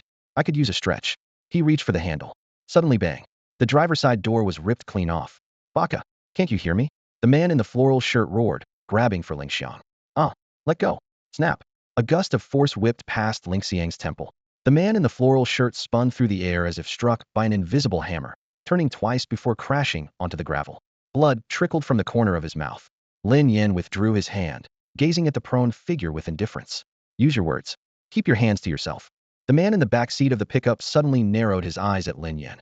A moment earlier, he had been too busy staring at the beauty in the passenger seat to notice there was a man sitting behind her. Now, as he took a closer look, he sensed that Lin Yin might also be an awakened. Judging by that slap just now, however, he felt he could have delivered the same blow himself, so the newcomer didn't seem like much of a threat. With that thought, he shifted his gaze back to Ayaka Furahan. The man pushed open the door, his leather soles scraping the asphalt with a hiss as he strode toward them. At the same time, Lin Yin helped Ayaka out of the truck. The tattooed, bleached-hair punks nearby had planned to block their way, but when they saw the flower-shirted Bertian iron-fisted thug with a second bloodline awakening flattened on the ground like a dead dog, foaming at the mouth with half his face swollen, they fell silent and parted to make a path. Boss, these two look tough, a few underlings whispered. The newcomer was Ichiro Yamamoto. He gave a cold snort. Anyone who could nearly match his own strength was indeed tough, yet he still didn't take Lin Yin seriously. He walked straight up, his heated gaze roaming greedily over Ayaka. Pretty little thing, he said with a meaningful grin. Ayaka shuddered under his stare, grabbed the corner of Lin Yin's jacket, and hid behind him. Yamamoto chuckled. So innocent. Lin Yin gave Ayaka a reassuring look, then turned and fixed Yamamoto with an icy glare. Why are you blocking our way? Yamamoto adjusted his collar. You're on Yamamoto turf. Nobody passes without paying a toll. Did you build the road? I run the road. Want through, pay up. Lin Yan's eyes narrowed. So this is the modern Tanichi version of this tree is mine. Pay the toll? Sereno money. In fact, you owe us for that dented door. Huh. First time in over 10 years anyone's tried to charge me. Yamamoto's laughter cut off abruptly. A savage aura exploded from him, locking onto Lin Yin and Ayaka. No cash. Then leave the girl. He lunged, hand shooting toward Ayaka. Crack. Lin Yan's arm snapped out like a whip, clamping onto Yamamoto's wrist. His fingers tightened like a hydraulic vice. Yamamoto couldn't budge an inch. Lin Yan's smile was chilling. No one offends me without apologizing and paying compensation. Twist. A sharp crack rang out as Yamamoto's forearm bent at an unnatural angle. F. His scream tore the air. Cold sweat streamed down his temples. Rage and pain churned inside him. His chest swelled, and the phantom of a jackal erupted behind him. Drawing on his bloodline power, he roared, wrenched free, and stumbled back, cradling the broken arm. Get him. Kill him. Boss, this guy, the red-haired thug stammered. Boom. Yamamoto's foot came down like a hammer, bursting Red Hair's skull on the spot. Warm blood sprayed everywhere, spattering the others' faces. They shuddered in unison, eyes blood red. Yamamoto swept his gaze over the crowd and rasped, hopped up. Kill. At his command, the punks dared not hesitate. Screaming, they raised steel pipes and wrenches and surged toward Lin Yan like a tide. Fighting him meant possible death, but refusing meant certain death. They all knew the truth. Once Matsumoto Ichiro popped his pills, he became a monster that could beat a demon king to death. Even so, Lin Yan was no soft target. These thugs were, at best, second-tier awakeners, hardly a threat. He snorted, the corner of his mouth lifting in a frosty arc. Boom. A cyclone of crimson fire erupted beneath his feet, sweeping across the ground like a tidal wave, slicing the air open as though by a red-hot blade. Any thug it touched had his flesh curl and blacken in an instant, their screams merging into one long howl. Roar. While most of them writhed in the flames, an ethereal jackal wolf inside Matsumoto threw back its head and howled. The phantom fused with him, muscles ballooned, clothes split apart, and obsidian claws burst from his fingertips. His eyes burned blood red, savage and crazed. Die! The half-human, half-beast voice ripped from his throat. He shattered the pavement and barged into the inferno, his talons cleaving the flames, runic light crackling over his body. Lin Yan raised a brow. Blood frenzy? Does he think this is an MMO where you get a death-triggered berserk buff? Huh. Drop dead. Matsumoto's manic laugh echoed as he used the recoil to vault skyward, claws slamming toward Lin Yan's skull. You? Not even close. Lin Yan thrust out his palm, and a shockwave boomed. Roar. A solid Pishio made of primal bloodline power burst forth, scarlet gold light, entwining the sea of fire and blotting out the sky. What the fourth awakening? Terror twisted Matsumoto's face. He tried to flee, but it was too late. Bang. A flower of blood blossomed in midair. The Pishio smashed him to pieces, flesh and bone scattering like fireworks across the asphalt. B-Boss exploded. The few thugs still breathing stared upward, trembling, unwilling to believe their leader had been blasted into steaming chunks. Behind Lin Yan, Guben Ayaka clamped a hand over her mouth, her face chalk white as her stomach heaved. Ugh, she had never seen carnage like this. Scared? Lin Yan looked back and offered a faint smile. A little. She wiped her lips and nodded, refusing to glance at the littered limbs. He ruffled her hair, voice calm. This is the real world. For awakeners, it's everyday life. The remaining thugs saw him turn and drop to their knees, shaking so badly they could barely sob out a plea for mercy. Lin Yan let them live for now. In Huaxia, he would have sent them straight to the afterlife. But this was the Eastern Sun Nation. Better to let local scum plague their own. The enemy of my enemy can breathe a bit longer. Trash yet, they dared lay a hand on Baki. He spat the words, then took Ayaka's hand and headed for the parking lot. A gaudily dressed thug had knocked the door off their van, and Matsumoto's blood still streaked the frame. Someone would have to pay for the damage. Lin Yan surveyed the vehicles. Only a heavily modified pickup coaxed a satisfied grin from him. Wild enough, take that one. Just as he was about to reach the pickup, the sky suddenly filled with the thunder of rotor blades. WHUPA dark green gunship hurtled in from the horizon, its downdraft whipping dust into a frenzy. The gun slung under its stub wings flashed red, and an instant later streams of tracer fire spat downward tat-a-tat. The thugs who hadn't managed to scatter were riddled in a heartbeat, blood and grit spraying everywhere. A strange purple gleam flickered across Lin Yan's eyes. Watching closely, he realized every bullet was nudged aside by some invisible force, skimming past him and Gu Ben Lingxiang without so much as fraying their clothes. The helicopter banked, made one slow circle to confirm the ground was clear, then descended, its rotor wash snapping at Lin Yan's jacket. The side door slid open. A man in an emerald ceremonial robe and tall black hat stepped down the ladder. The moment he saw Lin Yan, his gaze sharpened, then he hurried forward and bowed. You must be Mr. Gongmai. Inoue Kojiro, sent by Elder to you to escort you to Hyankyo. The roads aren't safe. This helicopter should save us a lot of trouble. Gu Ben Lingxiang shrank behind Lin Yan and tugged at his sleeve. He reached back, took her hand, and smiled lightly at Kojiro. Understood. Let's go. Kojiro nodded and motioned them aboard. As they climbed in, his eyes flicked to Gu Ben Lingxiang. Mr. Gong, this young lady is? My woman. Lin Yan's voice was calm, leaving no room for argument. Understood. Kojiro clamped his mouth shut and slid into the co-pilot's seat. The chopper climbed again, the world below shrinking to a chessboard. Inside, noise-canceling headsets dulled the engine's roar. Pressed against Lin Yan, Gu Ben Lingxiang whispered, Lin Yan, I feel like something's off with them. It's not a feeling, it's a fact. He narrowed his eyes, voice laced with mockery. Sending a gunship to pick me up? Either Yu Bayman had his head slammed in a door, or a dog chewed it off. Him only passing through Hyankyothis should have been ultra-covert. No one else should know. Even if Inoue Kojiro were Bayman's most trusted man, this kind of spectacle barely made Sinshan illusion that shattered the moment they skimmed over the city. In the plaza by the gate, a giant LED screen blazed. Welcome MR, Gong Mai To Hyanki. Enjoy the ancient capital. Seriously? Lin Yin glared at the glowing letters, his face dark enough to rain. 100%, Bayman's got a screw loose. He clenched his fists and made a silent promise. The first thing he'd do on arrival was plant one squarely on that idiot's jaw. With a deafening roar, the helicopter touched down, whipping up a violent wind. The moment it steadied, a man in a perfectly pressed black suit strode forward, pulled open the cabin door, and bowed. Mr. Gongmai, Elder Tsukumi has prepared a lavish dinner and hopes to dine with you. Lin Yin helped Ayaka Kofumoto off the aircraft. From the sky, she had already seen the crowd's face so fervent they felt scorching and she was still shaken, her fingertips trembling. She had never stood under so many stares before. The intensity was almost frightening. Lead the way, Lin Yin said, giving the suited man an indifferent glance. Please follow me, Mr. Lin, the man replied, even more deferential now, guiding them across the helipad. Lin Yin kept Ayaka's hand in his. It was cool yet slick, her palm damp with nervous sweat. He tapped her palm twice, telling her to relax. While a faint violet light flickered in his eyes, the vision of rupture had silently awakened. The buildings and the people around them felt odd, yet outwardly looked completely normal. It was similar to what he had seen in Shikamura, though not identical. Inside each person, he glimpsed a swirling black mass, the unique mark of the Shirshin Palace, yet on the surface, they behaved like ordinary awakened. A few minutes later, a traditional Chinese-style building came into view. Its eaves curled upward, and a gilded plaque bore 4 flamboyant characters Shanghua Pavilion. The man in the suit stopped and gestured toward the entrance. Elder Tsukumi has been waiting. Lin Yan's gaze lingered on the plaque. Before the Heian era, the Eastern Sun Kingdom's capital had been in Hyankyo. After the shogunate rose, it moved to Edo. Hyankyo was also called the Old Capital of Shanghua, and some privately nicknamed it Luoyang, modeled after Tang Dynasty Luoyang.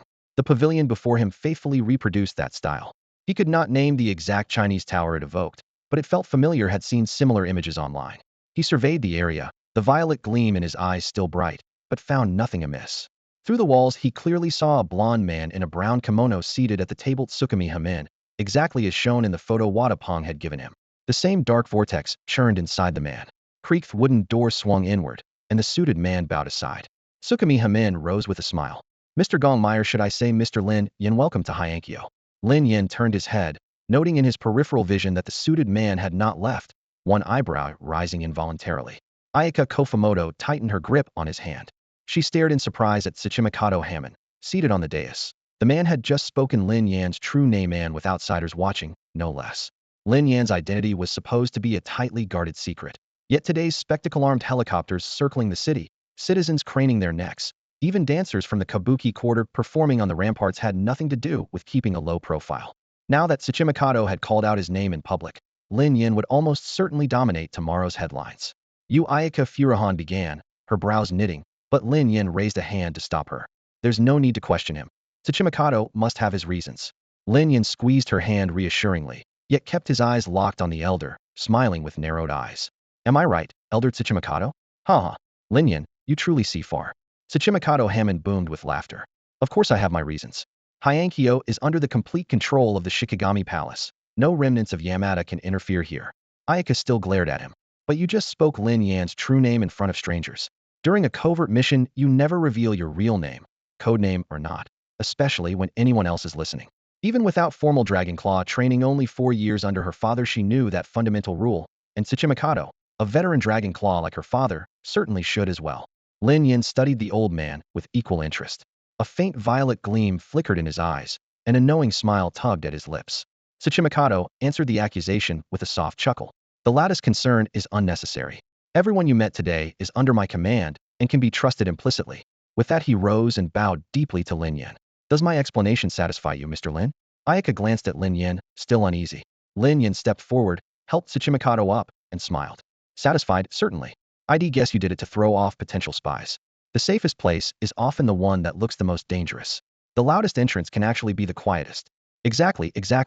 Tsuchimikado nodded enthusiastically, as if he had found a kindred spirit. Mr. Lin, you truly are a master of dragon taming. He pulled out 2 chairs himself and invited them warmly. Mr. Lin, miss, you've come all the way from Yecheng to Hyankyo today. You must be exhausted. Please have dinner first, and later I'll show you to your rooms. Under the lamplight, a long table was piled high with lavish dishes. Lin Yin skipped the formalities, picked up his chopsticks, and took a bite without the slightest regard for etiquette. It's fine. I've heard for ages that Hyankyo is unbelievably prosperous, and that its nightlife is even more vibrant. After dinner, Ayaka and I are going to wander through the night market. Tu Yapeimin bowed respectfully. I will accompany the two of you. Lin Yin waved him off almost instantly. That won't be necessary. The two of us are enough. Do you doubt my ability and think we might run into danger? Nothing of the sort.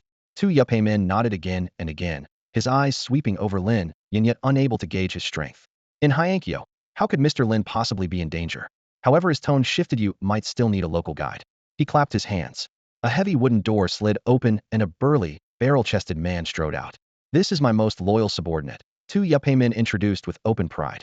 He has awakened his bloodline 3 times, once ruled the underground king of fighter circuit here in Hyankyo, and holds 16 consecutive sumo titles. He knows every path in both the light and the shadows. The big man bowed from the side, his voice deep and steady. Good evening, sir. Lin Yin narrowed his eyes, gave the man a quick once-over, and nodded lightly. We could use someone who knows the streets. Otherwise we might spend all night walking in circles. Tu Yapeimin burst out laughing. Mr. Lin, you do have a sense of humor. Even as he laughed, his eyes stayed on Lin Yin, a brief flicker of confusion flashing through them. This man was unreadable. Ayaka secretly pinched Lin Yan's arm, exchanging a look with him. That guy is obviously bad news. Didn't you notice? Lin Yin tilted his head slightly and winked. Just eat. I've got this. Ayaka sighed softly, picked up her chopsticks, and began nibbling on sushi. After a full day on the road sustained only by bread, she was starving. Tu Yapeimin suddenly asked, according to our information, Mr. Lin arrived in the Eastern Sun Kingdom alone. Who might this young lady be? Ayaka had a piece of sushi halfway to her mouth when her wrist froze in midair. Lin Yin glanced at her, slipped an arm around her shoulders, and laughed boisterously. Met her in Ye City. Liked her, so I made her my woman. Oh, I see. Tu Yapeimin's eyes narrowed into thin slits. There are plenty of women in Hyankyo far better than her. You know, we can talk about that tonight. Lin Yin brushed it off with a laugh, but the smile on his face froze when Ayaka stomped hard on his foot.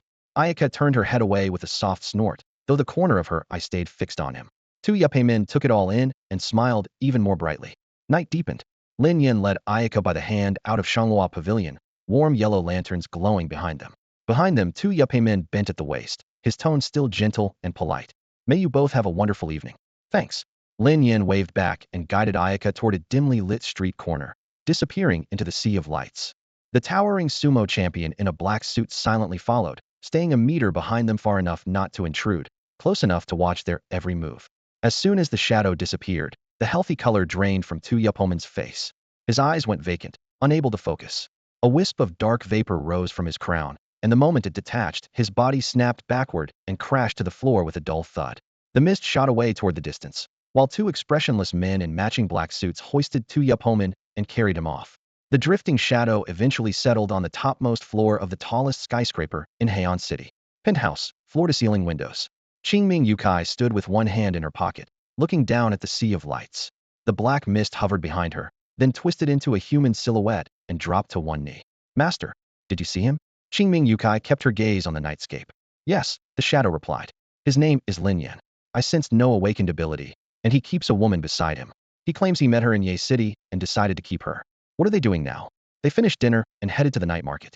I've set up surveillance. They won't slip away. Good. Qingming Yukai nodded, her fingertip tracing the window frame. She fixed on the brightest cluster of lights. The night market of Heian City, a den of illicit trade the Shikigami Palace chooses to ignore. Arrogant, reckless, no sense of subtlety, she murmured. Abruptly she turned, her sharp aura dissolving into gentle warmth. And your body? I told you never to leave it anywhere, anytime. The shadow hesitated. Forgive me, Yukai. I left only to report immediately. The body should be here by now. Ding dong. The doorbell chimed. Come in. The 2 men entered, carrying the rigid, puppet-like Tu Yapeimin. The shadow glanced back, dissolved into smoke, and slipped inside him. Crack, crack, crack. Joints snapped into place. Tu Yapeimin's eyes darted. Life flowed back into him. He rose and dropped to one knee. Yukai, the body has arrived. Qingming Yukai's smile curved like a crescent moon. She helped him to his feet. Tu Yukuin, I told you stop calling me master. Call me Yukai. Very well, Yukai. Tu Yapeimin's expression softened. He lifted a hand and gently brushed her hair. Qingming Yukai closed her eyes, tilting her head as though basking in the touch. Over at the entrance to Heian City's night market, the tall sumo champion climbed out of the car and respectfully opened the rear door. Mr. Lin, this is the Hyankyo night market, he said, bowing slightly, his deep voice steady. On the surface it's beyond the Shirshan Palace's reach, so things can get a bit unruly. No problem, aren't you here to keep us safe? Lin Yin smiled as he stepped down, his tone relaxed. Thank you for your trust, Mr. Lin. The champion's broad grin flashed before he strode after Lin Yin and Gubin Lingxiang, heading toward the tangle of lights. stalls pressed shoulder to shoulder, and the smells of grilled takoyaki, steaming odin, and sweaty bodies swirled into a noisy haze that seemed to squeeze the very air. Even with less than a meter between them, the sumo champion could barely catch the pair's whispers, especially since they were speaking Huaxia, a language he wouldn't understand even if he did hear it. On tiptoe, Gubin Lingxiang murmured, Lin Yin, didn't you notice something off about Tu Yubaman? I hinted at it, but you still don't know? Lin Yin flicked her forehead. You think you're the only one who spotted it? I knew the moment we walked in. He's no longer Longzhua. What? Gubin Lingxiang nearly shouted, clapping a hand over her mouth as she glanced around. The sumo champion kept his distance, calmly sweeping his gaze over the path ahead. She let out a slow breath, only to freeze at Lin Yan's next words. You're saying he defected? As an enemy intelligence officer, she knew even the strongest will could crack without self-reflection and timely course correction. She remembered her father almost slipping once. Later he told her that seeing her heading home from school had pulled him back. The memory made her clench her fists. Lin Yan shook his head. Tu Yubaman hasn't defected. Then why she began? The man we met today wasn't Tu Yubaman at all. What? This time her voice shot up. Vendors and tourists turned, and the sumo champion hurried a step closer. Is there a problem? Lin Yan waved him off. It's nothing, she just saw a cockroach. Go on back. Understood. The sumo champion bowed and retreated to his proper distance. Lantern light caught the perfect lines of Gubin Lingxiang's profile, drawing the eyes of several drunken men. Seeing the slight, scholarly Lin Yan beside her, they started to approach until they noticed the black-suited sumo champion behind him, his fierce gaze pinning them like nails. They quickly thought better of it. A couple of brash awakened stepped forward, eager to throw punches. Their feet had barely touched the flagstones when the sumo champion barked out a thunderous warning. He lunged, sweeping his arm like a steel gate boom. The two never even saw the blow that sent them flying into a trash can, too stunned to make a sound. Lin Yan turned, smiled, and nodded to the champion, then took Gubin Lingxiang by the hand and picked up the pace. She let out a subdued apology. Sorry if the Tu Yuba man we just met was a fake. Where's the real one? He's dead, Lin Yan answered calmly. What? She started to shout, but Lin Yan covered her mouth, muffling the cry. When he let go, she lowered her voice. How can you be so sure? Because whatever had dinner with us tonight wasn't human, he said while striding ahead. It was a monster, one of those Shikigami crammed into Tu Yuba men's body. He recalled what had sensed outside the room. Through the door, the eye of dissection had caught faint anomalies. Once it opened, he saw clearly. A dense, inky fog curled inside Tu Yuba men. Others carried traces of the same darkness, but this cloud was alive, pulsing, almost breathing. Gubin Lingxiang's breath hitched. Realizing the man at their table wasn't even human sent a chill up her spine. She glanced back nervously. Lin Yan, what about him? Relax, is human. Lin Yan knew she meant the sumo champion and reassured her. Good. She exhaled, then surveyed the brightly lit street, frowning. You call this a night market stroll? You're not buying anything, just explaining the truth and ditching the tale, right? Lin Yan blinked. Huh. No. I actually want to shop. I've heard great things about the night market in the old capital. Seriously? Gubin Lingxiang almost rolled her eyes. Before she finished, Lin Yan had stopped at a food stall. 2 orders of takoyaki, 2 shaved ices, 2 packs of bubblegum. After rattling off his order, he ducked into a boutique, picked out several expensive outfits, and handed them to Gubin Lingxiang to try on. She became an impromptu model, changing clothes one after another while Lin Yan offered lively critiques and bought whatever pleased him. At the register, the sumo champion dutifully swiped his card, arms soon draped with shopping bags of every size until even his broad shoulders were buried. Mr. Lin, maybe we should drop these in the car first? He whispered. He could carry them, but there was literally no place left to hang another bag. Lin Yan nodded head, enjoyed himself. The window shopping alone had been worth it. Just then, a flare of light at the corner caught his eye, and his gaze sharpened. Ding. Right on cue, the system chimed. Ding. Ongoing quest. Suppress the East Sun Nation's destiny. Phase 2. Overthrow Hyankyo. Reward for Phase 2.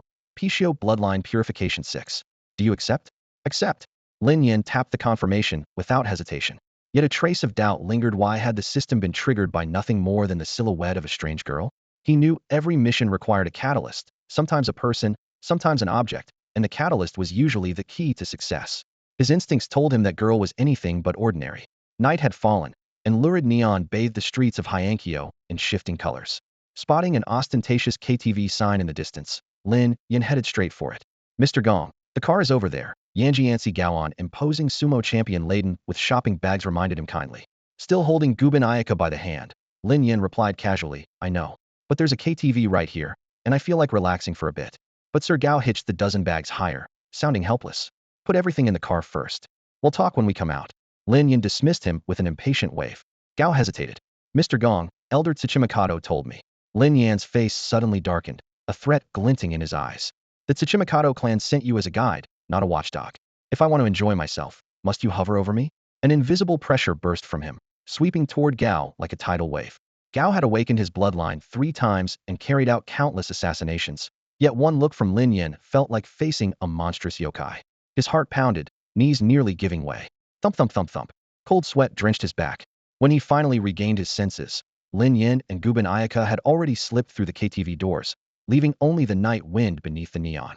Gao drew a shaky breath, soaked in sweat, and staggered toward the parking lot. Passers-by glanced at his scarred face and rigid stance, then hurried on. After cramming the bags into the trunk, he pulled out his phone and called Tsuchimikado. Elder, Mr. Gong is extremely dangerous. In the Shikigami Palace, a luxury suite beside a floor-to-ceiling window. Saimai Yukai reclined on the sofa, her head resting on Tsuchimikado's lap, eyes fixed on him as he ended the call. Keep him under surveillance, Tsuchimikado said in a low voice. Understood, came the instant reply through the speaker. Setting the phone aside, Tsuchimikado stroked Yukai's silky hair and spoke gently. Yukai, that Lin Yin is no ordinary man.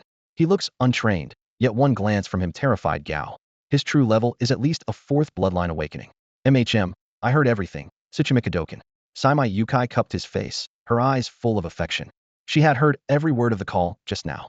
Lin Yin was clearly no ordinary man. Still, what kind of waves could one person possibly stir up in Heian City?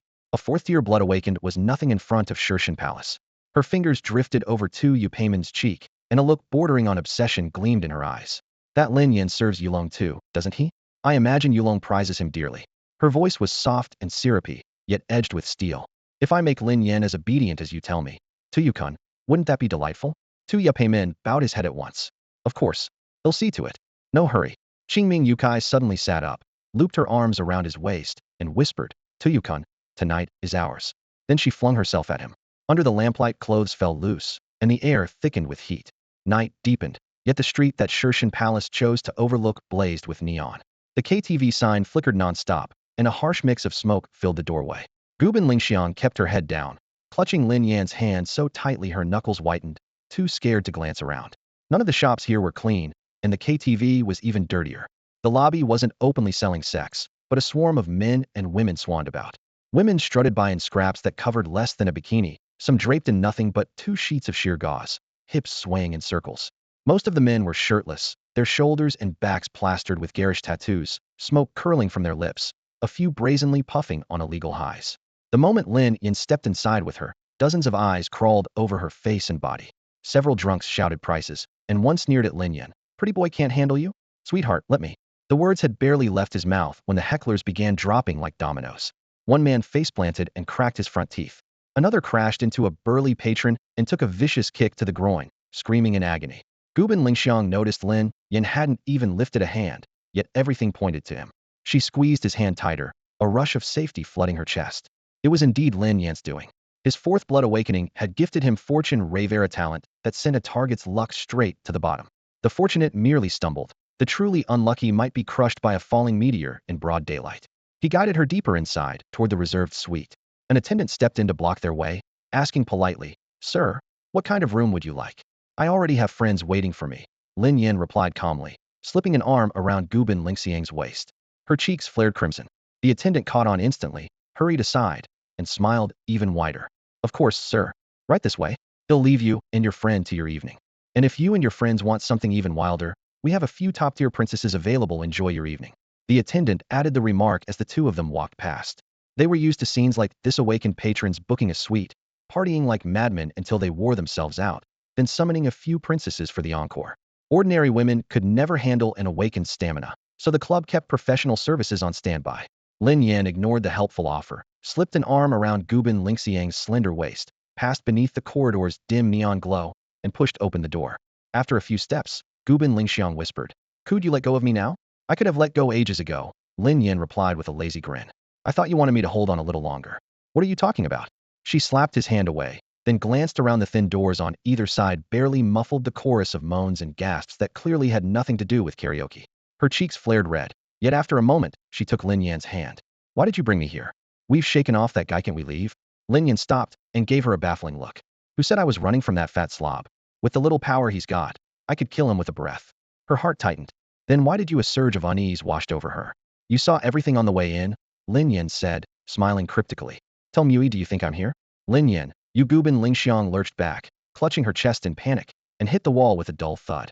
Come on, am I really that scary? Lin Yan laughed, reaching out as if to touch her. Don't touch me. Like a frightened rabbit, she backed into the corner with nowhere to run, tears welling in her eyes. Was this the man her father trusted so terrifying? Suddenly snap. Lin Yan flicked her forehead with a finger. Cut it out. If I really wanted something, do you think I'd wait until now? Before the words had faded, he grabbed her wrist, dragged her to a supply closet, and shoved her inside. I'm going in to find someone. You stay here. She hadn't even recovered from the dull ache in her forehead when the door slammed shut. Lin Yan knew leaving an innocent girl in the hallway was dangerous. Every man here was an awakened who might drag her into a room in an instant. After locking the door, the playful look vanished from his face, his eyes turning cold. He looked at the door of private room 1873 ahead, and a curious expression crossed his face. He didn't rush to open the private room door. Instead, he waited quietly outside for a moment, probing the interior with his spiritual sense. Inside suite 1873, the lights were soft and low, making every detail perfectly clear. A petite girl with twin ponytails, dressed in a black JK uniform, held a microphone and sweetly sang an East Asian love song. As the melody played, she swayed gently, her skirt fluttering, the slender lines of her legs and the fleeting view beneath the hem both enticing and provocative. Opposite her, two men in black soot swellgroomed on the surface, predatory beneath clinked their glasses. Their eyes stayed glued to the girl's swaying figure. The liquor searing their throats couldn't douse the heat. One man's fingers trembled around his glass, as though he might crush it. Yoshinokan, your niece is an absolute gem, one of them said, setting down his drink and swallowing hard, still staring at the girl on stage. Yoshino Kaname also set down his glass and offered a respectful smile. Mr. Kawakami, my niece is still in high school, completely untouched, innocent, and charming. Please, enjoy her as you wish. At the words completely untouched, Kawakami Takaneo's eyes narrowed, a sick fervor flickering inside them. Schoolgirls who were still developing, especially delicate, flat-chested ones, had always been his favorite indulgence. His gaze all but devoured the girl in the black uniform. That uniform belonged to an ordinary high school in Heian City. The school might be obscure, but the outfit was undeniably eye-catching. The girl's pretty face and naughty yet mature curves suited Kawakami Takaneo's taste perfectly. Yoshino Kaname, he drawled, smiling. Kaname chuckled. Mr. Kawakami, if you weren't interested, why would I bring my niece to a place like this? Besides, Yuna agreed to come on her own. Yuna? So that's your name. A lovely name. Kawakami turned to the girl. May I call you Unikan? The girl had just finished her song. Flustered, cheeks pink, she nodded slightly. Certainly, Mr. Kawakami. Imizuishi Yuna. A polite child. Very good, Kawakami said approvingly, then asked, Unikan, why did you agree to come here with your uncle? Yuna gripped the microphone, her voice tinged with bitterness. My parents were murdered a year ago, and my uncle disappeared. We looked for the killer for a long time, but found nothing. Yesterday my uncle suddenly came back and told me you could help me find the person who murdered my parents. Kawakami Takaneo glanced sidelong at Yoshino Kaname, his eyes narrowing to slits. Her words instantly brought back memories of the events a year earlier when Kaname, conspiring with him to seize the Mizuishi family fortune, had engineered a business scandal and arranged the assassination of Yuna's parents. That had been Kaname's entry gift when he joined the Shikigami Palace. Now, Kaname was already under his thumb within the palace's ranks. Yoshino Kaname was no longer satisfied with being a low-level lackey at the Shikigami shrine. He wanted to be a small-time boss. A month ago he stumbled upon Kawakami Takao's twisted secret and suddenly remembered his striking niece, Misue Yuna. Thus the good uncle who had vanished for a year resurfaced and took Yuna to visit Kawakami. Huh, your uncle didn't lie to you, Kawakami drawled, legs crossed as he raised his cup. I really can find the person who murdered your parents. But every deal has its price, and this one's no different. The moment he finished, Yoshino threw his niece a pointed look. Catching on, Yuna offered a sugary smile, rose, and poured fresh sake for both herself and Kawakami. The surface of the liquor shimmered under the lamp. Mr. Kawakami, please enjoy, she said, holding out the cups. Kawakami laughed heartily, took one cup, and studied the shimmering sake before downing it in a single gulp. He set the empty cup aside and reached out, trying to pull Yuna into his arms. Yuna slid back half a step, gracefully dodging his hand. Unikan, what are you doing? Kawakami frowned, both puzzled and displeased. Giggling, she deliberately raised her voice. Mr. Kawakami, my uncle is still here. Sensing the shift in mood, Yoshino scrambled to his feet with an awkward laugh. He'll step outside for a cigarette. You two keep singing. He had barely moved when Yuna stopped him. Uncle, wait. She refilled her own cup, then filled his to the brim. Thank you for bringing me to Mr. Kawakami. Your niece would like to offer you a toast. She pressed the cup into his hands and nudged him back onto the sofa. Filial and grateful, I like that.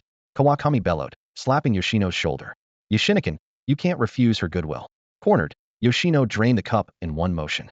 Yuna merely took a small sip, watching him empty his glass, then gave him a flawless sweet smile. Thank you, uncle. Of course, Yoshino murmured, setting the cup down and making another attempt to leave. He'll really go smoke now. Before he could reach the door, Yuna strode over, locked it with a click, and leaned against it with an innocent smile. Uncle, don't go. Neither of you is leaving. What?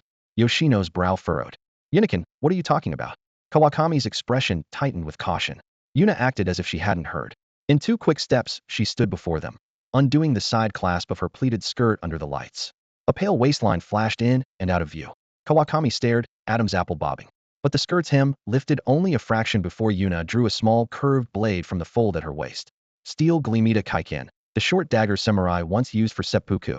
Barely a foot long, yet easily lethal. Very few have the resolve to complete seppuku on their own. Most only make the initial cut before someone else finishes them off. Yonai, what does that mean?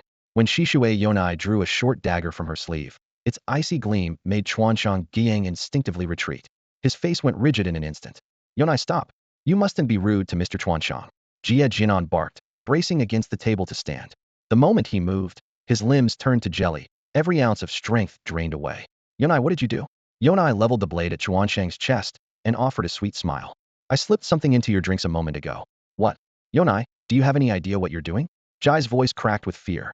Of course I do, the girl answered softly, her tone as cold as ice. I'm avenging my mother and father, who were murdered. The tip of the dagger touched Chuanchang's chest, the faint click of a button snapping free. So you know? When did you find out? Chuanchang forced himself not to tremble, eyes locked on hers. I found out a year ago. Yonai glanced back, black hair swaying. In that time I've been hunting the ones who killed my parents and searching for you, uncle. What? Jie let out a ragged scream. Don't worry, uncle. You'll be joining him. Sunto apologized to my parents. Her smile felt like a spring breeze laced with the scent of blood. Don't be so sure of yourself. Chuanchang roared and threw a punch at Yonai. Even drugged, his first stage awakened bloodline still gave him considerable power. Bang. A slender, pale hand stopped the fist cold. It was Yunai's other hand. What? Chuanchang's eyes filled with shock. She had caught his blow barehanded despite his peak first-stage strength. Jai's eyes widened as well. Impossible. Cold steel flashed. The dagger plunged cleanly into Chuanchang's heart. Mr. Chuanchang, I'm already mid-stage awakened myself, Yonai said lightly. With a wet crunch the blade twisted, a spray of blood bursting forth. She withdrew the dagger. Chuanchang's heart was shredded, and he collapsed into a pool of red. Yonai turned to Jie and stepped forward. Uncle, do you know how agonizing awakening was for me? How hopeless. What Jai's voice was barely a whisper. Do you know how it felt to see my parents lying there, covered in blood, motionless when I was only 16? I even thought of dying with them. And when I discovered that one of the killers was my own uncle, the only family I had left, can you imagine that despair? She stopped in front of him, lips curving slightly. Uncle, please go apologize to my parents. The dagger traced a swift arc and slit Jai's carotid artery. Scalding blood fountained outward. Bathed in the crimson rain, Yonai let her arms fall limp and whispered, Father, Mother, I've taken revenge for you. Crack. The door she had locked from inside slowly swung open. Have you truly avenged them? A stranger's voice drifted in from the hallway. Suddenly, Shishue Yuna sprang backward. Her heels almost brushed the 2 still warm bodies on the plush carpet. Kawakami Takao and Yoshino Kanami. Blood was soaking into the fibers, filling the room with the tang of iron, and she was ready to use the corpses as shields to smash a way out. Who are you? The girl's voice quivered, yet her eyes never left the figure in the doorway. Backlit by the hall light, he turned out to be a boy about her own age.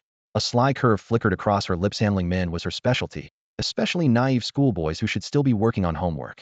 The boy shifted slightly and repeated in a cool, even tone, Do you really think you've avenged yourself? His unhurried words felt like a hand closing around her throat.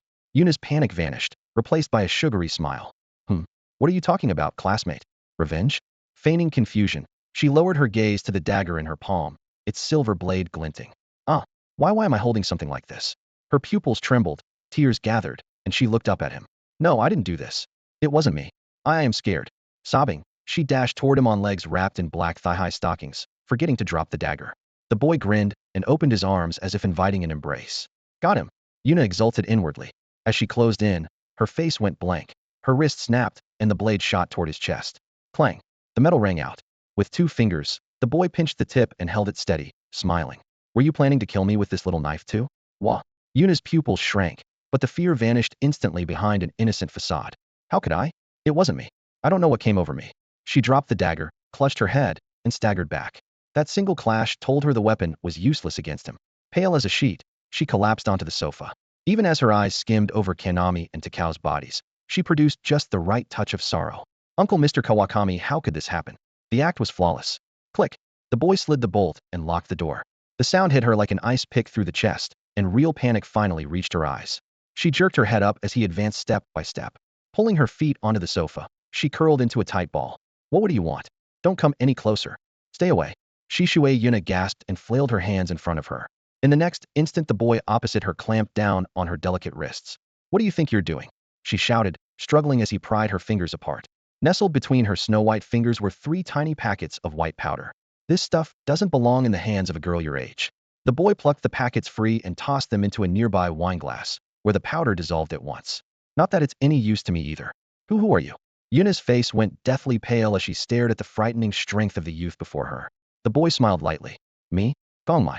In truth, he was Lin Yan, merely operating under an identity provided by Tuberman. Gongmai, the girl tilted her head, a finger resting on her lips. Never heard of you. Her innocent, adorable look could make anyone lose focus. Lin Yan shrugged. No problem. Want to see my ID? Sure. She chirped, nodding playfully. He had only just reached into his pocket when Shisue Yuna exploded into motion, her fists slicing the air with a hiss, the angle vicious and unpredictable. The blur of her punch was almost on his chest. In the next heartbeat, Lin Yan slipped sideways like a ghost. Yuna was certain his toes had not even moved, yet he was already clear of the strike. What? Her eyes flew wide, but before she could regain her balance, a chill rushed up her spine. The boy was behind her. Smack! A tremendous force hammered her back, flinging her out of the booth and onto the carpet. Boom! She rolled twice before stopping, her shoulder and arm numb, pain forcing tears to her eyes. Lin Yan had shown no mercy. He curled his lips. You've already killed 2 people. Can't I at least hit you once? You knew them? Yuna's face changed sharply. If Gongmai was acquainted with Yoshino Kanami and the others, she was finished. Even as she spoke, her eyes darted to the door less than 2 meters away. Lin Yan glanced at the 2 corpses, their faces still twisted in terror, and snorted. Of course not. Why would I hang around with creeps like that? Then why are you blocking me? She screeched, though her gaze never left the door. Lin Yan sighed and idly twirled an empty wine glass between his fingers. The girl lunged for the exit, her fingertips brushing the handle. Clang! The wineglass flew through the air and ringed the handle perfectly, the crisp impact echoing through the room. What? Yuna froze. At that moment, a powerful hand seized her twin ponytails. No, let go. It hurts. Agony ripped at her scalp, but the hand showed no mercy. Lin Yan yanked her backward, his other hand bracing her slender waist. Yeah, bang. With a neat shoulder throw, he sent her crashing forward, chest first. Her palms slid uselessly on the floor, and her face slammed hard against the ground. Pain. Shaking, Shisue Yuna slowly pushed herself up from the floor. If the carpet hadn't been there, she was sure she would have fallen apart. Ow, can't you be a little gentler? Shisue Yuna grimaced at the boy in front of her. You don't even know those 2 people, so why stick your nose in? How can a guy be this awful? When she used to walk down the street, boys practically paved the ground for her, terrified she might stumble. But Lin Yan had shown no mercy at all, tossing her flat on her back. Arms folded, Lin Yan stared down at her, genuinely puzzled. Huh, why would it hurt? Don't girls have some padding in front? So you do know I'm a girl. Yuna rolled her eyes, but suddenly froze. Padding? She followed his gaze, looked down, and saw nothing blocking her view of her shoes. Her face went pale. She clenched her fists and swung them at Lin Yan's chest. Smack! The twin blows carried enough force to knock out an average boxer, yet Lin Yan simply shifted aside and avoided them. Noticing the details of her school uniform, he snapped his fingers in realization. Oh right. Sorry, I forgot you're the flat-chest princess. Jerk. Yuna growled and hurled herself against him. This time Lin Yan didn't dodge. He spread his arms and caught her. The figure in his embrace was so thin it felt bony. How is that possible? Yuna looked up at him in disbelief. The crash hadn't fazed him at all. Freeing one hand, Lin Yan pinched 3 slender spikes between his fingers and held them up where she could see. Looking for these? Recognizing the deadly hairpins had plucked from her bun, Yuna's face drained of color. That had been her last trump card. Clink! With a flick of his wrist, the 3 spikes thudded into the wall. These things are dangerous, he said lightly. Keep them in your hair, and you'll hurt yourself or worse, someone like me. He gave a faint smile and let her go. But they're still a bit troublesome. The moment she was free, Yuna leaped back several steps, her voice shaking. Who are you? Why are you interfering in my business? Every one of her tricks had been seen through at a glance. The boy was terrifying. Lin Yan watched her retreat, lips curving. If you're really scared, stop edging toward that dagger and the door. Even with the dagger in hand and the door wide open, you won't get away. Want to test it? As he spoke, a golden glow spread over him, the dagger on the floor, and the door. Whoosh! The dagger sprang into Yuna's hand, as if alive. Bang! The door burst open, hallway light flooding in. Lin Yan gestured invitingly. Go on, give it a try. Yuna swallowed hard, her grip on the dagger turning her knuckles white. Her eyes darted between the doorway and Lin Yan. After a deep breath, she dropped the blade with a clang. I surrender. I surrender. So, in the end, she didn't run. Lin Yan gave a faint smile. Footsteps sounded in the corridor outside the private room. Two waiters poked their heads into corpses lay across the doorway. Blood smeared across the floor, yet the waiters acted as if they saw nothing. They merely flashed the pair inside a peculiar grin and clicked the door shut. Shishui Yuna's heart lurched. She looked up cautiously and caught a flicker of violet deep in Lin Yan's pupils. An ability and a second awakening at that? She gasped. She had only just experienced her first awakening. She was no match. Lin Yan chuckled and shook his head. Wrong guess. As punishment, you're my prisoner now, so behave. What? The glass door reflected her sorry state. Splattered with blood, her JK uniform clinging to her sweat-soaked skin, hair in disarray, terror on her face, while Lin Yan watched with a teasing grin. The words prisoner and behave finally sank in, and she shrieked, no way. I'd rather die? Seriously? Lin Yan blinked, flicked her forehead, and muttered, what kind of nonsense is rattling around in that little head? Princess Taiping, short legs, I'm not interested. He draped his jacket over her shoulders. Bastard ah. Yuna was about to explode when Lin Yan clamped a hand over her mouth. First order, quiet. For some reason, she really did fall silent and let him lead her out of the room. The storage room door next door swung open. Gubin Ayaka, who had been dozing against it, toppled straight into Lin Yan's arms. Ah.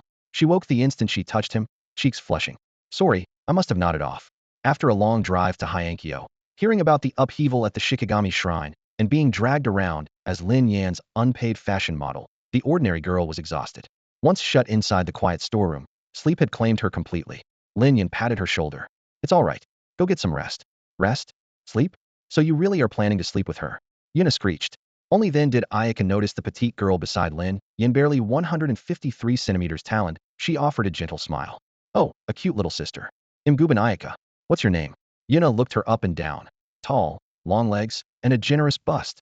An inexplicable hostility flared inside her. So what if you're tall? So what if your legs are long? So what if your chest is huge? Still cuter. She would never admit it was jealousy. Huh, can't the little girl talk? Gu Bin Lingxiang asked when she noticed Shishui Yonai glaring at her. Her name is Shishui Yonai, Lin Yan said evenly. Shishui Yuna, what a lovely name. May I call you Yonai? Gu Bin Lingxiang leaned in, brimming with enthusiasm. Yunai's eyes were ice cold. This woman was way too forward. Lin Yan glanced at them and reminded her, weren't you sleepy? Let's go. All right. Gu Bin Lingxiang snapped out of it, grabbed Yunai's hand, and jogged after him. Inside the car, Gu Bin Lingxiang lowered her voice. She's the one you're looking for? Lin Yan turned to the silent Yonai and smiled. That's right. Humph. Yonai leaned against the door, eyes fixed on the passing scenery. Lin Yan added, don't bother trying to jump. The door's locked, and the door and glass are reinforced. Even a beast in its second bloodline awakening might not break them. Yunai's hand froze on the handle. She pulled it back and stared at him coldly. Up front, the sumo champion caught her reflection in the rearview mirror, beautiful but glacial.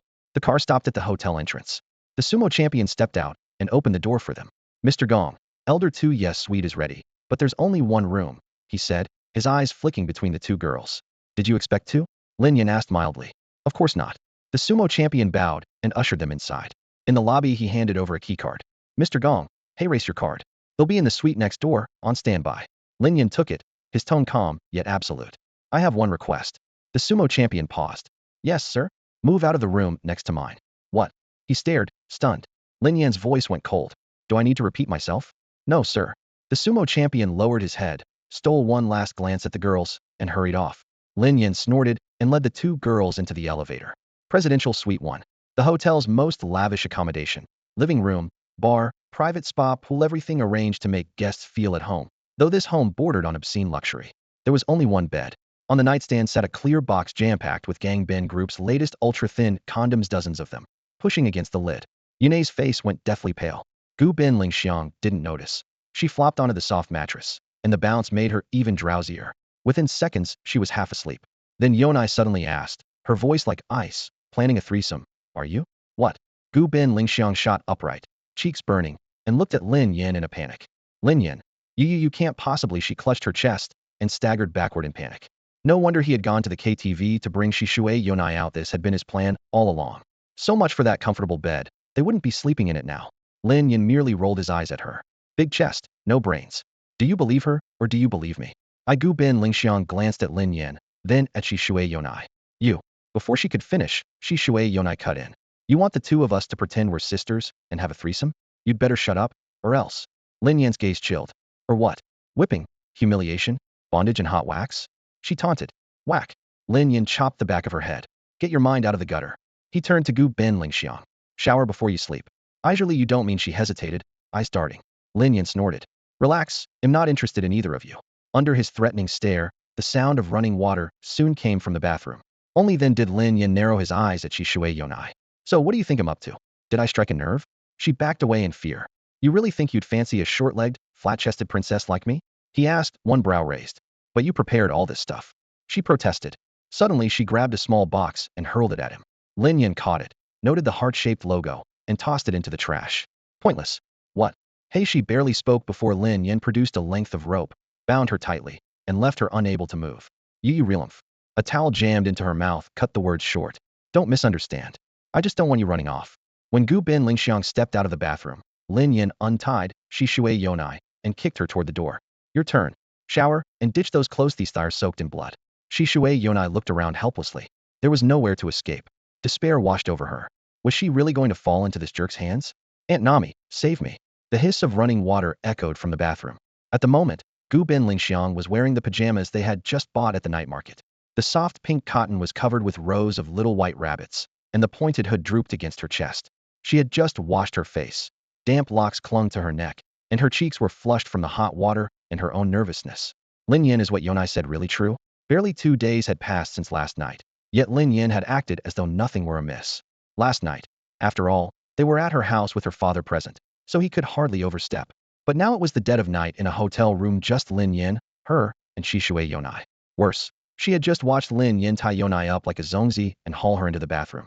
Even the sumo champion who'd been in the room had been sent away, leaving only the three of them. The more she thought about it, the hotter her face felt. Her fingertips twisted the hem of her pajamas without her noticing. The sofa dipped as Lin Yan sat down beside her. She flinched, shrinking back. Dot. Lin Yan raised a finger and flicked her forehead with a brisk snap. Pow. From now on, talk to her less. He stood up, his tone as calm as if nothing had happened. Lingxiang rubbed her forehead, puzzled. Why? She's a little lunatic. Lin Yan shoved a hairdryer into her hands and walked to the bathroom door. A total nutcase who's never had a single decent thought. No sooner had he spoken than bang. His palm smacked the frosted glass door, making it rattle. If you say one more word, he warned, they'll come in there and show you my methods again. Inside, Shishui Yonai was rinsing the blood from her body and soaking in hot water. Through the frosted glass, she could see the dark outline of Lin Yan's hand pressed flat against the door, his shoulders rising and falling with every breath. Bastard, she only mouthed the word underwater, terrified that even the faintest sound would bring that demon in. With his skill, the glass door might as well be paper. Suddenly a thought struck her. Wait, he's my Aji's, not even an old pervert. Then she remembered the 2 people Shed killed today and pursed her lips. Whatever. Creepy old guys are the worst anyway. Blub, Blubsh curled up in the tub, blowing one string of bubbles after another. Only when she was sure Lin Yan's shadow had left the doorway did she finally breathe easier. For her, soaking in hot water was the only brief freedom, the only time she didn't have to fear his torment. Half an hour passed. She grew so bored that the heat made her dizzy, yet she still thought, if only I could stay here until Annie Name comes to rescue me, or until that bastard leaves. But pleasant fantasies are only fantasies. Bang, bang, bang. The bathroom door shook again. It's been over half an hour. You're still not out? Afraid you'll pass out in the tub? Lin Yan's voice cut icily through the steam. I am not done yet. Girls take a long time in the bath. Shishui Yonai blurted, flustered. But Ayaka Furahan was done in 20 minutes. Lin Yan called out. What are you doing in there for so long? It's only a bath. There's nothing left to wash. Nothing left to wash. Yuna Shishui was soaking in the tub. Hearing that, she stared at the water, ears flaming. What do you mean, nothing to wash? I have plenty to wash. Lin Yan's voice came through the door again. Are you coming out or not? If you don't, I'm going in to help. No. Panic shot through Yuna. I'm coming out right now. You are not coming in. She scrambled to her feet, water sliding down her collarbones, grabbed a fresh towel, and gave herself a frantic rub down. A few minutes later she stepped out, head bowed, wrapped in an oversized robe. Steam still clung to her skin, and her face was as red as a boiled apple. Her twin tails had fallen loose, wet strands plastered to her back, making her look like a soft piece of candy, except this candy was on high alert. The moment she crossed the threshold, she felt a searing gaze. Why aren't you wearing a shirt? She whipped around. Lin Yan stood there in nothing but trousers, a towel slung over one shoulder, chest bare. I'm about to shower and go to bed, he said with a shrug. though his eyes swept over her without restraint. Yuna slapped her hands over her chest and retreated half a step. Why are you staring at me? I'd rather die than let you have your way. She pressed herself to the window, ready to bolt through the glass if she had to. Lin Yan sighed and shook his head. Why do you always think I'm interested in your body? Move your hands. There's nothing to see anyway. Jerk. Yuna shrieked, plastering herself to the glass. With another sigh, Lin Yan let the towel slip from his shoulder, revealing a thin cord in his palm. It wasn't the bloodstained one from before, but a brand new length. In front of me, dying isn't one of your options. As soon as he finished, the cord shot forward like it had a life of its own and wrapped around her. You jerk. Not again. The cord cinched tight, binding her arms and legs. Deciding it wasn't secure, Lin Yin added another cord, knotting it until it was a solid weave. The loose bathrobe made the job awkward. This robe is impossible to tie, he muttered, wishing he could wrap her up like a rice dumpling so she wouldn't slip away. She was the key to completing the system's mission, and she couldn't be allowed to escape. When he finally finished, he exhaled and grabbed the twisted towel from earlier, bringing it toward her mouth. Had been wondering how to bind her without tearing the robe. Don't. My hair's still wet. It needs to be dried. Yuna shook her head desperately. Ignoring her, Lin Yan pushed the towel between her lips. Relax. He'll dry your hair later. He hoisted her up with one hand, strode into the bedroom, and dropped her onto the sofa without ceremony. Ayaka, dry her hair for me. Lin Yan tossed out the remark and headed for the bathroom. He had barely taken 2 steps when he poked his head back in. And whatever you do, don't untie her. She's an awakened, you can't handle her. MMPH. Bastard. Shishue. Yuna glared daggers at his retreating back until the bathroom door shut, then turned away. Beside her, Gubin Ayaka tiptoed over with a blow dryer in hand. Yuna, let me dry your hair. Warm air buzzed through Yuna's damp locks. Wow, Yuna, your hair is amazing. No split ends at all. Ayaka's fingers glided through the silky strands, and she couldn't help gawking. MMPH. Yuna jerked hard, but the ropes around her wrists and ankles didn't budge. She gathered her inner strength, yet the elastic cords soaked up most of it like thick rubber bands, always a fraction short of snapping. MMPH, MMPH, MMPH. With Lin Yin in the shower, this was the perfect chance to run. Yuna shot Ayaka a pleading look. Huh, Yuna, do you want to talk? Ayaka switched off the dryer and tilted her head. MHM, MHM. Yuna nodded frantically. But he told me not to untie you. Ayaka hesitated, then softened. All right, he never said you couldn't speak. She bent down and tugged the towel from Yuna's mouth. Ayaka, please untie me, okay? I'm begging you. Before finishing, Yuna strained to lift her bound hands toward her. I can't. Lingo me, you made it clear I mustn't. Ayaka restarted the dryer, sighing as she worked. I wish I had hair like yours. Yuna's eyes lit up. Ayaka, I'll share all my hair care secrets if you set me free, okay? No can do. Go me, you said you're an awakened. Why listen to that creep? He's a perverted jerk. Ayaka paused and soothed her. Don't be afraid, Yuna. He's really not a bad person. Yuna clenched her teeth. If she had picked a strength-type bloodline during awakening, 2 lousy ropes wouldn't hold her now. Ayaka was about to speak when a voice cut in from behind. Ever met a villain who only ties you up and does nothing else? Towel drying his hair, Lin Yan walked over, crouched, and smiled. By that logic, I'm the good guy. When I found you, you were killing someone that makes you the bad one. Shall I call the police and let them decide? The color drained from Yuna's face. No, don't. She couldn't be arrested, especially not with Gong learning about her link to Aunt Nami. I only killed bad people, she muttered. Lin Yan hauled the still dryer clutching Ayaka to her feet. Told you not to chat with her. She's a little psycho. Jerk. He'll bite you. See? Total psycho. He strode towards Shishue. Yuna lifted her 40-kilo frame as if she weighed nothing and tossed her onto the bed. What are you going to do? The moment she landed, Yuna curled into a ball, her voice shaking with panic. The mattress was still springing back when Kakamoto Ayaka was already seated on it, clearly expecting Yuna to be thrown beside her next. In a flash, Yuna's mind spun. A threesome with sisters? Bondage play? Could he really be that crazy? Lin Yan flipped up the quilt, tucked both women in, and spoke as calmly as if he were checking on a roommate. We're going to sleep. It's late if you're not sleeping. Are you planning to cultivate immortality or grind honor of kings? With that, he clapped his hands, and the room went dark. In the darkness, Yuna inched to Ayaka's ear and whispered urgently, Ayakani, don't let his nice guy act fool you. While you were showering, Ahem. Lin Yan cleared his throat. Keep it down. I can still hear you. Yuna flinched and shut her mouth. Ayaka wrapped an arm around her and murmured, Yuna, I don't know why he tied you up, but you're definitely misunderstanding him. I did the same once. Remembering that old mix-up, Ayaka almost laughed. Yuna puffed out her cheeks and muttered, Humph. What's to misunderstand about that jerk? Her voice was barely audible. Suddenly, she slapped her wrinkled uniform. Damn it. I don't have any clothes. The bloodstained JK outfit was beyond saving, and had dragged her to a hotel with nothing to change into. Lin Yan's exasperated voice drifted through the dark. We'll deal with it in the morning. Just go to sleep. I can't possibly sleep. Yuna had barely raised her voice when Ayaka's steady breathing told her the woman was already out cold. The day's chaos had worn her out. "I'm not falling asleep," Yuna mumbled, yet Ayaka's gentle hug was soft and warm. Her eyelids grew heavier and heavier. "Shishue Yuna, zzz." Across town, in a compact service department, the entryway light blinked on as a woman in business attire stepped inside, purse in hand. She slipped into house shoes with brisk, yet weary movements. "Yuna, I got roped into overtime again. Did you eat?" She headed straight for the living room. Only the low hum of the air conditioner broke the silence. Yuna? Frowning, she pushed open the bedroom door. Empty. A single sheet of paper lay on the nightstand. "Aunt Nami, I found the one who killed my parents. I'm going to avenge them tonight. If I don't make it back, don't come after my I'll expose yourself." Fingers crumpling the note. Ishino Nami froze, her heart clenching. Yuna was being so reckless. Ishino Namiwam Yuna, always called Aunt Nami, worked for a company under the Shikigami Shrine. Strikingly beautiful, she never lacked suitors, yet at 37 she had turned every one of them down, even the influential company president. A secret she could never reveal kept her single. Suddenly, a swirl of mist coiled around her. The mist drifted once around the room, then slipped into her eyes. A dull glow flashed deep in her pupils, like twin ghostly flames. On the surface, she was an ordinary office employee, yet in truth, she was an awakened from Huashidragon Claw number 12035. After her second bloodline awakening, codenamed Weicha, she had gained the ability of extreme profiling. By reading even the slightest trace, she could reassemble an entire past event. That gift had made her the intelligence department's finest blade. A faint haze still lingered. She scanned the room, pausing at the closet in vanity. It was the weekend, yet a neatly folded school uniform lay on the floor, lipstick and foundation scattered across the tabletop. She took the seat before the mirror, mimicked the room's owner, lifted the lipstick, and dabbed it lightly on her lips.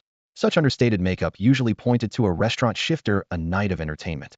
Profiling complete, she pocketed the key, tightened her laces, and headed downstairs. The moment she stepped outside the building, her ability flared again. Tire tracks overlapped on the concrete, but one wide tread stood out, an off-road Jeep. Only Shishingong used that model here.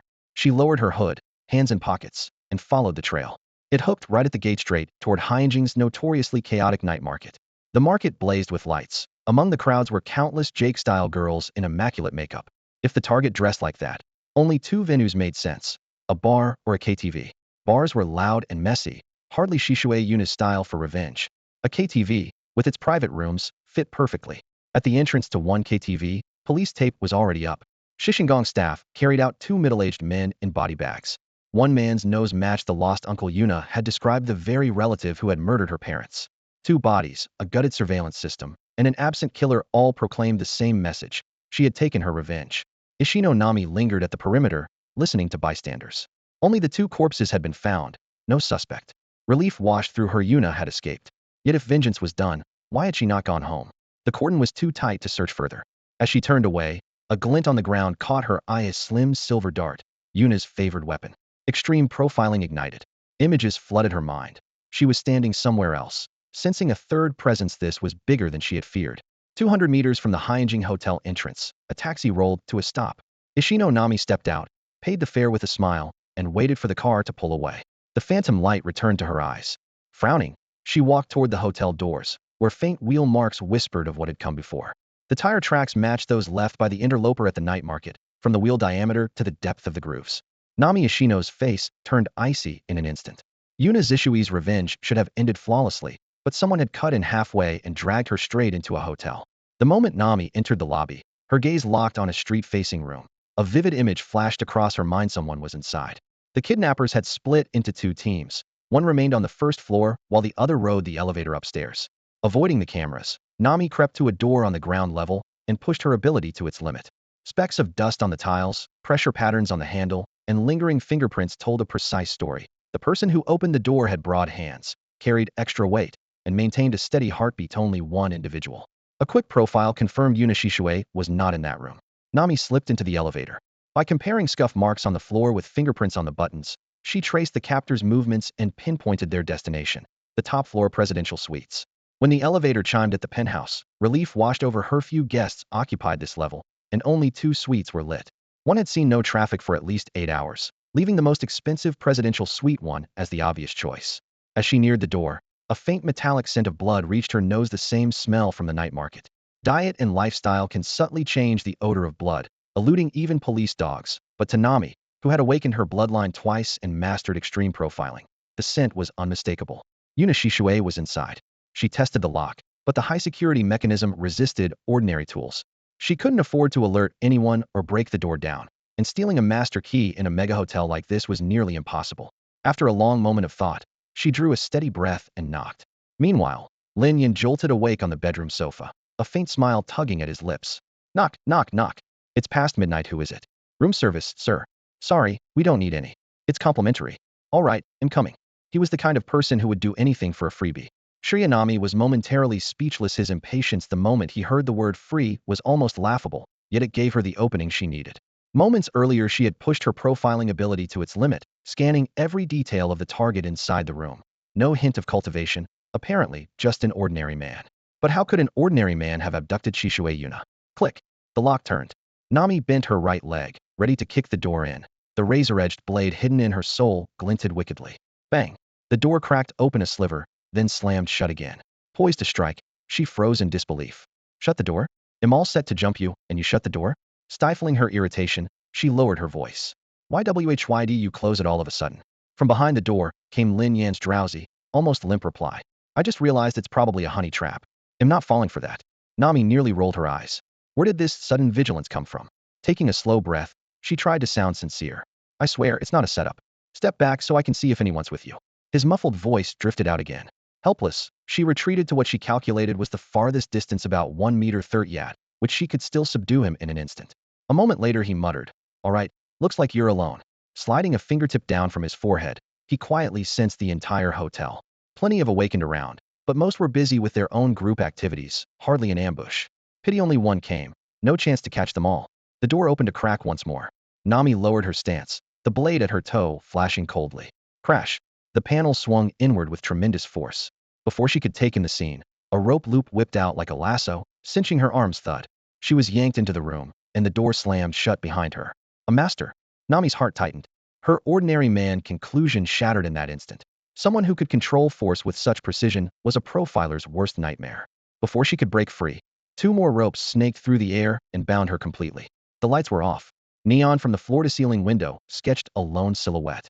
Even that outline was enough to drain the strength from her limbs. Her bloodline power refused to respond.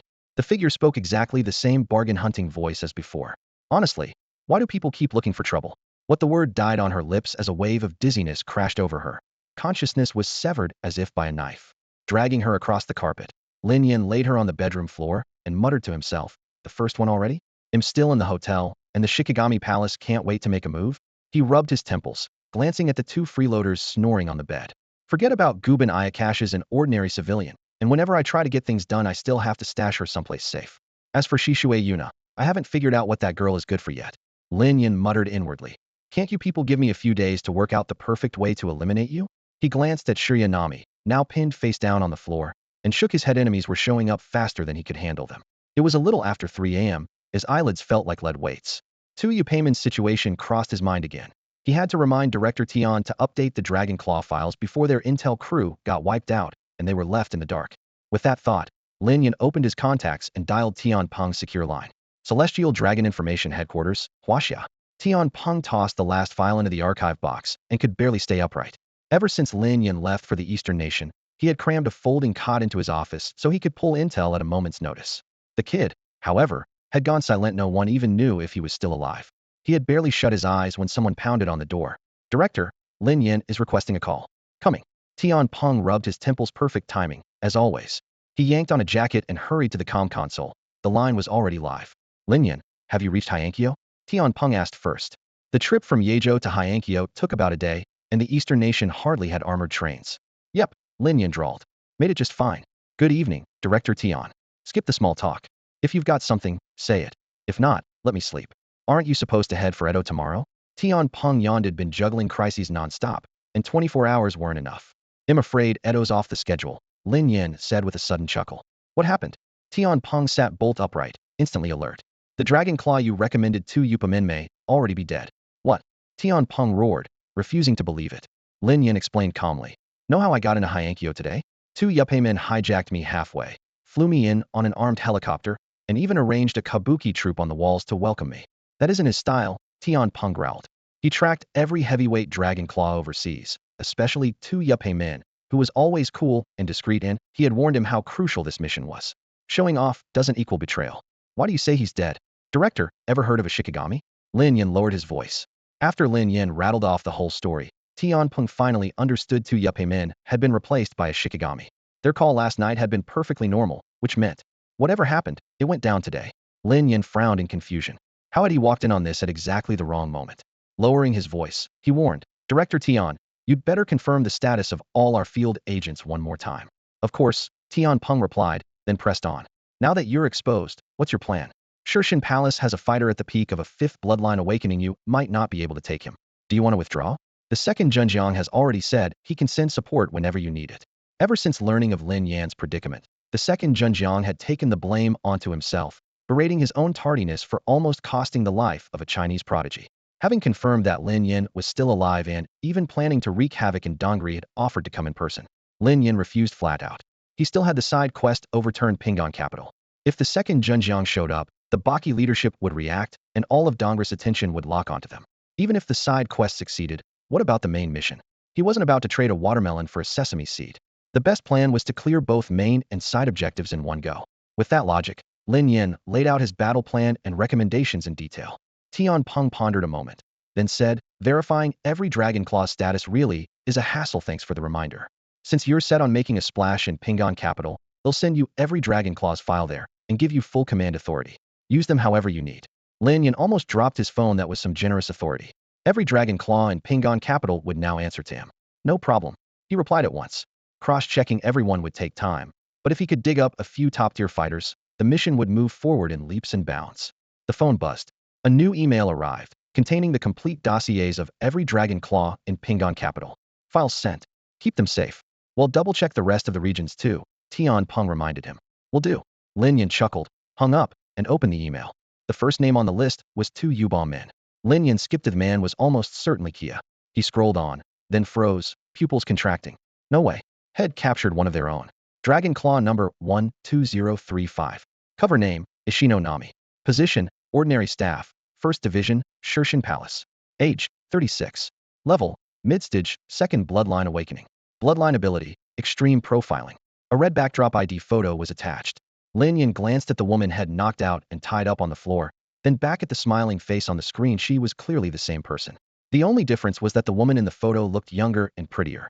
Suddenly, Lin Yan clutched his chest. Heaven help me, what kind of luck is this? He couldn't be bothered to check the rest of the list. Hoisting the unconscious Ishino Nami, he dragged her from the bedroom to the hardwood living room floor, then snapped his fingers. Pop! The crisp sound shattered the silence. Ishino Nami's eyes fluttered open. Her head felt as if a hammer had struck it. Looking up, she met Lin Yan's half-smiling gaze. Her expression went frigid. If you've caught me, why not just kill me? Lin Yan snorted lightly and spoke at an unhurried pace. Ishino Nami, Dragon Claw number 12035. Her face darkened. She locked onto him. What are you talking about? I don't understand. Drop the act. I'm friendly. Sighing, Lin Yan bent down and untied her. I'm from Huaxia.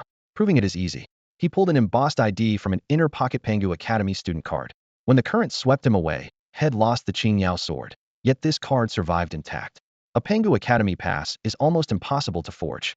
Lin Yan, staring at the photo that matched the man before her, Ishino Nami's final layer of vigilance eased. Her hands, ready to fight to the death, dropped to her sides. Why are you here? She asked, bewildered. Shouldn't Pangu students stay on campus? What brings you to the East Sun Nation? Lin Yan ruffled his messy hair. Well, that's hard to explain. He gave the bare-bones Sun assignment in the East Sun Nation, skipping the bizarre tale of being swept in by ocean currents. A few more questions convinced her. Even if she still doubted him, Lin Yan held the Tian Peng card. If she couldn't trust him, she could trust Tian Peng. So you kidnapped Yuna to complete your mission? Because of her hidden bloodline? She confirmed. Something like that, Lin Yan answered vaguely. He knew nothing about a hidden bloodline. The Eye of Insight simply laid Yuna's abilities bare. Ishino Nami pondered, then spoke solemnly. Agent Lin Yan, once you're done with Yuna, please recommend her to Yulong. She's long wanted to leave this city and this country. I vouch for her, she's solid. Lin Yan smiled and nodded. No problem. In truth, he still didn't know how to use Ishimizu Yuna properly, and he sympathized with her. But tensions were high. Any foreigner hoping to join Yulong, even emigrate to Huaxia, faced strict vetting. No one could guarantee the applicant wasn't a sleeper agent. That thought made Lin Yan lift his gaze to Ishino Nami, a spark flashing in his eyes. had been wondering where to find a dragon claw for verification, and one stood right here. The Eye of Insight told him she was still free of Shikigami infection, her bloodline pure. Do you know any other dragon claws? He asked directly. If she had contacts, he could skip a lot of legwork. Ishino Nami simply shook her head. In intelligence work, it is dangerous for operatives to recognize one another. Apart from my handler, I have no idea who the other dragon claws are. Lin Yin shook his head, a trace of disappointment flashing in his eyes. Shiryanami's explanation made sense. If every agent knew everyone else, a single captive under torture could expose an entire city-wide network. Keeping agents strangers minimizes that risk. Yet he also remembered a grim tale from the field. Two undercover operatives from the same country, unaware of each other's identities, clashed over a perceived contradiction, and one accidentally killed his own ally. When the truth surfaced, regret was useless. Fortunately, nothing like that has happened inside Yulong so far. He swiped his phone and opened the latest file. Yazaki Masayuki, the team leader at your company and your immediate superior. Lines of data scrolled across the screen. Lin Yin clicked his tongue. Impressive. Have you quietly taken over the entire Shikigami Shrine conglomerate? The dossier listed 17 embedded dragon claws, from entry-level staff to the company president, a full-spectrum infiltration. If that firm held any secrets, Yulong would have carted them off long ago. His gaze lingered on Shiryanami. What can this identity do for me? With her extreme profiling ability, she could at best run status checks on those dragon claws. Interested in doing me a favor? He asked suddenly. A mission? Her eyes lit up. For a dragon claw, a mission is an order. Exactly. He'll have Tian Peng issue it formally. You're trained to obey. Every component in the machine has to stay tight. No loose screws. That very rigidity was why Lin Yin had never formally joined Yulong. He valued his freedom, and the system hidden inside him was another reason. One can serve Huaxiao without chaining oneself to Yulong. He believed, as long as he became strong enough, he could still protect his country. What do you need? She pressed. Verify those dragon claws and make sure none of them have defected, he replied with a smile. Consider it done. She accepted without hesitation. After years undercover in Hyankyo, this was the first official assignment perfectly matched to her skills. Lin Yin opened the task interface on his phone. Special access Tian Peng had granted him allowing direct contact with any dragon claw in Hyankyo. He attached the full profiles of the 17 agents from the same company and sent the mission. Tomorrow, while you're at work, you can profile their status, he reminded her. They talked through the night, moving from task details to Yulong's operations, then from domestic affairs to survival tactics in Hyankyo. Dawn was breaking before they realized it. And for most of that time, Shiryanami had been quizzing Lin Yin about recent events back home. Lin Yin laid everything on the table without the slightest concealment. When he spoke of the devastation in Four Seasons province, Shiryanami's brow knitted tight. As he described Yaki abducting Waxia's prodigies, fury blazed in her eyes. And when he recounted the unyielding dragon wielder soldiers on the Chi City line, Nami's heart couldn't help but race. Their conversation grew ever deeper until a shrill scream burst from the bedroom. Hey, you jerk! Let me go. I need the bathroom. The youthful, indignant voice could only belong to Shishue Yonai. Yonai? Only then did Shiryanami remember why she had come in the first Placido look for the girl. Not pausing to think, she sprang toward the bedroom. Lin Yin reached out to stop her, but caught nothing but air. Last night had tied Yonai up, and, caught up in the cleanup, never had the chance to untie her. If Nami walked in on that scene, had be done for. Cursing under his breath, he raced after her. The instant the door swung open, Shiryanami froze. On one side of the bed, Shishue Yonai lay securely trussed with soft rope, her small face crimson, her eyes brimming with grievance and anger. Finished, Lin Yin groaned at the doorway, slapping a hand to his forehead before covering his eyes. Gubin Lingxiang twists around in her sleep like a pretzel, and now little Miss Flatchest is blushing. Why? Innocent, for crying out loud. Shiryanami regained her composure and fixed him with an icy stare. Having fun, are we? Suspicion dripped from every syllable. Then she bent to untie the ropes. Nami aunt? Yonai recognized her and instantly teared up.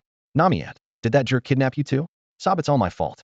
Lin Yan's face darkened. That line made him sound like a trafficker. He's actually a good man, Shiryanami said tersely. Elsewhere, inside the Shikigami Palace Tower, dawn's first light seeped through as the bathroom door opened. In the lingering steam, Qingming Yukai rose slowly from atop Tu Beiman's chest, midnight hair sliding over his muscular shoulders, eyes soft enough to drip water. Tu Yukuan, you were amazing last night, she whispered in his ear. She stepped under the shower for a quick rinse, slipped into a sharp business suit, straightened her back, and strode out of the office. The moment she entered the corridor, a hard-faced woman approached, dropped to one knee, and offered a thick folder. Mistress, these are Lin Yan's movements from last night. Every step Lin Yan had taken had been shadowed by Shikigami Palace. Turning a dragon wielder field agent into her puppet and slipping him into their upper ranks was, to Qingming Yukai, far more thrilling than merely rooting out dragon spies in the palace. She flipped through the pages, Night market, karaoke bar, hotel, each time a different beauty on his arm. A cold smile curled her lips. It seemed Shed found the man's greatest weakness. What's he doing today? She tossed the file aside. He's out shopping with those two women. Shopping? Qingming Yukai arched a brow. So he plans to spend another day in bed? Her smile vanished. The hard-faced woman suddenly reported, Mistress, the delegation from Nagoya has arrived. See to them. If Nagoya is willing to back our side, meet whatever terms they name.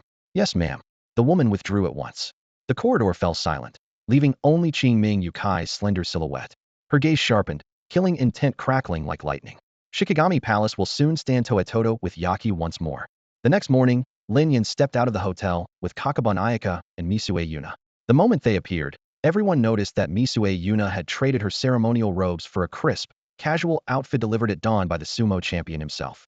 He had spent the night guarding the lobby, never imagining someone could slip into Lin Yan's room without a sound and even map out the entire schedule for the future pillar of the Shikigami Palace.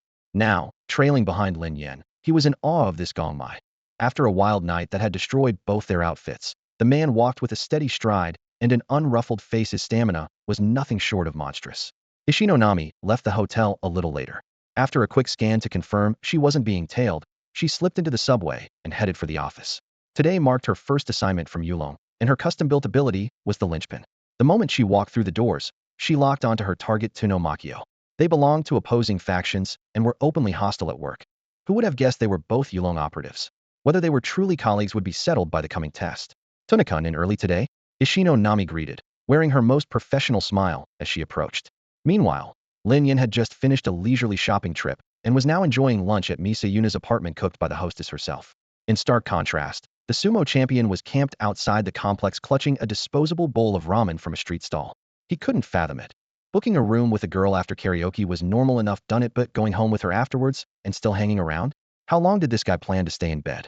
After the meal, Lin Yan rinsed the dishes and left them in the sink, deciding to keep Kakabun Ayaka at Misue Yuna's place. She was a civilian. What came next didn't concern her. A thought flashed through his mind. If only Chiu Lias Ningxuang were here, he wouldn't have to worry about their safety. Recalling the news of his own death, a pang of anxiety tightened his chest. How were those two women doing now? He turned to leave, and the room fell silent except for Kakabun Ayaka and Misue Yuna. They exchanged awkward glances until Misue Yuna pulled out a handheld console and whispered, "Wanna play?" At the gate, the sumo champion hurried up to shadow Lin Yan. Seeing the pretty girl wasn't with him, he bit back his curiosity. Keeping Lin Yan under surveillance was his top priority. "Sir Gong, what are your plans this afternoon?" he asked, holding the car door with exaggerated deference. Lin Yan glanced at him, unreadable. "Why? Is something up?" "Elder Tsukumi has arranged dinner in your honor," the champion replied. "The palace master will be there as well." The sumo champion paused, then added, "According to Elder Tu Yes cover story, you're his distant relative." "Fine." Lin Yan gave a small nod and checked his watch. "I have plenty of time tonight." The champion was about to say more when a strange violet light burst in Lin Yan's eyes. Aperture of rupture. Mirage, activated in an instant. Target remains at the girl's house. No abnormalities detected. In Hyanzhou's food district, lanterns blazed and the scent of hot oil filled the air. Lin Yan pulled his cap low and slipped into a packed ramen shop.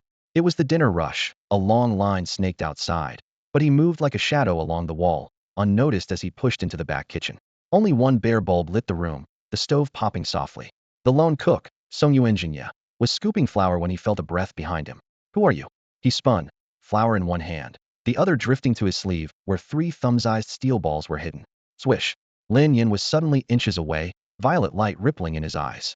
Song Yuan's pupils contracted. His wrist was already clamped in an iron grip. Lin Yan smiled. "Easy. I'm on your side." Dragon Claw number 09122, Song Yuenjinya. Buzz. Years undercover, and his mind exploded. "My cover's blown." Yet his face stayed calm. "Dragon Claw? I just serve ramen," the seasoned operative said evenly.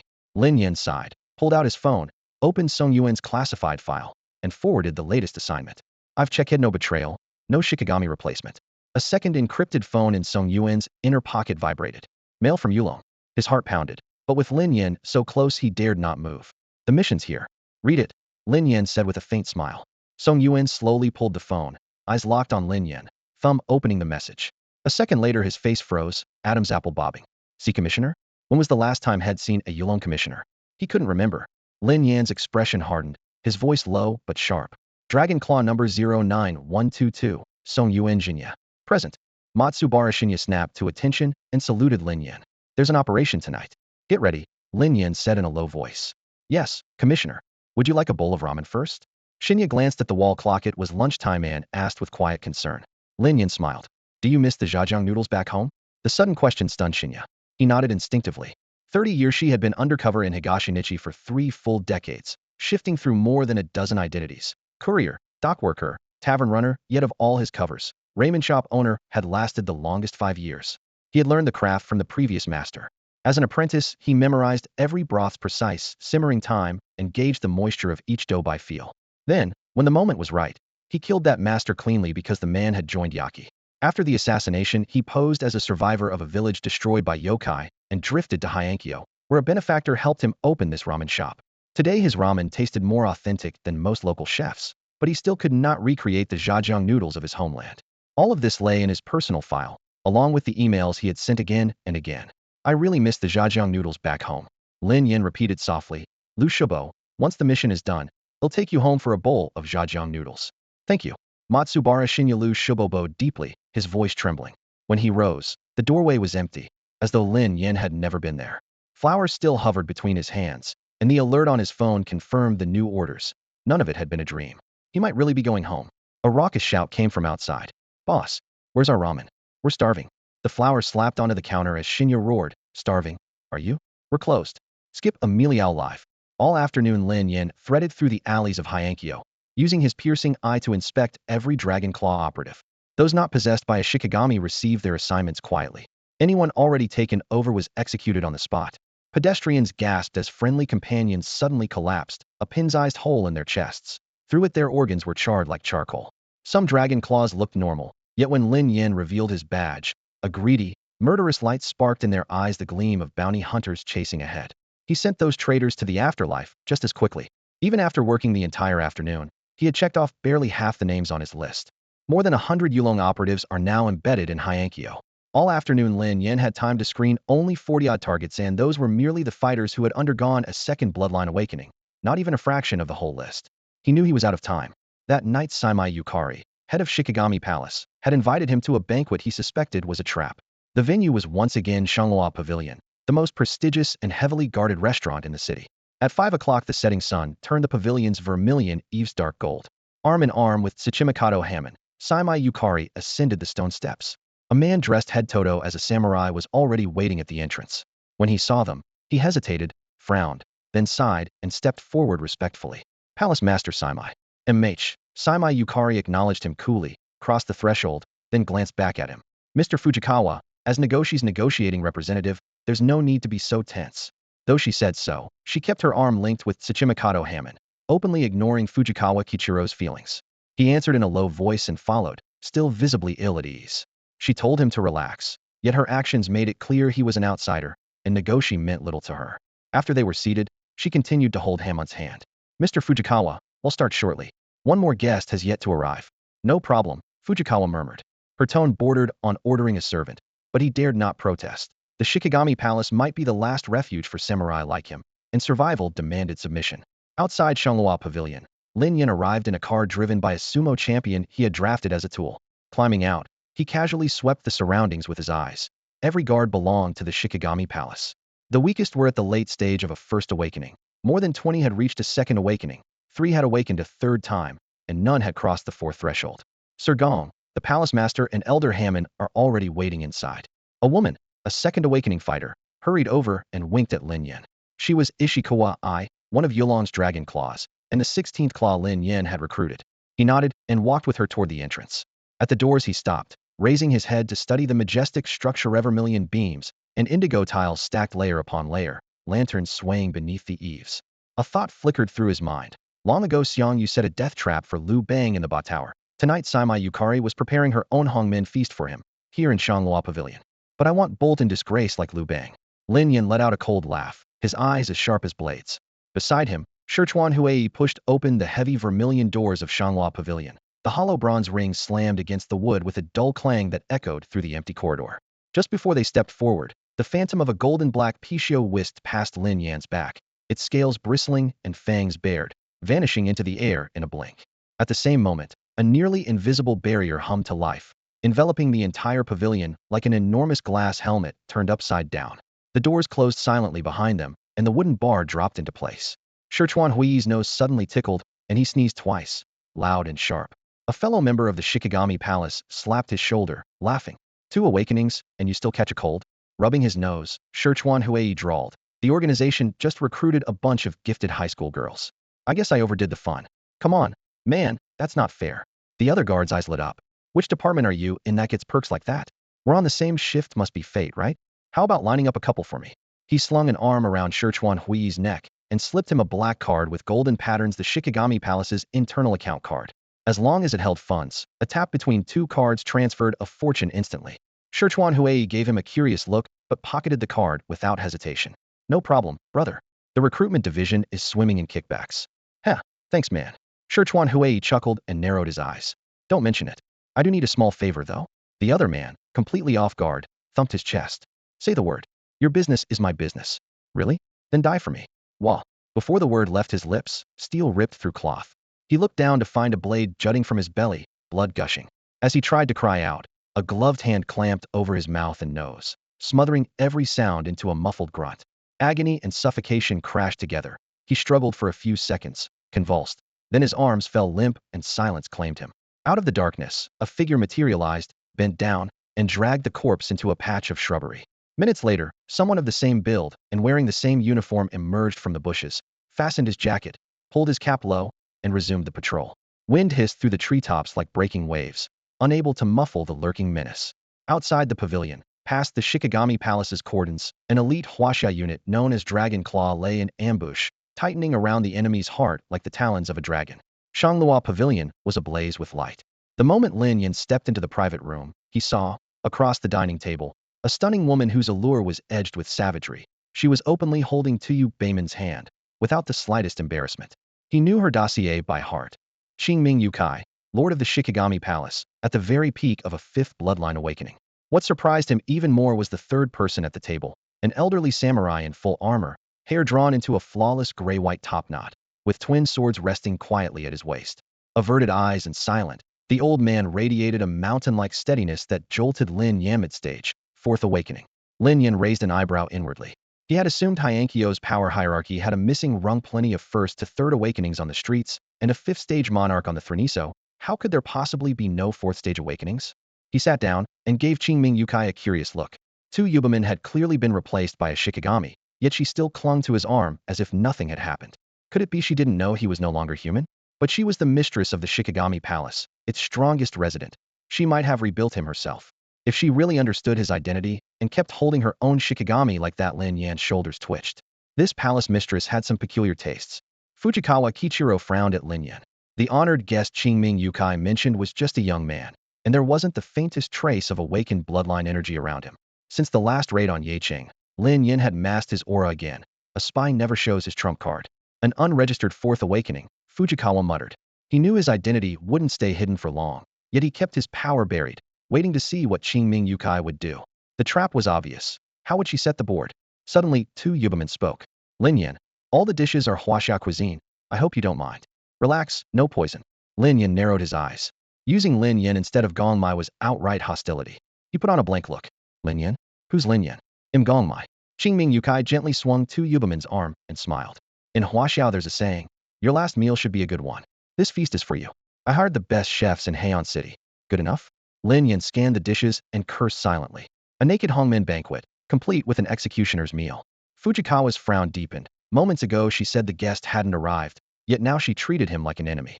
Lin Yan picked up his chopsticks, lifted one strand of spicy shredded potato, tasted it, and grimaced. He spat it out and sneered. Palace Mistress Qingming, your Dongri chefs are awful at Huaxia food.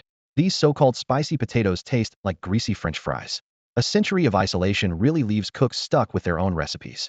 Qingming Yukai's smile never shifted. If you're not eating, it's time to leave. She turned to Fujikawa.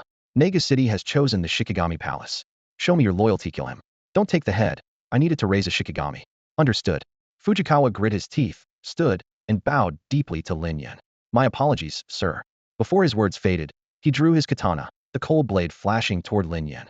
Outside Shanglua Pavilion, Shikigami Palace guards lay in pools of blood, unseen by those within. Fujikawa's strike whistled through the air, but Lin Yan casually kicked him aside. He seized the katana, reversed his grip, and grinned at Qingming Yukai. Palace Mistress, have you ever felt despair? All dragon claws, attack. The transparent barrier around Shanglua Pavilion shattered. The isolation shield is down. Brothers, move in and cover the executive officer. Outside Shanglua Pavilion, Song Yuanjinya roared at the top of his lungs, brandishing a cleaver that flashed with cold light as he charged through the doors first. After his third blood awakening, he ranked among Dragon Claw's elite, and his rampaging assault had been decisive in clearing the shrine guards outside. His shout was a stone tossed into still water, sending echoes in every direction. In a heartbeat, fewer than 10 men remained to guard the outer passageway. The rest of Dragon Claw stormed into the pavilion behind him. Lin Yan, we're here. Shiryanami rushed into the grand hall and caught sight of Lin Yan at once. He gripped his katana in both hands, its point leveled at Qingming Yokai across the room. But the moment they entered, their hearts plummeted. All they'd received was Lin Yan's terse message, "Big move tonight, assemble." When they arrived and saw the place crawling with Shikigami Palace troops, they assumed the target was some high elder. One glance at the hall showed the truth. The palace master herself, a peak Fifth Awakening juggernaut. Against someone of that caliber, they couldn't even twitch a finger. This wasn't an assassination, it was a suicide pact. Qingming Yokai cast them a languid glance, hiding a smile behind her hand. Lin Yan, you've spared me a great deal of trouble. I've wanted to flush these dragon-taming rats out of Hyankyo for ages, and you've kindly gathered every last one for me. Her voice was soft, yet her eyes glittered with icy cruelty. An invisible pressure settled over the hall like a boulder, leaving every Dragon Claw fighter weak at the knees. Lin Yan remained composed. Wrong. They may move in darkness, but they're crouching dragons, and tonight they'll tear you apart. A deep, ancient dragon's roar burst beneath the rafters. Behind him, a golden holy dragon took shape, wings outstretched, each scale throwing off blinding light. The roar shattered the oppressive weight, strength flooded back into every Dragon Claw body. So they exchanged helpless looks. They'd expected a lone elder, not the palace master herself. How were they supposed to fight this? Lin Yan raised a hand, signaling them back. His tone was almost casual. Hold the perimeter. Leave this room to me. Yes, sir, thank you. Relieved, the Dragon Claw fighters wheeled around and dashed from the pavilion. Staying inside meant certain death. Qingming Yokai's laugh turned to ice. Leave? When else will I net every last rat in one hall? She called out, Yasha, obey. The floor split apart. A dark, hulking figure shot upward, a creature with vast bat wings, its body encased in pitch-black armor that left only rows of jagged fangs exposed. A fetid, chilling aura rolled out, thick with decay. Yasha, Qingming Yokai's second Shikigami. With the power of a fourth bloodline awakening. Yeka, slaughter them. Obey. Roar. Yeka bellowed, black wings flaring wide as darkness billowed around him. He hurtled toward the squad of Dragon Talon wardens at the door, the air shrieking with sonic booms. Officer. The slowest man looked back, met Yeka's scarlet eyes, and went deathly pale. He collapsed onto the threshold. Die. Black light gathered in Yeka's palm. A jet-black spear formed instantly, its tip aimed at the man's forehead. Roar. An instant before the strike, the golden sacred dragon behind Lin Yan sprang to life. Its thick tail whipped the spear, sending the weapon spinning from Yeka's grasp. Lin Yan shouted at the stunned man. What are you waiting for? Move. Ah, yais. Thank you, officer. He stammered his thanks and bolted through the doorway, only to find battle already raging outside. Agents of Shirshin Gong had arrived and were clashing with the comrades who had fled earlier. Inside Shanglua Pavilion, Lin Yan's gaze locked on Qingming Yukai and Tuyubo Min while, beside him, the golden dragon grappled with Yeka. Their titanic blows were more than the ancient pavilion could bear. Boom. Tiles flew. An entire wall was ripped open. Swathed in black miasma, Yeka shot skyward like a cannonball, the golden dragon bursting through the gap in pursuit. Roar. In the open air, the dragon's body swelled from 20 meters to nearly 100, moonlight flashing across its scales. You can still keep up? Hovering high above, Yeka glanced back at the relentless dragon and bared his fangs. You are just a human bloodline projection with a fourth awakening. You think you can beat me in the sky? The night is my realm. The golden dragon chuckled, almost human. Out here, no one will see. What? Yeka, nearly Stalita bloodline projection, had spoken. Projections were mere power constructs, mindlessly obeying their masters. Nothing like sentient Shikigami. Roar. The dragon vanished, reappearing an instant later right before Yeka's visor. How can it be this fast? Terror flashed through Yeka. That dragon soars the ninth heaven was executed with mastery, far beyond Lin Yan's. The dragon loomed over him, half smiling. A massive claw pressed onto Yeka's helmet. A summoned construct dares act arrogant? Don't overreach. Yeka roared. A black spear took shape once more, its shaft gleaming with eerie light as he thrust at the claw. Humph. The golden dragon snorted. A tilt of its horn shattered the spear, and the force wrapped around it. I thought you might actually beat me. So this is all you've got? Cold dread seeped into Yeka's heart. This projection was wrong. You're no projection. Projections have no mind. What are you? Bloodline projection? The dragon laughed softly. When did I ever claim to be one? Wait, he murmured after a moment. This body is only a projection of my bloodline. My true form is still somewhere unknown. The massive golden dragon tensed, muscles rippling beneath its scales. Sharp cracks echoed as if invisible shackles were snapping one after another, and its holy aura erupted, crashing down with far greater force than before. What? Yasha's face went rigid. The sudden pressure hit him like a tidal wave, pinning him in place and making every breath a struggle. Gritting his teeth, Yasha lashed out. He drove his spear straight ahead like a bolt of black lightning, aiming for the golden dragon's left eye. The suffocating aura rolling off the dragon chilled him to the bone. He knew that if the creature's power rose any further, the outcome would be unthinkable. Eternal night nether pierce. The spearhead compressed the air the instant it flew, forcing a finger-wide rift in space. The sky ripped open with a tearing screech, leaving a stark white scar in its wake. Boom. The black spear broke the sound barrier, tore through the void, and smashed into the golden dragon's chest. Yet the point that should have pierced straight through halted the moment it met the gleaming scales, unable to advance a hair's breadth. The compressed dimensional fissure shattered on contact, scattering into motes of dark light. Yasha's pupils shrank to pinpoints. How is that possible? He knew this thrust could overwhelm even a fifth awakening warrior, yet a mere fourth awakening human projection had stopped it with ease. The golden dragon stretched, bones cracking softly, and let out a satisfied sigh. Much better. Lowering his gaze, he murmured, "This body is still weak, but it will do." His enormous eyes fixed on the grotesque figure before him. "You attacked me just now, didn't you?" Yasha's hands shook around his spear, but no sound left his lips. Beneath that crushing aura, he felt as though he stood before a true god rather than a simple projection. The dragon chuckled, flicking his tail and sending ripples through the air. "Silence is consent. In that case, killing you isn't excessive after all. You're nothing more than a summoned beast." The vast dragon shadow vanished, reappearing beneath Yasha in the same instant. Coiling dragon ascension. A deafening roar split the night sky. The dragon's jaws opened, a torrent of golden light erupted, and it blasted clean through Yasha's chest. No. Yasha's scream had barely begun when his body dissolved into drifting black mist.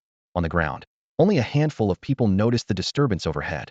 More than 100 Dragon Claw operatives stared at the briefly revealed golden silhouette, dazed. Veterans of intelligence work, they whipped out their phones and reported the sighting to Yulong at once. Experience told them Hyankyo would not sleep peacefully tonight. Such an incident had to be relayed immediately. Within moments a reply came back. After reading it, every agent held his Brea then execution officer had appeared in Hyankyo and was clashing with the Shikigami Palace. Following their orders, the Dragon Claw members sprinted toward Shanghua Pavilion. It might well be the last directive they would ever receive. Outside the Shanghua Pavilion, members of the Shirshan Palace closed in from every direction, boxing in the few dozen surviving Dragon Claw fighters at the center. Numbers and territory were against them, and the outcome seemed obvious. Huh. How did proud children of Huaxia end up driven to such misery by the rabble of the Eastern Sun? A self-mocking voice rose from the crowd. Lu Shubo stepped forward, shaking his head. In his blood-stained hand, the kitchen knife had been hacked down to nothing but a handle. Mighty Huaxia will never bow to the Eastern Sun's contempt. Boom. Power exploded inside him, breaking its shackles and hurling him skyward. In an instant his aura crushed the entire field fourth blood awakening. Yet it was only a blood sacrifice, a fleeting peak bought with burning lineage. He's Senior Lu Shubo, bearer of the fourfold extinction bloodline. 2 young Dragon Claw members gasped.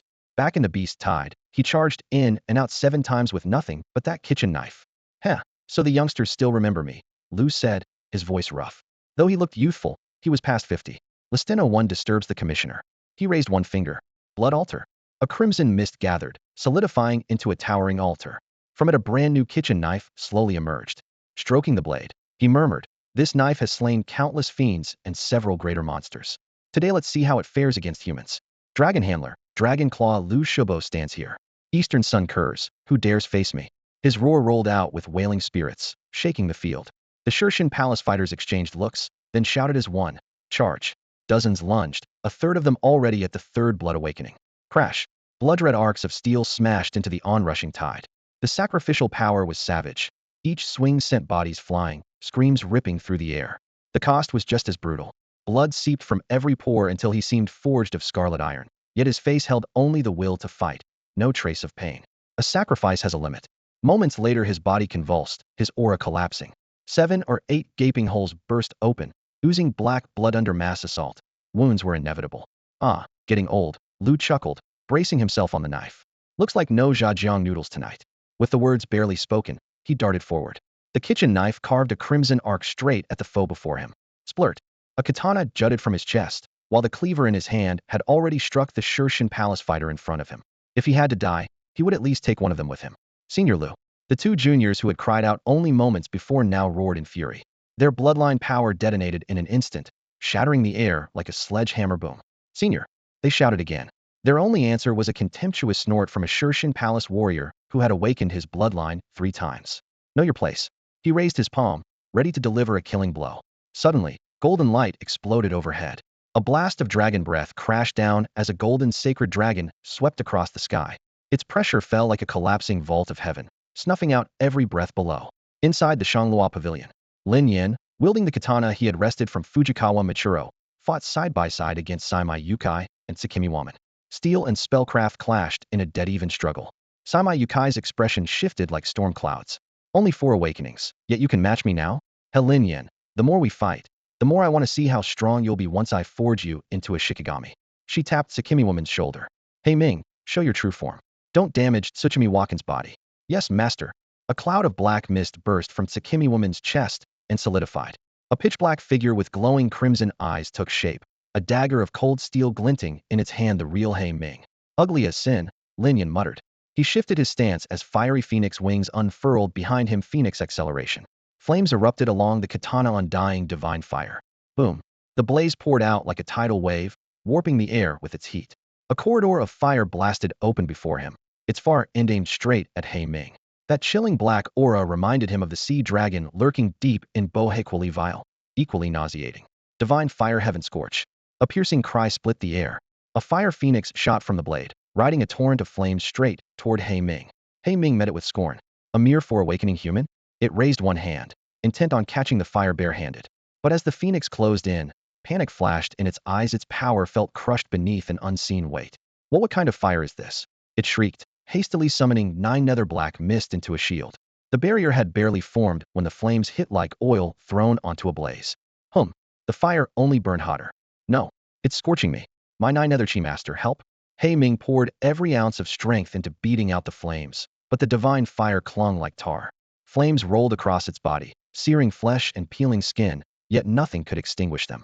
The divine fire clung to its target like a bone-boring parasite, tormenting it without pause and devouring everything in its path. The pain, like a venomous thorn anchored deep inside, drove the Shikigami into frenzied convulsions, yet it could not break free from the flames. At last, with a piercing howl, it was reduced to drifting ash. Aren't you going to save your Shikigami? Lin Yan stood with his hands behind his back, fixing Qingming Yukai with an icy stare. Qingming Yukai didn't even lift an eyelid. She gave a short, scornful laugh. It's just trash. Why bother saving it? Lin Yan's eyes narrowed. A moment ago this woman had been fawning over that creature, and now she watched it die without a flicker of emotion? Fawning over it. I'd never tangle with my own Shikigami. Don't slander me. Qingming Yukai's voice dripped with disdain. My feelings for Tsuchimi Kadokan are plain for heaven and earth to see. She turned toward Suum and sprawled on the ground nearby, a soft, alluring smile curling her lips.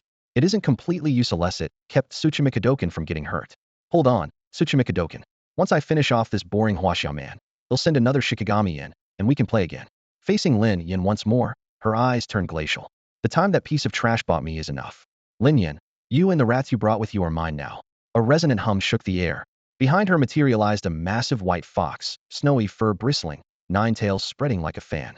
The 9-tailed demon fox, the highest Shikigami of the Qingming clan. The fox's oppressive aura made Lin Yan's expression tighten. Since his 4th bloodline awakening, he had not felt pressure like this, and from a Shikigami summoned by an Easterner, no less. A 6th awakening? He murmured, violet light flickering in his eyes. At his current strength, he could match a 5th awakening opponent, but a true 6th awakening belonged to a handful at the top of the world. He wasn't arrogant enough to challenge one heathen. The eye of analysis delivered its verdict in a flash. The 9-tailed fox had stalled at the peak of the 5th awakening and had not yet stepped into the 6th. Counting Qingming Yukai herself, that made 2 peak 5th awakenings. Difficult, but not impossible. Suddenly Qingming Yukai's hands flew through a rapid sequence of seals. The 9-tailed fox answered the summons and plunged straight into her back. Her aura skyrocketed in an instant. Furry white fox ears sprouted from her hair, and 9 snowy tails erupted from her waist. Shikigami possession 9 tails form. Lin Yan frowned. This already exceeds the realm of a 5th awakening, a pseudo 6th awakener. Taking her down won't be easy. Lin Yan, Qingming Yukai roared. a blazing white sphere forming in her palm before she hurled it at him. Naive. Lin Yan's smile was faint. He didn't so much as shift his feet. Violet armor spread across his skin, and a ferocious Pishio phantom strode out from behind him before merging into his body. Fortune-devouring pixie possession. Roar. A thunderous bellow erupted from Lin Yan's chest. The gap Yesha and the golden sacred dragon had torn in the wall of Shanghua Pavilion was still yawning when the roar exploded like rolling thunder. The already fragile building lurched violently.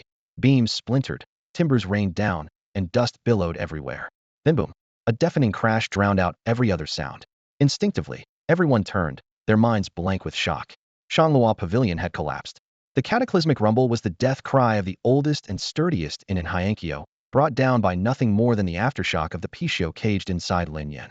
When the dust finally settled, Lin Yan and Qingming Yucai emerged from the rubble. Members of Shirshin Palace had just arrived and froze at the sight. An elder who had reached a third-stage bloodline awakening recognized Qingming Yucai first, his voice shaking. Heavens, that's the palace lord's ultimate form, the nine-tailed fox. They exchanged stunned glances. Who was the young man capable of forcing the palace lord to reveal her nine-tailed fox? Could he be a fifth-stage awakener? Panic rippled through their ranks. Nations call the awakened by different names, yet from the fifth awakening onward every title begins with immortal, god, or angel, for that level already stands beyond humanity. Long ago, the immortal Chiwu casually leveled a mountain. After his sixth awakening, the Jiao dragon of Bohai could churn the sea and make rivers flow backward. Ningxuang true immortal froze an entire ocean, spreading frost for 10,000 miles. Today, sixth-stage awakeners are bound by global treaties and rarely fight at full strength, making fifth-stage awakeners the undisputed peak of the modern world. If a clash of that magnitude erupted in a city, its destructive force would rival a nuclear strike. Realizing this, the elders shivered. If that young man had truly awakened 5 times, why had they even been summoned? They weren't even qualified to serve as cannon fodder. Lin Yan's aura rose higher and higher. He eyed Qingming Yucai among the ruins, brow furrowed. Take it to the sky. Before the words had fully left his mouth, blazing wings burst from his back, and he rocketed upward in a trail of crimson flame. Boom. Qingming Yucai grinned, 9 foxtails igniting like stars as she shot after him. Both knew that if they fought on the ground, Hyenkyo would cease to exist. Once the 2 apex fighters had vanished into the clouds, timbers cracked in the debris below. A battered figure shoved aside a massive beam and crawled out Fujikawa Kichiro. Cough cough, he hacked bitterly, lifting his eyes to the sky. Will Shirshin Palace in the same way my old castle warriors did? High in the dark clouds, lightning and spiritual light intertwined, erupting in dazzling lances of brilliance. On the ground, countless ordinary people stared upward, witnessing a spectacle that defied all reason. She pointed at the sky, gesturing animatedly. On the rooftop of an aging apartment block, a checkered blanket billowed in the evening breeze while 2 girls sat quietly, gazing up at the churning clouds. Gubin Lingxiang hugged her knees, fingers tightening on the fabric. Each flash of lightning made her clench instinctively, a blend of worry and prayer. Lin Yan, hang in there, she whispered. Beside her, Shishui Yonai nursed a strawberry lollipop. She unwrapped a second one and handed it over, muttering around the stick. Ling Xiangji, why worry about that jerk? He's such a jerk, don't you hate him? To Yonai, Lin Yan was a heartless, filthy rich bully. First he kidnapped her, then cleared up the misunderstanding without even an apology. A creep like that could drop dead for all she cared. Lingxiang accepted the candy, gave it a tentative lick, and said softly, Yonai, you're not Huaxian. You don't understand. She broke off. The East Day Kingdom and Huaxia shared the same roots, and she knew the weight of the word Tongpao. Explaining it to a girl who still acted like a playful middle schooler felt impossible. She exhaled, eyes fixed on the surging cloud sea, and her voice hardened. You don't get it. This is Huaxia Tongpei fighting for the nation. If we destroy Shirshin Palace, Yulong will lose a formidable enemy. In that instant she was no longer the East Day girl Gubin Lingxiang, but Gu Lingxianga, daughter of Huaxia. Yonai tilted her head and repeated the unfamiliar words in clumsy Huaxian. Huaxia Tongpao fight for the nation after a year with Shiryanami. She barely understood that Tongpao meant comrades who live and die together. Suddenly she gestured eagerly. Can I be your Tongpao too? Please? Lingxiang blinked, then smiled. Of course. Huaxia welcomes you. Down at Shanghua Pavilion, the massive golden saint dragon was dissolving fast. Lin Yan had summoned it solely to slay the night fiend, and the dark energy in his body was nearly spent. After destroying the fiend, he forced himself to stand before Huaxia's dragon claws, keeping the Shirshin Palace mob at bay and sparing his comrades another tragedy like Lu Shuobo's self-sacrifice. As his form unraveled, the saint dragon raised its head. The vault above swirled black and crimson, clouds blazed scarlet, then sank into heavy bronze. High overhead, Lin Yan and Qingming Yucai battled fiercely, deadlocked in midair. The dragon stroked his whiskers and murmured, "The boy's growth is astonishing. Our gift of power wasn't wasted. Shenhuang, Baihu, Pixieur's soul imprints should be awakening soon. Once he transcends the mortal realm, he can aid us." He shook his head lightly, golden eyes sweeping over the humans edging forward, and irritation flared. "Roar!" he bellowed, then burst into a searing golden light and charged straight at them. A blast of golden light erupted with a deafening boom. The core of Shikigami Palace looked as if a giant hammer had smashed it open, leaving a breach several dozen meters wide. An elder who had awakened his bloodline for the fourth time, along with a squad of third-tier elites, had been guarding that spot. When the radiance cleared, they and the ground beneath them were simply gone. Shikigami Palace's top fighters had been wiped out in an instant. "Attack! Their heavy hitters are down. Brothers, charge!" A dragon claw warrior, eyes still wide with shock, was the first to react. He roared, swung his blade, and rushed the remaining defenders. The rest of Dragon Claw followed, their shouts shaking the sky. "The field officer has opened the way. For Yulong, for Huaxia forward." A moment ago Dragon Claw had been outmatched in both talent and numbers. The golden sacred dragon's self-detonation had leveled the power gap, yet they were still badly outnumbered. Just then, strangers in mixed attire burst from cover on every side and sprinted towards Shikigami Palace. "Gong Liangsen, what are you doing here? Kamizan? You too? Spare me." "Im Lu Jianjun, not Gong Liang. And Im He Zerhua, not Kami Hirashu."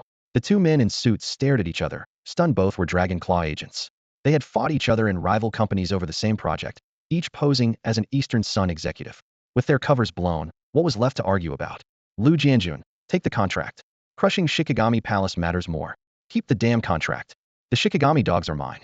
Pinecone Tondo fist. Lightning lash. Boom crackle.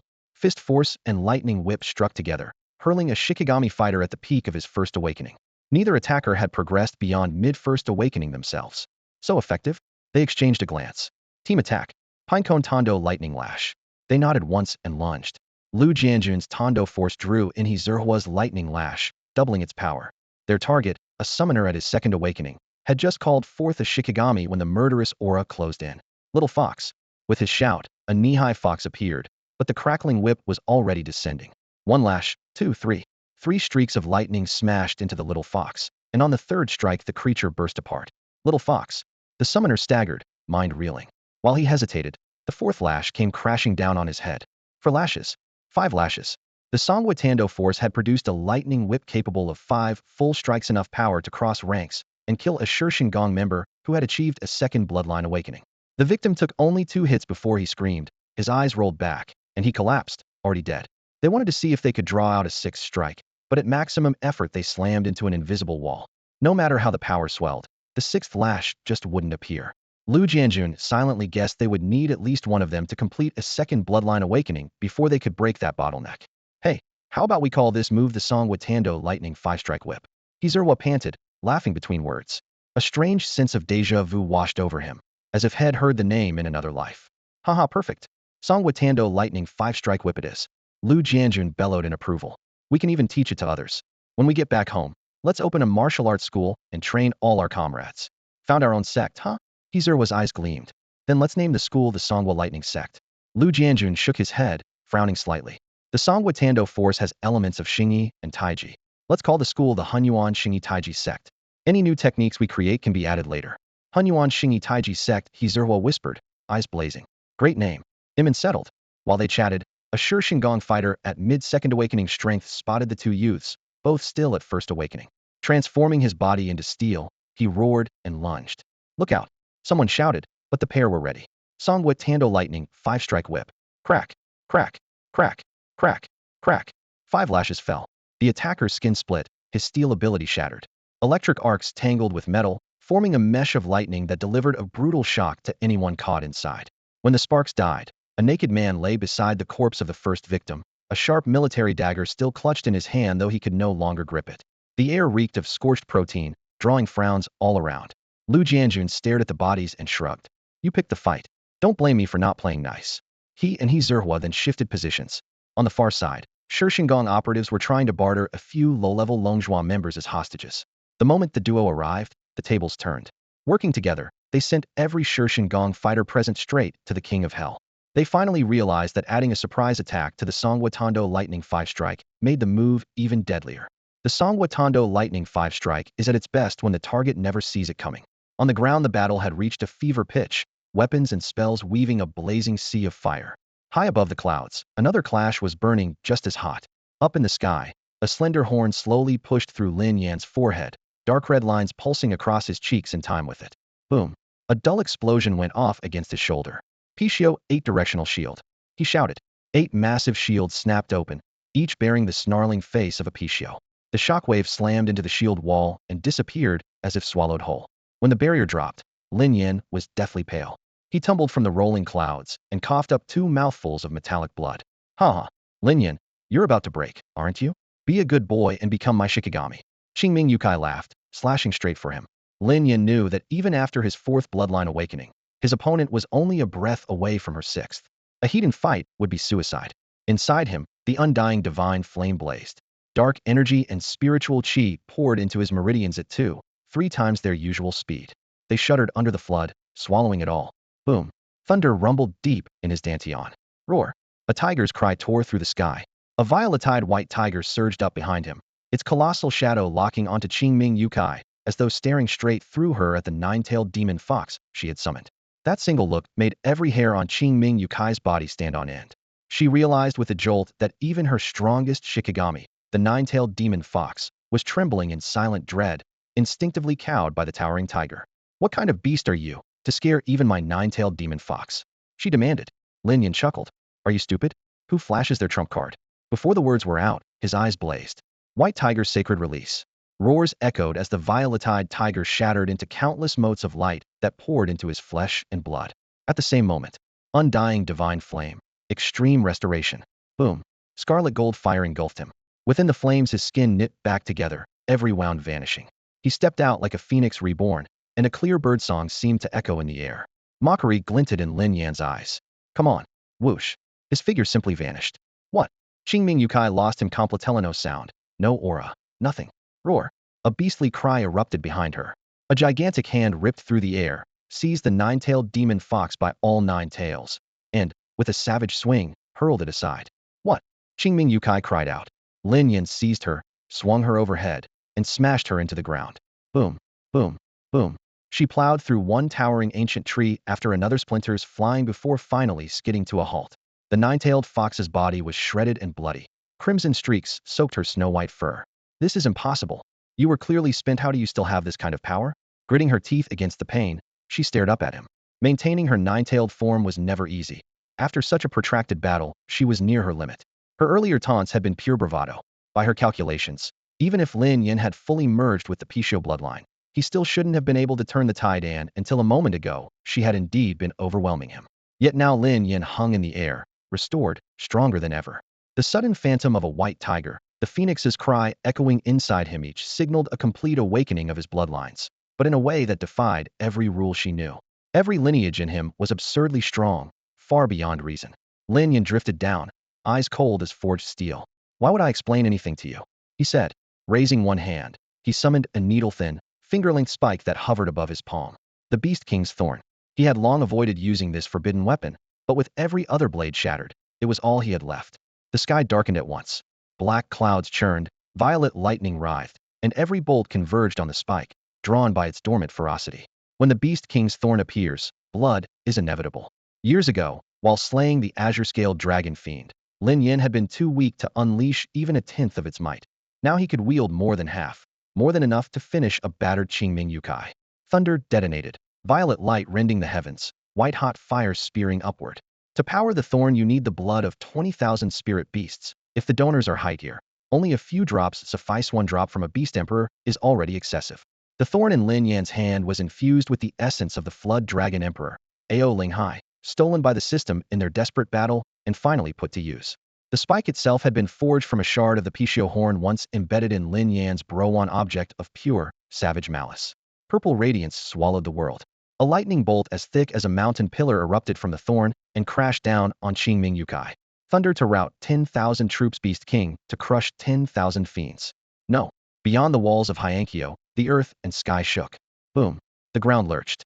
The night over Pinganjing was torn open, jolting everyone awake, from those fast asleep to those just starting their nightlife. They stared in shock toward the city wall, the source of the tremor. Was that an earthquake? Someone shouted. A weather-beaten middle-aged man adjusted his glasses and said tersely, no. Coming from that spot, It had to be an explosion. An explosion? But how? The question died as the earth bucked again. Rumble after rumble rolled through the city, like thousands of giant beasts on a stampede. What now?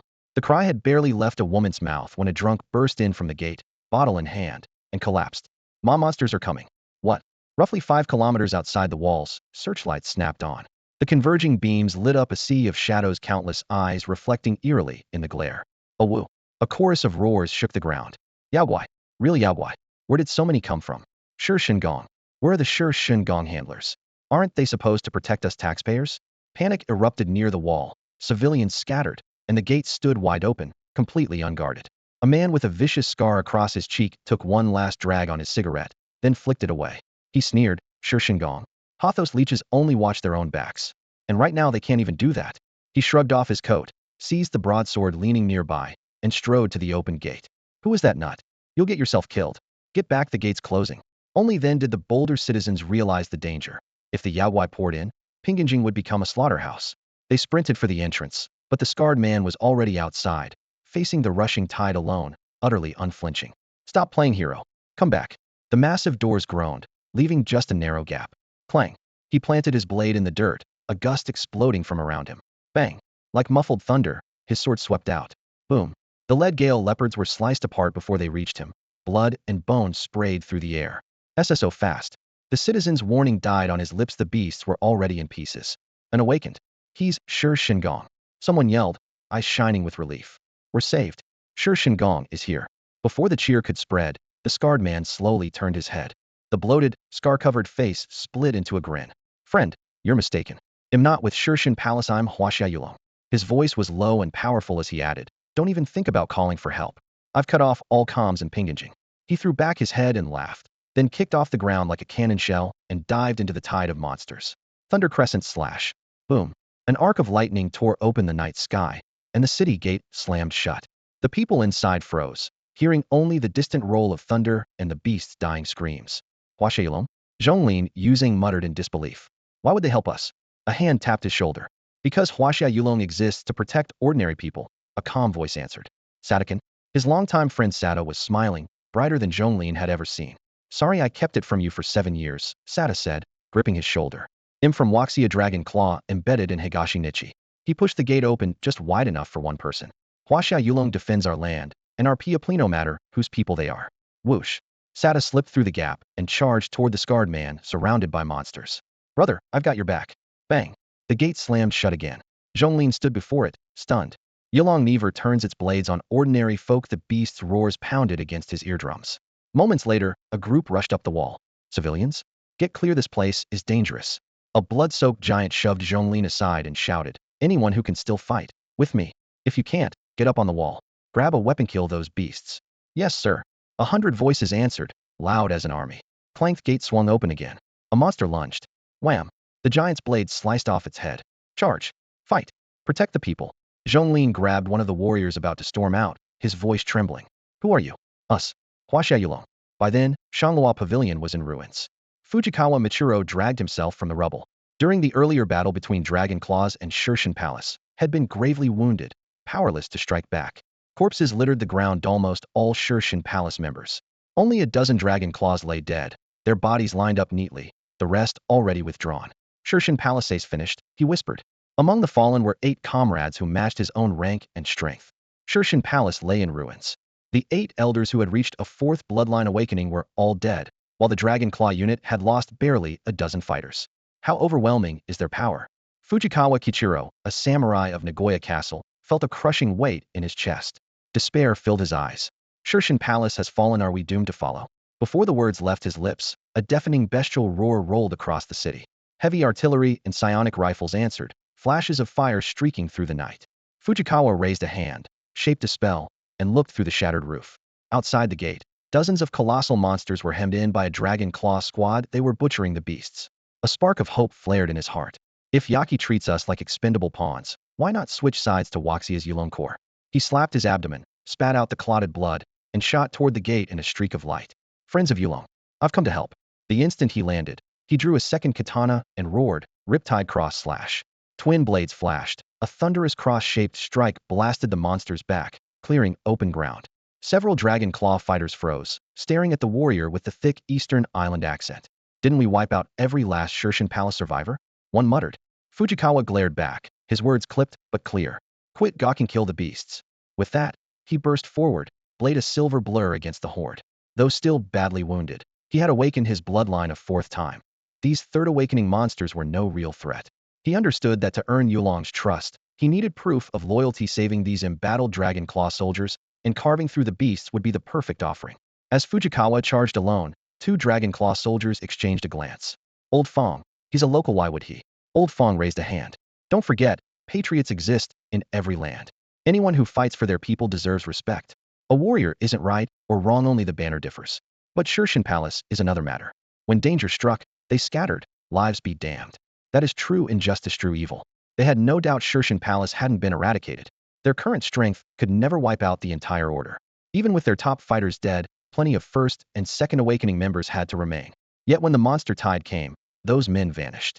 Had they stepped up, a small sacrifice could have held the line. Instead, they fled, consigning Hyankyo to despair. Inside the city, the streets were chaos. Terrified residents stampeded toward public shelters. Others slammed shut the alloy doors of their basement bunkers. The Eastern Island nation had always been disaster-prone.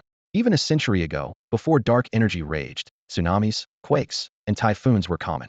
City planners therefore built numerous emergency shelters, and many households installed underground safe rooms reinforced to military standards. The moment they squeezed into the shelter and started to breathe a sigh of relief, they realized they had merely traded one catastrophe for another. In several bunkers, refugees were pressed into cold corners, the air thick with sweat and blood. Their terrified eyes were fixed on a group of uniformed Mont members of Shirshin Palace. The monsters are out there, why won't you uncles from Shirshin Palace fight them? A little girl clutching a tattered teddy bear trembled as she tugged at her mother's hand and looked up at the grinning men. One of them snapped around, a mocking smirk on his face. What did you just say, little one? She instantly hid behind her mother. His eyes darkened as he growled. All our elders were slaughtered by Huaxia Yulong. The palace lord has vanished. We can't even protect ourselves, why would we protect you? He clenched his jaw, voice cracking with rage. It's those Huaxia Yulong bastards who left us powerless. His gaze lingered on the young mother's face, and a lurid gleam lit up his eyes. Stunning. You step forward. He snatched her arm. What do you think you're doing? Let her go? Her husband rushed in, only to be struck in the chest by a blast of force. He slammed into the wall, spat blood, and crumpled to the floor. Worthless. You haven't even awakened your bloodline. The Shirshin Palace man spat, tightening his grip on the woman. Mommy. Daddy. The girl tried to reach her mother, but the man kicked her aside. Please, Eno. The woman screamed, but her husband could only gasp, unable to lift a hand. The uniformed man threw back his head and laughed. So the husband's here too? A perfect married beauty makes it even better. Come along, they'll show you a good time. No, please let me go. Her voice broke as he dragged her away. She knew exactly what awaited her. She recalled how, when they first entered the shelter, several pretty women had been shoved into a small room. Soon after, anguished cries echoed outcries caused by these same men who ruled Pingon City. He swept his eyes over the room. Those who had been watching quickly averted their gaze and held their breath. You shouldn't hate us. You should be grateful, he sneered. If we hadn't rebuilt Pingon City and dug these shelters, you'd have been monster feed long ago. Blame Huaxia Yulong. Without their schemes, the beasts outside wouldn't stand a chance against our elders and the palace lord. You could all be eating, sleeping, and enjoying women in peace. Huh. With that, he dragged the woman off like a carcass toward a small room. Cut the crap. A clear female voice rang out from the bunker entrance. Two women, one tall, one petite, stepped inside. The lighting was dim, yet their silhouettes sliced into everyone's sight like knives. A Shikigami palace thug who had been ready to argue froze. Then his eyes gleamed pure lust. He kicked aside the woman clinging to him, spread his arms, and hurried over. Little beauties, do you know what happens to anyone who offends the Shikigami palace? For that insult alone, I could kill the lot of you. He leered, tongue sliding over his lips. Still, they'll give you a chance. Make me happy, and maybe I'll let you live. Slurp. Shishui Yuna's smile was razor thin. You? Don't make me laugh. She shot forward. A dagger flashed from her sleeve, pale and cold. One horizontal sweep, blood spurted, his carotid split wide. Ordinary civilians screamed. Hands flew to faces, feet stumbled, clutter clattered. The bully clutched his throat, unable to beg for mercy a second time. Yuna stepped clear of the spray, eyes like ice. Blame the Dragon Guard? You're not even worthy. She swept her gaze over the shrinking crowd. I don't need thanks, but at least know who's protecting you. She tightened her grip on the dagger and followed the filthy shouts deeper inside. Scum. Bang. She kicked a door open, steel flashed. Women's sobs flipped to men's screams of agony. Those men didn't last 3 cries before silence fell. Moments later Yuna walked out. Except for her blade and saws, she was spotless. Gubin Lingxiang waited outside, exhaling in relief. She offered a cup of water. Yuna, do you need a break? Yuna shook her head, voice steady but cold. No, on to the next shelter. Every last remnant of the Shikigami Palace has to disappear. She remembered the first words Lin Yin spoke to her last night. Is this really revenge? She had killed her parents' murderers with her own hands, yet the vast organization behind them, the Shikigami Palace, still swaggered through Hyankyo. Until it was gone, her vendetta wasn't finished. While it lived, someone else would suffer her fate. Lin Yin had wiped out the palace's top fighters. The stragglers were hers to hunt. This bunker was the third shed cleared. Shed arrived with steady steps, struck with ruthless speed, and left only by leaning on Lingxiang. Since her bloodline awakened, sheer fury had carried her through 3 shelters, cutting down more than 40 Shikigami Palace members. Her power had reached the late stage of the first bloodline awakening, only a hair's breadth from its peak. Standing in the center of the bloody pool, Shishui Yuna ran trembling fingers across her cheek, unable to believe that killing could truly make her strength soar. After they left, the woman who had been curled up in the corner crawled out, clothes in tatters and face streaked with tears. At the threshold, scarlet blood snaked across the floor like a shocking ribbon. Terrified survivors clustered inside the bomb shelter, their hushed whispers swelling into anxious debate. That girl, could she really be telling the truth? Are Wuxia's Yulong warriors protecting us? No way. Our relations with Huaxia are awful. Why would the Yulong Legion save Dongri people? Suddenly a man leapt to his feet, his voice booming through the shelter. She's right. If you want proof, look outside. The fighters holding the wall are Yulong from Huaxia. How can you be sure? Someone challenged. He clenched his fists until the knuckles went white. My friend is an awakened, a dragon claw of Yulong. When the gates closed, he was the first to charge out with his broadsword to block the monsters. In that moment, he looked just like General Guan Yu. Another man stood up, memories flashing across his face. I got here late, but I did see a squad rush beyond the walls, and they weren't shouting in Dongri. I saw them too. So did I? And I. More and more people rose to their feet. Each eye saw them, adding weight to the claim. Over half the shelter now stood, while the rest watched in growing shock, a strange thought taking root in their hearts. If only Pingon City belonged to Huaxia, citizens of a hostile nation could still receive Yulong's selfless protection. How safe would one feel as a true Huaxia native? Of course, it was only a dream. Pingon City lay far from Huaxia, and its allegiance could not be changed. Yet the notion had been planted like a seed. Given time, even a seed can grow into a towering tree. Outside Pingon City, the Beast King Sha and Lin Yan's hands dissolved into motes of light. Before him, Saimai Yukai stood with a yawning hole in her chest, her heart skewered by his long blade. The 9 tails that once billowed behind her were now reduced to a single ragged stump. Lin Yan stared at her bloodless face, seized the broken tail, and smiled coldly. I'm guessing this half-tail can't heal or resurrect you, can it? Boom.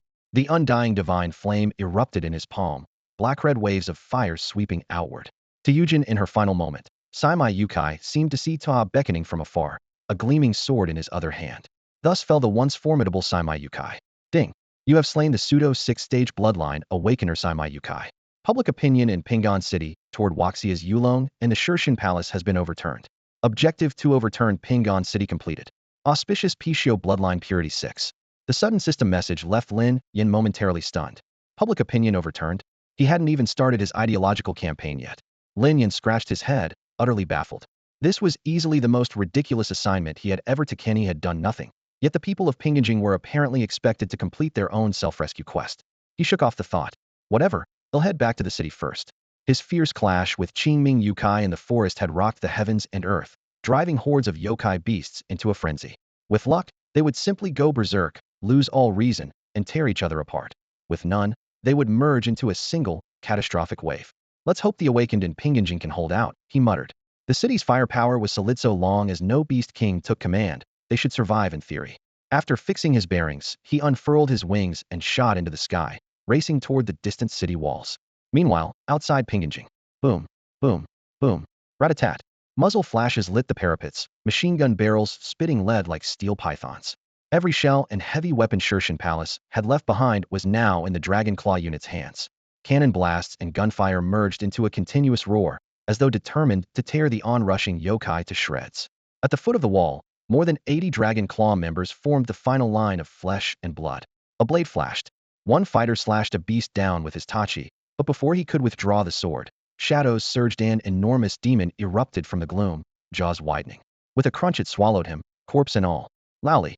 Nearby, a blood-soaked man hefted his battle axe and charged the demon, roaring, "Monster, die!" Crack. The creature's tail lashed like a steel whip. The man took the blow square in the chest, was hurled several meters back, and spat a torrent of blood. On the wall, a burly soldier braced a grenade launcher, face ashen. Yuan Hao was one of the few triple-awakened bloodliners left in Dragon Claw, and among the handful who could face a great demon Hedon. Minutes earlier, while dueling another demon, a dozen single-awakened gnawing rats had ambushed him and literally chewed off his entire right lower leg. Damn it if those filthy rodents hadn't blindsided me. He slammed a fist against the battlement. Agony flared from the stump, blood still pouring.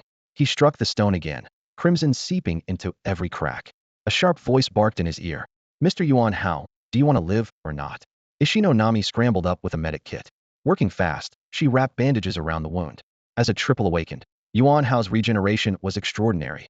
Once the bleeding was checked, new tissue would knit itself soon enough. But the leg the rats had devoured was gone for good, unless they could somehow retrieve it. Those rats and his severed limb were already nothing but pulp. Yuan Hao watched Shi Nami finish wrapping the bandage, then pointed past the parapet, his anger spilling over. Look down there, our brothers are fighting for their lives. He shouted, slapping the shattered stump where his lower leg used to be. That giant fiend can only be slain by someone who's awakened their bloodline 3 times, and that someone is me. But because I lost half a leg, I'm stuck up here on the wall. I'm a damned cripple now. Shi Nami didn't interrupt. She packed away the gauze and hemostatic syringe, her brow knit tight. She was a member of Yulong as well, and by rights should have been fighting below. Unfortunately, her extreme profiling bloodline hadn't matured enough for large-scale melee, so she stayed on the wall as a combat medic. Alongside her were several dragon claws who either weren't fit for battle or were ordinary civilians pressed into service. On the ground, the massive demon lurking in the shadows finally collapsed, a cloud of blood mist swirling around it. 2 dragon claws died in the exchange, a relatively light loss. The last time they faced a berserk monstrosity, Yulong lost 9 people before Fujikawa Michiro managed to finish it off. Now Fujikawa was still at his 4th bloodline awakening, but Lin Yan's brutal blow, coupled with non-stop fighting, had drained him to the edge of collapse. What kept his blade moving was sheer will, protecting Nagoya City and earning Yulong Gand even Waxia's place in their ranks. Off in the distance, he was locked in a chaotic duel with 8 other giants, leaving him no chance to glance back at the wall. Yulong's original force of 150 dragon claws had been cut to barely 100. Only a little over 70 could still fight on the ground. Their tactics shifted: use the wall-mounted machine guns and artillery to suppress long-range beasts, snipe the gaps in the wind to help the ground squads clear stragglers, and steal a moment of rest. But this plan couldn't last.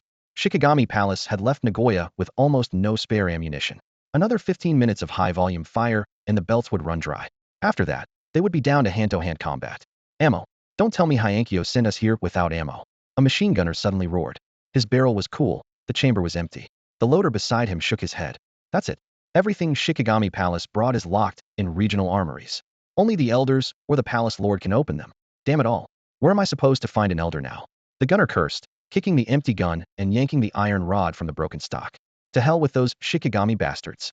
Where did they run off to while their city's on the line? Seeing him stride toward the edge of the wall with the iron rod in hand, the loader grabbed his arm. What are you doing? The gunner glanced back at him. What was he doing? What else? We're here to kill the damn beasts. The gunner's roar exploded along the battlements. He spun and glared at his partner. Those bastards from Shirshin Palace have lost their humanity. Are we supposed to do the same? Can you just watch civilians get torn apart? With that, he shook off the hand on his shoulder and stepped onto the parapet. Hold up. The ammo bearer grabbed him. What now? The gunner snapped. The bearer grinned and pried a razor-sharp shard of metal from the gun's tripod. We go together. Huh. Deal. The 2 men leaped off the wall side by side, heavy boots slamming into the dust before they were swallowed by the snarling horde. Gunfire, bestial roars, and the screech of tearing metal collided at once. Inside Hyankyo, Gubin Lingxiang supported Shishue Yonai as they struggled down an empty street. The panicked crowds had long since fled, leaving shoes, luggage, and even toys scattered across the pavement. Keep pressure on the wounded, grab bandages and antiseptic. Lingxiang pressed a hand over Yunei's abdomen, helped her onto a bench, and sprinted toward the nearby pharmacy. The shop door hung ajar. Medicines were still neatly lined on the shelves. Only the counter lay in disarray. She snatched bandages, disinfectant, and a suturing kit, then hurried back. On the bench, Shishue Yonai managed a pale smile. Sister Lingxiang, I finally avenged Mom and Dad. As she spoke, crimson spread across her clothes from a 15-centimeter gash in her abdomen, an injury that would have killed any ordinary person by now. Lingxiang dragged her beneath an emergency floodlight, rolled over a makeshift gurney, and lifted Yonai onto it. She washed and disinfected her hands in a rush. Yes, you've taken your revenge. Your parents are looking down and they're proud of you, I'm sure. Really? Yune's words drifted, her eyelids growing heavy. Sister Lingxiang, I'm so tired it must be late, good night. Lingxiang lifted Yune's shirt and saw her breathing falter. Color drained from her own face. Don't you dare fall asleep. Yonai, stay with me. It's still daytime. But Yune's lips barely curled as she murmured, almost too softly to hear, Sister Lingxiang. You're lying, it's already late. I looked at the sky, so dark her voice sounded ready to vanish on the wind. No. We've come so far, Yonai. It's still daylight. Lingxiang scolded while furiously cleaning the wound. After hours on the run, Yonai had lost far too much blood, and now even what seeped out was frighteningly little. Disinfection done and medicinal powder applied. All that remained was stitching. Lingxiang felt for the surgical kit in her bag and silently thanked her own foresight. Without it, she would have had to wrap the wound and hope for the best. So, it's morning already. The sun's up, isn't it? Yuna Kisushi squinted, the harsh emergency light overhead mirrored in her pupils. She stared at the bulb as if it were an actual sunrise. The sky really is bright, she murmured. From the bed, she slowly lifted a hand, fingers closing as though she could trap that sunlight in her palm. A gentle yet firm hand pressed against her wrist. Hold on, Yuna, Ayaka Furutomo said, her voice soft but unyielding. Let me finish the surgery, and then you can soak up all the sun you want. Oh, okay. Yuna nodded obediently and laid her arm back over her abdomen. She turned her head toward the busy Ayaka, her voice barely a whisper. Ayaka, were you a doctor before? My stomach feels itchy, but at the same time I don't feel anything at all. That's the anesthetic at work. Ayaka flashed a quick smile, her hands stitching without pause. Technically I'm not licensed yet, but I've studied medicine. Top of the class in every core course. Wow, you're amazing. Yuna offered genuine praise, then closed her eyes. So, Ayaka, may I sleep for a bit? I'm so tired. No. Ayaka's refusal came sharp and immediate, a flicker of alarm in her eyes. Just a few more minutes. Hang on for a few more minutes, and then you can sleep. Yuna's lashes trembled violently. But I'm so sleepy. I can almost see my mom and dad. They say they're taking me to Huaxia. Her breathing grew faint, eyelids drooping. Don't die. Ayaka's voice cracked into a hoarse cry. Didn't you want to visit Huaxia?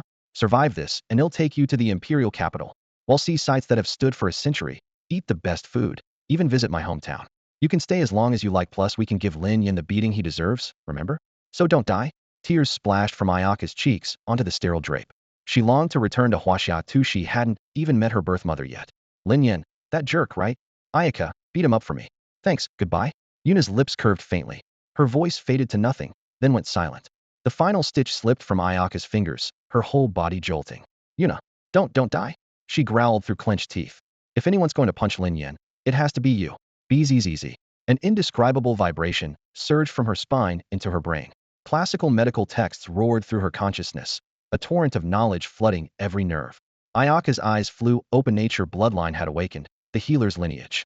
She bent over Yuna at once. Yuna's chest was nearly still, the faintest breath remaining. She can still be saved. Ayaka dashed into the small pharmacy next door, nearly toppling the shelves before she found a lacquered wooden box at the back of a cabinet. Flipping it open, she revealed silver needles that gleamed under the cold light, the shopkeeper's hidden treasure. A makeshift alcohol lamp flared. One by one, the needles passed through the flame. Ayaka's hands moved like wind. The first needle into Baihui, the second into Shangxing, the third into Tongtian. Skin quivered beneath the needles. Soon silver points dotted Yuna's scalp, chest, and limbs.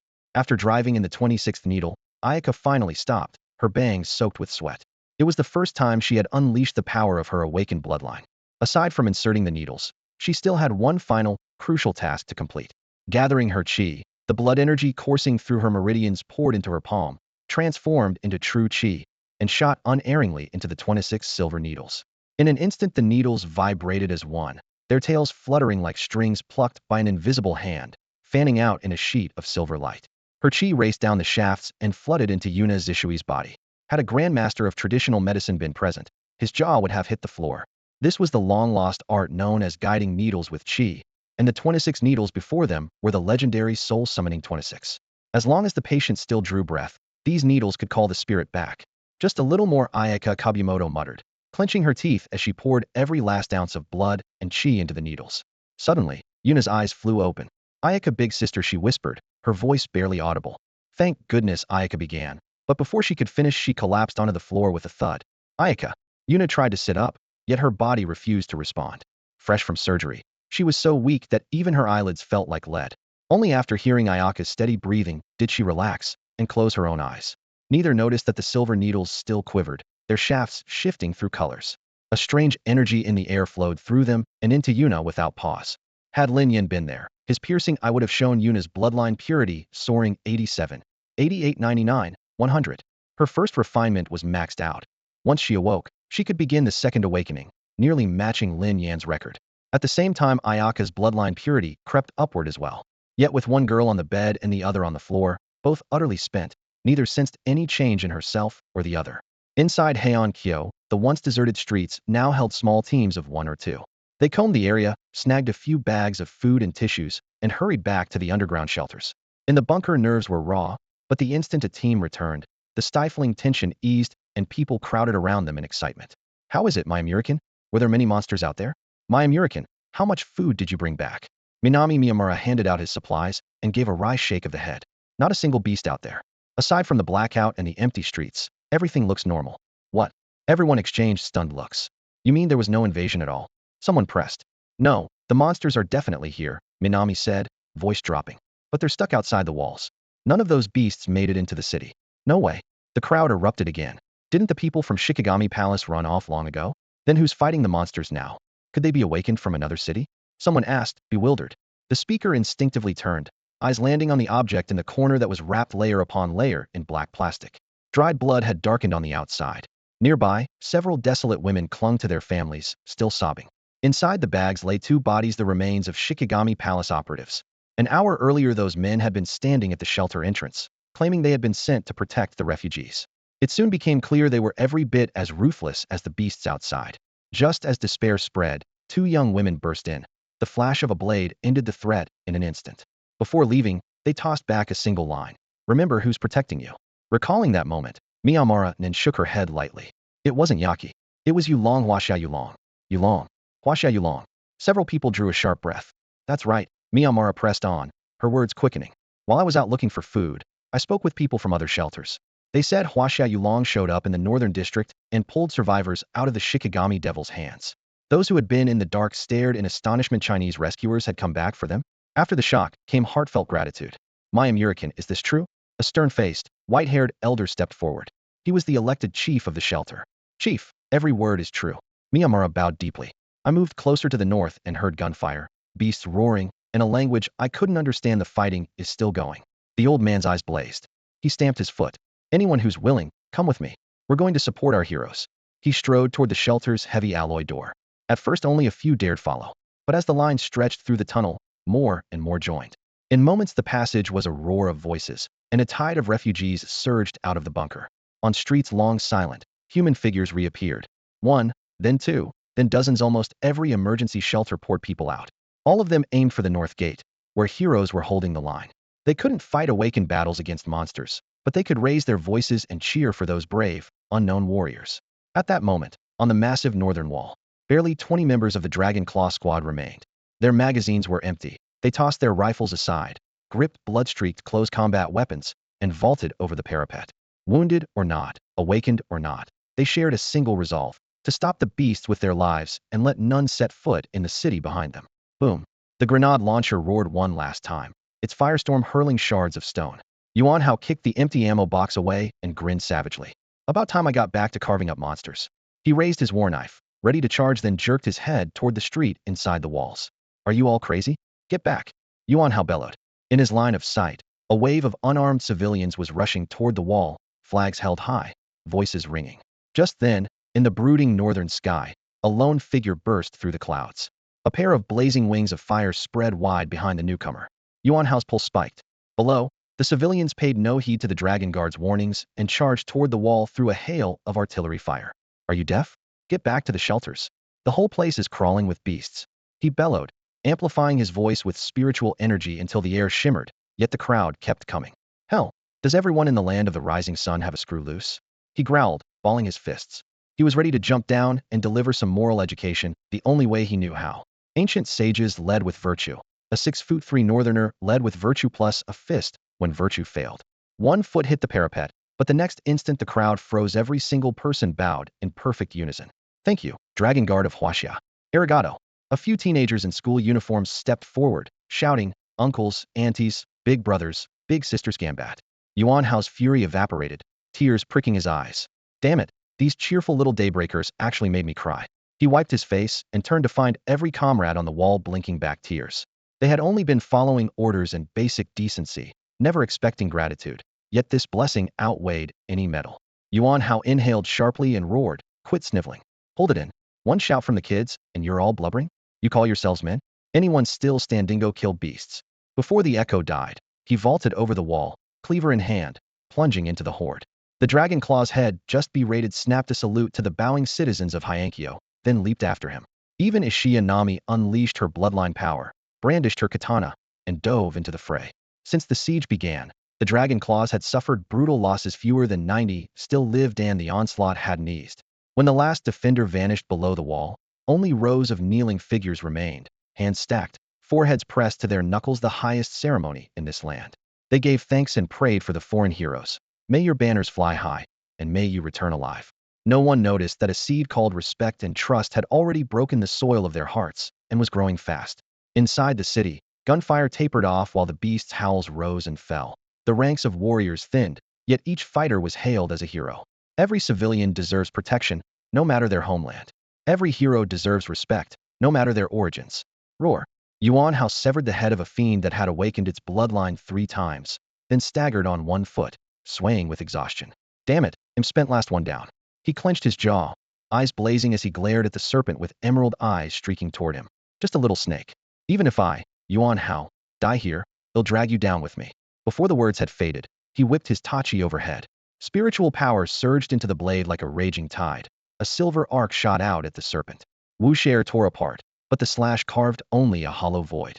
The serpent twisted aside, skirting around to his flank. 2 jade-green fangs lunged straight for Yuan Hao's throat. A heartbeat before they struck, a thunderous shout crashed from above. Divine flame scorched the heavens. Boom. A pillar of molten gold fire slammed down. The serpent never even screamed. It and the earth beneath it were reduced to ash. Every head snapped upward. What was that? A bandaged dragon claw fighter squinted skyward.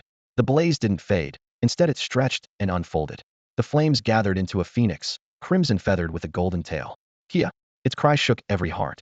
One powerful beat of its wings sent it streaking across the battlefield, a trail of fire in its wake. The beasts that had tormented them for 2 hours turned to blackened dust. Incredible, at least a 4th-tier bloodline awakening. Who is it? All eyes lifted in trepidation. If the newcomer served Orochi, they were doomed. Then someone shouted, "It's the Inspector, Inspector Lin." It really is Inspector Lin. Huh. Inspector Lin even defeated the Lord of Shikigami Palace. Recognizing him, the Dragon Claw fighters finally breathed easier. Even their wounds seemed to hurt less. The phoenix gave its wings a shake, burning away the last stray fiends until only 3 great yokai still harried Fujikawa Kichiro in the distance. Seeing Lin Yin at last, Fujikawa cried out, "Hey, Lin Yin, help me. You can't just watch me die." Lin Yin hovered above him on blazing wings, a playful smile on his lips. "Fujikawa Kichiro, right? A moment ago you tried to kill me. What makes you think you deserve my help? I'd love nothing more than to finish you myself." Violet lightning crackled in his palm, condensing into a humming sphere. Lin tossed it lazily, as though ready to drop it at any time. Forced back by the 3 yokai, Fujikawa kept one eye on the orb, sweat beading on his brow. "Wait, Lin Yin. Careful and drop that thing. Whether it falls or not depends on your silver tongue," Lin snorted. Dodging claws, Fujikawa poured out the plight of Naguko Castle and his plan. Orochi intended to sacrifice every warrior there. To preserve their bloodline, he had first sought help from Shikigami Palace. After Lin destroyed the palace, he aimed to defect to Yulong. Lin stroked his chin, summing up slowly. "So, Orochi wants to sacrifice every warrior in Naguko Castle. You begged Shikigami Palace, I wiped them out. Now you're trying Yulong." "Exactly. As long as our warrior blood survives, I don't care whom we serve." Fujikawa snapped. Lin looked down, smile icy. "Aren't you afraid the people of the Eastern Sun Kingdom will brand you traitors? So what if they pass judgment? In a country ruled by something like Orochi, any verdict is meaningless." Lin Yin raised his hand. A cold flash carved through the air and sliced cleanly through the giant scorpion's claw. As the blade swept back, his voice rang out, clear and commanding. When Su Fu sailed east, he took 100 boys and girls with him. The land of the rising sun is nothing more than an offshoot of Huaxia. I'm simply coming home. The severed limb hit the ground, black blood splattering. A nearby demon chuckled darkly. "You've done your homework." Lin Yin didn't bother to reply. Lightning churned in his palm, squeezing through his fingers until it became a blinding sphere. Just as every monster's nerves were about to snap, he let the orb slip. Boom. The moment it touched Earth, a furious web of lightning exploded outward. 3 great demons had no time to react. Arcs of power tore through them, vaporizing flesh and bone until only charred fragments rained down. When the glare faded, Lin Yen hovered alone, holding Fujikawa Kichiro in one hand, as if the man were a hatchling. Oops, almost dropped you, he said with a half-smile. No problem, Kichiro croaked, swallowing hard. He had been less than half a step from that sea of lightning. In his weakened state, the slightest spark would have killed him. The power of that strike was terrifying. And this man had just walked off with Qingming Yucai a moment ago yet. Now he stood here alone. Had Qingming Yu Cave Palace Master Hood awakened his bloodline 5 times and could rival General Arakabine, killed so easily? 1,000 years of Shikigami Palace heritage had given Yucai plenty of trump cards, yet he still fell. Lin Yen of Yulong was beyond frightening. He didn't even look 20, but he had swept aside overwhelming foes. The organization hailed as the strongest on Earth clearly deserved its reputation. Kichiro's thoughts churned. Would the small token head offered really buy him acceptance? He found himself staring at Lin Yan's face. Suddenly Lin Yan glanced over, voice cool. Keep looking, and he'll drop you. While before the word left his mouth, Lin Yan's fingers opened. Ah! Kichiro plunged more than 10 meters before his airwalking technique steadied him. Even so, his tailbone screamed and cold sweat soaked his back. Lin Yan drifted down, dust swirling around his boots. He flicked his sleeve. I can't stand gay men. Am not. Kichiro flushed crimson, scrambling to explain. Commissioner Lin. The surviving Dragon Claw soldiers ran over. Blood and dust streaked their armor, but excitement shone through. That was incredible. One move wiped out the whole swarm. You avenged our fallen brothers. One soldier waved the stump of his arm high, blood streaming from a gash on his head, yet he still beamed at Lin Yan. Lin Yan nodded. A gentle crimson flame blossomed in his palm and spilled over their wounds. It was hot without burning, a warm current seeping into flesh and bone. When the light faded, the wounded stared in astonishment as their injuries knit together almost instantly. Lin Yan narrowed his eyes, calm and matter-of-fact. Just a handy side effect of my bloodline. Unfortunately, it only works on minor wounds. He turned back to the gravely wounded men, missing arms and legs, and offered a quiet apology. A small flame danced between his fingers, painting the blood-stained rubble around them a deeper crimson. He had only discovered this ability after his 4th blood awakening. The undying trait of the undying god fire could now be shared, though its reach was tiny and it could heal only surface wounds. No, really this is already a blessing.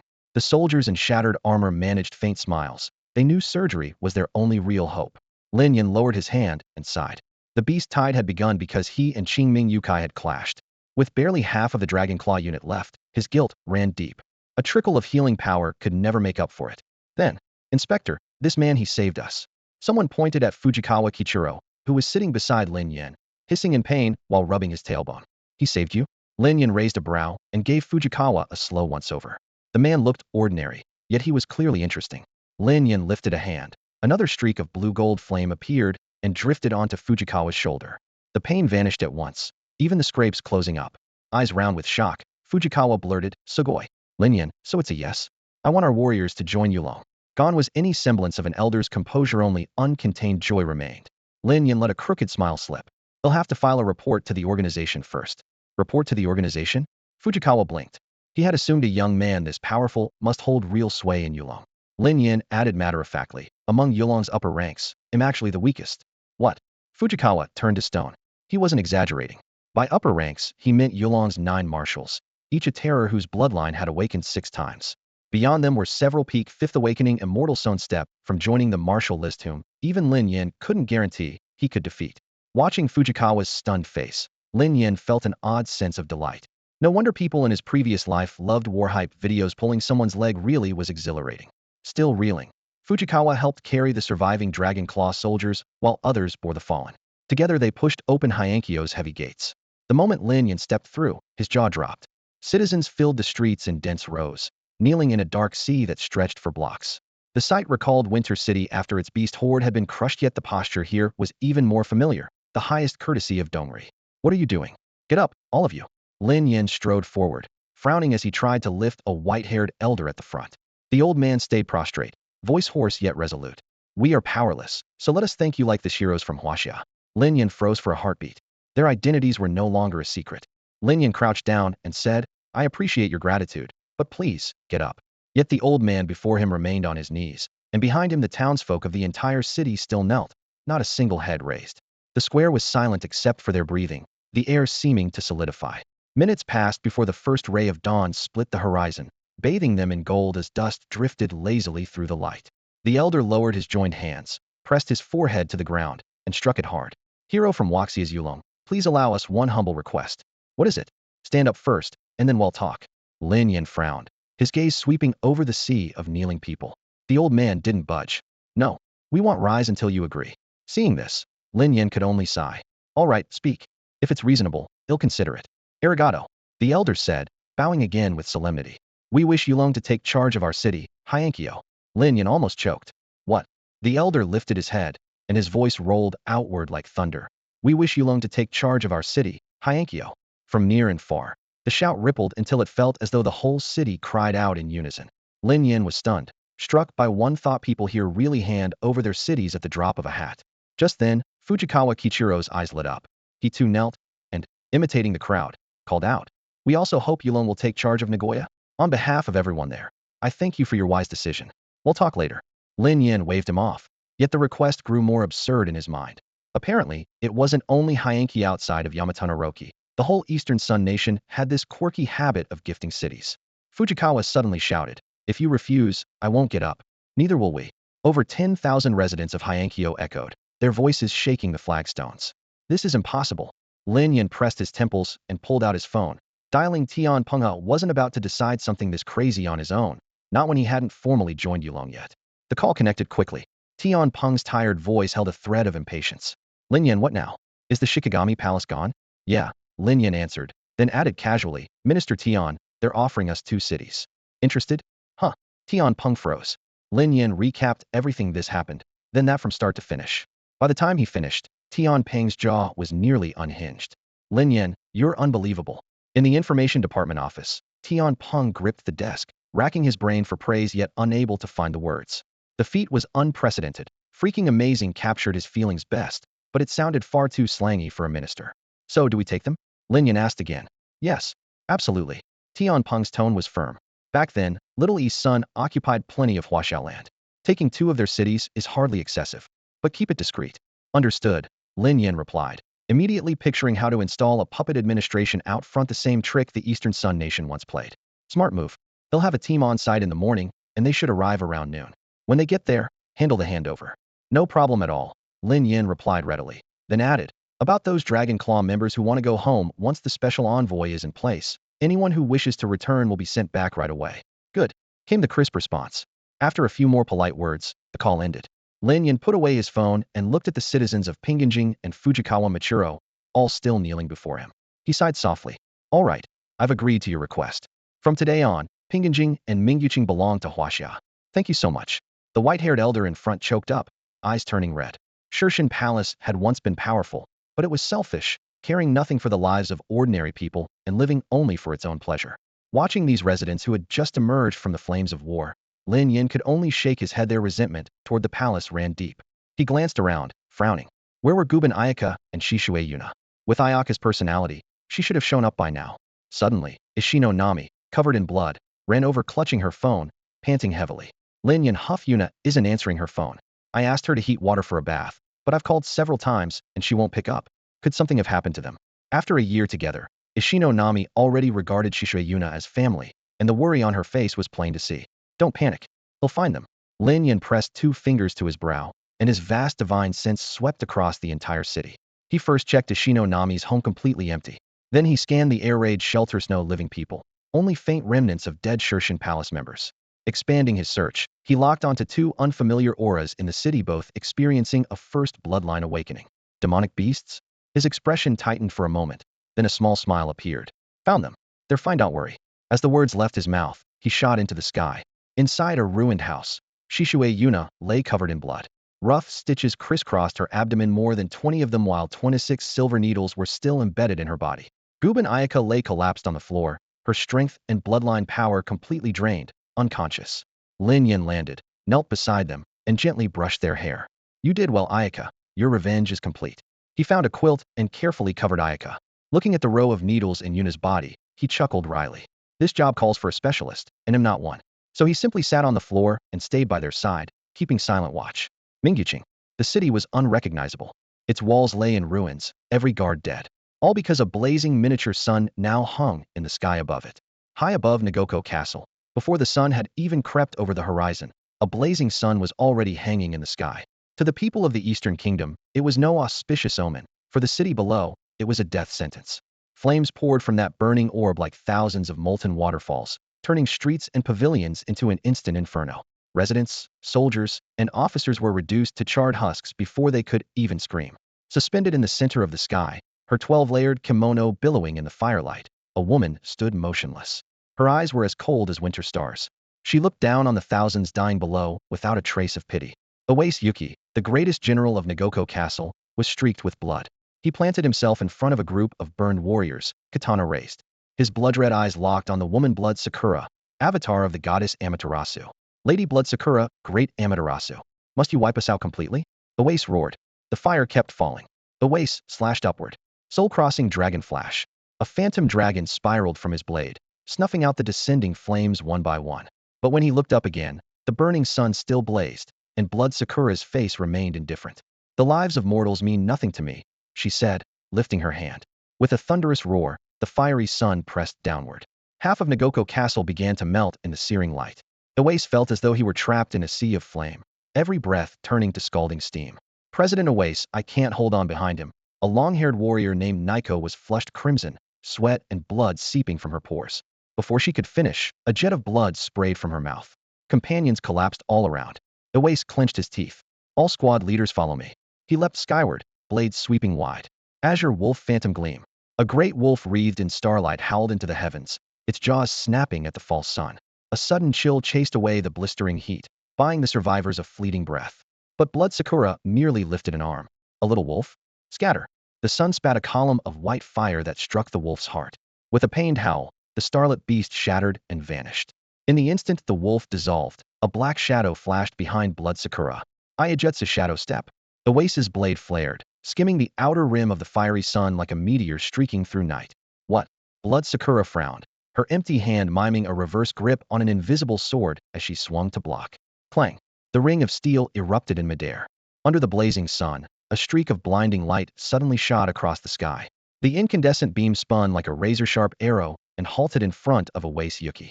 In that same heartbeat his eyes widened. There was no mistaking it. The peerless divine blade Dojijiri Yasutsuna. Clang! Steel met steel, the sound splitting the heavens. Yuki knew a direct clash was futile. The impact hurled him backward. He nearly lost his footing. Dojijiri Yasutsuna was one of the Kingdom of the Rising Sun's rare god-tier relics, personally granted to Shuiying by the Sun Emperor. However fine his own katana was, it remained merely a spirit weapon, no match at all. Outclassed in skill and steel, he retreated without hesitation. Shuiying arched a brow, letting out a soft, scornful laugh as his battered figure fled. Nagashi City prided itself on the samurai code, yet the president of the martial guild had turned tail hardly the way of a warrior. She spared him only a glance before dismissing him. Boom. She had barely turned when the blazing sun behind her detonated like a missile overhead. The brilliant orb flared once and vanished, revealing 3 charred, dismembered figures staggering in midair, scorched teeth bared. Lady Shuiying, heck, classic Chinese tactics: fight in the east, strike in the west. Before he could finish, one man's eyes rolled back and his body plummeted. Puritanican. The other 2 reached for him, but their footing wavered like candles in wind, and they collapsed as well. Midair, all 3 bodies ignited and turned to ash before touching the ground. Shuiying snorted, crimson eyes narrowing. My divine fire isn't something you can touch. On the ground, 2nd and 3rd tier awakened soldiers cried in despair. Captain. Of the 6 4th-tier captains in the martial guild, 2 had fallen before the blast, and the remaining 3 were now cinders. Same rank, worlds apart. Noon sunlight spilled over the mountains, baking all of Nagashi City. Shuiying lifted her face to the sky, inhaled the scorching air, the red glow in her pupils twisting with malice. Your time is up. With those words, a hook-shaped jade charm slipped from her sleeve. The Yasakani no Magatama. Consider it an honor to become fuel for my growth. The Magatama rose on its own, suspending itself above the city. Blood-red lines fanned out from the jewel, weaving a vast formation that swallowed Nagashi in an instant. What kind of array is that? A samurai whispered, face drained of color. The sky turned crimson. Sunlight stopped at the city walls. Nagashi seemed dragged into a shadowy hell where hungry spirits lurked in every corner. A sacrificial array. An elder in priestly robes half closed his eyes, despair thick in his voice. Every living thing inside will be forced to yield its strength, its life everything for the sacrifice. This array was the same terrifying design once engraved on the legendary Eichaku Yasakani no Magatama. The shrine's aging researcher, who had spent his entire life studying it, gazed up at the luminous dome overhead. The more he understood, the bleaker his eyes became, because those symbols embodied every shred of fear in the gathering below. The ground had turned into a living hell. Some people wept, others hacked wildly with their blades, and still others clambered over fallen companions in a desperate dash for the edge, yet no one could take a single step beyond the array. Do something, or we're all going to die in here, a young man shouted, yanking the priest by the collar. The priest only shook his head with a bitter smile.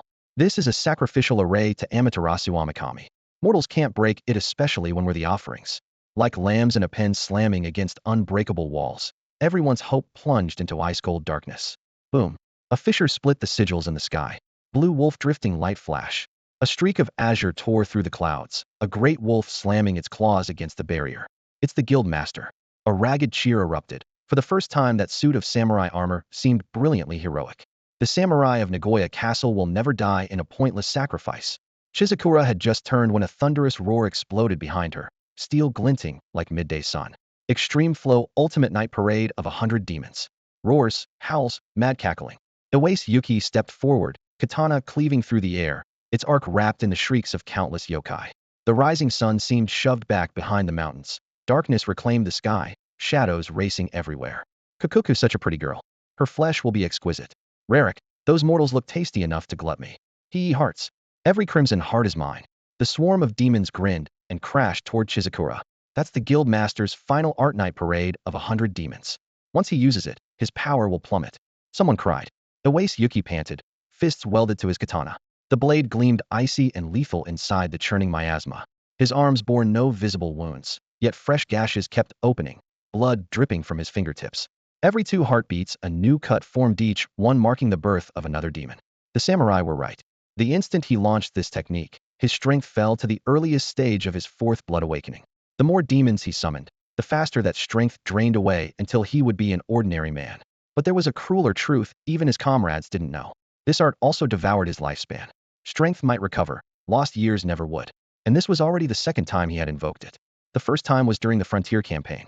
To retake Naguko City from the beasts, he wielded this technique while only at the midstage of his 4th bloodline awakening, single-handedly slaying the 3-peak 4th awakening beast lords entrenched there.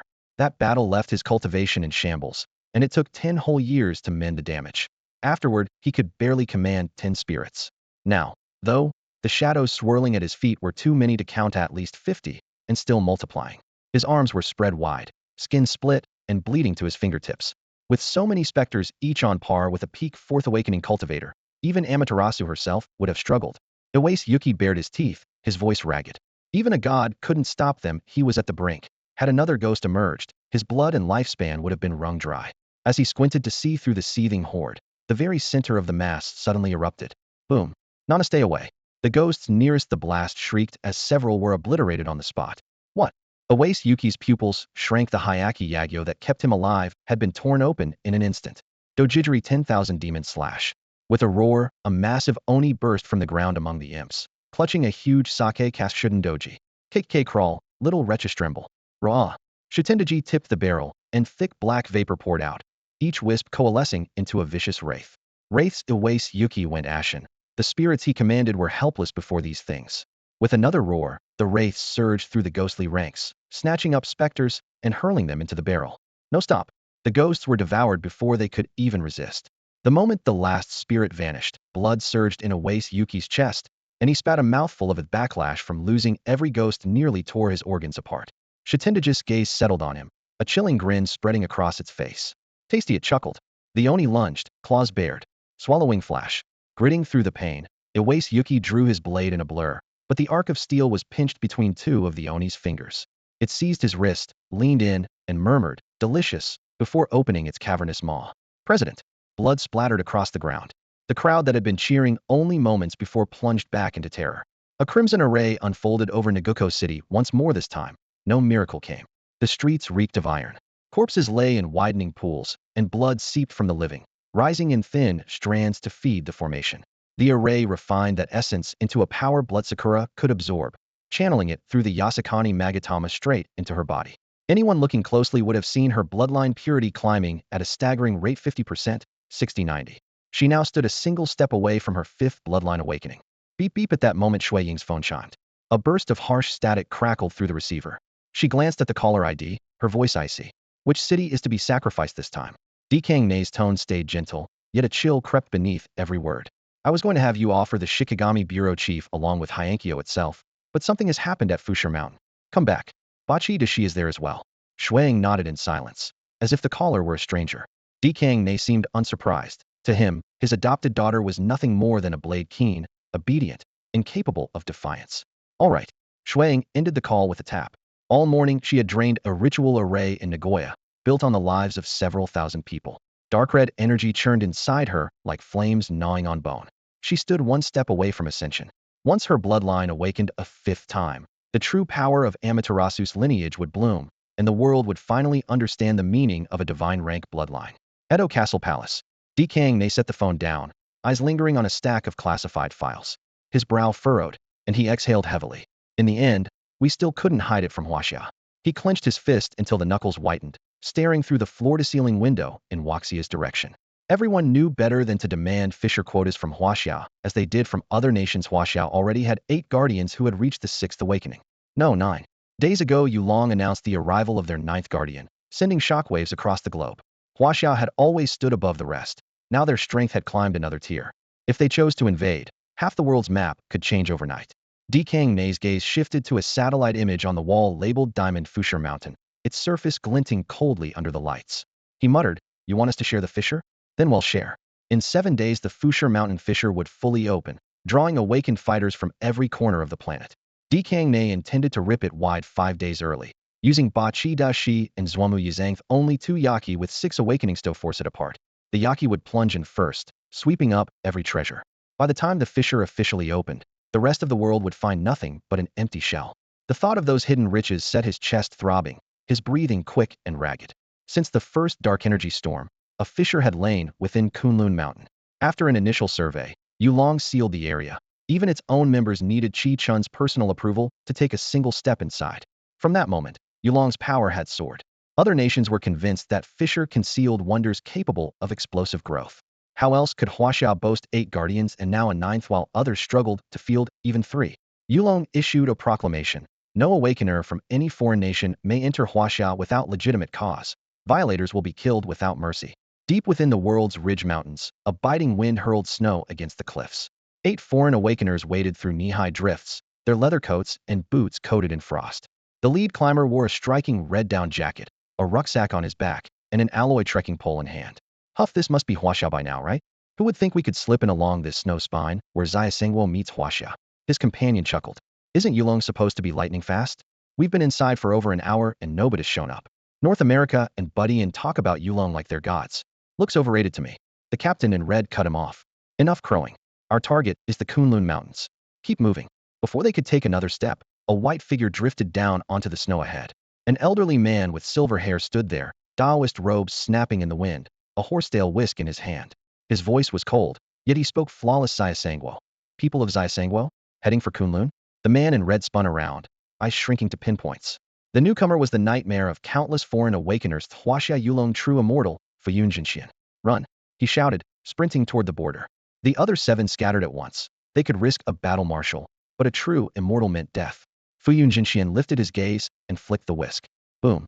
The peak cracked open. An avalanche thundered down, swallowing the 7 escapees in a white surge.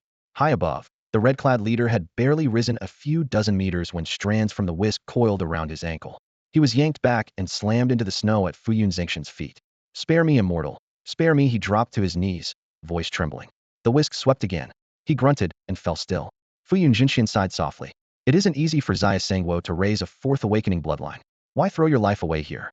With a wave, the blizzard carried off the bodies, leaving the valley silent once more save for a chilling oath echoing through the snow. Any who trespass in Huaxia shall be slain without mercy. Dongri Kingdom, Pinggan capital, midday. Winter sunlight glinted off the northern wall's blue bricks. Lin Yin stood beside Tian Peng.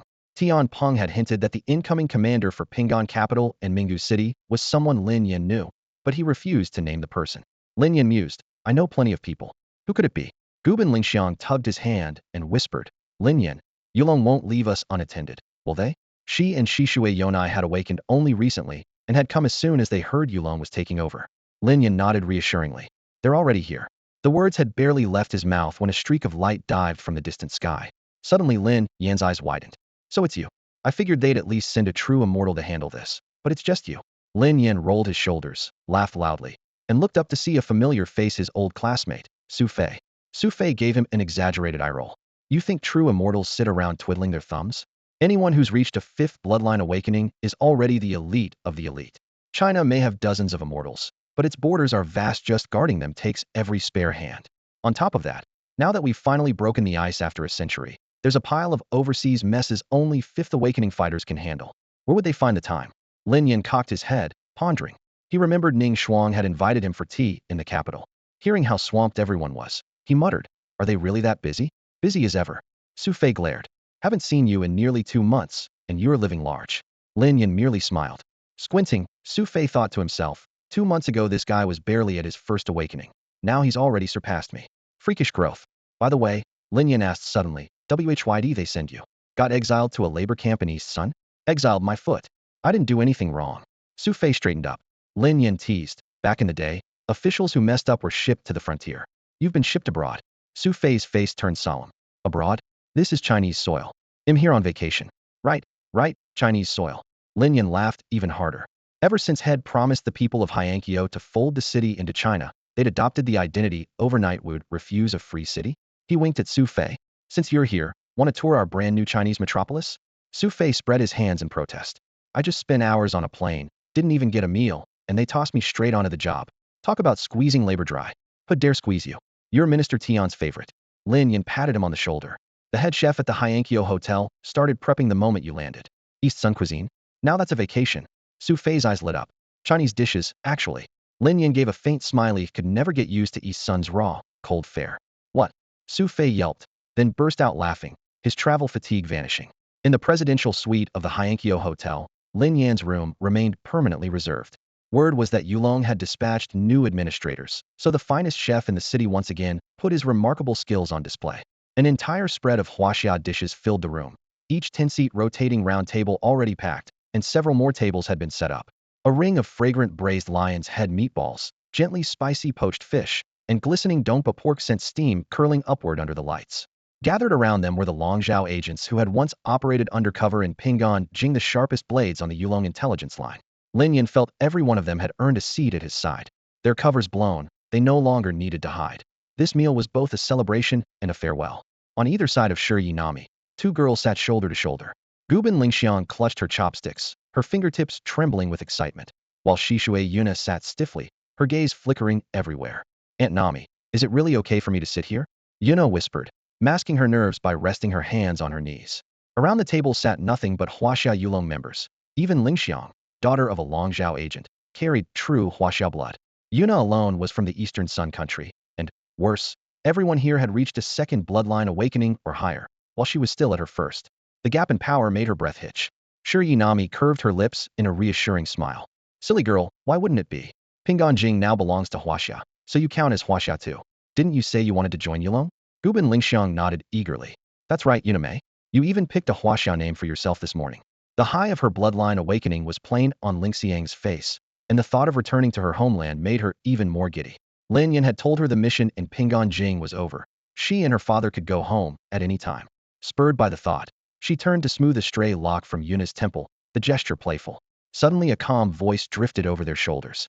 Oh, you already chose a Huaxia name? Let me hear it. Yuna jerked upright. Lin Yan had appeared behind her without a sound. Don't sneak up on people like that, Lin Yan. Lingxiang feigned annoyance and tapped his shin. Yuna's cheeks flushed.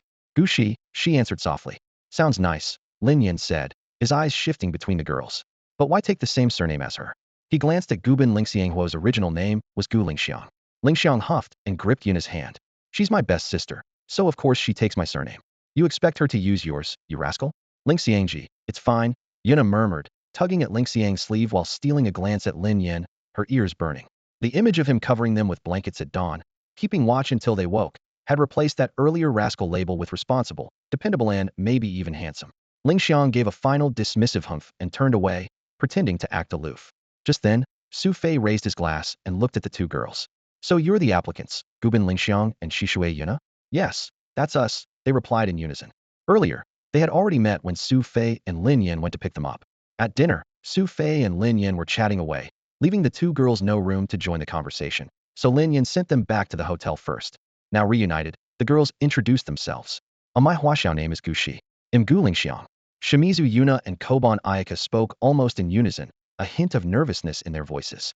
Using Huaxiao names felt safer when talking to members of Yulong. Su Fei nodded with a warm smile. I'm Su Fei, Yulong Information Division. I'm currently acting head of the Heian City branch. Acting? Lin Yin raised an eyebrow. Yeah, I keep telling people I'm just here on vacation. Su Fei shrugged, then looked at the two girls sitting in front of him. Shimizu Yunin, awakened bloodline user at peak first tier. Koban Ayaka, rare, healing type bloodline. Both were prized talents headquarters had been fighting over. Headquarters has approved your applications, Su Fei said. Your record for eliminating the remnants of Shikigami Palace is on file as well. Then does that mean we? The two nearly jumped out of their chairs.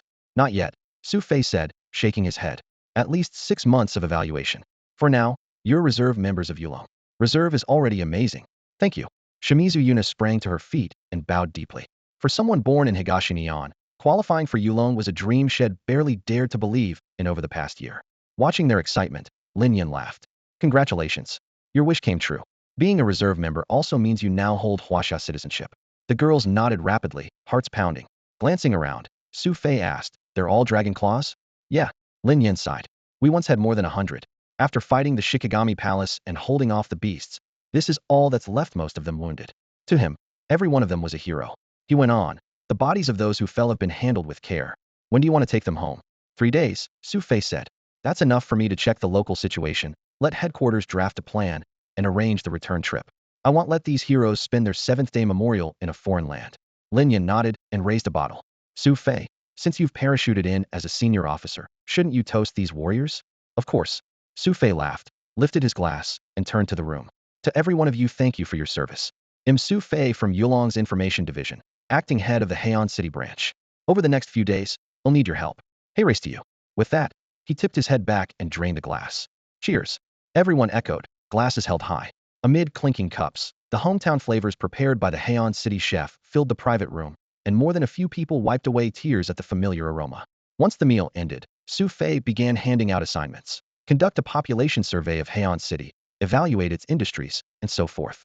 They'd done this sort of job before, so it all came naturally.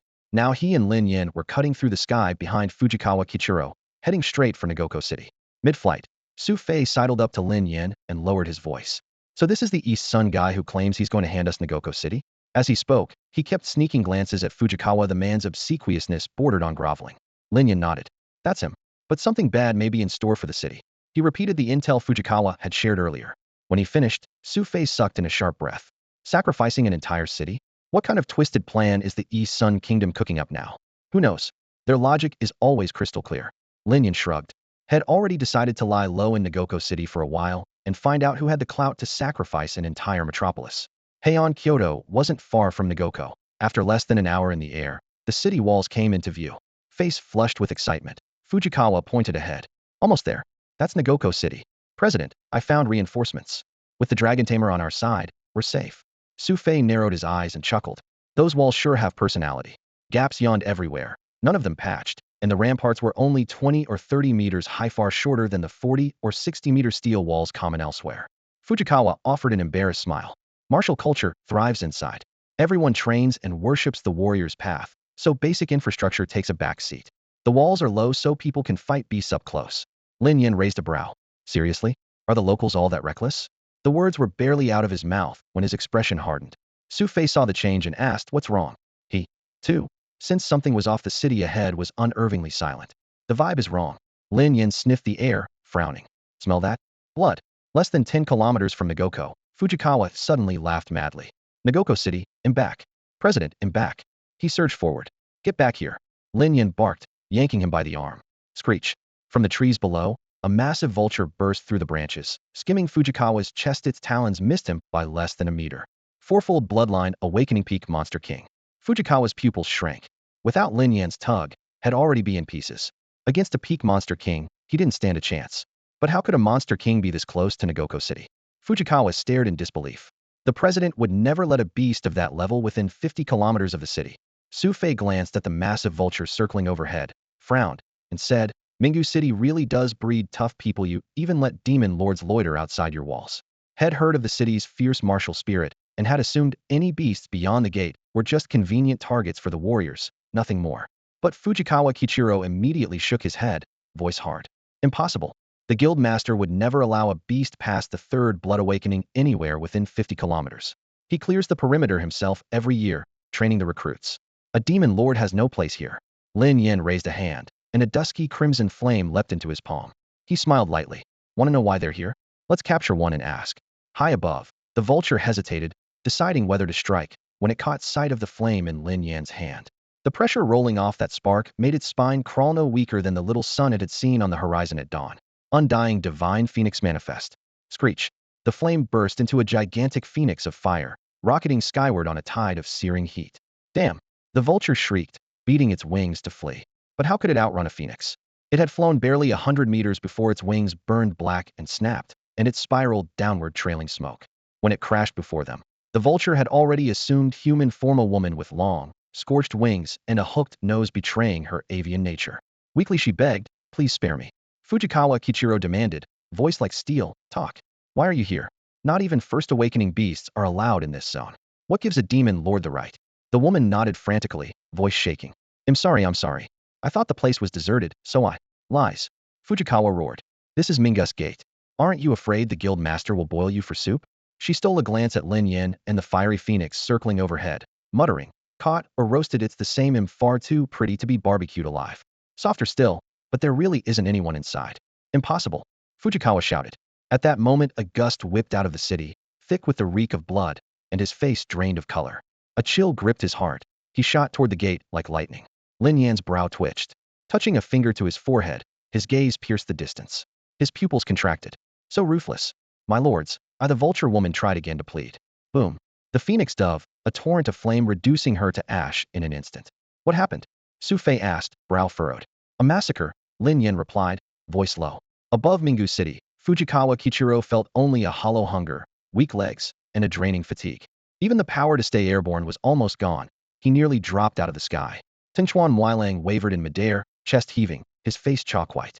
Below him, yesterday's glittering Mingu City had become unrecognizable, deserted streets and a metallic stench hanging in the wind. Companions who had laughed that morning and reminded him to be careful at Gong in Pingan capital now lay in pools of blood, eyes frozen wide. The city's strongest warrior, former guild master Yinsa Xingrong, had been reduced to a lone katana jammed into a flower bed, fresh blood still beating on the blade. Corpses littered the streets while demon beasts, lured by the reek, gnawed through the wreckage. No. Tangchuan's roar burst from his chest as his spiritual power went berserk, whipping up a savage storm that hurled shards of stone in every direction. The sword at his waist sensed its master's fury. The scabbard trembled, rattled, then the blade slid free on its own. Roaming Dragonstar flash. Steel tore the air. A colossal dragon woven from starlight shot upward, roared, and then plunged toward the beasts feasting on the dead. Rampaging dragon, subdue the horde. The dragon's cry shook the sky. More than 100 demons looked up in shock. A heartbeat later, blood-red mist erupted. Bang, bang, bang. Their skulls shattered as if smashed by invisible hammers, gore spraying through the air. Ground split.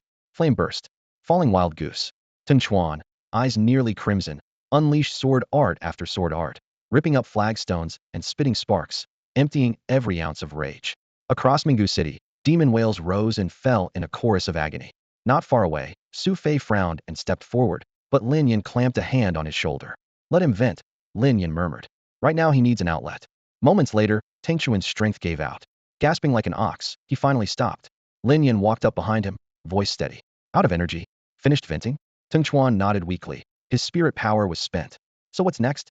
"Revenge." A feral light flashed in Tangchuan's eyes. Each word ground out between clenched teeth.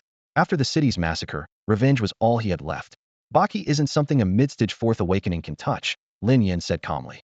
He pushed the still bewildered Su Fei toward Tingchuan. "But Yulong can help you if you help him with his mission here in Dongri Nation." What? Su Fei stared at Lin Yin, mind still buffering. Before he could gather his thoughts, Tingchuan spoke solemnly. "Agreed.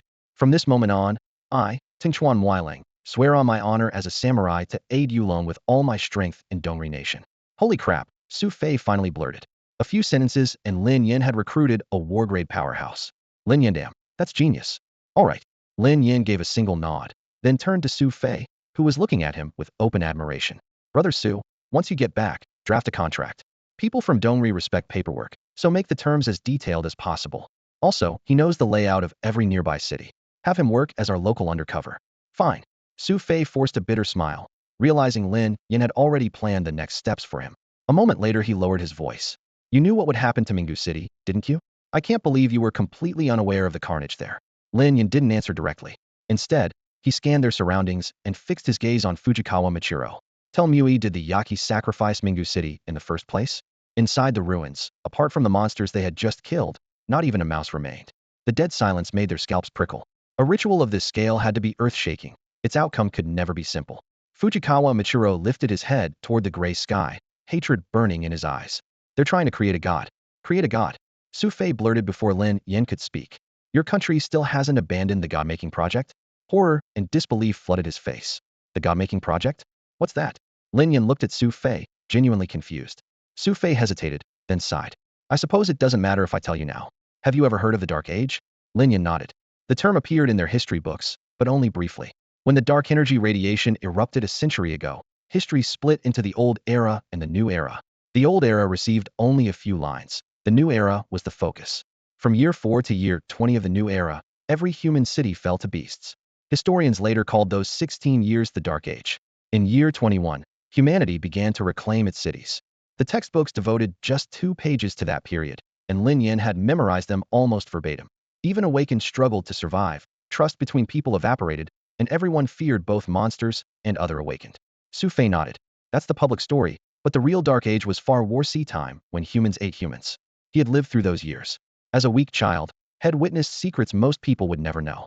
Even now, the memory made his whole body tremble, his voice dropping to a whisper. Beyond the fear, there was also profound regret for that era.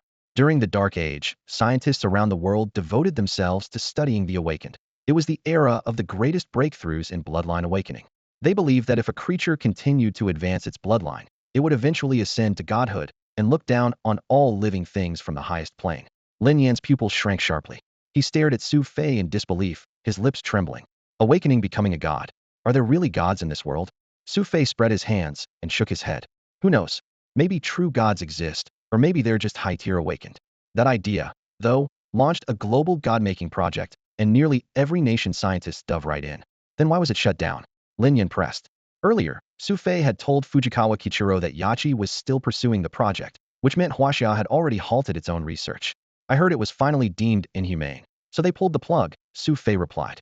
Inhumane is right. Lin Yin nodded, staring at the city caked in blood. Sacrificing an entire city, what humanity is that? Good thing they stopped. Half the world's population might have been wiped out. Su Fei fell silent, his gaze sweeping over the shattered ruins. I just didn't expect that after half a century of global silence, the kingdom of the rising sun is still experimenting in secret. What atrocity haven't they committed? Lin Yin sneered. They invaded Huaxia back then. More than 70 years passed in my previous life, and they still refuse to admit it. I am curious what kind of god they've managed to produce, he added, rubbing his chin while glancing at his system panel. Before crossing over, he had devoured countless wild novels on the Tower Read website and knew no one ever explained where a transmigrator system really came from. Su Fei's words sparked a new theory, but he quickly shook his head. Was overthinking. Naguko City was already nothing but empty ruins. Su Fei withdrew his gaze. Do we still want this place? Of course. Why not? Once the land's in our hands, we can always move people here, Lin Yin answered without hesitation. Eyes red, Fujikawa Kichiro spoke hoarsely. I'd like to stay and bury them. You can stay for now, Lin Yin replied with a nod. Thank you. Fujikawa Kichiro bowed deeply, then began gathering debris from the street. Some victims had only an arm left, others a leg. Some had been reduced to bloody water or ash, leaving not even a complete skeleton. Lin Yin and Su Fei lingered in Naguko City a moment longer before heading out. Just before they left, Lin Yin released the king-level aura of the purple-eyed white tiger around the ruins.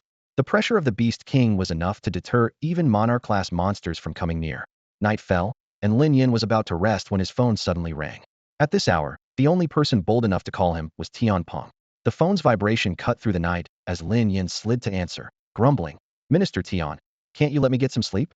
Afraid not. Tian Peng chuckled through the speaker, a hint of mischief in his voice. Something's brewing at Fusher Mountain in Dongri. If you still want to stir things up over there, don't miss this chance. Lin Yin glanced around the empty room. What are you talking about? You've already done more than anyone else, Tian Peng said, genuine admiration in his tone. Since the new era began, no one has single-handedly taken 2 foreign cities except you.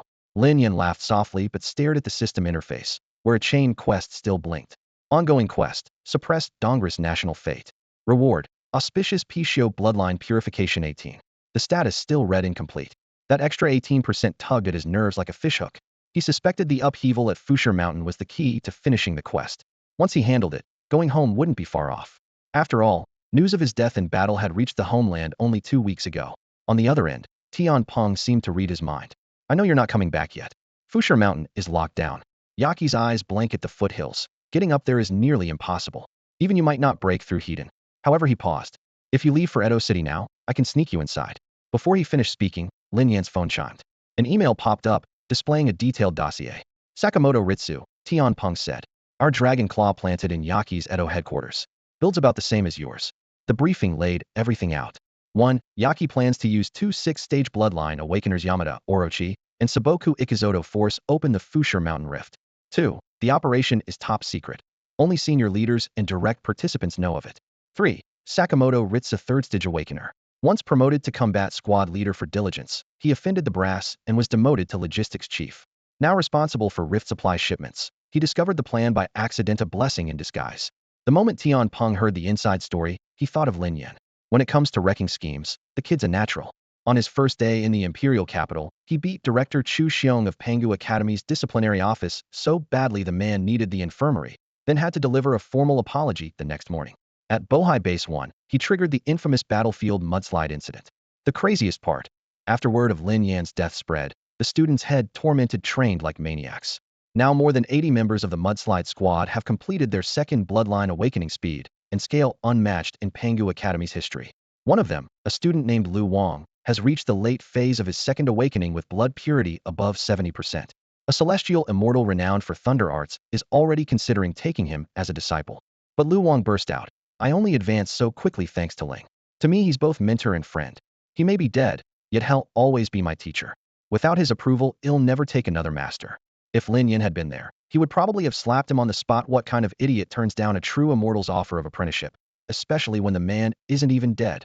At that moment, Lin Yan was studying the dossier on Sakamoto Ritsu. Once he finished, he decided to leave for Edo City that very night. At dawn, Dongri would be shipping a batch of supplies to Mount Fuse, and this was the perfect window to slip inside. Lin Yan knew the ability Sakamoto had unlocked during his second bloodline awakening, flawless disguise. The power was tailor-made for covert work. If his cover was blown, he only needed a new face to assume another identity. Before setting out, he alerted no one, sending Su Fei a brief message and then flying out of the camp alone. Guben Ayaka, Mizuishi Yuna, and the others knew nothing about it. Later that night, at the Yamada warehouse inside Edo Castle, the duty room was lit by a single dim lamp. Watched by only one guard in Dongri, no one dared touch Yamada supplies, so the night shift was little more than a formality. The door swung open, and a steaming bowl of udon was carried inside. Smiling, Sakamoto Ritsu set it down in front of Jingyuan Ichi. Captain Sakamoto, how could we possibly make you do such a thing? Jingyuan sprang to his feet and bowed, flustered. In stratified Dongri, the line between superior and subordinate was clear-cut, and such consideration left him at a loss. Sakamoto's tone was gentle. It's fine. I started at the bottom myself. I know how rough the night watch is. Eat up and then get some rest. I've got third awakening endurance. I can hold out longer than you. Captain Jingyuan's eyes grew moist. General Fujita is a real bastard. You're outstanding. Yet he demoted you just because you accidentally bumped into him. It's outrageous. Enough. Sakamoto's expression hardened. Don't gossip about the general. He is still the general. As long as we secure this shipment and finish the mission, everyone will have a chance at promotion. Yes, sir. Jingyuan left with the udon in his arms, muttering, Captain Sakamoto is far too kind. When Jingyuan's footsteps faded, Sakamoto's smile vanished. He dropped into the chair in front of the computer, fingers flying as the surveillance feeds flickered one after another.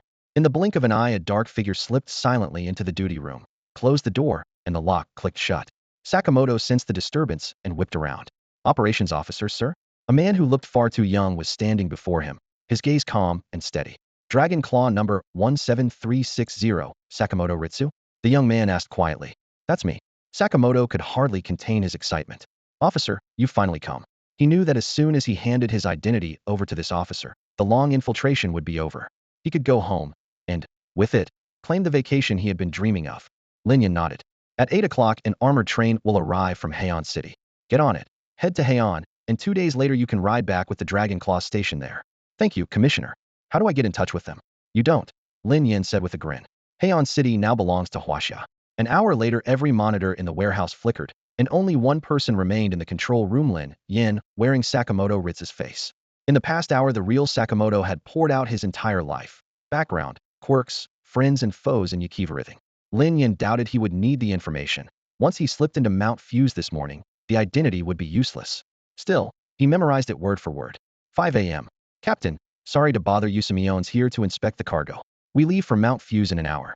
Half reclined in a swivel chair, eyes closed and headphones on. Lin Yin tilted his head at the voice behind him. Iharican, go handle the inventory. Call me when it's time to roll. Yes, Captain. Ihara bowed and backed out, frowning. After one nap, the captain felt like a different person. He shook it off as imagination. Once the door shut, Lin Yan's eyes stayed closed, but his consciousness spread out. Dawn bustle had begun. More workers filled the warehouse, and outside he sensed distinct auras of Fifth Awakening bloodlines. In Yaki, a Fifth Awakening and above is called a general, the fourth a commander, though places like Nagoya lump fourth and higher together as warrior lords. He counted 3 full Yaki generals. Just how classified was this rift? Then his focus snapped to one presence, Takakawa Sakurako, now known as Blood Sakura. The instant he noticed her, she jerked her head up, eyes like blades seeming to stab straight at his probing mind. His heart tightened. He yanked the sense back. No one had ever caught his spiritual scan before. She's gotten stronger. Forcing himself to stay still, he calmed his breathing. They had reached the fourth awakening at almost the same time, yet her bloodline purity was already at 90%, ahead of his. Lin Yin muttered, so who really has the cheat here, her or me? Outside, a Yaki general had noticed Blood Sakura's reaction. Lady Blood Sakura, did you sense something? She stared into the distance a moment, then lowered her gaze. Nothing. A mistake. Lady Blood Sakura, His Majesty the Sun Emperor ordered us to guard you. If you discover anything, please don't. Whump. A visible shockwave rippled from her, and her icy stare bored into him. General Yoshioka, remember your place and your tone. Your duty is to protect, not to spy and certainly not to command me. Yes, ma'am. Yoshioka broke into a sweat and bowed at once. Akari Mashita. Yoshioka Gomi's face went pale. He bent low, forehead to the ground. Admitting his fault at once, Lady Blood Sakura's brief flare of anger had erupted into a violent gust, the killing intent so sharp it seemed able to slice skin. He knew that one more word would leave him a corpse on the spot. Now get lost. I don't need the protection of 3 worthless trash.